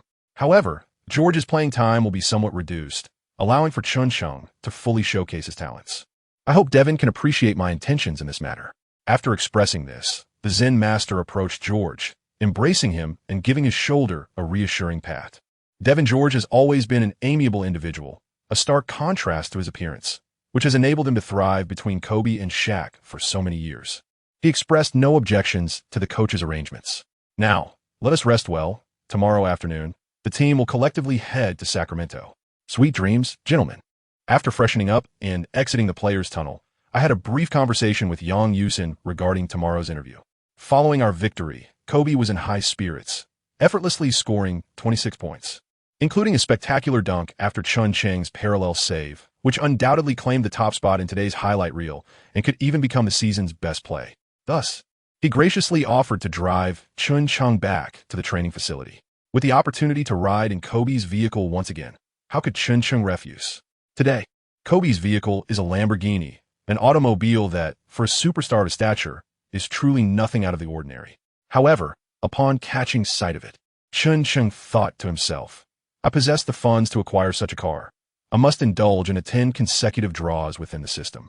Today, Rodman's foresight regarding this skill package has proven to be immensely beneficial. Yet, this ability cannot be utilized in every match, as it is subject to a cool-down period. The duration of this cool-down escalates with each utilization. Today, after less than 2 quarters of play, Chen Cheng found the cool-down time exceeding 70 hours. This implies that when facing the Kings in the next game, Big Worm's foresight will offer little assistance. Thus, the training regimen provided by the system, this time, holds particular significance. One cannot solely rely on luck from pre-game blind box draws. Speaking of that blind box item, aside from wasting one opportunity in the first half of today's match, there remain 2 guaranteed chances, which may prove invaluable in the upcoming game. The two of them chatted and laughed all the way to the arena. After dropping off Chen Cheng, Kobe leaned out the window. "Sweet dreams, buddy. The day after tomorrow will be a tough battle. The Kings are quite a formidable opponent. I too must return and enjoy a restful night's sleep to recharge for the game. Are you not planning to train in the early hours?" Kobe asked, visibly puzzled. "Who told you I must train at dawn? Please, it's merely an occasional occurrence. And besides, you know I am currently on the injury watch list. I can't afford to overexert myself." After speaking, Kobe rolled up the car window, pressed the accelerator, and vanished into the night, leaving Chen Cheng standing alone, disheveled in the wind. Chen Cheng was quite familiar with the upcoming opponent. The Kings, led by Adelman, were arguably one of the most entertaining teams of the time, consistently ranking at the top in both performance and popularity across the league. Subsequently, after acquiring a slew of strong reinforcements, the team gradually evolved into a formidable force in the Western Conference. The Princeton offense, under the Kings' interpretation, was executed to perfection. The Lakers and the Kings shared a storied rivalry. The two teams faced off in a grueling 7-game playoff series in 2002, where the Kings tragically fell short, losing their chance at the championship. This series was once marred by allegations of league manipulation, instilling a palpable tension in their subsequent encounters. In the current season, despite the absence of the dominant inside presence Chris Webber, the legendary sharpshooter Peja Stojakovic delivered his most stellar performance, averaging 24 points per game with an impressive 3-point shooting percentage of 43, placing him among the leaders in the league. Notably, in the preceding 2 seasons, he had clinched back-to-back championships in the All-Star 3-point contest. The Kings now held a 5-game lead over the Lakers, boasting the highest winning percentage in the league. Most dauntingly, although the Kings lacked the superstar forward Chris Webber, their lineup remained well-balanced. The starting center, Divac, epitomized the versatile European big man, often considered a worthy match for Kobe. The newly acquired All-Star caliber player, Brad Miller, with his impressive double-double averages, perfectly filled the gap left by the power forward position, characterized by his aggressive style of play. During his time with the Bulls, he boldly challenged the formidable Shaquille O'Neal, earning his fame in a single contest. The backcourt featured a dynamic duo of defensive specialist Christie and the robust point guard Mike Bibby. On the bench, Bobby Jackson and a cadre of energetic reserves added to the team's firepower.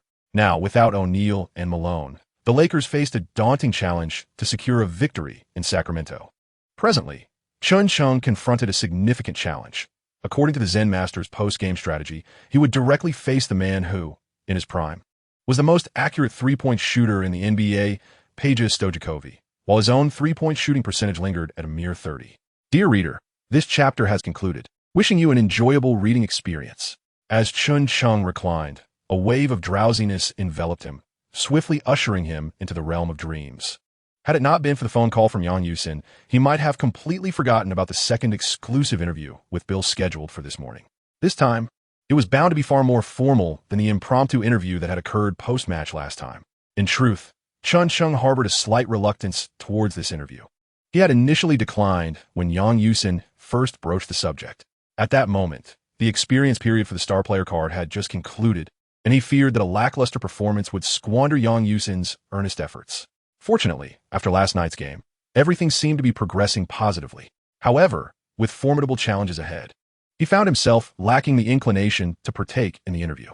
He had intended to clarify his stance with Yang Yusin over the phone the previous night, but she had been in high spirits, and he had hesitated to decline outright. Now caught in a web of indecision, he realized that Yang Yusin's vehicle was already approaching the entrance of the training facility. Standing before his wardrobe, Chen Cheng surveyed his collection, a plethora of sweatshirts, t-shirts, and casual attire, such as hoodies and jeans. Reflecting on his past, he realized his wardrobe had been quite similar, predominantly consisting of plaid shirts and windbreakers. To him, the windbreaker was nothing short of a marvel, with its inner lining counting as one garment, the outer layer as another, and together forming yet another ensemble. A down jacket completed his seasonal attire for spring, autumn, and winter. As for summer, what homebody lacks a multitude of t-shirts? The pressing dilemma now, however, lay in the necessity of formal attire for an interview of such significance. Where could he possibly procure a suitable suit? Chen Cheng rummaged through his belongings and, at last, discovered the bespoke suit he had prepared for the talent show, tucked away in the compartment of a wheeled suitcase. There was no need for meticulousness. He simply donned it to assess its fit. Standing before the mirror, he examined his reflection, and despite the slight wrinkles, it was not a significant issue. The sleeves and waist felt a tad snug, indicative of the weight he had gained over this period, a piece of good news for him. "Are you ready?" he asked, just as Yang Yusin hurriedly pushed the door open. Upon seeing Chen Cheng's attire, she was momentarily taken aback. Although he had not tidied himself much that morning and appeared somewhat disheveled, the suit transformed his entire demeanor. At that time, the NBA was dominated by a hip-hop style characterized by oversized and baggy clothing. However, Chen Cheng's suit, brought from his homeland, exuded a vintage charm. Its tailored fit was undeniable, with broad shoulder pads enhancing his slender physique, creating a somewhat robust appearance. The design, inspired by a tailcoat, featured a single button and a deep opening, showcasing Chen Cheng's solid and vibrant muscles. Yang Yusin found herself captivated by his abdominal muscles for a prolonged moment. Had it not been for a snap of Chen Cheng's fingers, she might not have realized her lapse in composure. "What were you about to say? You seem to be lost in thought," he remarked. Upon hearing this, Yang Yusin quickly shook her head, lowering her gaze, slightly embarrassed as she replied, "All right. The interview setup on Bill's end is ready, and the guests are arriving shortly. You should hurry and change. What do you think of this outfit?" Chen Cheng inquired, as Yang Yusin glanced up, unable to resist stealing a few more glances, nodding in approval. Chen Cheng turned to the bathroom to freshen up and get dressed. While Yang Yusin remained alone on the sofa, her cheeks flushed. "Could it be that you have fallen for him? Impossible. We have only known each other for less than 2 weeks. Then why did your heart race so quickly just now? Did it? Perhaps I was just a bit fatigued after running a couple of steps. The parking lot is hardly 20 meters away. Oh, is that so? Hee. Two conflicting thoughts danced in her mind incessantly. Ready? Let's go." Chen Cheng pushed open the door and emerged, interrupting Yang Yusin's train of thought. Upon glancing up, she was struck by his impeccable attire, which rendered him extraordinarily handsome. His hair was meticulously styled, his complexion fair, with large expressive eyes, a prominent nose, and a tall, slender figure. He donned a black suit, a crisp white shirt, a black waistcoat, a black bow tie, and a purple pocket square. While others might have been mistaken for waitstaff in such attire, on Chen Cheng, it exuded an indescribable elegance. To Yang Yusin, he resembled a dashing figure just stepped out of first class. "Is there something inappropriate about my attire?" Chen Cheng inquired. No, not at all. If everything is satisfactory, we can set off now." "Yes, we are ready to go," Yang Yusin stammered as she exited the room. Seizing a moment when Chen Cheng was distracted, she took a deep breath and swiftly shifted the conversation. "You won't believe whom Bill has invited as the guest for today's interview. Here's a hint. He is an outside player." Upon hearing this, Chen Cheng immediately became intrigued. Given Bill's connections in Los Angeles and his relationship with the Lakers, could he possibly be inviting an outside player? Could it be Magic Johnson? Do I possess such influence? Although Bill insisted on confidentiality, before Yang Yusin could finish her sentence, a melodious voice from the system suddenly echoed in Chen Cheng's mind, overshadowing her words. Today's training task was announced. Which is more crucial, interviewing or being overwhelmed? This time-limited mission required completion within 3 hours, consisting of 60 full-speed death sprints, 60 lateral slides across the court, and 60 reaction speed drills. Upon successful completion of this task, your one-on-one defense success rate will increase by 20. Chen Cheng's footsteps abruptly halted. Has the current system's task nomenclature become so straightforward and easily comprehensible? If one were to make a comparison, the matter of being overwhelmed in a match certainly holds greater significance. Engaging in training, facing off against Peja, one might successfully defend 5 times, but only once. If I were to forego today's training session, I would undoubtedly find myself utterly defeated by Peja on the court tomorrow. Thus, even if today I were to be lauded by Bill's eloquence, the outcome would merely be a descent into disarray. Yet, in making this choice, I would undoubtedly disappoint the earnest efforts of Yang Yusin. After considerable contemplation, I resolved to decline the opportunity for this interview. But I must devise a sufficiently compelling reason to spare Yang's feelings. I apologize, but I believe I must forego this exclusive interview. Yang Yusin, who had been walking ahead, suddenly froze. Why? How can this be? Because I must train to prepare for tomorrow's formidable opponent, the Kings, and to confront the league's most accurate three-point shooter, Peja. Before Chen Cheng could finish his words, Yang Yusin's phone rang. It was a call from Bill. After a moment's hesitation, she answered the phone. Bill. No, there's no traffic. It's just that Yang needs to prepare for tomorrow's match against the Kings. He must seize every moment to train and match up with Peja, therefore. He may not be able to attend this interview today. Silence lingered on the other end of the line. Yang Yusin cast a nervous glance at Chen Cheng. She was a steadfast supporter of him. Yet she was uncertain of the impression this decision to leave Bill hanging would leave on him. Perhaps this would mean an eternal estrangement from Bill's basketball column for them. Chen Cheng wore an expression of guilt. Suddenly, the voice of Bill resonated from the other end of the line. So loud that there was no need to activate the speakerphone. We've changed our minds, Amy. We want to conduct this exclusive interview with Chun at the training grounds. Your idea is simply splendid, Michael, Bill exclaimed with palpable excitement. Michael? Is this the same Michael as the guest invited by Bill? Mamba forever. You bet. In the realm of NBA fandom, starting off with the ultimate Kobe experience card. Please remember to save it. The updates arrive at lightning speed. Once again, the hidden tasks have emerged. Yang Yusin was nodding vigorously, responding animatedly to the phone call, and finally, after hanging up, made the sign of the cross repeatedly over his chest. God bless, Bill has actually decided to come to the training ground for your interview. Michael's suggestion is indeed exceptional. Chen Cheng remained ensnared in his own thoughts, unable to extricate himself. Could it truly be that Michael? Logically, he should be in Charlotte, preoccupied with the establishment of a new team. How could he possibly find the time to venture to Los Angeles? Yet, what if he were to be in town for business? After all, he shares a close friendship with Magic Johnson, and discussing the acquisition of a team together is not beyond the realm of possibility. Had he known, he should have procured several pairs of his sneakers in advance for a personal autograph. But what if it is not him?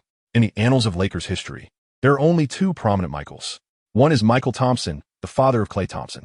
The other is Michael Cooper, the current assistant coach of the Denver Nuggets. Given the circumstances, it seems more likely to be Klay's father. If that were the case, he must inquire about Klay's current shooting percentage.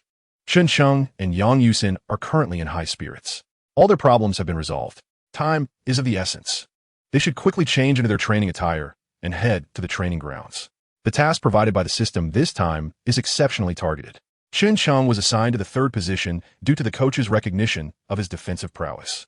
While his individual defensive capabilities are commendable, yesterday's performance was significantly bolstered by the presence of a formidable teammate. Accomplishing today's task could elevate his individual defensive success rate to 20%. Given the challenge posed by a scoring virtuoso like Peja and the Kings' collective offensive strategy, it is nearly an insurmountable task to completely neutralize Peja. Thus, achieving that 20% success rate in one-on-one defense becomes exceedingly crucial. Today, he must step up and apply some pressure on Peja. Otherwise, Kobe will not only have to contend with Christie's relentless pursuit on the offensive end, but will also be burdened with the responsibility of covering for him defensively. The notion of him merely being a supporting player on a minimum contract would become a harsh reality. Chen Cheng donned his training attire and performed a brief warm-up for his joints before embarking on the first and most grueling exercise, the infamous shuttle run. This method of training had previously tested his limits during a session with Kobe, but while the last endeavor consisted of merely 10 repetitions, this time he was required to complete 60. As Chen Cheng reached his 20th repetition, his legs felt as heavy as if they were filled with lead, and his movements grew increasingly sluggish. Nevertheless, he persisted. Defensive training is inherently monotonous. Defenders often find themselves in a position of passivity on the court. Only by exerting comprehensive dominance over your opponent through stamina, awareness, and skill can one transform a defensive stance into an offensive advantage. Amidst Chen Cheng's sweat-drenched regimen, Yang Yusin appeared at the entrance of the training facility, accompanied by Bill and the enigmatic guest, Michael. What do you think? Bill inquired, gesturing towards Chen Cheng on the court. I had already taken note of him. He even reminded me of my own youth at one point. The person in question is none other than the esteemed former Los Angeles Lakers legend, Michael Cooper. He was selected to join the Lakers in the late 1970s and remained a vital player for the team, contributing to 5 championship victories during the mid-1980s. Renowned for his defensive prowess, Cooper earned the coveted Defensive Player of the Year award in 1987 while playing as a shooting guard and small forward. In addition to being named to the first team All-Defensive 5 times and the second team 3 times. He was an indispensable defensive bulwark during the Showtime era of the Lakers, allowing Magic Johnson to focus entirely on orchestrating plays and attacking the basket. His most famous nickname, the Bird Interceptor, reflects his exceptional ability to thwart the legendary Larry Bird, who himself lauded Cooper's defensive skills, declaring him the finest defender he had ever encountered. Contemporary fans may recognize Cooper from humorous NBA highlight reels, particularly the moment when an eager Bird, attempting to inbound the ball, inadvertently toppled Cooper in the camera zone. This season, Cooper had been serving as an assistant coach for the Denver Nuggets, aiding head coach Michael Malone in refining the team's defense. However, the organization expressed dissatisfaction with Malone's performance this season and recently dismissed him. As a member of Malone's coaching staff, Cooper also finds himself a free agent. Upon returning to Los Angeles at the invitation of his old friend Bill, he made a surprise guest appearance in an interview with Chen Cheng. Cooper was effusive in his praise for Cheng's performance, particularly noting how the defensive prowess displayed during the game against the Nuggets nearly overwhelmed the opponent's star player, Carmelo Anthony, leaving a lasting impression on him. During his visit to Los Angeles, Cooper expressed a strong desire to converse with the Lakers rookie, as they share striking similarities in height, slender physiques, and a fervent commitment to defense. Their roles within their respective teams also bear remarkable resemblance, each playing alongside dominant centers and prolific scorers. In the 1980s Lakers roster, Kareem Abdul-Jabbar stood as the formidable center, complemented by the playmaking of Magic Johnson. In contemporary times, the Lakers boast Shaquille O'Neal in the paint and Kobe Bryant on the perimeter. To thrive in such an environment and secure consistent playing time, Cooper's insights are invaluable. Thus, upon learning that Cheng had opted to forego the interview in favor of training, Cooper's appreciation for talent surged, prompting him to suggest relocating the interview to the training facility. Once again witnessing this exceptional young athlete and his unwavering dedication to training, Cooper could only nod in approval. The grueling shuttle runs, often deemed a nightmare by athletes, serve as a test of both physical endurance and patience. From the moment they began, Cheng had already completed numerous near-maximal shuttle runs, demonstrating an admirable approach to training that Cooper greatly admired. The group refrained from interrupting him, simply standing by the hallway as he persevered through each repetition. As Cheng's steps grew heavier, his leg muscles ached, and his ankles felt as though they might burst from his shoes, the count finally reached 60. Chen Cheng's fist struck the ground beneath him, and he instinctively sprawled out, gasping for breath. Suddenly, a dark head appeared above his line of sight. "Hello, Chen Cheng. It is a pleasure to see you here. I am Michael Cooper." "Cooper? Michael Cooper?" Chen Cheng sprang up from the ground with a start. Indeed, it was Cooper. Although he had aged considerably, his appearance had scarcely changed. Back when I was collecting the complete roster cards of the Los Angeles Lakers throughout the years, I had received numerous cards featuring Cooper. He was, after all, the esteemed right-hand man of Magic Johnson and an expert in defending against Larry Bird. "Hello, I am a Lakers number 6 player, a Chinese national, Chen Cheng." Chen Cheng wiped his sweat-stained hands on his jersey before cautiously extending them. Suddenly, the system's melodious voice echoed once more. "Congratulations. You have activated the hidden task Cooper's Insights." Task details. Get Cooper to share his insights and key points on defending Larry Bird. Task reward. A 35 increase in defensive success rate when matched against players standing 6 feet 8 inches tall. 2 fragments for the general card, if memory serves correctly. During the trial period, hidden tasks yield 10 fragments, yet this one grants only 2. Truly a cunning business move. However, that is not the crux of the matter. The essence lies in the fact that when matched against players of 6 feet 8 inches, or approximately that height, the defensive success rate exceeds 30%. With 3 attempts at one-on-one defense, success is virtually assured. This is extraordinarily impressive. Furthermore, this height range precisely matches that of Larry Bird, but it also corresponds to the stature of Peja Stojakovic. Dear reader, this chapter has concluded. May you find joy in your reading. 0 in the face of such a targeted and seemingly attainable hidden task, Chen Cheng was certainly not about to squander this opportunity. He was determined to secure this task, as well as the previous indiscriminate one-on-one defense task. During a lull in his training, Bill's assistants swiftly arranged the interview table and chairs at the edge of the training court. This interview stemmed from Yang Yusin's suggestion, as Chen Cheng's performance had significantly improved since their last discussion. For the injury-plagued Lakers, having such a promising young talent emerge to assist the team was nothing short of dramatic. He embodied a plethora of newsworthy angles. His phenomenal performance, Charles Barkley falling once again to a player from China, eclipsing rookie sensation LeBron James with a triple-double and being voted into the Los Angeles All-Star Game by Chinese fans. Unexpectedly, due to Chen Cheng's refusal and Cooper's suggestion, the interview was relocated to the training facility. Bill had long prepared his questions, which primarily revolved around Chen Cheng's recent performance and his thoughts on it. He also inquired about how Chen Cheng faced and adjusted to external skepticism, as well as his expectations for the All-Star stage and future game arrangements. These were all routine inquiries, and naturally, Chen Cheng navigated them with ease. It was Cooper, however, who posed some pivotal questions, asking, "What is your self-assessment regarding your role on the current Lakers team?" This issue has long been contemplated by Chen Cheng. The current objective is quite straightforward: to cultivate oneself into a player akin to Caruso.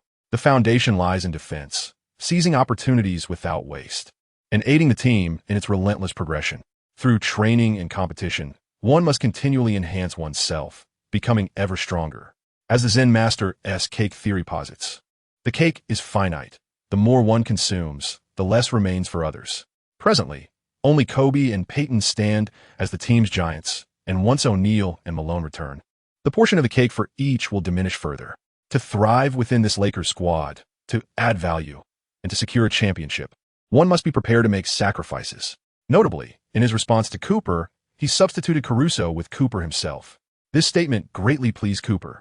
Playing alongside superstars entails navigating relationships, and I am confident you will become a pivotal asset for the Lakers in their quest for the championship this season. Following this, the trio engaged in light banter, reminiscing about past memories. Chen Cheng aptly posed the long-awaited question. "I've always been curious. Michael, how did you come to the decision to guard Larry? There was a substantial height difference of nearly 10 centimeters between you, and considering your slender build, what were the strategies and insights you employed in defending against Larry?" Cooper, being a seasoned player, relishes the opportunity to reminisce about his glorious past with the younger generation. Upon hearing Chen Cheng's inquiry, Cooper generously shared his wisdom. Attitude, confidence, speed, and stamina, these were his guiding principles. As soon as Cooper's adage was uttered, a system notification chimed in. "Congratulations, hidden task completed.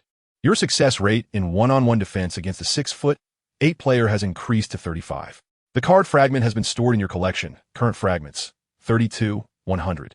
Following this, Cooper eloquently elaborated on the nuances of defending against tall white players, while Bill occasionally interjected with anecdotes from the matches of yore. Chen Cheng perked up his ears and listened intently, reaping significant benefits from the experience. Yang Yusin, who was diligently taking notes nearby, felt an immense sense of joy witnessing this moment. Not only had she accomplished her interview assignment, but she also facilitated an introduction between Chen Cheng and the Lakers legends. Crucially, it had not interfered with his training regimen. After concluding the interview, Yang Yusin followed Bill to organize the content of their visit. Although the interview was nearly flawless in her eyes, she harbored a small regret. She had not captured a photograph of Chen Cheng in a suit. She resolved to seize the next opportunity to remedy this oversight. After bidding farewell to Bill and Cooper, Chen Cheng resumed his training. In high spirits, free from distractions, he could now focus entirely on his workout. The 60 lateral slides posed no significant challenge, especially after a sufficiently long break. However, the final speed and reaction drill truly tested Chen Cheng's endurance.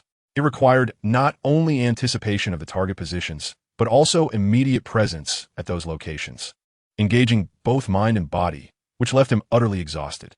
Ultimately, he completed the training within the designated time frame.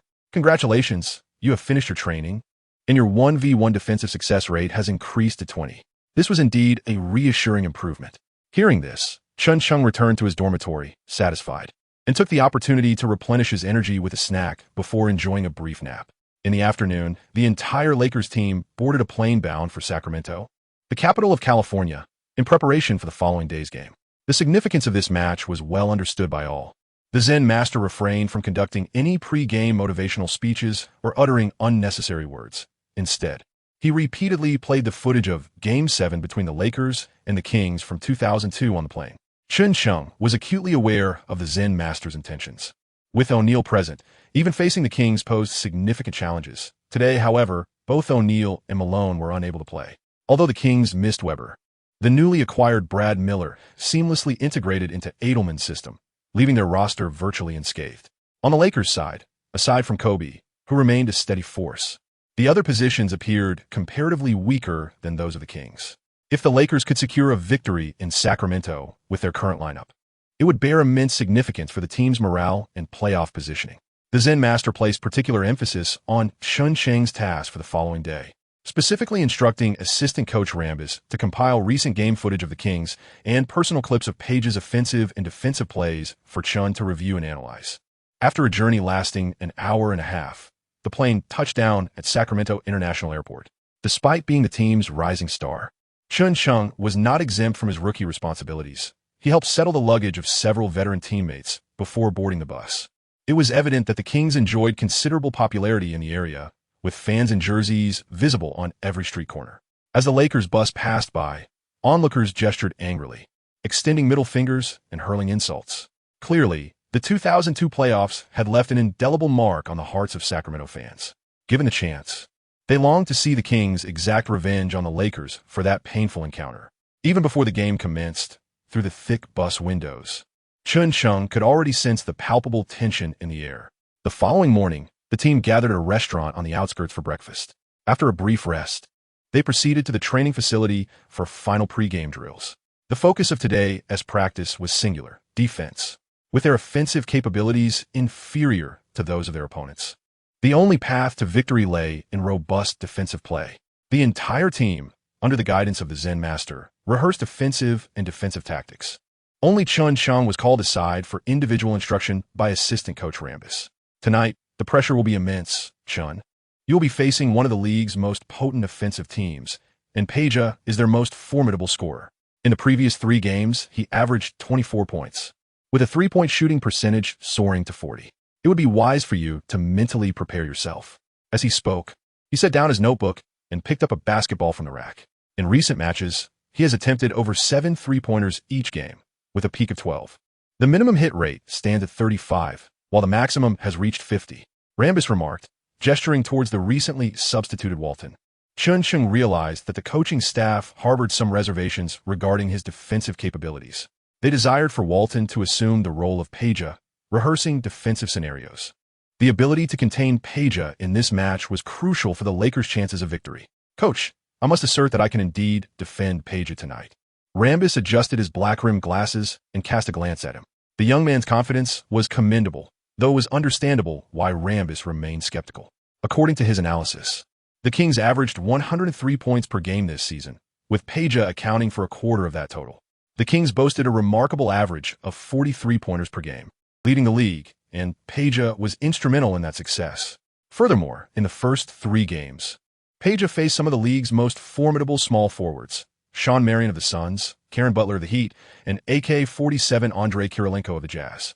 Against such competition, Page not only maintained an impressive shooting percentage, but also scored 20 points, guiding his team to 3 consecutive victories.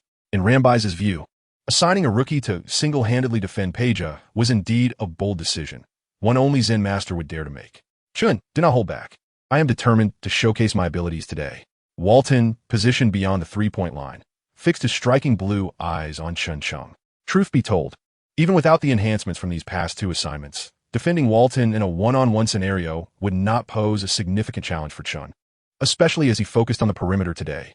Uncertain of his defensive prowess, he saw this as an opportune moment to test his skills against young Walton. Chen Cheng lowered his center of gravity, exhaled towards the heart of the ball, and examined the soles of his shoes. Come on. Walton did not pass the ball. Instead, he took a probing step forward, prompting Chen Cheng to retreat. Seizing the opportunity, Walton attempted to shoot directly. However, the moment the basketball was exposed, Chen Cheng swiftly intercepted it, executing the maneuver with such speed that Walton barely had time to initiate a shooting motion. This shot doesn't count.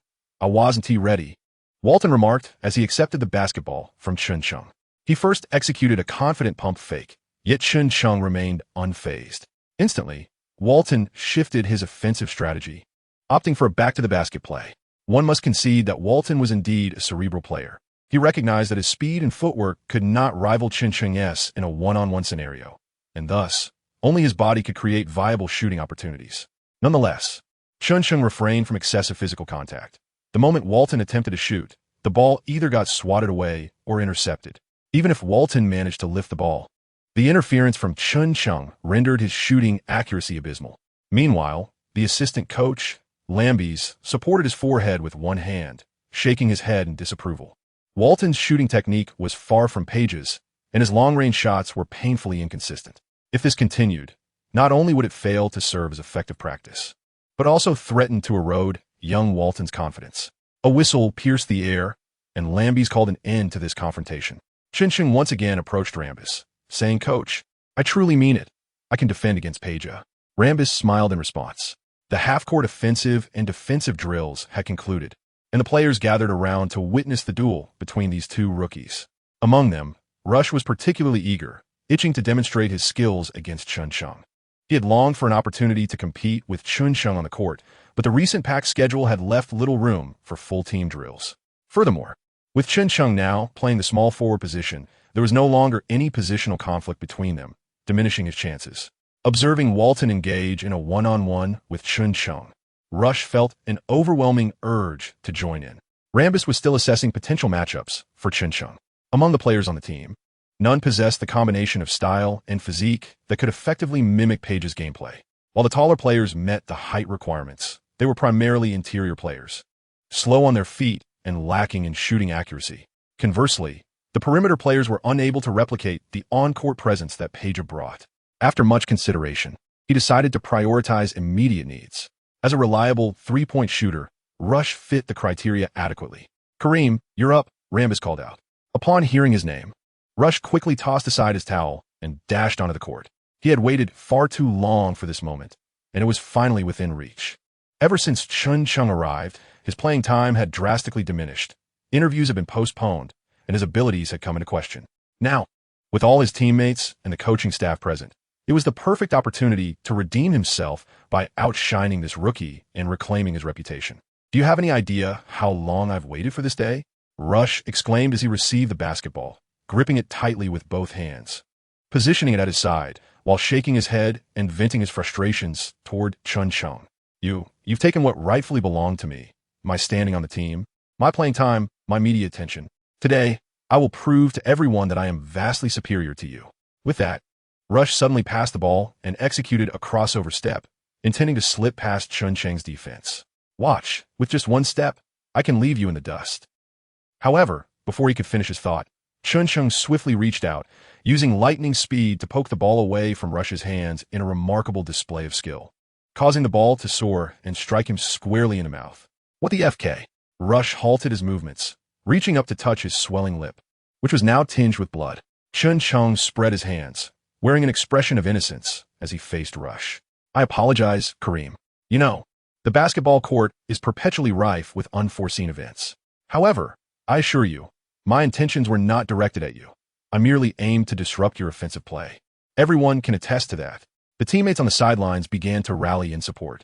Chen Cheng's movements were executed with remarkable precision, devoid of any superfluous contact. "Your actions are excessively slow, Kareem. It's as if you're playing at 16 times slower than normal. Are you certain you wish to challenge Chen one-on-one? You cannot surpass him." Rush seized a tissue to wipe the blood from the corner of his mouth, his demeanor fierce as he retrieved the basketball from the floor, reappearing before Chen Cheng once more. This time, Rush eschewed lengthy preambles. Perhaps the injury to his lip had soured his mood. He launched directly into an offensive maneuver, convinced that he had thoroughly dissected Chen Cheng's defensive tactics. To him, a seasoned player with experience in the NBA, the exuberance and raw strength exhibited by the younger players seemed akin to a feast laid out before him. Their propensity to leap, their hyperactivity, their unstable center of gravity, and their tendency for trivial movements made them susceptible to fakes, common afflictions of rookie jumpers. Rush believed that having served as a backup to Kobe for so many years, he possessed at least 50% of what Kobe could offer, even if he lacked the full measure of his prowess. Yet, to his astonishment, as he initiated his move, Chen Cheng swiftly discerned his offensive intentions. Being a left-handed player, Rush found himself stymied as Chen Cheng effectively sealed off his left side, forcing him to the right.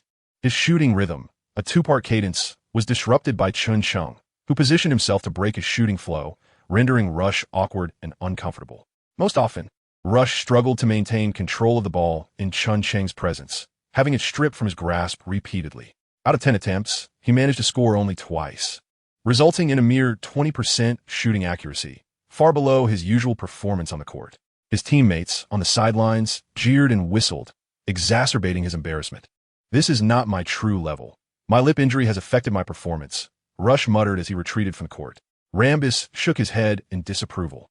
He believed Rush still lacked the caliber to serve as a viable template. Chen Cheng's defensive prowess against perimeter players was well documented, and he had proven his capabilities on the court. However, facing a tall shooter like Peja, who towered over him by several inches, posed a significant challenge, especially when so many defensive specialists had failed to gain the upper hand against Peja. As practice drew to a close, the Zen master blew his whistle, summoning the entire team. The significance of tonight's game needed no further elaboration. The Kings were a formidable opponent. Their intricate movements, screens, and cuts were highly intimidating. Nevertheless, we must embody the dominance we displayed during our championship run. Even in the absence of Shaq and Karl, we have Gary, we have Kobe, and most importantly, we have each other. We shall undoubtedly secure this victory. Let us rally together, Lakers. The Zen master deliberately refrained from uttering Chen Cheng's name. He possesses a remarkable ability to ignite the player's competitive spirit. If you wish for me to mention your name and for it to become a symbol recognized by the team, you must earn it through your consistent performance on the court. Chen Cheng was acutely aware that tonight's match served as a litmus test for his defensive prowess. As Cooper aptly noted, the ability to establish a foothold within the formidable Lakers, boasting the illustrious F4, hinges critically on one's defensive capabilities. The atmosphere at the Arco Arena transformed dramatically from the previous day's desolation to a vibrant tapestry of excitement. Fans from across the city flooded into this arena, which accommodates over 17,000 spectators, all united in their fervent support for the home team, hoping to witness them triumph over the Lakers. This matchup is laden with intrigue. The long-standing rivalry between the Lakers and the Kings is well known. It was Jerry West who, against the tide of opposition, orchestrated a trade that brought Kobe into the fold, exchanging the veteran center Divac, who now dons the Kings' colors. At the 1996 NBA draft, the Kings selected Peja, immediately following Kobe's pick at the 14th position. And he too is a key player tonight. Brad Miller, who boldly squared off against the peak version of Shaquille O'Neal upon entering the league, is also on the roster. Though alas, O'Neal will not be taking the court today. The question remains, will the Kings put an end to the Lakers' winning streak and secure their own fourth consecutive victory? Or will they serve merely as a stepping stone for the Lakers' fifth? All will be revealed tonight. On the sidelines, the flamboyantly dressed Seg appeared for an interview with Peja. Let us discuss tonight's opponent, Peja. The Lakers have devised a specific strategy to match their rookie from Huaguo, Chen Cheng, against you. Peja nodded, straightening up. Huaguo is a great nation with many exceptional players, such as Yao. However, I'm afraid I don't know much about the player you mentioned. How is his name pronounced? After Seg assisted him with the pronunciation several times, Peja conceded defeat. As for this player, I hope that our matchup tonight will be memorable enough for me to remember your name. After bidding farewell to Peja, Seg approached Chen Cheng. What are your expectations for tonight's performance? Chen Cheng maintained a serious expression as he declared, My task tonight is to closely follow Peja and then to guard him. Sage chuckled heartily. I know you're a fellow who enjoys jesting, but honestly, do you truly believe you can contain the most accurate three-point shooter in the entire league? Chen Cheng nodded earnestly. Once again, we have experienced Chen Cheng's sense of humor today. I hope you find fulfillment in your desires this evening. Chen Cheng found himself in a state of helplessness. What more could he possibly say? The last time he spoke the truth, he was met with disbelief, and now, even when he speaks sincerely once more, skepticism persists. This evening's match witnessed TNT once again showcasing its most talked-about ensemble, featuring the trio of Kenny, Barkley, and Johnson. Perhaps due to the unsightly nature of Barkley's snug jersey, he finally donned a loose-fitting Chen Cheng 6 away jersey during the live broadcast. Yet, prior to the game, Barkley refrained from mentioning Chen Cheng by name, instead referring to him merely as the Lakers' sixth player, a deliberate choice that did not go unnoticed. This miraculous undrafted talent from China, Chen Cheng, astounded everyone by securing 14 rebounds in the previous game against the Clippers. Did you catch that match? It was utterly astonishing. He stands merely 6 feet 5 inches tall, yet managed to grasp such a multitude of rebounds. Johnson inquired about their thoughts on this.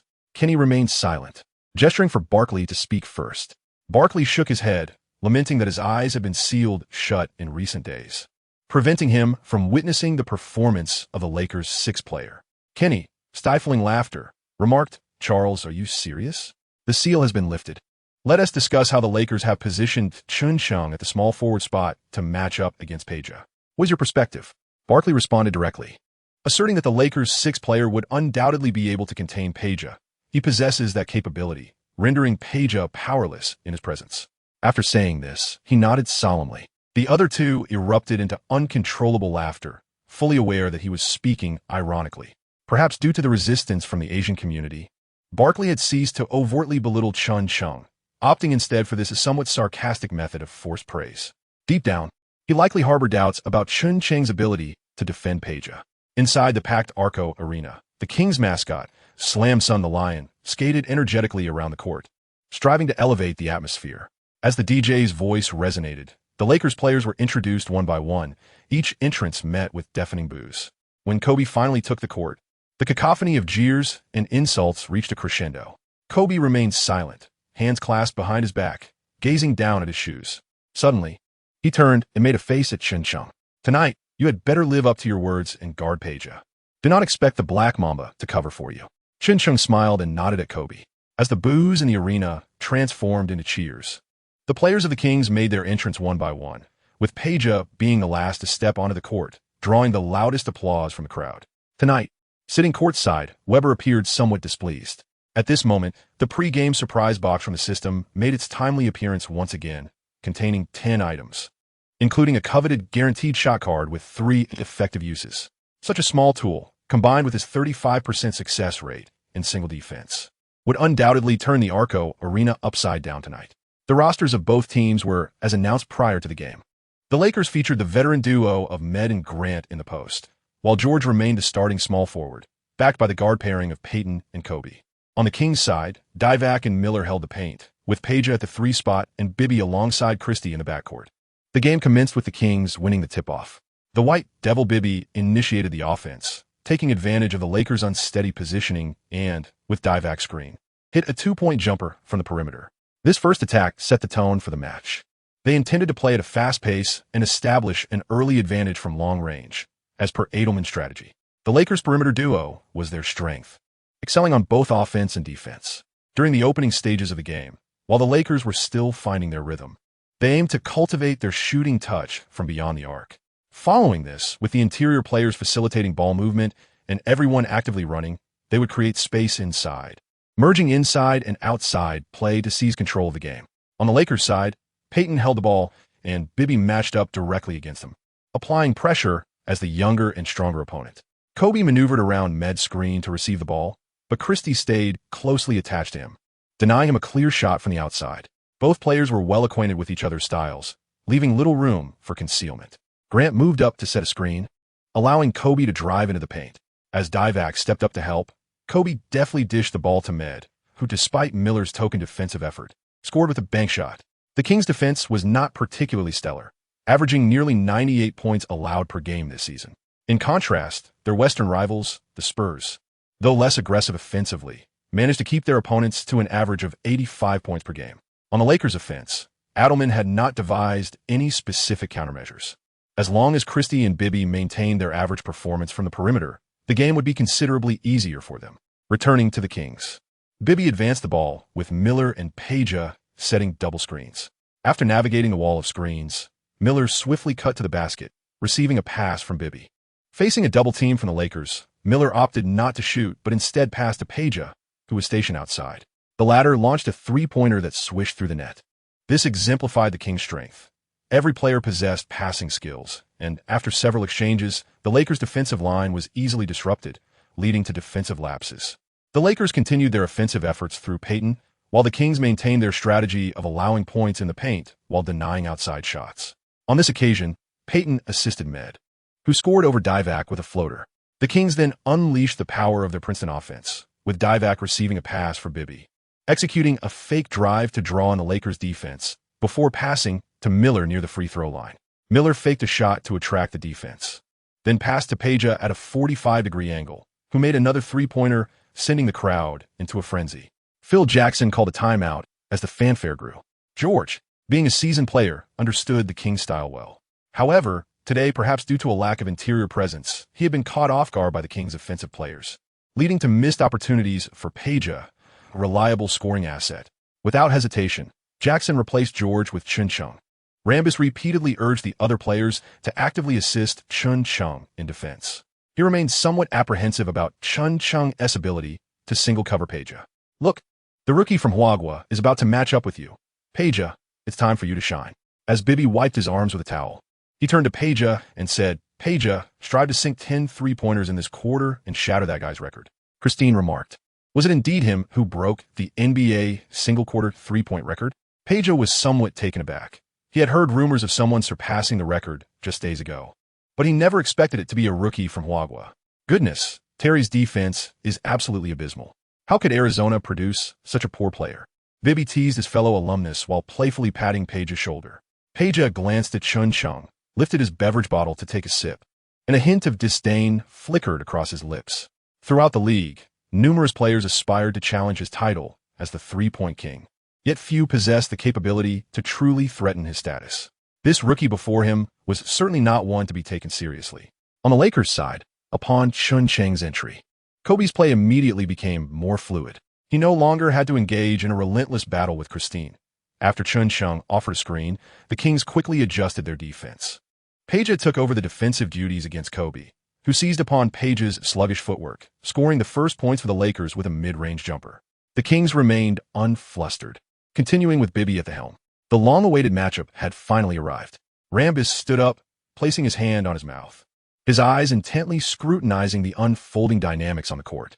At that moment, Chen Cheng's gaze resembled that of a hunting eagle, fixated on Peja's every move. Peja cast a glance at him, but made no response. He had encountered such scenarios numerous times before. In the preceding games, he had already faced off against some of the league's finest small forwards. There was no need to regard this recent sensation from Huaguo with any seriousness. The Kings' offensive strategy remained consistent. Bibby dribbled past half-court and passed the ball to Divac, who positioned himself at the free-throw line. Miller stationed himself beneath the basket. The Kings could execute high-low combinations with their twin towers or allow Divac to act as a pivot, setting screens for perimeter players while making cuts.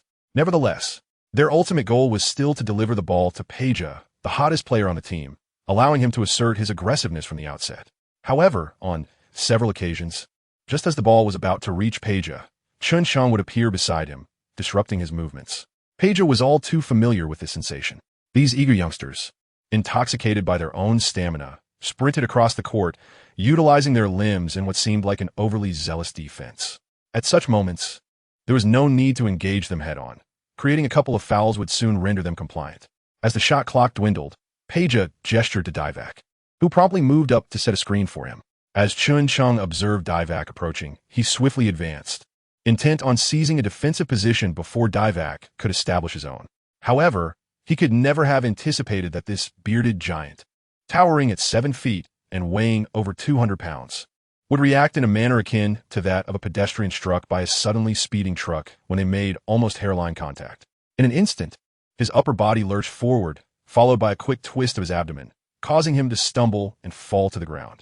The entire sequence was executed with remarkable fluidity and precision. Before Chen Cheng could comprehend the unfolding events, the referee's whistle pierced the air. Los Angeles Lakers, number 6. Defensive foul. At this moment, Chen Cheng was left astounded. Despite his meticulous calculations prior to the game, he had overlooked the seasoned actor of the court, Vlade Divac. In the annals of the NBA, Divac's flopping was second to none. No one dared to claim the title of the best. If one were to witness the antics of Pachulia, Varejao, Ginobili, or even the later performances of Harden, they would pale in comparison to the masterful displays of Divac. With a firm grip on Chen Cheng's jersey, Divac dramatically fell to the floor, landing with a resounding thud. He appeared to be in excruciating pain, but in truth, he was unscathed, a true Oscar-worthy performance. Such was the consensus among NBA players regarding Divac's acting prowess. Even Shaquille O'Neal often found himself on the receiving end of inexplicable fouls at the hands of Divac, who could be considered the patriarch of flopping defense. Today, Chen Cheng fell victim to his artifice, and it was indeed no injustice. Kobe, hands on his hips, cast a sympathetic glance at Chen Cheng, recalling the many times he had suffered at Divac's hands. This was not merely the King's home court. It was the very stage for Divac's theatrical performances. Upon hearing the referee's decision, Divac finally reached out to his teammates to assist him in rising from the ground. Med, approaching Chen Cheng, playfully patted his head and remarked, "Honestly, I thought I would be the first on our team to draw a foul from him." Chen Cheng cast him a disdainful glance.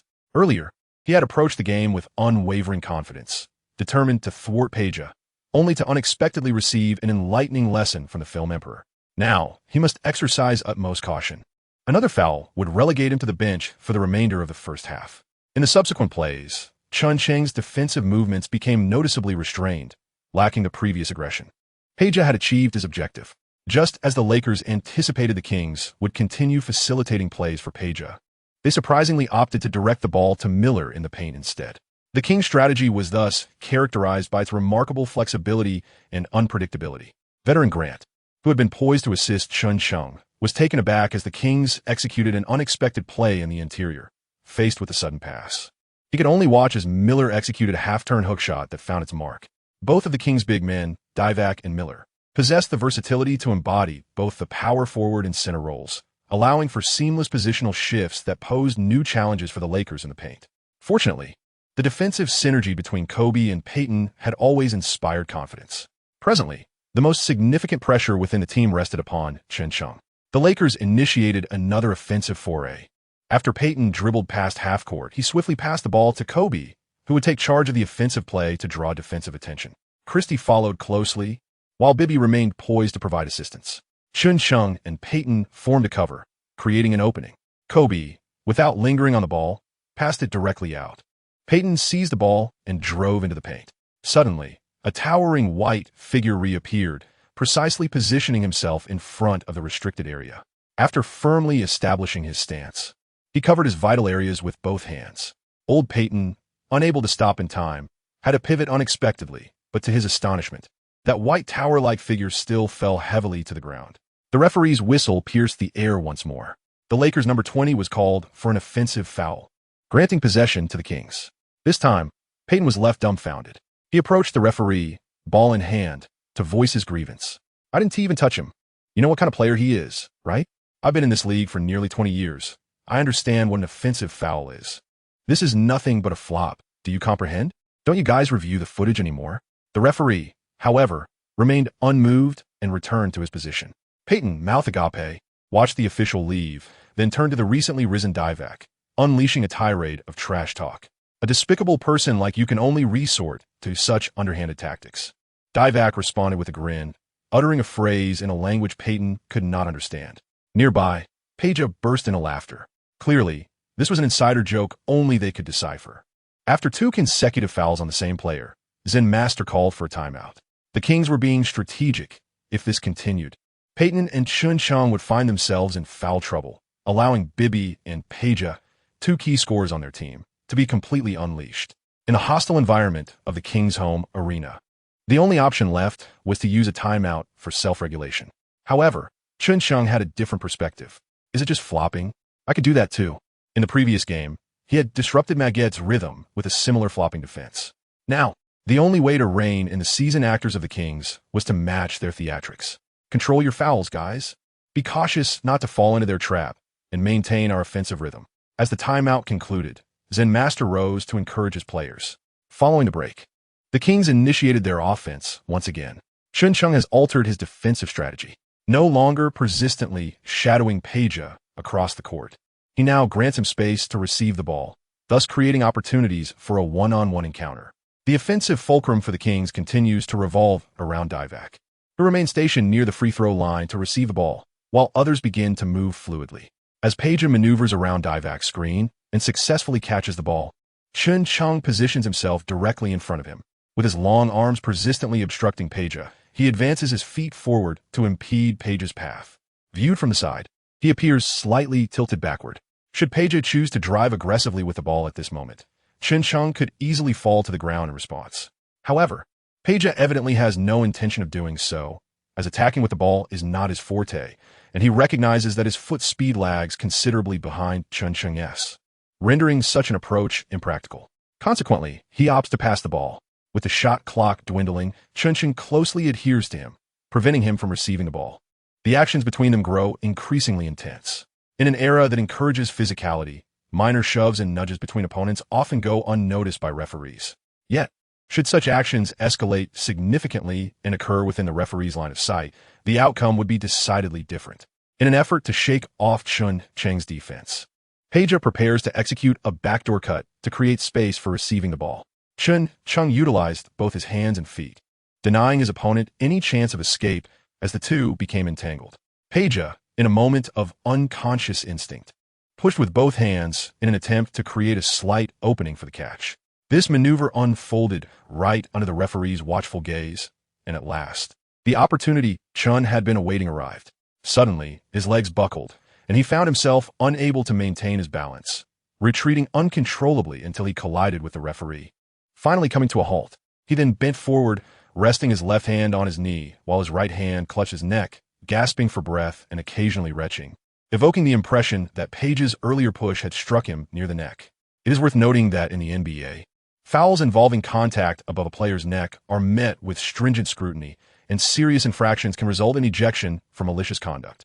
It seems rather unreasonable for a slender individual of merely 6 feet 5 inches, being shoved by a 6 feet 8 inches European giant, to be sent reeling so far, particularly when the contact was precisely above the neck. Yet, it is indeed reasonable. Sacramento Kings, number 16, offensive foul.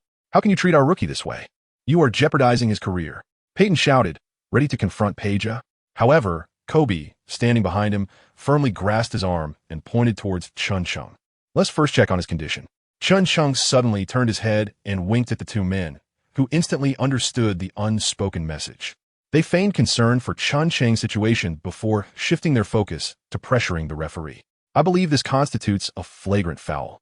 After years in the league, I can assert that this is undoubtedly a malicious act, one of them insisted. Peyton stood to the left of the referee, murmuring incessantly, while Kobe occupied the right, pointing at Chen Cheng to engage the referee in discourse. As one of the Lakers captains, he possessed the right to argue and discuss calls with the officials. This absolutely warrants a flagrant foul. You cannot allow them such leeway on our home court. Kobe pretended to shout angrily at the referee. Faced with the duo's relentless pressure, the referee could only respond repeatedly, "Just a moment, please. I will review the footage and make an accurate judgment. All right?" He then hurried to the technical area. At that moment, the large screen at the Acre Arena displayed the earlier confrontation, but Chen Cheng's position was obscured, preventing the camera from capturing the crucial details. The crowd of fans began to exert pressure on the referee, chanting in unison, "Despicable. Flop." Simon Lyon energetically rallied the home crowd's atmosphere, and the arena resonated with a cacophony of boos and jeers. The hosts in the TNT studio also voiced their opinions regarding the controversial call. "I believe this is indeed a contentious decision," Johnson remarked. Peja stands at least 4 inches taller than Chen Cheng and weighs several pounds more. Shouldn't such a push elicit this kind of reaction? If Charles had done that to me, I might have soared in the stratosphere, right, Charles? Kenny tossed the topic to Barkley, who, having been silent for much of the game, had no choice but to engage. "I have no opinion. I trust the referee's judgment." And that is that. After numerous reviews, the referee ultimately decided against upgrading the foul. Kobe expressed his profound dissatisfaction with the ruling. DeMarcus clearly flopped, and you called a foul on us. Peja's aggressive move only warranted an offensive foul. Given such a standard of officiating, I have nothing more to say. We shall respond on the court. Kobe's message is unmistakable. If the referees turn a blind eye to the Kings players' flops while condoning their fouls against the Lakers, the matter that should be resolved on the basketball court could spiral out of control due to their unjust officiating. One might anticipate the league's disciplinary actions to follow. As the officiating referee, he certainly wishes to avoid such a scenario during his game. In the subsequent plays, the referee showed leniency towards the Kings' veteran actor, Divac, who, after receiving a warning and a foul for a legal screen, noticeably subdued his antics. With other issues on the court being resolved, Chen Cheng found himself once again facing Peja's offensive onslaught. He maintained close defensive pressure, shadowing Peja's every move, preventing him from finding even the slightest breath of space. His defensive intensity reached its peak, earning applause from assistant coach Rambis for his unwavering commitment. Under normal circumstances, any typical large shooter would have faltered by now. However, Peja remains Peja, the league's most composed assassin. He is buoyed by the unwavering support of his entire team, whose screens are both dense and of high quality, with cuts and movements executed with remarkable agility. Although Peja's shooting percentage has dipped under Chen Cheng's defense, his tactical significance within the team remains unaffected. Chen Cheng finally realized that, despite possessing a defensive success rate of 35, It was an insurmountable task to closely guard Peja against the dynamic and versatile style of the Kings. He understood that the only remaining strategy was to confront him directly, shattering his confidence and unsettling his mindset. This would be a protracted endeavor, akin to a grueling siege. Breaching the defenses and capturing the stronghold was no easy feat. Only by identifying a vulnerability and striking decisively could they hope to overcome the opposition and achieve victory. Peja represented the team's strongest offensive asset, while their defense was a glaring weakness. Thus, finding a breakthrough through him was imperative. On the Lakers' end, with Grant's screen providing an opportunity, Chen Cheng faced Peja's seemingly insubstantial defense and, without hesitation, launched a three-point shot. Although his three-point shooting percentage stood at 30, which might not guarantee success against formidable defenders, it was certainly sufficient against Peja. The ball swished through the net. This was the first. Peja merely smiled, remaining silent. He had encountered such provocations countless times throughout the season and deemed it unnecessary to engage with a rookie. After Chen Cheng completed this three-pointer, he immediately began to closely guard Peja. In the subsequent offensive possession for the Kings, it was once again Divac orchestrating from the high post. This time, Chen Cheng maintained a vigilant watch on Peja as the game devolved into a grueling tug-of-war. He had to summon every ounce of his focus, unleashing his most formidable defensive prowess to apply pressure on Peja and obstruct his receiving lanes. The ball flowed through the Kings' offense, yet each time it was poised to reach Peja, Chen Cheng seemed to materialize on their passing trajectory, as if he had anticipated their strategy. Peja found himself unable to receive the ball, forced to continue running and creating opportunities for his teammates. Ultimately, this possession culminated in Bibby utilizing a screen to sink a mid-range jumper, leaving Peja without any contributions. On the Lakers' side, Kobe held the ball. After Chen Cheng set a screen, he promptly retreated beyond the three-point line, awaiting his moment. At that juncture, a miscommunication arose between Christie and Peja, as both rushed to defend the penetrating Kobe. With a keen awareness of Chen Cheng's positioning, Kobe unhesitatingly launched a jump pass to the left corner, where Chen Cheng awaited. Chen Cheng received the pass, and, after a brief adjustment, Peja realized he had lost his mark and rushed over to provide defensive support. This time, Chen Cheng chose not to employ the guaranteed shot card. A pitcher's confidence and touch must be honed on the court itself. Such a card should be reserved for more critical moments. Once again facing Peja's defense from the corner position, Chen Cheng did not hesitate. He took the shot directly towards Peja's fingertips. The ball arced high, descending straight into the net. A three-pointer made. This is the second one. Chen Cheng's demeanor was stern as he addressed Peja. This marked the second time Chen had successfully sunk a three-pointer over him. Moreover, Chen not only exerted immense pressure on Peja defensively, rendering him ineffective for several consecutive possessions, but he also showcased his scoring prowess on the offensive end, consistently finding ways to score. The earlier ease and composure that Peja exhibited had dissipated, his expression now reflecting a growing frustration. To all book lovers, may you have a joyful new year, abundant blessings in the year of the tiger, and happiness for your families. The critical three-pointer aided the Lakers in leveling the score at 24-24. The Kings, having played through several possessions, could clearly sense that Peja was being heavily targeted. This Eastern player was causing Peja significant discomfort on the offensive front. In response to this predicament, the entire team promptly adjusted their strategy. With one final offensive opportunity in the first quarter, Miller and Divac moved up to set screens for Peja, determined to ensure he found success on the offensive end to bolster his confidence. As Chen Cheng continued to land three-pointers, the home crowd grew restless. Peja, Peja, Peja, they chanted, eager for the sharpshooter to respond on the court. However, Chen had no intention of granting him that opportunity. With the momentum of their offense surging, Chen knew he could not afford to let up defensively, even on the last play of the first quarter. He maneuvered skillfully, using his slight frame to squeeze into position between two towering defenders. Meanwhile, Bibby's pass had reached Peja's hands. This was a play the Kings had rehearsed countless times, boasting a high success rate. Peja's shooting motion was swift, typically leaving defenders unable to react in time. Yet, the moment he initiated his shot, that elusive figure surged forward once more. His aim was not merely to disrupt, but to leap high, his long arms casting a shadow over Peja's shooting point. Peja had no choice but to lean back, adjusting his shooting angle. A modified trajectory inevitably diminished the chances of the shot finding the net. As he released the ball, Page sensed that success was slipping away. Damn it, he muttered, brow furrowed in frustration. However, the rebound was seized by Med, presenting the Lakers with a chance to take the lead. Christie engaged in a direct contest with Kobe, preventing him from launching into action. Chen Cheng had already sprinted to the front court. Payton received the ball with a precise long pass, perfectly timed. Page, having shed his previous lackadaisical defensive demeanor, came charging in from behind. The moment had arrived. In the dying seconds, confronted with the imminent double team from Bibby and Page, Chen Cheng resolutely activated a counterattack card.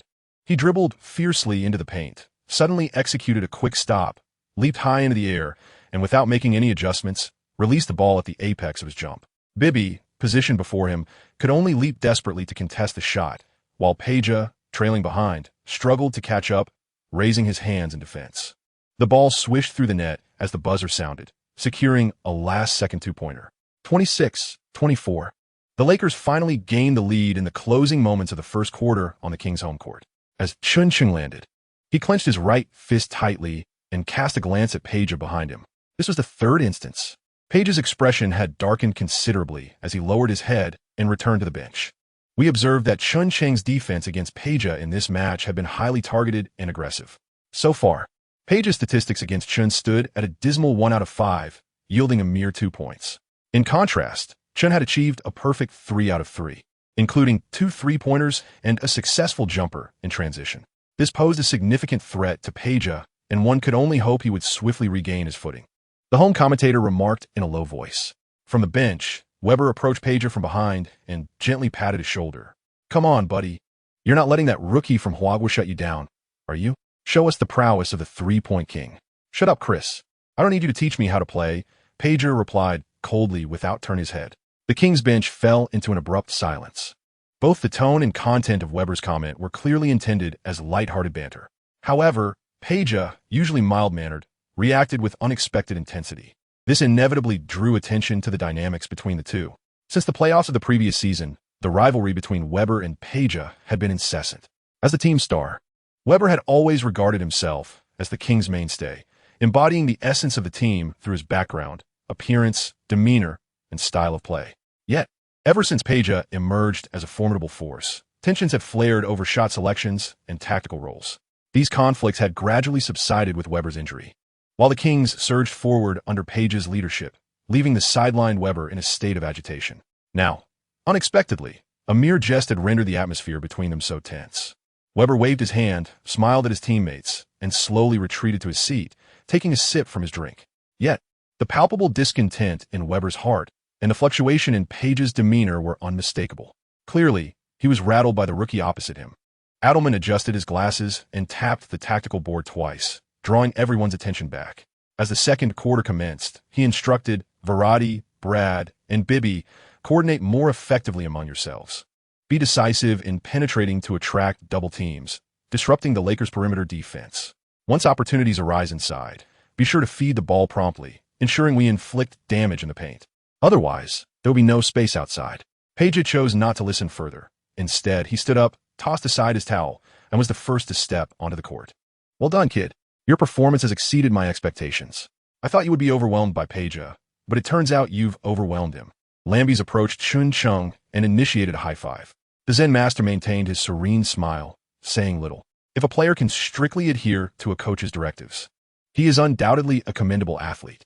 However, if a player possesses the acumen to adapt to the dynamics of the game and make judicious decisions, he is destined to become a superstar. In his eyes, Chen Cheng epitomized the latter. Chen Cheng's assessment of Page was remarkably astute, as he relentlessly undermined his competitive spirit on both ends of the court, a tactic even the seasoned head coach had not anticipated. Should this approach persist, within the confines of the current quarter, Page could be thoroughly dismantled. Once the Kings lost a perimeter scorer averaging 20 points, the initiative would entirely rest with the Lakers. He summoned Kobe aside, imparting a few words of wisdom. As the second quarter commenced, the Kings' offense encountered significant difficulties. The once fluid offensive system faltered in Page's hands, as he desperately sought to regain his rhythm. Even when the opportunities were less than favorable, he was determined to sink a three-pointer over Chen Cheng. To this end, he resorted to his least favored style of play, attempting to face Chen Cheng in isolation, amidst the scrutiny of the entire arena. Chen Cheng's long-awaited opportunity for a one-on-one match finally materialized. Page's movement speed was inherently sluggish. Stripped of the King system support, he was merely a shooter. Chen remained unfazed by Page's shooting feints, his feet firmly planted as he meticulously shadowed his every move. The moment the ball was exposed in Page's hands, it was either swatted away by Chen or intercepted. After finally securing a chance to shoot, Page found Chen's long arms looming over him, resulting in a series of erratic shots that clanged off the rim. Chen utilisait dismantle de Page's offensive rythme. As Page's teammates began to falter in performance, the rest of the Kings could no longer remain passive. Christie's initiative to step up and provide screens proved effective as his high-quality screens entangled Chen, hindering his ability to pursue.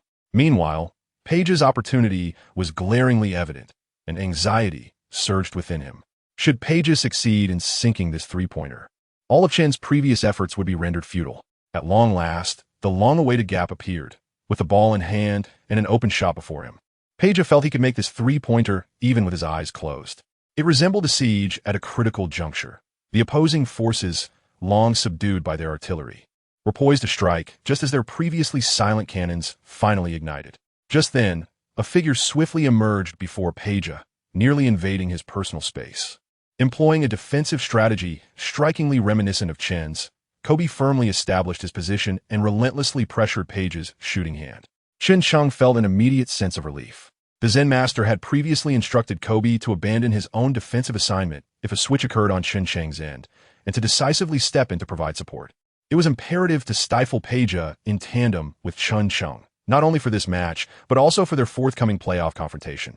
Faced with Kobe, who was taller, stronger, and more adept at his own style of play than Chen Cheng, Page's confidence evaporated in an instant. Under the duress from Kobe's defense, he hastily attempted a long-range shot. This time, it was even more absurd. A complete airball, the ball sailing out of bounds. I had warned beforehand, do not make me clean up after you. Kobe chuckled as he gestured towards Chen Cheng. Chen Cheng remained silent, soaring high into the air as the two collided in a breathtaking spectacle. This all unfolded before Page's eyes, now clouded with despair, having lost their former brilliance. It was time to sound the horn for a full-scale offensive. Payton dribbled past half-court and swiftly passed the ball to Kobe, who feigned a shot. Although Christie's position remained intact, his balance was compromised. Seizing the moment, Kobe drove into the paint, confronting the formidable twin towers of the Kings. Despite his valiant attempt to score against Miller, the shot failed to find its mark. Med grabbed the rebound and swiftly passed it to the perimeter, where Chen Cheng awaited. Chen Cheng secured the ball within the crook of his arm, confronting Page before him, and gestured towards his feet. I shall make this three-pointer right before your eyes. Taken aback by Chen Cheng's sudden provocation, Page quickly advanced to apply tight defense. This individual had been a constant source of trouble throughout the match, his defensive prowess akin to a piece of chewed gum, stubbornly sticking without any hope of removal. Yet, on the offensive end, he consistently managed to sink crucial shots over Page, leaving the Kings' leading scorer humiliated in front of the home crowd. The taunts from Weber had yet to commence. This was a shot that risked his dignity, and he was determined to defend it at all costs, even if it meant incurring a foul. The spectators recognized Chen Cheng's intent to engage Page in a one-on-one showdown, rising from their seats to rally support for Page. Defense, defense, defense. Page, show this fellow what you're made of. Stand your ground. Fight like a man, Page. You cannot allow this Chinese player to humiliate you throughout the game. You're the leader of this team. The deafening roar of the crowd escalated, the decibel level rising with fervor. The home commentary grew increasingly animated. Now, number 6 for the Lakers, Chen Cheng, held the ball, positioning himself at the left 45-degree angle, facing off against Page, while his teammates cleared space to create an opportunity. Page executed a commendable defense, enveloping Chen Cheng. He had been the target of Chen Cheng's attacks throughout the match, and now was the moment for redemption. With Page's aggressive defense bearing down upon him, Chen Cheng unhesitatingly activated his assured shot card. The bold words have been spoken. This three-pointer, capable of piercing the heart, must find its mark. With both hands on the ball, Chen Cheng made no preparatory shooting motion. Instead, with a casual flick reminiscent of a soccer throw-in, he launched the ball over his head. Chen Cheng left no opportunity for fouls. Page immediately turned around, watching the peculiar trajectory of the basketball as it was released with an unusual shooting motion. The ball carved an irregular arc through the air, yet it fell precisely into the net. The crisp sound of the swish became the proverbial last straw for Peja. This is the fourth. Allow me to introduce myself. My name is Chen Cheng, a citizen of Huaguo. Peja stood frozen, his eyes devoid of focus. Chen Cheng raised his right hand high, his gaze sweeping across the fans in the Arco Arena. The once boisterous atmosphere momentarily fell silent, only to be swiftly engulfed by a chorus of boos. In the online streaming room, Chen Cheng's formidable response reignited fervor, sending the comments section into a frenzy. What on earth? How did that go in? I can't believe it. I am at a loss for words. Brother Chen is incredible. Peja, utterly devoid of composure, was left speechless. Is this really the so-called three-point king? Brother Chen today hit 3 out of 3 from beyond the arc. He must participate in this year's three-point contest. On the court, Chen Cheng's Lakers teammates rushed forward to celebrate with him, exchanging high fives. As the Kings initiated their half-court offense, the ball found its way to Peja, who, instead of feeling the pressure from Chen Cheng, became momentarily dazed and inadvertently dribbled the ball onto his own foot, sending it out of bounds. In the ensuing plays, the Lakers capitalized on Peja's moment of confusion, executing 2 successful plays off screens. On the offensive end, Peja was utterly lacking in rhythm.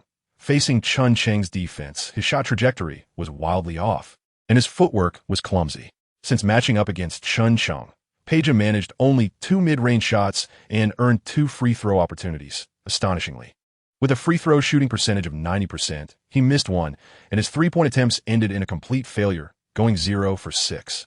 In this match, Chen Cheng demonstrated remarkable prowess, successfully sinking 3 three-pointers out of 3 attempts and netting 1 out of 3 two-point shots, alongside contributing 2 assists and 2 steals, showcasing a comprehensive performance.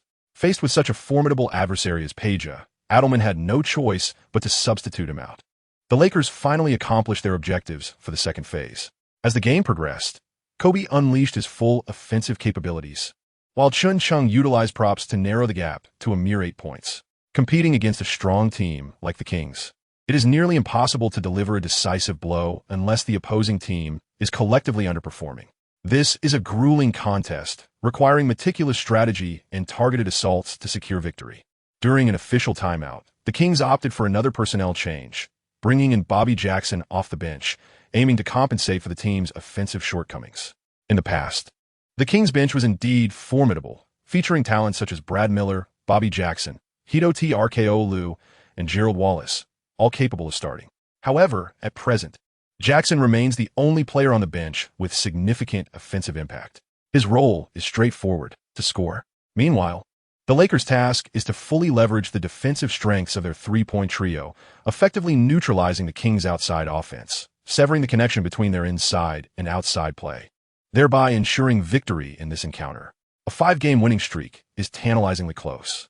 As the Lakers brace themselves to extend their lead, Kobe suddenly halted, clutching his right shoulder, his expression betraying considerable distress. In Chen Cheng's recollection, this season, Kobe has missed numerous games due to a shoulder injury. During the previous match against the Clippers, he appeared remarkably vigorous on the court, leading one to believe he had made a commendable recovery. According to the directives of team physician Gary Vitti, he was permitted to participate only in home games during this period. The game against the Clippers was an exception. Originally, he was not supposed to join the team for today's away match. However, Kobe insisted on playing, and Vitti reluctantly consented after assessing his shoulder injury, imposing strict limitations on his playing time. Unfortunately, the intensity of tonight's game exceeded Vitti's expectations. The Kings had evidently devised a strategy targeting Kobe's injury prior to the game. Throughout the night, he was relentlessly pursued by Christie, which not only drained his energy, but also involved Christie making various pushes and pressures on his right arm during their confrontations. The entire Kings team was notably attentive to Kobe's right arm, with players subconsciously leaning their shoulders into him whenever he navigated through screens. After nearly 2 quarters of intense competition, Kobe managed to score the highest points in the game with 17, yet the toll was significant. This is the harsh reality of professional sports. No one will extend sympathy for your injuries. Rather, they will perceive them as the prime opportunity to defeat you. Grant, standing nearby, swiftly committed a deliberate foul to halt the play, prompting Phil Jackson to call for a timeout. Everyone gathered around, and Vitti rushed onto the court to inquire about Kobe's condition. "How are you feeling?" "I'm fine," Kobe interjected, shaking his head and feigning nonchalance as he returned to the bench. Vidi approached Phil, engaging in a quiet exchange. "What's his condition? I believe he needs to rest. His shoulder hasn't fully healed." Continuing like this, Kobe stood up, shook his shoulder, and approached the two. "My shoulder is perfectly fine. Look, it's in great shape. It was just a bump, no issue at all. I can play." Phil and Vidi exchanged a knowing glance, mutually agreeing not to argue with him. They were well aware of his unwillingness to yield to injuries. The more the opposition targeted him, the more he felt compelled to display his fearlessness and tenacity. During this timeout, the Kings swiftly devised their strategy. Kobe's shoulder injury would undoubtedly affect his performance in the upcoming plays. I know his obsessive nature too well. The more critical the moment, the more he would strive to prove to everyone that his shoulder was without issue. Thus, in the subsequent plays, he would relentlessly challenge himself, increasing his attempts at isolation plays. With that, Adelman's gaze fixed on Christie.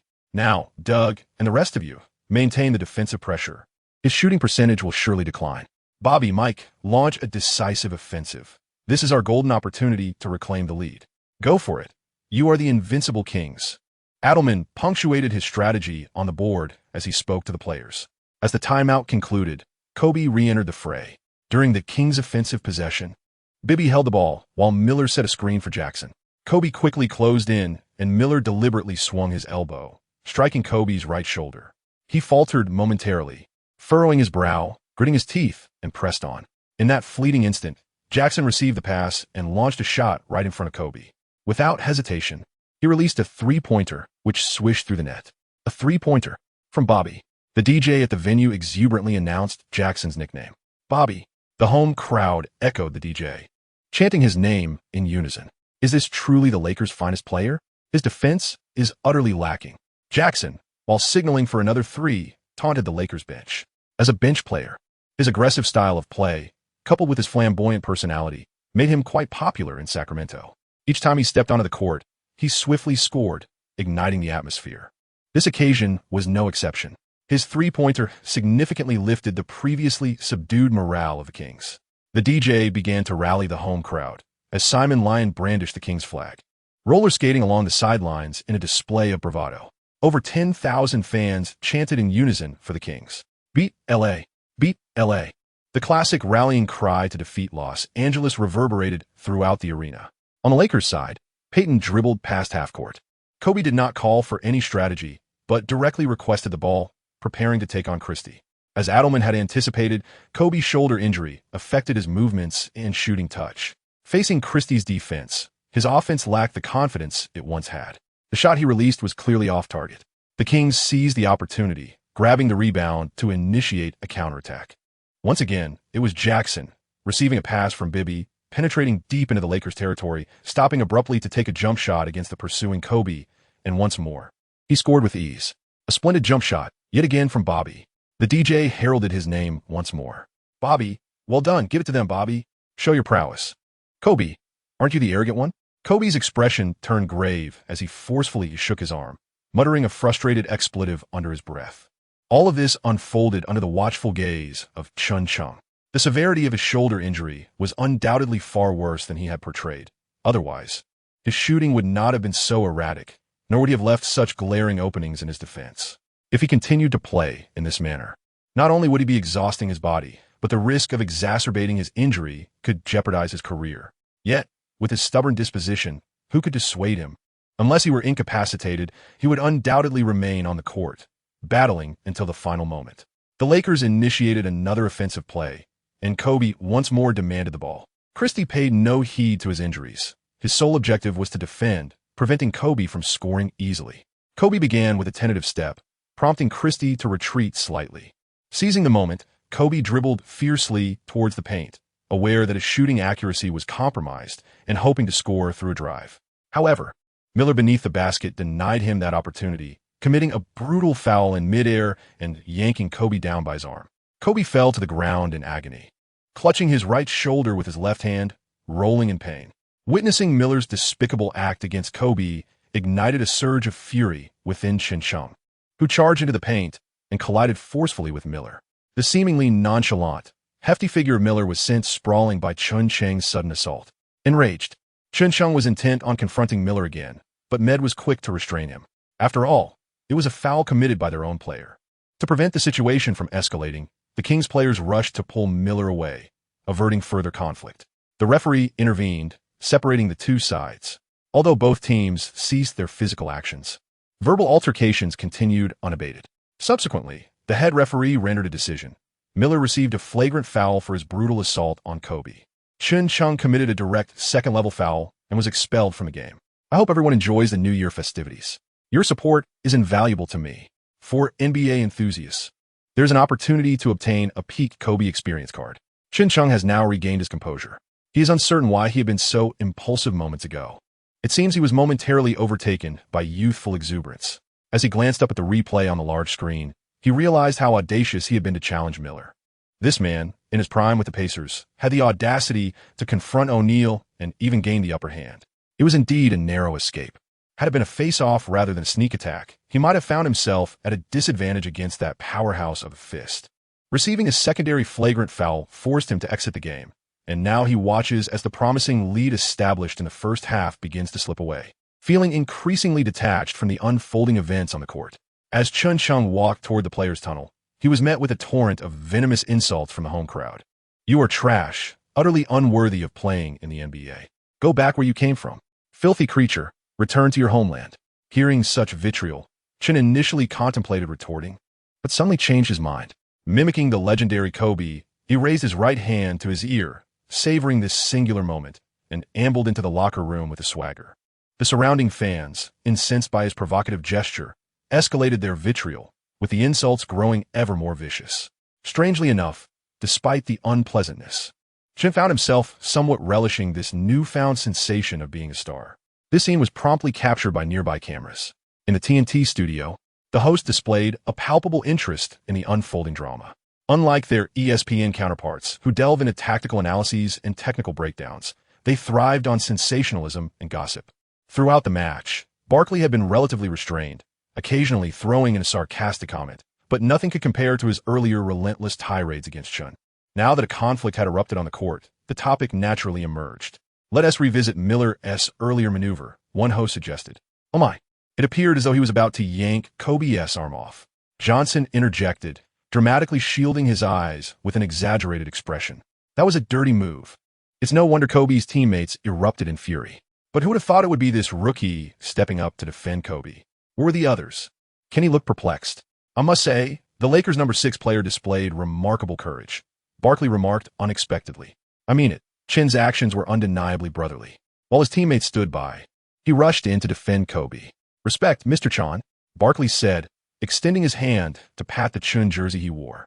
Although he had previously held a skeptical view of Chen's abilities, partly due to bias and largely for the sake of entertainment, witnessing Chen's brave act of standing up for Kobe with his slender frame indeed diminished Barkley's prejudices.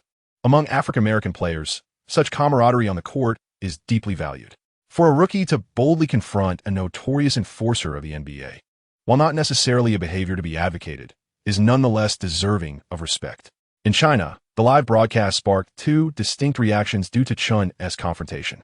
"This is so irrational. Look at how Yao Ming plays. Isn't this just tarnishing our reputation?" One commentator lamented. "Please, rational observers, spare us. Did you not see how they were nearly breaking Kobe's arm? What is wrong with Chen standing up for his teammate? It is not that I am complaining, but among so many in the team, he is the one who revels in the spotlight. Now, it seems he has been penalized, has he? A penalty is merely a minor setback. If one of my teammates were to be subjected to such foul play, I would undoubtedly respond with aggression before even considering the game. This is indeed a grave matter, you know? A group of students. And yet it seems futile to even engage in conversation with you all. With this singular act, he has effectively diminished his commercial worth." Chen Cheng sat alone in the changing room, gazing at the ongoing match on the television. Both teams executed their free throws following respective fouls, as the Lakers substituted Rush and George onto the court. Deprived of Kobe and Chen Cheng, the Lakers struggled to contain the Kings' offense in the ensuing plays. "For heaven's sake, can't you defend? How on earth could you let that happen?" he exclaimed in frustration. "Forget calling him Rush. We might as well call him a liability. Once I have a moment, I shall certainly teach you a lesson."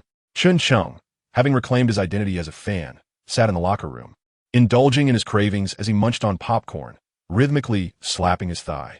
Suddenly, Kobe entered, greeting him with a warm embrace. Thank you, Chen Cheng. The unexpected gesture left him feeling somewhat awkward. Oh, please, no need for thanks. Chen Cheng gently patted Kobe on the shoulder. I never anticipated that you would be the one to stand up for me and confront that fellow, Kobe remarked earnestly. What can I say? You have a knack for making friends, Chen Cheng thought to himself, though he refrained from voicing aloud. Ever since I joined the team, you have consistently supported me. This is the way we, as Chinese, treat our friends. Friends? Do you truly consider me your friend? Kobe inquired, a hint of surprise in his voice. Of course.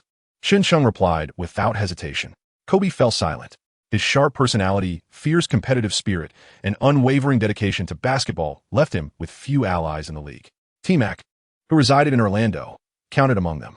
Lacking an NCAA background, he had no collegiate alumni connections. Apart from Fisher, who joined the team in the same year, his relationships with teammates were largely professional. Moreover, given his current legal troubles, many were eager to distance themselves from him. In the recent altercation on the court, it was only this individual before him who came to his defense, which genuinely moved Kobe. He felt an inexplicable kinship with his compatriot.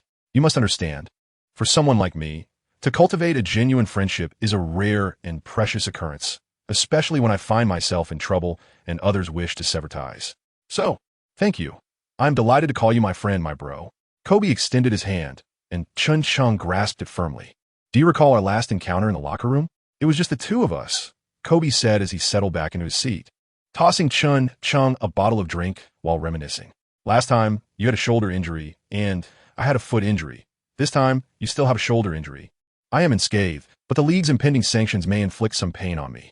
Chen Cheng, with a sorrowful expression, jested about his predicament. Kobe, amused by his demeanor, replied, I shall inform ComeBack that should the league impose a fine or suspension upon you, all expenses shall be attributed to me. Is that truly the case? Indeed. Chen Cheng's heart blossomed with joy. Not only had someone taken responsibility for his wrongdoing, but it also gained the friendship of Kobe. This transgression was truly worth it. My heartfelt gratitude goes to the readers who have consistently supported me with their votes. On the second day of a new year, as we visit friends and relatives, I wish everyone all the best. And do not forget to continue voting for me. For NBA enthusiasts, obtain the ultimate ComeBack card at the start of your journey. Due to the worsening of his injuries, Kobe had to rush back to Los Angeles overnight for a checkup early tomorrow morning. Chen Cheng must wait for the team to finish their game before returning to the hotel, anticipating the league's disciplinary decision. If a suspension is forthcoming, he would have a day off tomorrow, as the Lakers have only one remaining away game against the Memphis Grizzlies. Following that, a few days of respite will lead to a series of home games against formidable opponents, all of whom rank among the top 5 teams in both the Eastern and Western conferences. Each match promises to be a formidable challenge.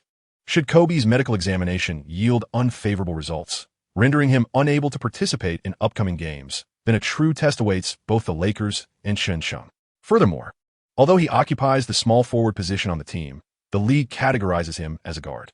Currently, based on the All-Star voting, he stands third among Western Conference guards, surpassed only by Kobe and the former starting point guard of the Houston Rockets, Francis. The final voting tally remains uncertain.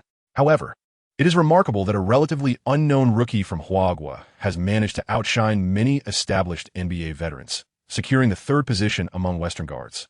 The players trailing behind him are unlikely to relent easily. Each harbors a fierce determination to gauge the mettle of this new talent from Huaguo. On the court, the Lakers' fortunes plummeted in the absence of Kobe and Chen Cheng. The offense lacked its cornerstone, and the sole star player, Peyton, began to exhibit signs of fatigue. The rest of the team struggled defensively against the Kings Princeton offense, failing to contain their opponents. After a period of adjustment, Pedro rejoined the fray in the second half. Without Chen Cheng's relentless defense, the former three-point king regained his confidence and shooting touch, raining down shots from beyond the arc, dispelling the frustration he felt during the first half under Chen Cheng's pressure. The morale of the Lakers dwindled, and midway through the fourth quarter, the point differential widened to 18. With a comeback appearing improbable, Phil Jackson called off the game. Ultimately, the Kings triumphed at home with a score of 108-96, ending the Lakers' 4-game winning streak while achieving their own 4-game victory run. After the game, the coaches of both teams exchanged pleasantries. Phil, I must say, you've discovered a gem in that Huaguo player. He is destined to become a star. I hope he develops slowly and does not pose too much trouble for us in the playoffs, remarked Rick. Phil smiled in response. Thank you, Rick. If he could hear your praise, I believe it would bring him great joy. Alas, he was unable to attend. With that, Phil extended a gentle handshake before turning to leave the arena. In the locker room, Walton and Cook transformed into enthusiastic admirers, surrounding Chen Cheng as they excitedly discussed his bold defense of Kobe against Miller. "You were incredibly brave, my friend." That was Miller we're talking about. Shaq couldn't even get the better of him. I merely remarked that the Chinese possess remarkable martial arts skills, much like Bruce Lee and Jackie Chan. By the way, is it true that you have no connection to Jack, despite both of you sharing the surname Chen? Chen Cheng shook his head in resignation, at a loss for how to articulate the issue to him. The Zen master entered the locker room and approached Chen Cheng, giving his shoulder a reassuring pat. "Well done, young man. One must fearlessly exhibit their spirit. You have done nothing wrong, and the team will impose no further penalties upon you." "Thank you, coach," Chen Cheng replied, stepping forward to embrace him. In his playing days, the Zen master was quite rebellious, embodying the spirit of a free-spirited individual who viewed everything with a sense of detachment and engaged in conflict when challenged. Now a coach, he would not overly chastise his players for actions that fostered unity within the team. "You have caused quite a stir for the Kings today. I believe they will no longer underestimate you and will find ways to counter you in the future. Keep pushing forward, young man, with everything in order." The Zen master took Peyton with him to the post-game press conference. Given the storm surrounding Chen Cheng, it was prudent for him to avoid the media, serving as a form of protection. The following day, the league announced its disciplinary decision. Miller's foul was escalated, resulting in an additional game suspension and a fine of $10,000. Chen Cheng received a second-level malicious foul, incurring a fine of $10,000 and a one-match suspension. Consequently, he would not travel with the team to Memphis, effectively granting himself a brief respite. This presented an opportune moment for him to rest and enhance his skills. After parting ways with the team at the airport, Chen embarked on a flight to Los Angeles. Upon landing, he received a call from his homeland, the second one since his arrival in the United States. It must have been the middle of the night back home. Why the sudden call? As soon as he answered, an anxious voice emerged from the other end. "Chen Cheng, what on earth is going on? How could you get into a fight on the court? Do you realize the negative impact this has back home?" This left Chen momentarily speechless. Impact? It was merely a shove. How significant could it be? He had not considered this aspect. Before he could formulate a response, his stepmother, Sun Liang's voice chimed in. "He's just showing off, as if he has something special. That Kobe person earns millions a year. Does he need him to stand up for him? Now, look at the mess he's created. Not only does he face a fine, but he is dragging us down with him. We raised him, and expenses are everywhere.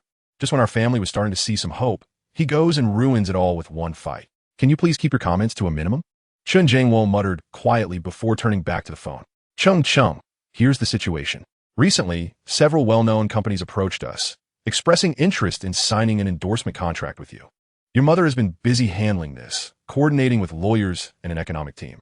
She worked tirelessly to finalize the details, and we were set to sign tomorrow.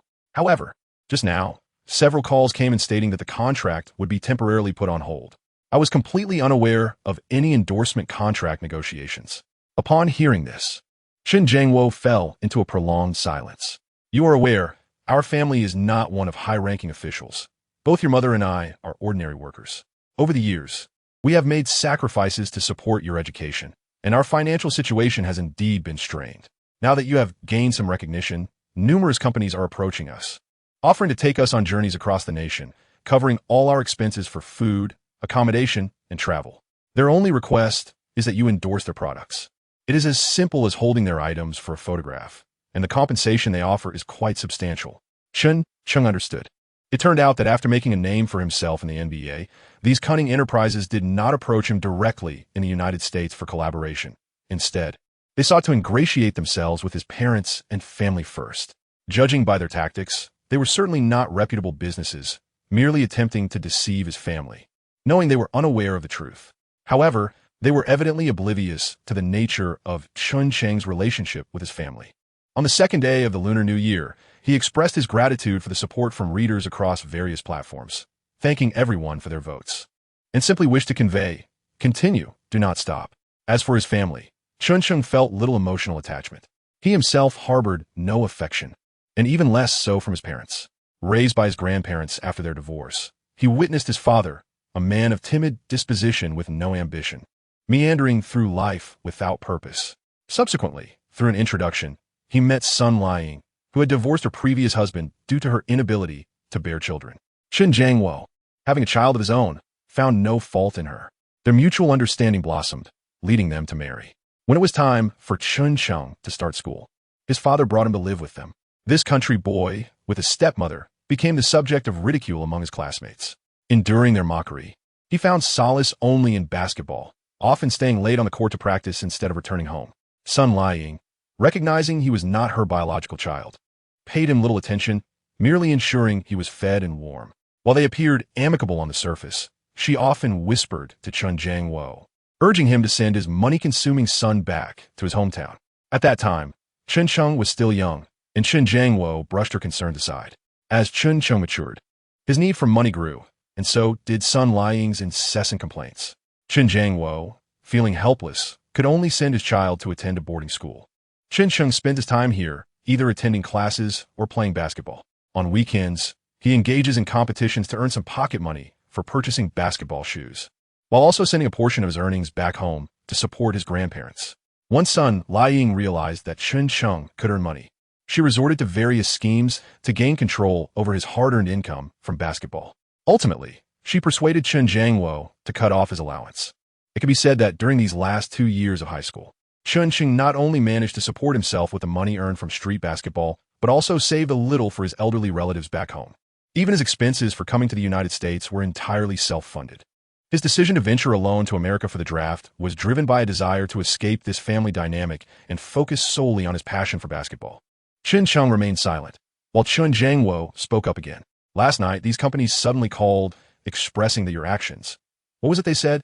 It doesn't align with their product positioning, like trying to fit a square peg into a round hole. Can you articulate anything clearly? Let's get to the point. Sun Liying interjected with a hint of frustration. Keep your voice down. They are essentially displeased with your altercation. It's had a negative impact, even making it to the sports news. They are now reluctant to sign a contract with us. Is that why they called me at midnight? Chen Cheng retorted coldly. No, that's not it. Allow me to explain. Chen Cheng cleared his throat. You see, your second uncle is over 30 now and has yet to find a wife, primarily due to our family's circumstances. The companies seeking to sign contracts with you had previously issued a signing fee to your mother and me. This money, well, Chen Cheng coughed twice, attempting to mask the unease within. As for the money, your mother allocated a portion as a bride price for your second uncle, and the remainder was used for a substantial down payment on a large house we selected in the city. However, now they're demanding that we return this sum. And additionally, we must compensate them with a penalty running into several million. Did you not set aside any for your grandparents? Chen Cheng inquired. A profound silence enveloped the conversation on the other end of the line. After a lengthy pause, Chen Cheng's voice emerged once more. Your grandparents cultivate their own food at home. They can also find small jobs to occupy themselves, so they are not financially troubled. As for this money, Chen Cheng bit down on his teeth, producing a sharp clicking sound, his right hand gripping his phone tightly, as if he wished to crush it in his grasp. How much did he take from them? 680. Oh, why are you poking me? It is 100. 1 million. 1 million yuan, which, based on the initial exchange rate of 1.8, amounts to nearly 130,000 US dollars. Chen Cheng suddenly understood. This sum of money was evidently premeditated by the couple. They likely conspired to take less than 800,000 from each other, and now they had abruptly increased their demand to 1 million. His base salary contract amounted to merely around 200,000, and after deducting 130,000, this stepmother generously left him a monthly allowance of 10,000 for living expenses. Yet, the system's monthly subscription alone costs 10,000. Would he have to subsist solely on work meals henceforth? Perhaps he would resort to taking the bus to play basketball?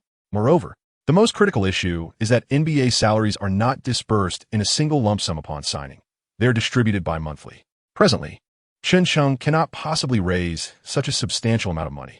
After receiving his first paycheck, he had already sent a portion back to his grandparents in his hometown and also forwarded some to Chen Cheng and his wife. Subsequently, he received a long-distance call from his grandparents, who had traversed mountains to reach the town, yet he had not received even a single message from Chen Cheng's couple. Now, not only had they concealed their dealings from him, signing a contract that bound them to the company and accepting payment up front, but in light of his recent altercation, the contract had soured, and they were unable to repay the money. Now, they suddenly remembered their son. If he did not fill this void, the repercussions would only worsen. I can only prepare 100,000 for you. I cannot produce more. I will transfer this sum to you. And furthermore, I am now an adult. All my future business endeavors will be managed by me alone, without your interference. Finally, inform them that I will not be paying any penalty. If they insist on compensation, they may come to America to confront me. On the other end of the line, Sun Liang's piercing wail echoed. I told you he is an ingrate, Chen Cheng. Just look at the son you have raised. Chen Cheng decisively hung up the phone. They had already utilized the signing fee and taken it from others, so they must return it. As for the penalty for breach of contract, it was utterly nonsensical. Unless they genuinely believed that the contract was worth traveling all the way to Los Angeles to reclaim nearly $1 million from their own hands. However, at present, money was not the issue. The real dilemma was that it was not in their possession. As a player on a basic salary, he was not entitled to an advance on his wages. After much contemplation, the only person who could assist him now was Kobe. Chen Cheng once again retrieved his phone, pressed the number, and immediately hung up. He found himself at a loss for words. Just yesterday, during the competition, he had bravely stepped forward to defend him. And now he felt it inappropriate to ask Kobe for a favor with the team, seeking an advance on his salary, especially since there was no precedent for such a request. The juxtaposition of these two matters could easily breed suspicion, leading others to believe he harbored ulterior motives. Yet now, he stood alone, without kin or ally, unable to find anyone to help him navigate this predicament. After much contemplation, Chen Cheng ultimately resolved to call Kobe. He pressed the number once more, and after a brief pause, Kobe answered the phone. What's up, bro? I'm about to go in for an MRI, so please make it quick. Here's the thing. I require a sum of money, approximately 100,000. However, I'm unable to procure such an amount at this moment, so please send me your account details right away. Chen Cheng expressed his surprise and quickly said, I do not wish to borrow money from you. Rather, I would like to ask if you could kindly speak to the team on my behalf. I merely seek to request an advance on a portion of my salary. On the other end of the line, Kobe chuckled softly. A rookie seeking a salary advance? Such a precedent does not exist in the entire league. What predicament have you encountered? Wishing everyone a prosperous third day of the Lunar New Year. May good fortune abound. Chen Cheng did not wish to conceal anything, so he recounted the events that had transpired at home in a general manner. After a brief moment of silence, Kobe suddenly erupted into laughter, astonished that the two of them had experienced remarkably similar predicaments. I will assist you in resolving this financial matter. Furthermore, should anyone trouble you, do not hesitate to inform me directly. The doctor is urging me. I must proceed for my examination now. Do not forget to send me your account details. Until then, Kobe concluded, promptly ending the call. Chen Cheng held the phone in his hand, his heart racing with excitement, leaving him at a loss for words. A teammate from a foreign land whom he had known for less than a month had directly transferred a staggering sum of 100,000. Chen Cheng, trembling, sent his account information. Before long, he received a text confirming the successful transfer. A sum of $100,000 was credited instantly, signed, KB. Thank you, Kobe. I shall repay you at the earliest opportunity. Chen Cheng replied to the message. Without delay, he sought out a bank and transferred the funds back. After completing the series of procedures and stepping out of the bank, he let out a sigh of relief, only to find himself lost in thought once more. Despite having achieved the remarkable feat of entering the NBA, he found himself ensnared in a web of debt, living a life akin to that of a struggling worker, constantly borrowing and scraping by. He had intended to dedicate himself solely to basketball, yet now he was burdened by the chaotic affairs of his family. However, such is the nature of life. At present, he harbored no other thoughts than to fervently hone his skills and earn some money. Upon returning to his residence, he opened his computer.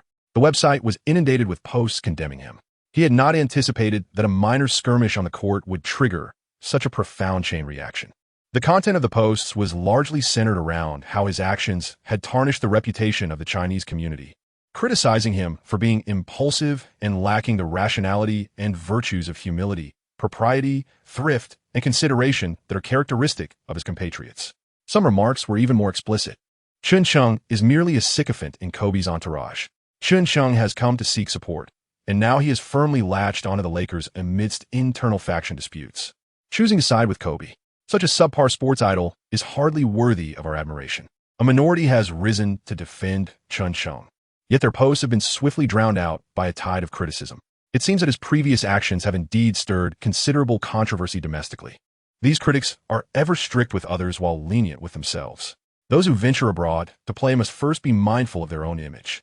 When one is obscure and unnoticed, their fate matters little. However, once a modicum of fame is attained, they instantly become exemplary figures among their peers, adorned with numerous accolades. Should any of these accolades falter, they will promptly face scathing rebuke. The critics show no regard for past records or achievements. Armed with the sword of righteousness, they unleash their fury and elevate their grievances to the level of national pride. The troubles at home are already quite burdensome.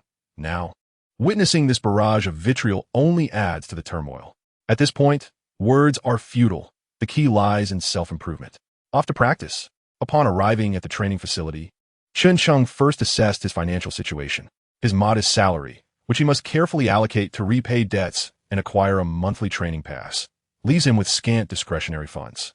What was once a comfortable existence has suddenly turned frugal, reminiscent of his early days in the workforce, when every penny had to be meticulously spent. Until he secures more substantial earnings, he must forego luxuries like blind boxes. The training regimen must be prioritized to enhance his skills. If no good news comes from Kobe's camp, a series of challenging matches lie ahead. In his inventory, he has a single counterattack guarantee card and a three-point guarantee card, valuable tools to be deployed at critical moments. Among his 3 skill slots, only 2 super skills remain: Rodman's prediction and Cooper's insights, both of which are passive abilities. Unique stars like Big Worm benefit from their distinctive traits, gaining additional bonuses when equipped with their skill sets. Cooper's skill set is rather singular, offering defensive enhancements but no other bonuses. Although Big Worm's skills ensure numerous rebounds each game, managing stamina becomes a significant challenge. Cooper's defense is indeed impenetrable, yet not every team possesses a suitable opponent. Acquiring a super offensive skill would be most advantageous. However, such tasks are randomly triggered and cannot be anticipated. The most reliable approach remains to follow the training content released by the system, diligently working to enhance his attributes. Chen Cheng opened his 3-point shooting panel and was pleasantly surprised to find that his shooting percentage under defensive pressure had risen to 32. Suddenly, the system spoke up. Given your current overall strength, your 3-point shooting percentage under defensive pressure can only reach a maximum of 30. However, if you manage to break through this bottleneck during a game and elevate your percentage by 1 point, the system will assign you a higher-level training task to assist in your further improvement. So that was it. Indeed, the harder one works, the luckier one becomes. Opportunities are always reserved for those who are prepared. Reflecting on the previous match against the Kings, Chen Cheng was deeply impressed. Facing a strong team was an entirely different experience. It resembled a well-matched boxing bout. One cannot expect to knock out the opponent right away, but must instead be prepared for a challenging and protracted battle. This was merely the regular season. The playoffs would undoubtedly prove even more arduous. In the upcoming matches, should Kobe be unable to participate, it would be up to him to establish a defensive barrier for the Lakers alongside Peyton. As the only member of the F4 to maintain perfect attendance since the season's inception, Peyton, now 36 years of age, would also face significant physical challenges in the forthcoming games. The responsibility of guarding the opposing team's star player would inevitably fall upon his shoulders, testing his own stamina as well. The immediate objective was to enhance his 3-point shooting consistency, followed by conditioning training. Having mapped out his training goals, Chen Cheng picked up a basketball from the rack, dribbled it twice, and then his phone rang. Upon checking the caller ID, he was astonished to see it was Yang Yusin calling. As soon as he answered, he was met with cheers and the occasional shriek from other girls on the line. It felt reminiscent of the times in college when a girl would call her boyfriend from the dormitory. Chen Cheng, you were absolutely magnificent last night. Not only was your defense outstanding, but you also completely shut down Peja. The shots you made over him were stunning. You stood up for Kobe and even pushed that annoying guy Miller. You are now a hero in LA. Indeed, a hero. A remarkably dashing hero. Chen Cheng, feeling somewhat bashful, scratched the back of his head as he spoke on the phone. Is it really that exaggerated? Airoina? Of course. When you reprimand a white person on the court, you have no idea how much admiration my Chinese classmates have for you. Now, back to business. We are hosting a party tonight, and I find myself in need of a dance partner. If you are free. Yang Yusin's voice was imbued with anticipation, as she was well aware of Chen Cheng's dedication to training.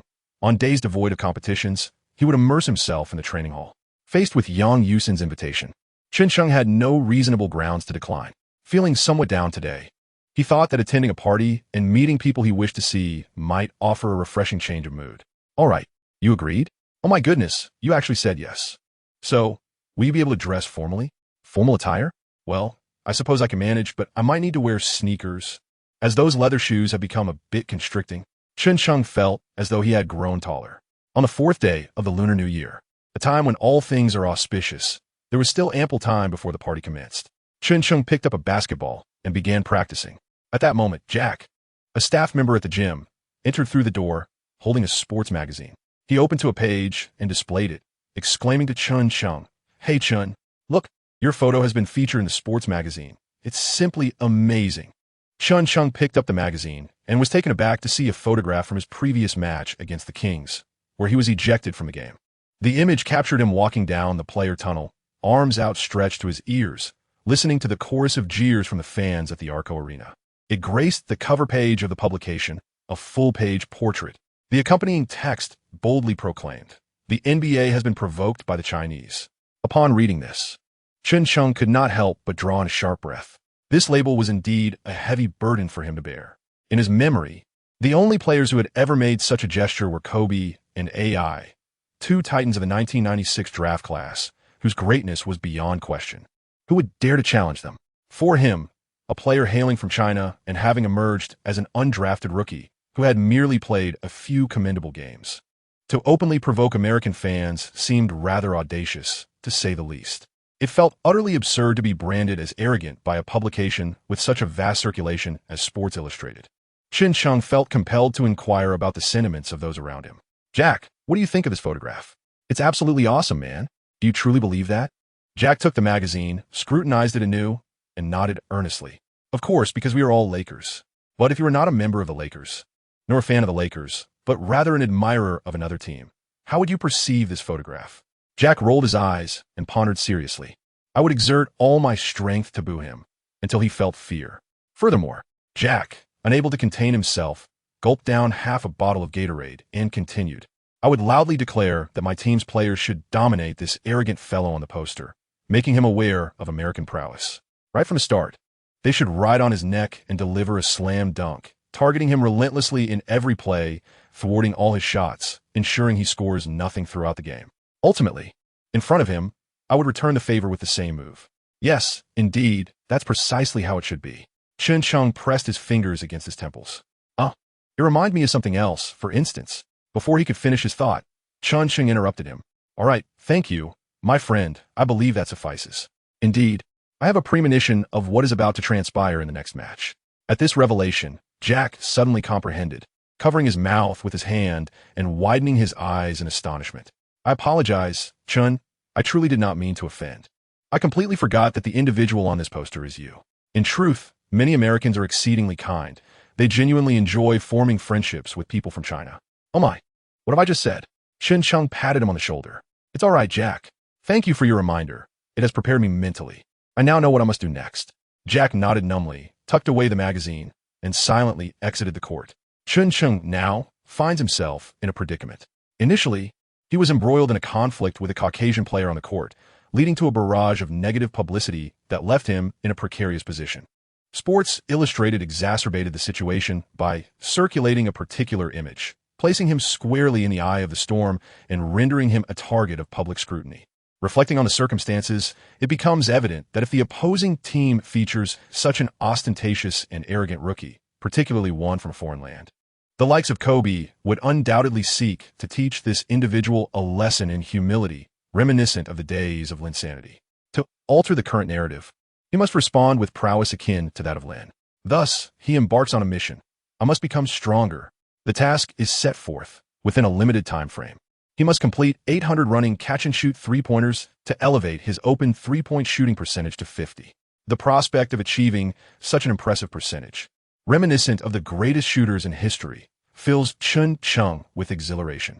However, upon further contemplation, he senses a flaw in the stipulation. The condition specifies that the shots must be taken when he is open, thus the 50 accuracy does not reflect shooting under defensive pressure. Consequently, the potential improvement appears somewhat constrained. Notably, Renowned shooters in the NBA boast open three-point shooting percentages that often exceed 60 or 70. Presently, he estimates his own open three-point shooting percentage to be around 40. Nevertheless, any enhancement is better than none, even if this particular increase seems somewhat insubstantial. Chen Cheng raised the ball in preparation for training when a sudden realization struck him. Wait, an open three-pointer? How could I, now deemed the #1 enemy of the NBA, possibly have an opportunity for an uncontested shot? Just as Jack had mentioned, those players on the opposing side are relentless, pursuing me as if I were a rabbit being chased by dogs, suffocating my every move. What I lack is not shooting percentage. What I truly yearn for is the chance to shoot without pressure. Ultimately, I must rely on my meager 30% shooting accuracy to prevail. However, with the system issuing a task, I must adhere to the training regimen. Virtual images began to manifest on the court, and only by evading these phantoms, allowing my footing to turn green, could Chen Cheng truly claim an open opportunity. This shooting drill proved to be exceedingly challenging, presenting a significant test of both Chen Cheng's physical endurance and shooting touch. Chen Cheng's physical endurance is considered a weakness of his, a common affliction among athletes of Asian descent. Whether in football or basketball, it invariably occurs that during critical moments, a lack of stamina adversely affects athletic performance. At the most crucial times, his legs feel weak and his hands falter. Shots that should be made are missed, and he struggles to keep pace with the opponents he is meant to defend. Regardless of skill level, the root of these issues lies in insufficient physical conditioning. Thus, every time the system assigns a task, it invariably includes components focused on stamina training, much like the recent grueling shuttle runs. In the initial stages of his training, Chen Cheng found his shots to be relatively smooth, yet as time progressed, his footwork began to falter. Each time he reached the shooting position, he struggled to shake off his defender. The system proved to be exceptionally obstinate. Even when he successfully made a basket while still guarded, it deemed the shot invalid. At this moment, Chen Cheng finally comprehended why the system had not imposed a time limit on this training task. It was evident that such a feat could not be accomplished in a single day of practice. From the moment he received the assignment until the afternoon, he had managed to score fewer than 300 baskets, aside from the time taken for lunch and a brief rest. Even with this modest achievement, he felt utterly exhausted. Later that evening, he had promised Yang Yusin that he would attend the party, thus bringing his training session to a temporary close. Chen Cheng took a hearty sip of his beverage, wiped the beads of sweat from his brow, and unlocked his phone. Yang Yusin had sent the location. The address was conveniently situated near the university. For this renowned institution, which had birthed countless NBA stars, Chen Cheng had long held aspirations to visit. Today, perhaps he might finally glimpse its grandeur, and his heart raced with excitement. It must be said, the women's soccer team is truly remarkable. To all the brothers engrossed in reading during the holiday, do not forget to cast your votes in support. Having completed his preparations, Chen Cheng donned his tailored suit and slipped into a pair of pristine white AF1 sneakers.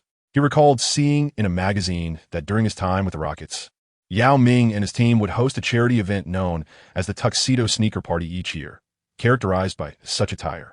Observing his own appearance now, he felt a certain student-like charm. Upon arriving at the venue of the party, Chen Cheng quickly realized he had been misled. He had envisioned a casual gathering of college students, enjoying food and drinks, dancing merrily together. However, as he approached, he was met with the sight of a vast apartment complex, flanked by an unending line of luxury vehicles. The guests arriving and departing were all dressed in an ostentatious manner befitting an elite social gathering. Surrounding the entire apartment, armed police officers patrolled diligently, while a police car with flashing lights was stationed at the street corner. At the entrance, 2 imposing security guards checked invitations one by one, and the presence of several media reporters added to the atmosphere. Despite having faced numerous grand events and competitions, the formality of this occasion left Chen Cheng, who struggled with social anxiety, feeling somewhat at a loss. He attempted to call Yang Yusin several times, but she did not answer. She was likely preoccupied with other matters. Without an invitation, Chen Cheng could only pace back and forth with his hands in his pockets. Before long, 2 patrolling officers approached. "Hey, you tall guy, show me your ID." Faced with this situation, Chen Cheng readily presented his passport. A young black officer beside him scrutinized him closely and suddenly widened his eyes. "Hey, I remember now. You're Chen, the player for the Lakers, right?" Chen Cheng smiled and nodded. He was indeed a remarkable player.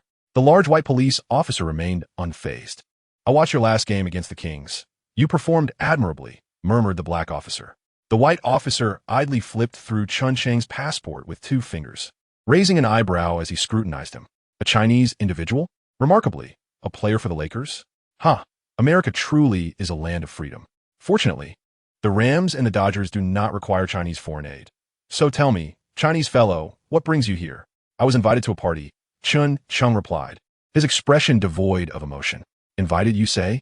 The white officer picked up his passport and examined it closely for an extended moment. Do you know the identity of the apartment's owner? I do not care whether you are a member of the Lakers. However, do not attempt to pull any tricks on my turf, and certainly do not lie before me, kid. I have no intention of pulling tricks, nor have I lied. I am indeed here at someone's invitation to attend this party. Chen Cheng replied with utmost seriousness. The white police officer chuckled softly. To my knowledge, this charity gala is exclusively attended by distinguished alumni and social elites. However, your status appears to be somewhat incongruous with these criteria. Do you possess an invitation, Mr. Chan? Chen Cheng shook his head. Then I must question your motives. The white officer emphatically closed the passport in his hand, his expression turning grave. Suddenly, Chen Cheng's phone rang. It was a call from Yang Yusin. I sincerely apologize. I was attending to guests inside and did not hear your call. Have you arrived? I will come out to meet you now. I have arrived. If you do not come out soon, I may soon find myself escorted away by the police. Chen Cheng jested. On the other end of the line, Yang Yusin appeared visibly flustered. The call had not yet ended, and the receiver picked up her voice as she navigated through the crowd, continuously apologizing to those around her. Is someone truly coming to escort you inside? I am quite curious to see who it is, the white officer remarked, peering into the doorway. Chen Cheng nodded, his hands tucked into his pockets. At that moment, Yang Yusin, adorned in a black evening gown embellished with sparkling jewels, appeared at the door, anxiously scanning her surroundings while occasionally smoothing her lustrous, raven locks. Her dazzling attire radiated an air of elegance intertwined with sensuality. The bespoke gown accentuated her alluring curves, with a neckline artfully designed to embrace her ample bosom, revealing a tantalizing glimpse of décolletage. The daring open back design showcased the graceful contours of her athletic back. The gown tapered at her waist, further enhancing the captivating roundness of her figure. The 3 observers stood entranced, momentarily forgetting their intentions. Fortunately, Yang Yusin spotted Chen Cheng. As she began to wave at him, she noticed the 2 policemen beside her. She hurriedly adjusted her skirt and approached him. I sincerely apologize, Chen Cheng. I truly did not hear my phone ringing. The 2 policemen exchanged wide-eyed glances, first looking at each other, then at Chen Cheng, and finally at Yang Yusin. Miss Yang, is he your invited guest? One inquired. Yes. Officer Brown, is there an issue, or is there some misunderstanding between you? Yang Yusin asked, slightly furrowing her brow. Upon hearing this, the white officer quickly donned a smile, waving his hands dismissively. No issue, no misunderstanding. I was merely conducting a routine inquiry, sharing a light-hearted jest with Mr. Chen here. You know, I have a responsibility to ensure the safety of tonight's gathering at your residence, ensuring that Mr. Yang, your family, and all the guests feel secure. There are absolutely no problems between us. Yang Yusin offered him a polite, albeit disingenuous smile, naturally linking her arm with Chen Cheng's as she introduced him. Allow me to introduce you. This is my friend, Chen Cheng, from Huaguo, a member of the Los Angeles Lakers. She gestured toward the 2 officers. And this is Officer Brown, who oversees the safety in our neighborhood. I apologize for not mentioning this gentleman beside you. It's a pleasure to meet you. Miss Yang, I'm new here, but you can call me Johnny, the black officer said, extending his hand somewhat awkwardly. Yang Yusin graciously shook his hand. Since there are no issues, may we proceed inside, Officer Brown? She inquired, still linked to Chen Cheng's arm. Officer Brown smiled and promptly handed Chen Cheng his passport, offering a salute to the pair. Of course. I hope you both enjoy your evening. At this moment, Chen Cheng felt as though everything was utterly surreal, akin to a dream. The tone of the white police officer suggested that Yang Yusin's family held considerable influence in this area, and astonishingly, this grand mansion before her was indeed her home. Initially, she took pride in her identity as a player for the Lakers. Yet now she was overcome by an unsettling sensation, as if she were destined to become a son-in-law. It was quite embarrassing. Those white police officers had always irked her, and had it not been for their uniforms, she would have confronted him just as she would have with Brad Miller. Chen Cheng chuckled softly, touching the tip of his nose. You never mentioned that this party was being held at your residence, nor did you inquire about my presence. Coughing slightly, he continued, so, Is this house one that your family purchased? Indeed, she replied. Ever since I arrived, my father, concerned for my safety living alone outside, decided to acquire this apartment. Your home is quite spacious, he remarked. Chen Cheng lowered his head and spoke. The atmosphere was charged with anticipation. Yang Yusin, entwining her arm with Chen Cheng's, did not let go throughout their journey. As they traversed the central pathway, they presented a striking image, a handsome man and a beautiful woman, an exquisite pair that effortlessly attracted the attention of onlookers. The lawn in the courtyard was populated by numerous individuals of Asian descent. Upon witnessing the couple's arrival, they began to engage in hushed discussions, scrutinizing Chen Cheng's attire and casting various discerning glances in his direction. Since Chen Cheng stepped into this place, he has felt an overwhelming sense of discomfort, akin to returning home during the festive season and passing by the local women's gossip station, where every gaze seems to possess X-ray vision, scrutinizing even the minutiae of his attire. The individuals surrounding him exude an incessant need to assert their presence, revealing their essence in every gesture, lest they be overlooked. Fortunately, a group of young Asian faces, likely international students, is not far off. Having been away from his homeland for so long, Chen Cheng feels a surge of excitement upon encountering so many compatriots. As Yang Yusin engages in pleasantries with the guests, Chen Cheng approaches them first. Hello, I am Chen Cheng from Huaguo, currently a player for the Los Lakers. He extends his right hand amicably. However, the once warm expressions of the students suddenly turn frosty. I thought he was from Han Country or Neon Country. I never imagined he was actually from Huaguo. A blonde-haired Han student whispers to his companions. Huaguo? Did the Lakers sign a player from Huaguo? I don't recall that. Huh. Can someone like him even play in the NBA? I remember they lost to your Han Country in the 2002 Busan Asian Games due to their weak guard line.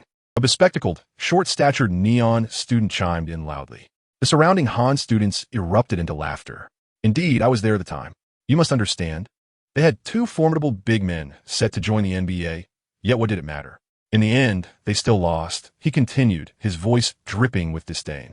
As a basketball enthusiast, the mention of that year's Busan Asian Games ignites a fury within Chen Cheng. With Yao Ming and his fellow players at the peak of their prowess, the Huaguo men's basketball team was undoubtedly superior to the Han team. To his dismay, as the clock ticked down to the final 30 seconds, Huaguo held a 7-point lead, only to be caught by the Han team and ultimately lose in overtime by a mere 2 points, relinquishing the gold medal. Observing the smug expressions of these individuals, Chen Cheng chuckles coldly, raising a glass of champagne to his lips. You needn't be so elated. That is all in the past. From now on, with me and the men's basketball team, you shall have no cause for celebration. He continues, unless you can consistently bribe the referees. But I won selling my mouth by discussing how you won the 2002 World Cup. With that, Chen Cheng spits emphatically onto the ground. As the group of Han students begins to protest, Chen Cheng raises a finger toward them, silencing the braggarts instantly. You are unworthy of my words. When your Han countrymen are truly qualified to play in the NBA, I shall personally teach them to recognize their roots. Nearby, the Neon students burst into laughter, reveling in the spectacle of the Han students being put in their place by Chen Cheng. Chen Cheng, of course, had no intention of letting them off easily. He turned to the group of neon-clad individuals and remarked, if my memory serves me correctly, it has been over 2 decades since your Neon basketball team last graced the Olympic stage. I am quite curious as to why, after all these years, you have not sent a representative team to participate in the Olympic basketball competitions. Might it be that you simply cannot compete with our illustrious Huaguo national team? As he spoke, Chen Cheng pointed towards the group of individuals from Han Country. It seems you cannot even prevail against them. The Neon group immediately fell silent, their faces betraying a mixture of fury and hostility. There is no need to regard me with such disdain. I am aware that you have a player named Tian Weiyongtai, who is marginally superior to that group of stick figures. However, he was recently dismissed from the Development League last season. Should he ever return to the NBA, I will ensure he learns his place. Chen Cheng's gaze swept across the group of inept individuals. If anyone dared to challenge him, there happened to be a basketball court nearby where they could settle in person. By the way, during his leisure time, he welcomed them to the Staples Center to watch him play. Remember to purchase tickets in advance, as he had recently gained significant popularity. After finishing his champagne in one swift motion, he wiped his mouth and gently placed the glass on the table. The two groups of young people, clearly affluent second-generation heirs, were accustomed to boasting and bullying those soft-spoken international students from Huaguo. They had not anticipated encountering such a formidable opponent today. They could not even gain the upper hand verbally. With nothing left to do, the two groups rolled their eyes at Chen Cheng and turned away, grumbling as they departed. As the evening gala was about to commence, Yang Yusin busied herself attending to the guests and briefly explained the upcoming schedule to Chen Cheng before swiftly returning to her tasks. Not far away, the cacophony of the South Korean students once again filled the air. It was a well-known consensus among those who had interacted with them that where there were South Koreans, there was noise.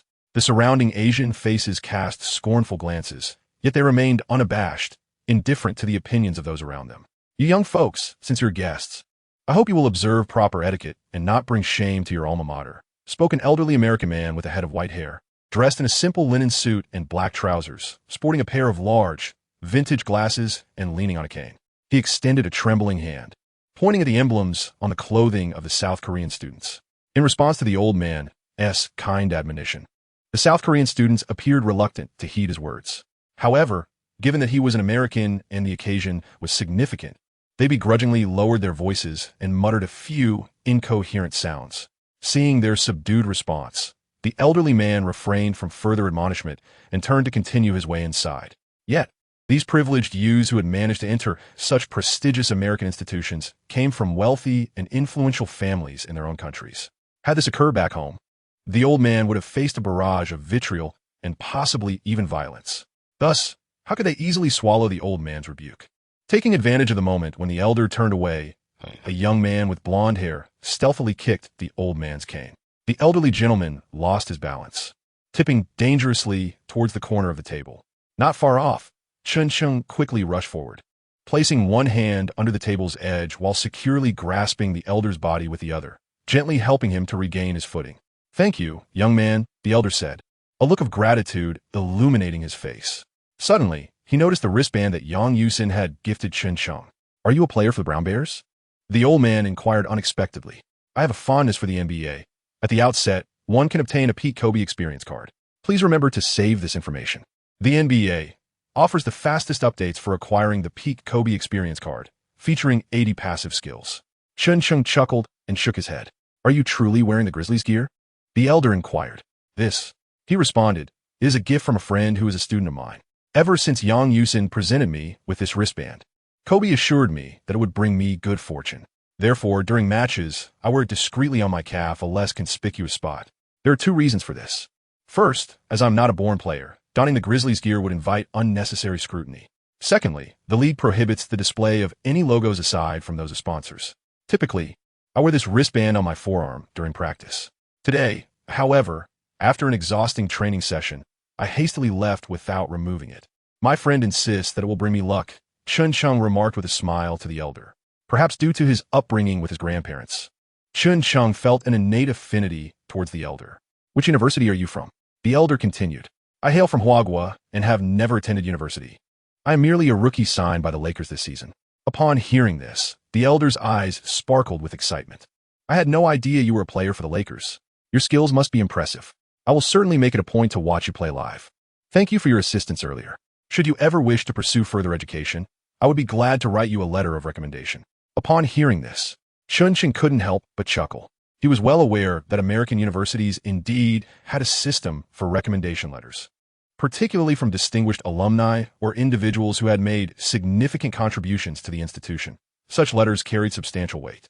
However, this elderly gentleman appeared rather unremarkable, almost struggling to maintain his balance. Their brief encounter had simply involved him offering a helping hand. How could the old man be so exuberant about such a trivial act? This elderly fellow was rather amusing. Meanwhile, an assistant, hurrying over, took the old man from Chen Cheng and repeatedly expressed gratitude. Chen Cheng waved his hand, watching them depart. At that moment, the system's voice suddenly echoed. "Congratulations, Chen Cheng, you have completed the hidden task appreciation of Coach John Wooden." John Wooden? My goodness, that old gentleman just now was actually John Wooden? No wonder he seemed so familiar. Chen Cheng bit his index finger, rendered speechless by a wave of excitement. As the founding figure of the Bears, his accomplishments in the annals of NCAA history are simply unparalleled. During his tenure as the head coach of the Bears, he secured a remarkable 10 national championships, including a breathtaking 7 consecutive titles and an astonishing 88-game winning streak. He was inducted into the Basketball Hall of Fame as both a player and a coach. Throughout his coaching career, he nurtured NBA superstars such as Kareem Abdul-Jabbar and Bill Walton. Over his illustrious 29-year coaching journey, he amassed a record of 664 victories against 162 defeats, achieving an impressive winning percentage of 84. He is revered as one of the greatest coaches in the history of American basketball. Such a monumental figure in the realm of basketball, akin to a national icon, would undoubtedly evoke a personal apology from the president of the cold nation should any unforeseen incident arise due to the antics of those unruly individuals. In that moment, his intervention averted an international dispute. Alas, one cannot help but feel that it is a father's duty to clean up after his son, is it not? Chen Cheng gazed with profound reverence at the old man's figure as it gradually faded from view. This venerable gentleman truly speaks not in vain. A single letter of recommendation from him could effortlessly grant me entrance through the grand gates. The adage that good deeds are rewarded holds utterly true. Chen Cheng shook his head in silent contemplation, suddenly coming to a realization. Ah, indeed, was it not mentioned earlier that upon completing the task, there would be no rewards? The reward for this particular task, recognition from John Wooden, is classified as a passive skill. A passive skill? Precisely. The skill's description states, when you compete against an opponent with players who have previously served the Brown Bears or who have received the John Wooden Award during their collegiate years, the opponent's shooting accuracy diminishes by 10, while your own shooting accuracy enhances by 10. The opponent's defensive success rate declines by 10, whereas your defensive success rate increases by 10. Incredible. Truly, this is the hallmark of the greatest coach in the annals of American basketball history. This skill is remarkably formidable, is it not? To draw a somewhat inappropriate analogy, if one were to face Kobe, encountering oneself equipped with this skill would instantly render him akin to Nick Young. Moreover, being a passive skill, if I am not mistaken, it does not occupy a skill slot, correct? Indeed, it requires no activation and does not consume skill slot space. It triggers automatically, the system assuredly replied. Chen Cheng stood there, utterly stunned, rendered speechless for a moment. This skill seemed almost excessively powerful, didn't it? No wonder John Wooden held such admiration. Which player among you would dare to disregard the respect owed to this titan of the basketball realm? At this moment, Chen Cheng was exhilarated, his mind a whirlwind, unable to recall just how many players in the league hailed from such illustrious backgrounds. How delightful it was, truly delightful. If only players like this were scattered throughout the league, he could relish dumplings every day. Yang Yusin's father certainly wielded considerable influence, managing to summon even a legend like Wooden. Chen Cheng turned and picked up a champagne glass from the table. Just as he took a sip, a thought suddenly flashed through his mind. Given that his father possessed such an impressive background and could host a charity ball with the likes of John Wooden in attendance, it struck him as peculiar that his daughter, who had a passion for basketball and demonstrated considerable skill, had never made it onto the school team and was still being rejected. Recalling the tearful expression on Yang Yusin's face that night, an unusual feeling stirred within Chen Cheng. Yet, her demeanor did not suggest that she was putting on an act. Besides, they had merely met for the first time. So why would she go to such lengths to deceive him? Could it be that she had fallen for him at first sight, captivated by his looks? What arrogance! Just look at this grand mansion and the esteemed guests in attendance. Even if one were a player for the Lakers, the scale of today's event would not seem out of place if Jerry Buss were to appear. However, he might not be on the guest list. Considering he graduated with a doctorate from USC, with her qualifications, what sort of man could she not attract? What could she possibly want from him? Yet, the current situation was utterly perplexing. The discrepancies between Yang Yusin's previous behavior and her family background were stark. So what was her true motive? If she wished to conceal her identity, why reveal it now? With this thought, Chen Cheng abruptly set down his glass. Initially, he had intended to walk away, but now he was curious to see what reasonable explanation Yang Yusin would offer him. As night fell, the guests had mostly arrived. The main stage at the entrance of the apartment illuminated, the black velvet curtains shimmering with neon lights, marking the official commencement of the party. The host appeared to be a somewhat renowned African-American stand-up comedian, whose entrance elicited enthusiastic cheers from the audience. With a relaxed, humorous, and self-deprecating style, he delivered jokes about race with great finesse. The diverse audience erupted into laughter, and the atmosphere in the room became considerably more harmonious. Chen Cheng stood in an inconspicuous corner, holding a glass of champagne, occasionally casting glances at the proceedings on stage. The host concluded the warm-up and meticulously read aloud the titles on the card in hand. Next, let us welcome Mr. Ming Yang, Vice President of the Chinese Chamber of Commerce in America, rotating chairman of the Los Angeles Chinese Charity Association, holder of dual degrees in economics and finance, honorary president of the Chinese Alumni Association, and the initiator of tonight's soiree. As the string of titles was recited, Chen Cheng nearly sputtered his champagne. The Chinese Chamber of Commerce in America is one of the most influential Chinese organizations across the nation, headquartered in Los Angeles. With 12 branches that encompass nearly every aspect of life, they provide services and assistance to the Chinese community in America.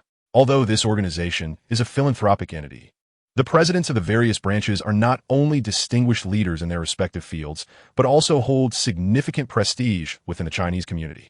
Furthermore, they possess considerable renown and social influence in the local American context, coupled with the additional stature of being the rotating chairman of the Los Angeles Chinese Charity Association. Alongside his status as a well-known alumnus and honorary president of the Alumni Association, the breadth of his connections is staggering, traversing both legitimate and shadowy realms. With a power that exceeds imagination, it is entirely plausible that he could secure the attendance of Coach John Wooden, such as the norm for him. What further explanation could there be? One might wonder if there is still time to catch a cab and leave. Chen Cheng cast a glance at the closed gate, where two burly African-American security guards stood like sentinels beside it, instantly extinguishing any thoughts he had. Yang Mingda ascended the stage clad in a sleek black tailcoat, his hair meticulously styled. Though his face bore the marks of time, he appeared remarkably vigorous compared to his peers. His entire demeanor exuded an air of integrity, maturity, and competence. He began by expressing his gratitude to the esteemed guests present that evening. The illustrious names on his list were nothing short of impressive. When he mentioned John Wooden, the entire audience rose in applause, leaving a few arrogant individuals stunned into silence, their faces paling in disbelief. Once the introductions concluded, Yang's father commenced his address regarding the evening's main agenda. Essentially, the event resembled a charity gala, featuring an auction of artworks crafted by Chinese organizations. All proceeds would be donated to various Chinese charitable foundations across the United States. Following the auction, a ball would be held. After wrapping up his introduction, Yang's father retrieved the first auction item from a box behind him, a piece of embroidery that, to be frank, lacked finesse. In truth, even a basic cross-stitch could easily surpass its craftsmanship, and the patterns appeared rather indistinct. Yang's father showcased the embroidery, placing it on a tray before raising the microphone once more. This piece, he explained, was crafted by my daughter, Amy, Yang Yusin, when she was 12 years old, with assistance from her teacher at the Confucius Institute. Upon hearing this, the audience erupted in astonishment. My goodness, Amy is Mr. Yang's daughter? It was almost unbelievable. Amy had never mentioned that her father was Mr. Yang. Gradually, the surrounding noise subsided, and Yang's father once again took the microphone. Indeed, you heard correctly. Yusin is my daughter. I am unaware of how she has crafted her identity to the outside world, but I want to emphasize that it is all because of me. The audience fell silent, captivated by Yang's father's narrative, and Chen Cheng was no exception. In our Chinese culture, we have a saying, self-reliance, which translates to depending solely on oneself to accomplish tasks and endeavors. This principle is also the guiding tenet of the Yang family. Thus, throughout her life, I have never leveraged my status to provide her with any unfair advantages. She gained admission solely through her own merit, and I have never written a single letter of recommendation on her behalf. I'm immensely proud of my daughter. At this point, tears glistened in Yang's father's eyes, and a spontaneous round of applause erupted from the audience. My daughter excels in basketball, and her greatest dream is to join the school basketball team, a wish that has remained unfulfilled since her elementary school days. Had I sent an email to the esteemed Coach Wooden back then, this matter might have been resolved. However, I did not.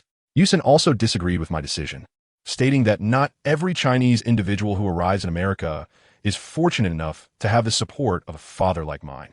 As she spoke, she reached for the embroidered piece. In truth, I hesitated for quite some time before presenting it, as its craftsmanship leaves much to be desired. Mr. Yang chuckled and made a light-hearted remark. At this moment, the audience joined in laughter, and the previously heavy atmosphere lightened considerably.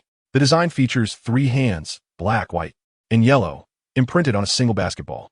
I believe everyone can comprehend the message she intended to convey. In the face of such a topic, the audience fell silent. There is no need for such gravity. I wish to express that, although Yusin's dream remains unfulfilled, she informed me of a friend, a remarkable young individual from our homeland, China, who is diligently transforming the dreams of countless others like Yusin, who yearn for basketball, yet find their aspirations unattainable, into reality. Therefore, I firmly believe that in the future, more Chinese children will have the opportunity to bravely pursue their own dreams on this land of freedom. Today, Chen Cheng finally had the privilege of meeting a remarkable individual. He began by articulating the impeccable character of both himself and his daughter, leaving no room for criticism. He then presented an exquisite piece of embroidery, which served as a striking rebuttal to all those who harbor racial prejudices. In conclusion, he lauded the children of our nation as well as his own, bestowing a commendable accolade upon America. His eloquent discourse encompassed all that needed to be conveyed. At this moment, the guests in attendance erupted in applause, celebrating Father Yang's speech. With a slight nod of gratitude, Father Yang continued, stating that he chose today to no longer conceal their relationship, for after today, she would be an adult. He could no longer impose his beliefs upon her. She is free to choose her own path in life. Thus, let my daughter, Chen, decide the fate of this unique auction item. Upon hearing this, Chen Cheng felt the knots in his heart finally unravel. Yet, a new dilemma emerged. Today marked not only Yang Yusin's coming-of-age ceremony, but also her birthday. Alas, I have prepared nothing. On the 6th day of the Lunar New Year, may our journey home proceed smoothly. Dear friends, remember to purchase tickets while traveling and cast your votes while reading. This evening, the enchanting Yang Yusin, with tears glistening in her eyes, ascended the stage amidst the applause of the guests to embrace her father. Mr. Yang gently patted her back and handed her the microphone. First and foremost, I must apologize to all my friends. As she spoke, Yang Yusin's gaze swept across the audience, eventually settling on Chen Cheng, who responded with a subtle smile. A sigh of relief escaped her lips as she continued. Of course, I shall continue to live as I have in the past. I cherish this feeling, and you may still regard me as my father's diligent helper, his goddaughter, or perhaps a distant relative's child. Her words elicited hearty laughter from the assembled friends, revealing that she had crafted her fictional identity with considerable creativity. Now, however, none of that seemed significant. Yang Yusin raised the embroidered piece in her hand. I do not intend to auction this artwork, for I wish to gift it to my friend, the one my father just mentioned, the individual who has helped me realize my dreams. The number 6 player of the Los Angeles Lakers, Chen Cheng. Please come up. Caught off guard in the corner, Chen Cheng, who had been completely unprepared, suddenly found himself called to the stage by Yang Yusin. He quickly rubbed his face to regain his composure, mustering a stiff smile as he strode up to the stage. So was he? He had entered with Amy earlier that afternoon. This tall and handsome man from Huaguo was striking indeed. How could they possibly be paired together? Could he be Amy's boyfriend? The murmurs from the audience gradually subsided. Chen Cheng blushed as he accepted the microphone from Yang Yusin, nodding in acknowledgement to Mr. Yang and the guests present. Firstly, I extend my heartfelt gratitude to Miss Yang for inviting me to this gathering today, and I'm truly honored to receive such a precious gift. Before he could finish his words, someone in the audience stood up to question him. Mr. Chen, isn't the Lakers team supposed to be playing in Memphis tonight? What brings you here? The speaker was none other than the foreign student who had previously been humiliated in front of Chen Cheng. No sooner had he finished speaking than another individual from the audience rose to interject. As far as I know, the reason Mr. Chen Cheng has the time to attend this party is that he has been suspended by the NBA due to a conflict with an American player during the last game, where he instigated the altercation and pushed the other player down. Upon hearing this, the guests around them erupted in murmurs. Conflicts on the court are commonplace. However, the audacity of a Chinese individual to provoke a local American player on the court left the assembled Americans, who often harbor conflicting sentiments, feeling rather uncomfortable. Chen Cheng never anticipated that this group would harbor such malicious intentions. At this critical moment, to humiliate himself is one matter. But the crux of the issue lies in the fact that tonight marks Yang Yusin's coming-of-age ceremony, as well as her birthday.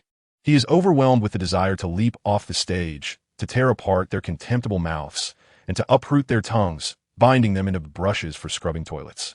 His entanglement with Ni and Han has now solidified into an irrevocable bond. Chen Cheng's fists crackled with tension as Yang Yusin gently caressed the back of his hand, seeking to soothe his emotions. I must express that if my team were to have a player like Chen, I would be exceedingly delighted.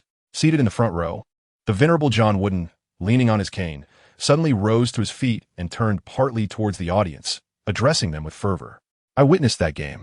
The Kings players committed malicious fouls from the outset, playing exceedingly dirty, and they yanked Kobe down from the air, causing him to crash heavily to the ground. Chen was the only teammate on the Lakers who stood up to defend Kobe. This is a true testament to the solidarity among teammates. He paused for emphasis before continuing. Compared to those who are sycophantic in front of you, yet resort to underhanded tactics behind your back, this is hardly anything. During my playing days, I found myself in numerous brawls. Not only did I engage in fights, but I also fought in wars. If such experiences are to be deemed blemishes on one's life, I might very well be spending my remaining days in a federal prison. The guests present were amused by the elder's remarks, and it was evident from his words that he held a protective regard for Chen Cheng. With him advocating for Chen, what objections could those educated individuals possibly raise? What are you waiting for? Applaud. Yang Yusin was utterly astonished that, at such a critical moment, it was none other than John Wooden himself who came to Chen Cheng's defense. The two of them bowed in gratitude towards the elder, and the atmosphere was momentarily filled with celebratory cheer. Unfortunately, the foreigners failed to grasp the significance of the moment. The group of self-deprecating individuals, witnessing their attempts at provocation falter, could only retreat silently into the shadows. With the crisis averted, Yang Yusin smiled as she solemnly presented her handcrafted embroidery to Chen Cheng. As Chen Cheng was about to extend his hand, the group of Yang Yusin's classmates and close friends could no longer contain themselves. Hey, Mr. Chen, since Amy has bestowed such a significant gift upon you, what will you present to her in return today? One exclaimed. Indeed, today marks not only her coming-of-age ceremony, but also her birthday. Have you prepared any unexpected surprise for her? These inquiries left Chen Cheng in a cold sweat. He had genuinely not prepared a gift, and what troubled him most was his ignorance of the day's significance to Yang Yusin. Surely, he could not offer himself as a substitute gift, could he? How absurd to entertain such fanciful notions. Yet, at this critical juncture, Yang Yusin had called herself to the stage, clearly inviting her father's scrutiny. Earlier, they had narrowly avoided disaster, thanks to the timely intervention of old Master Wu. Now, it was imperative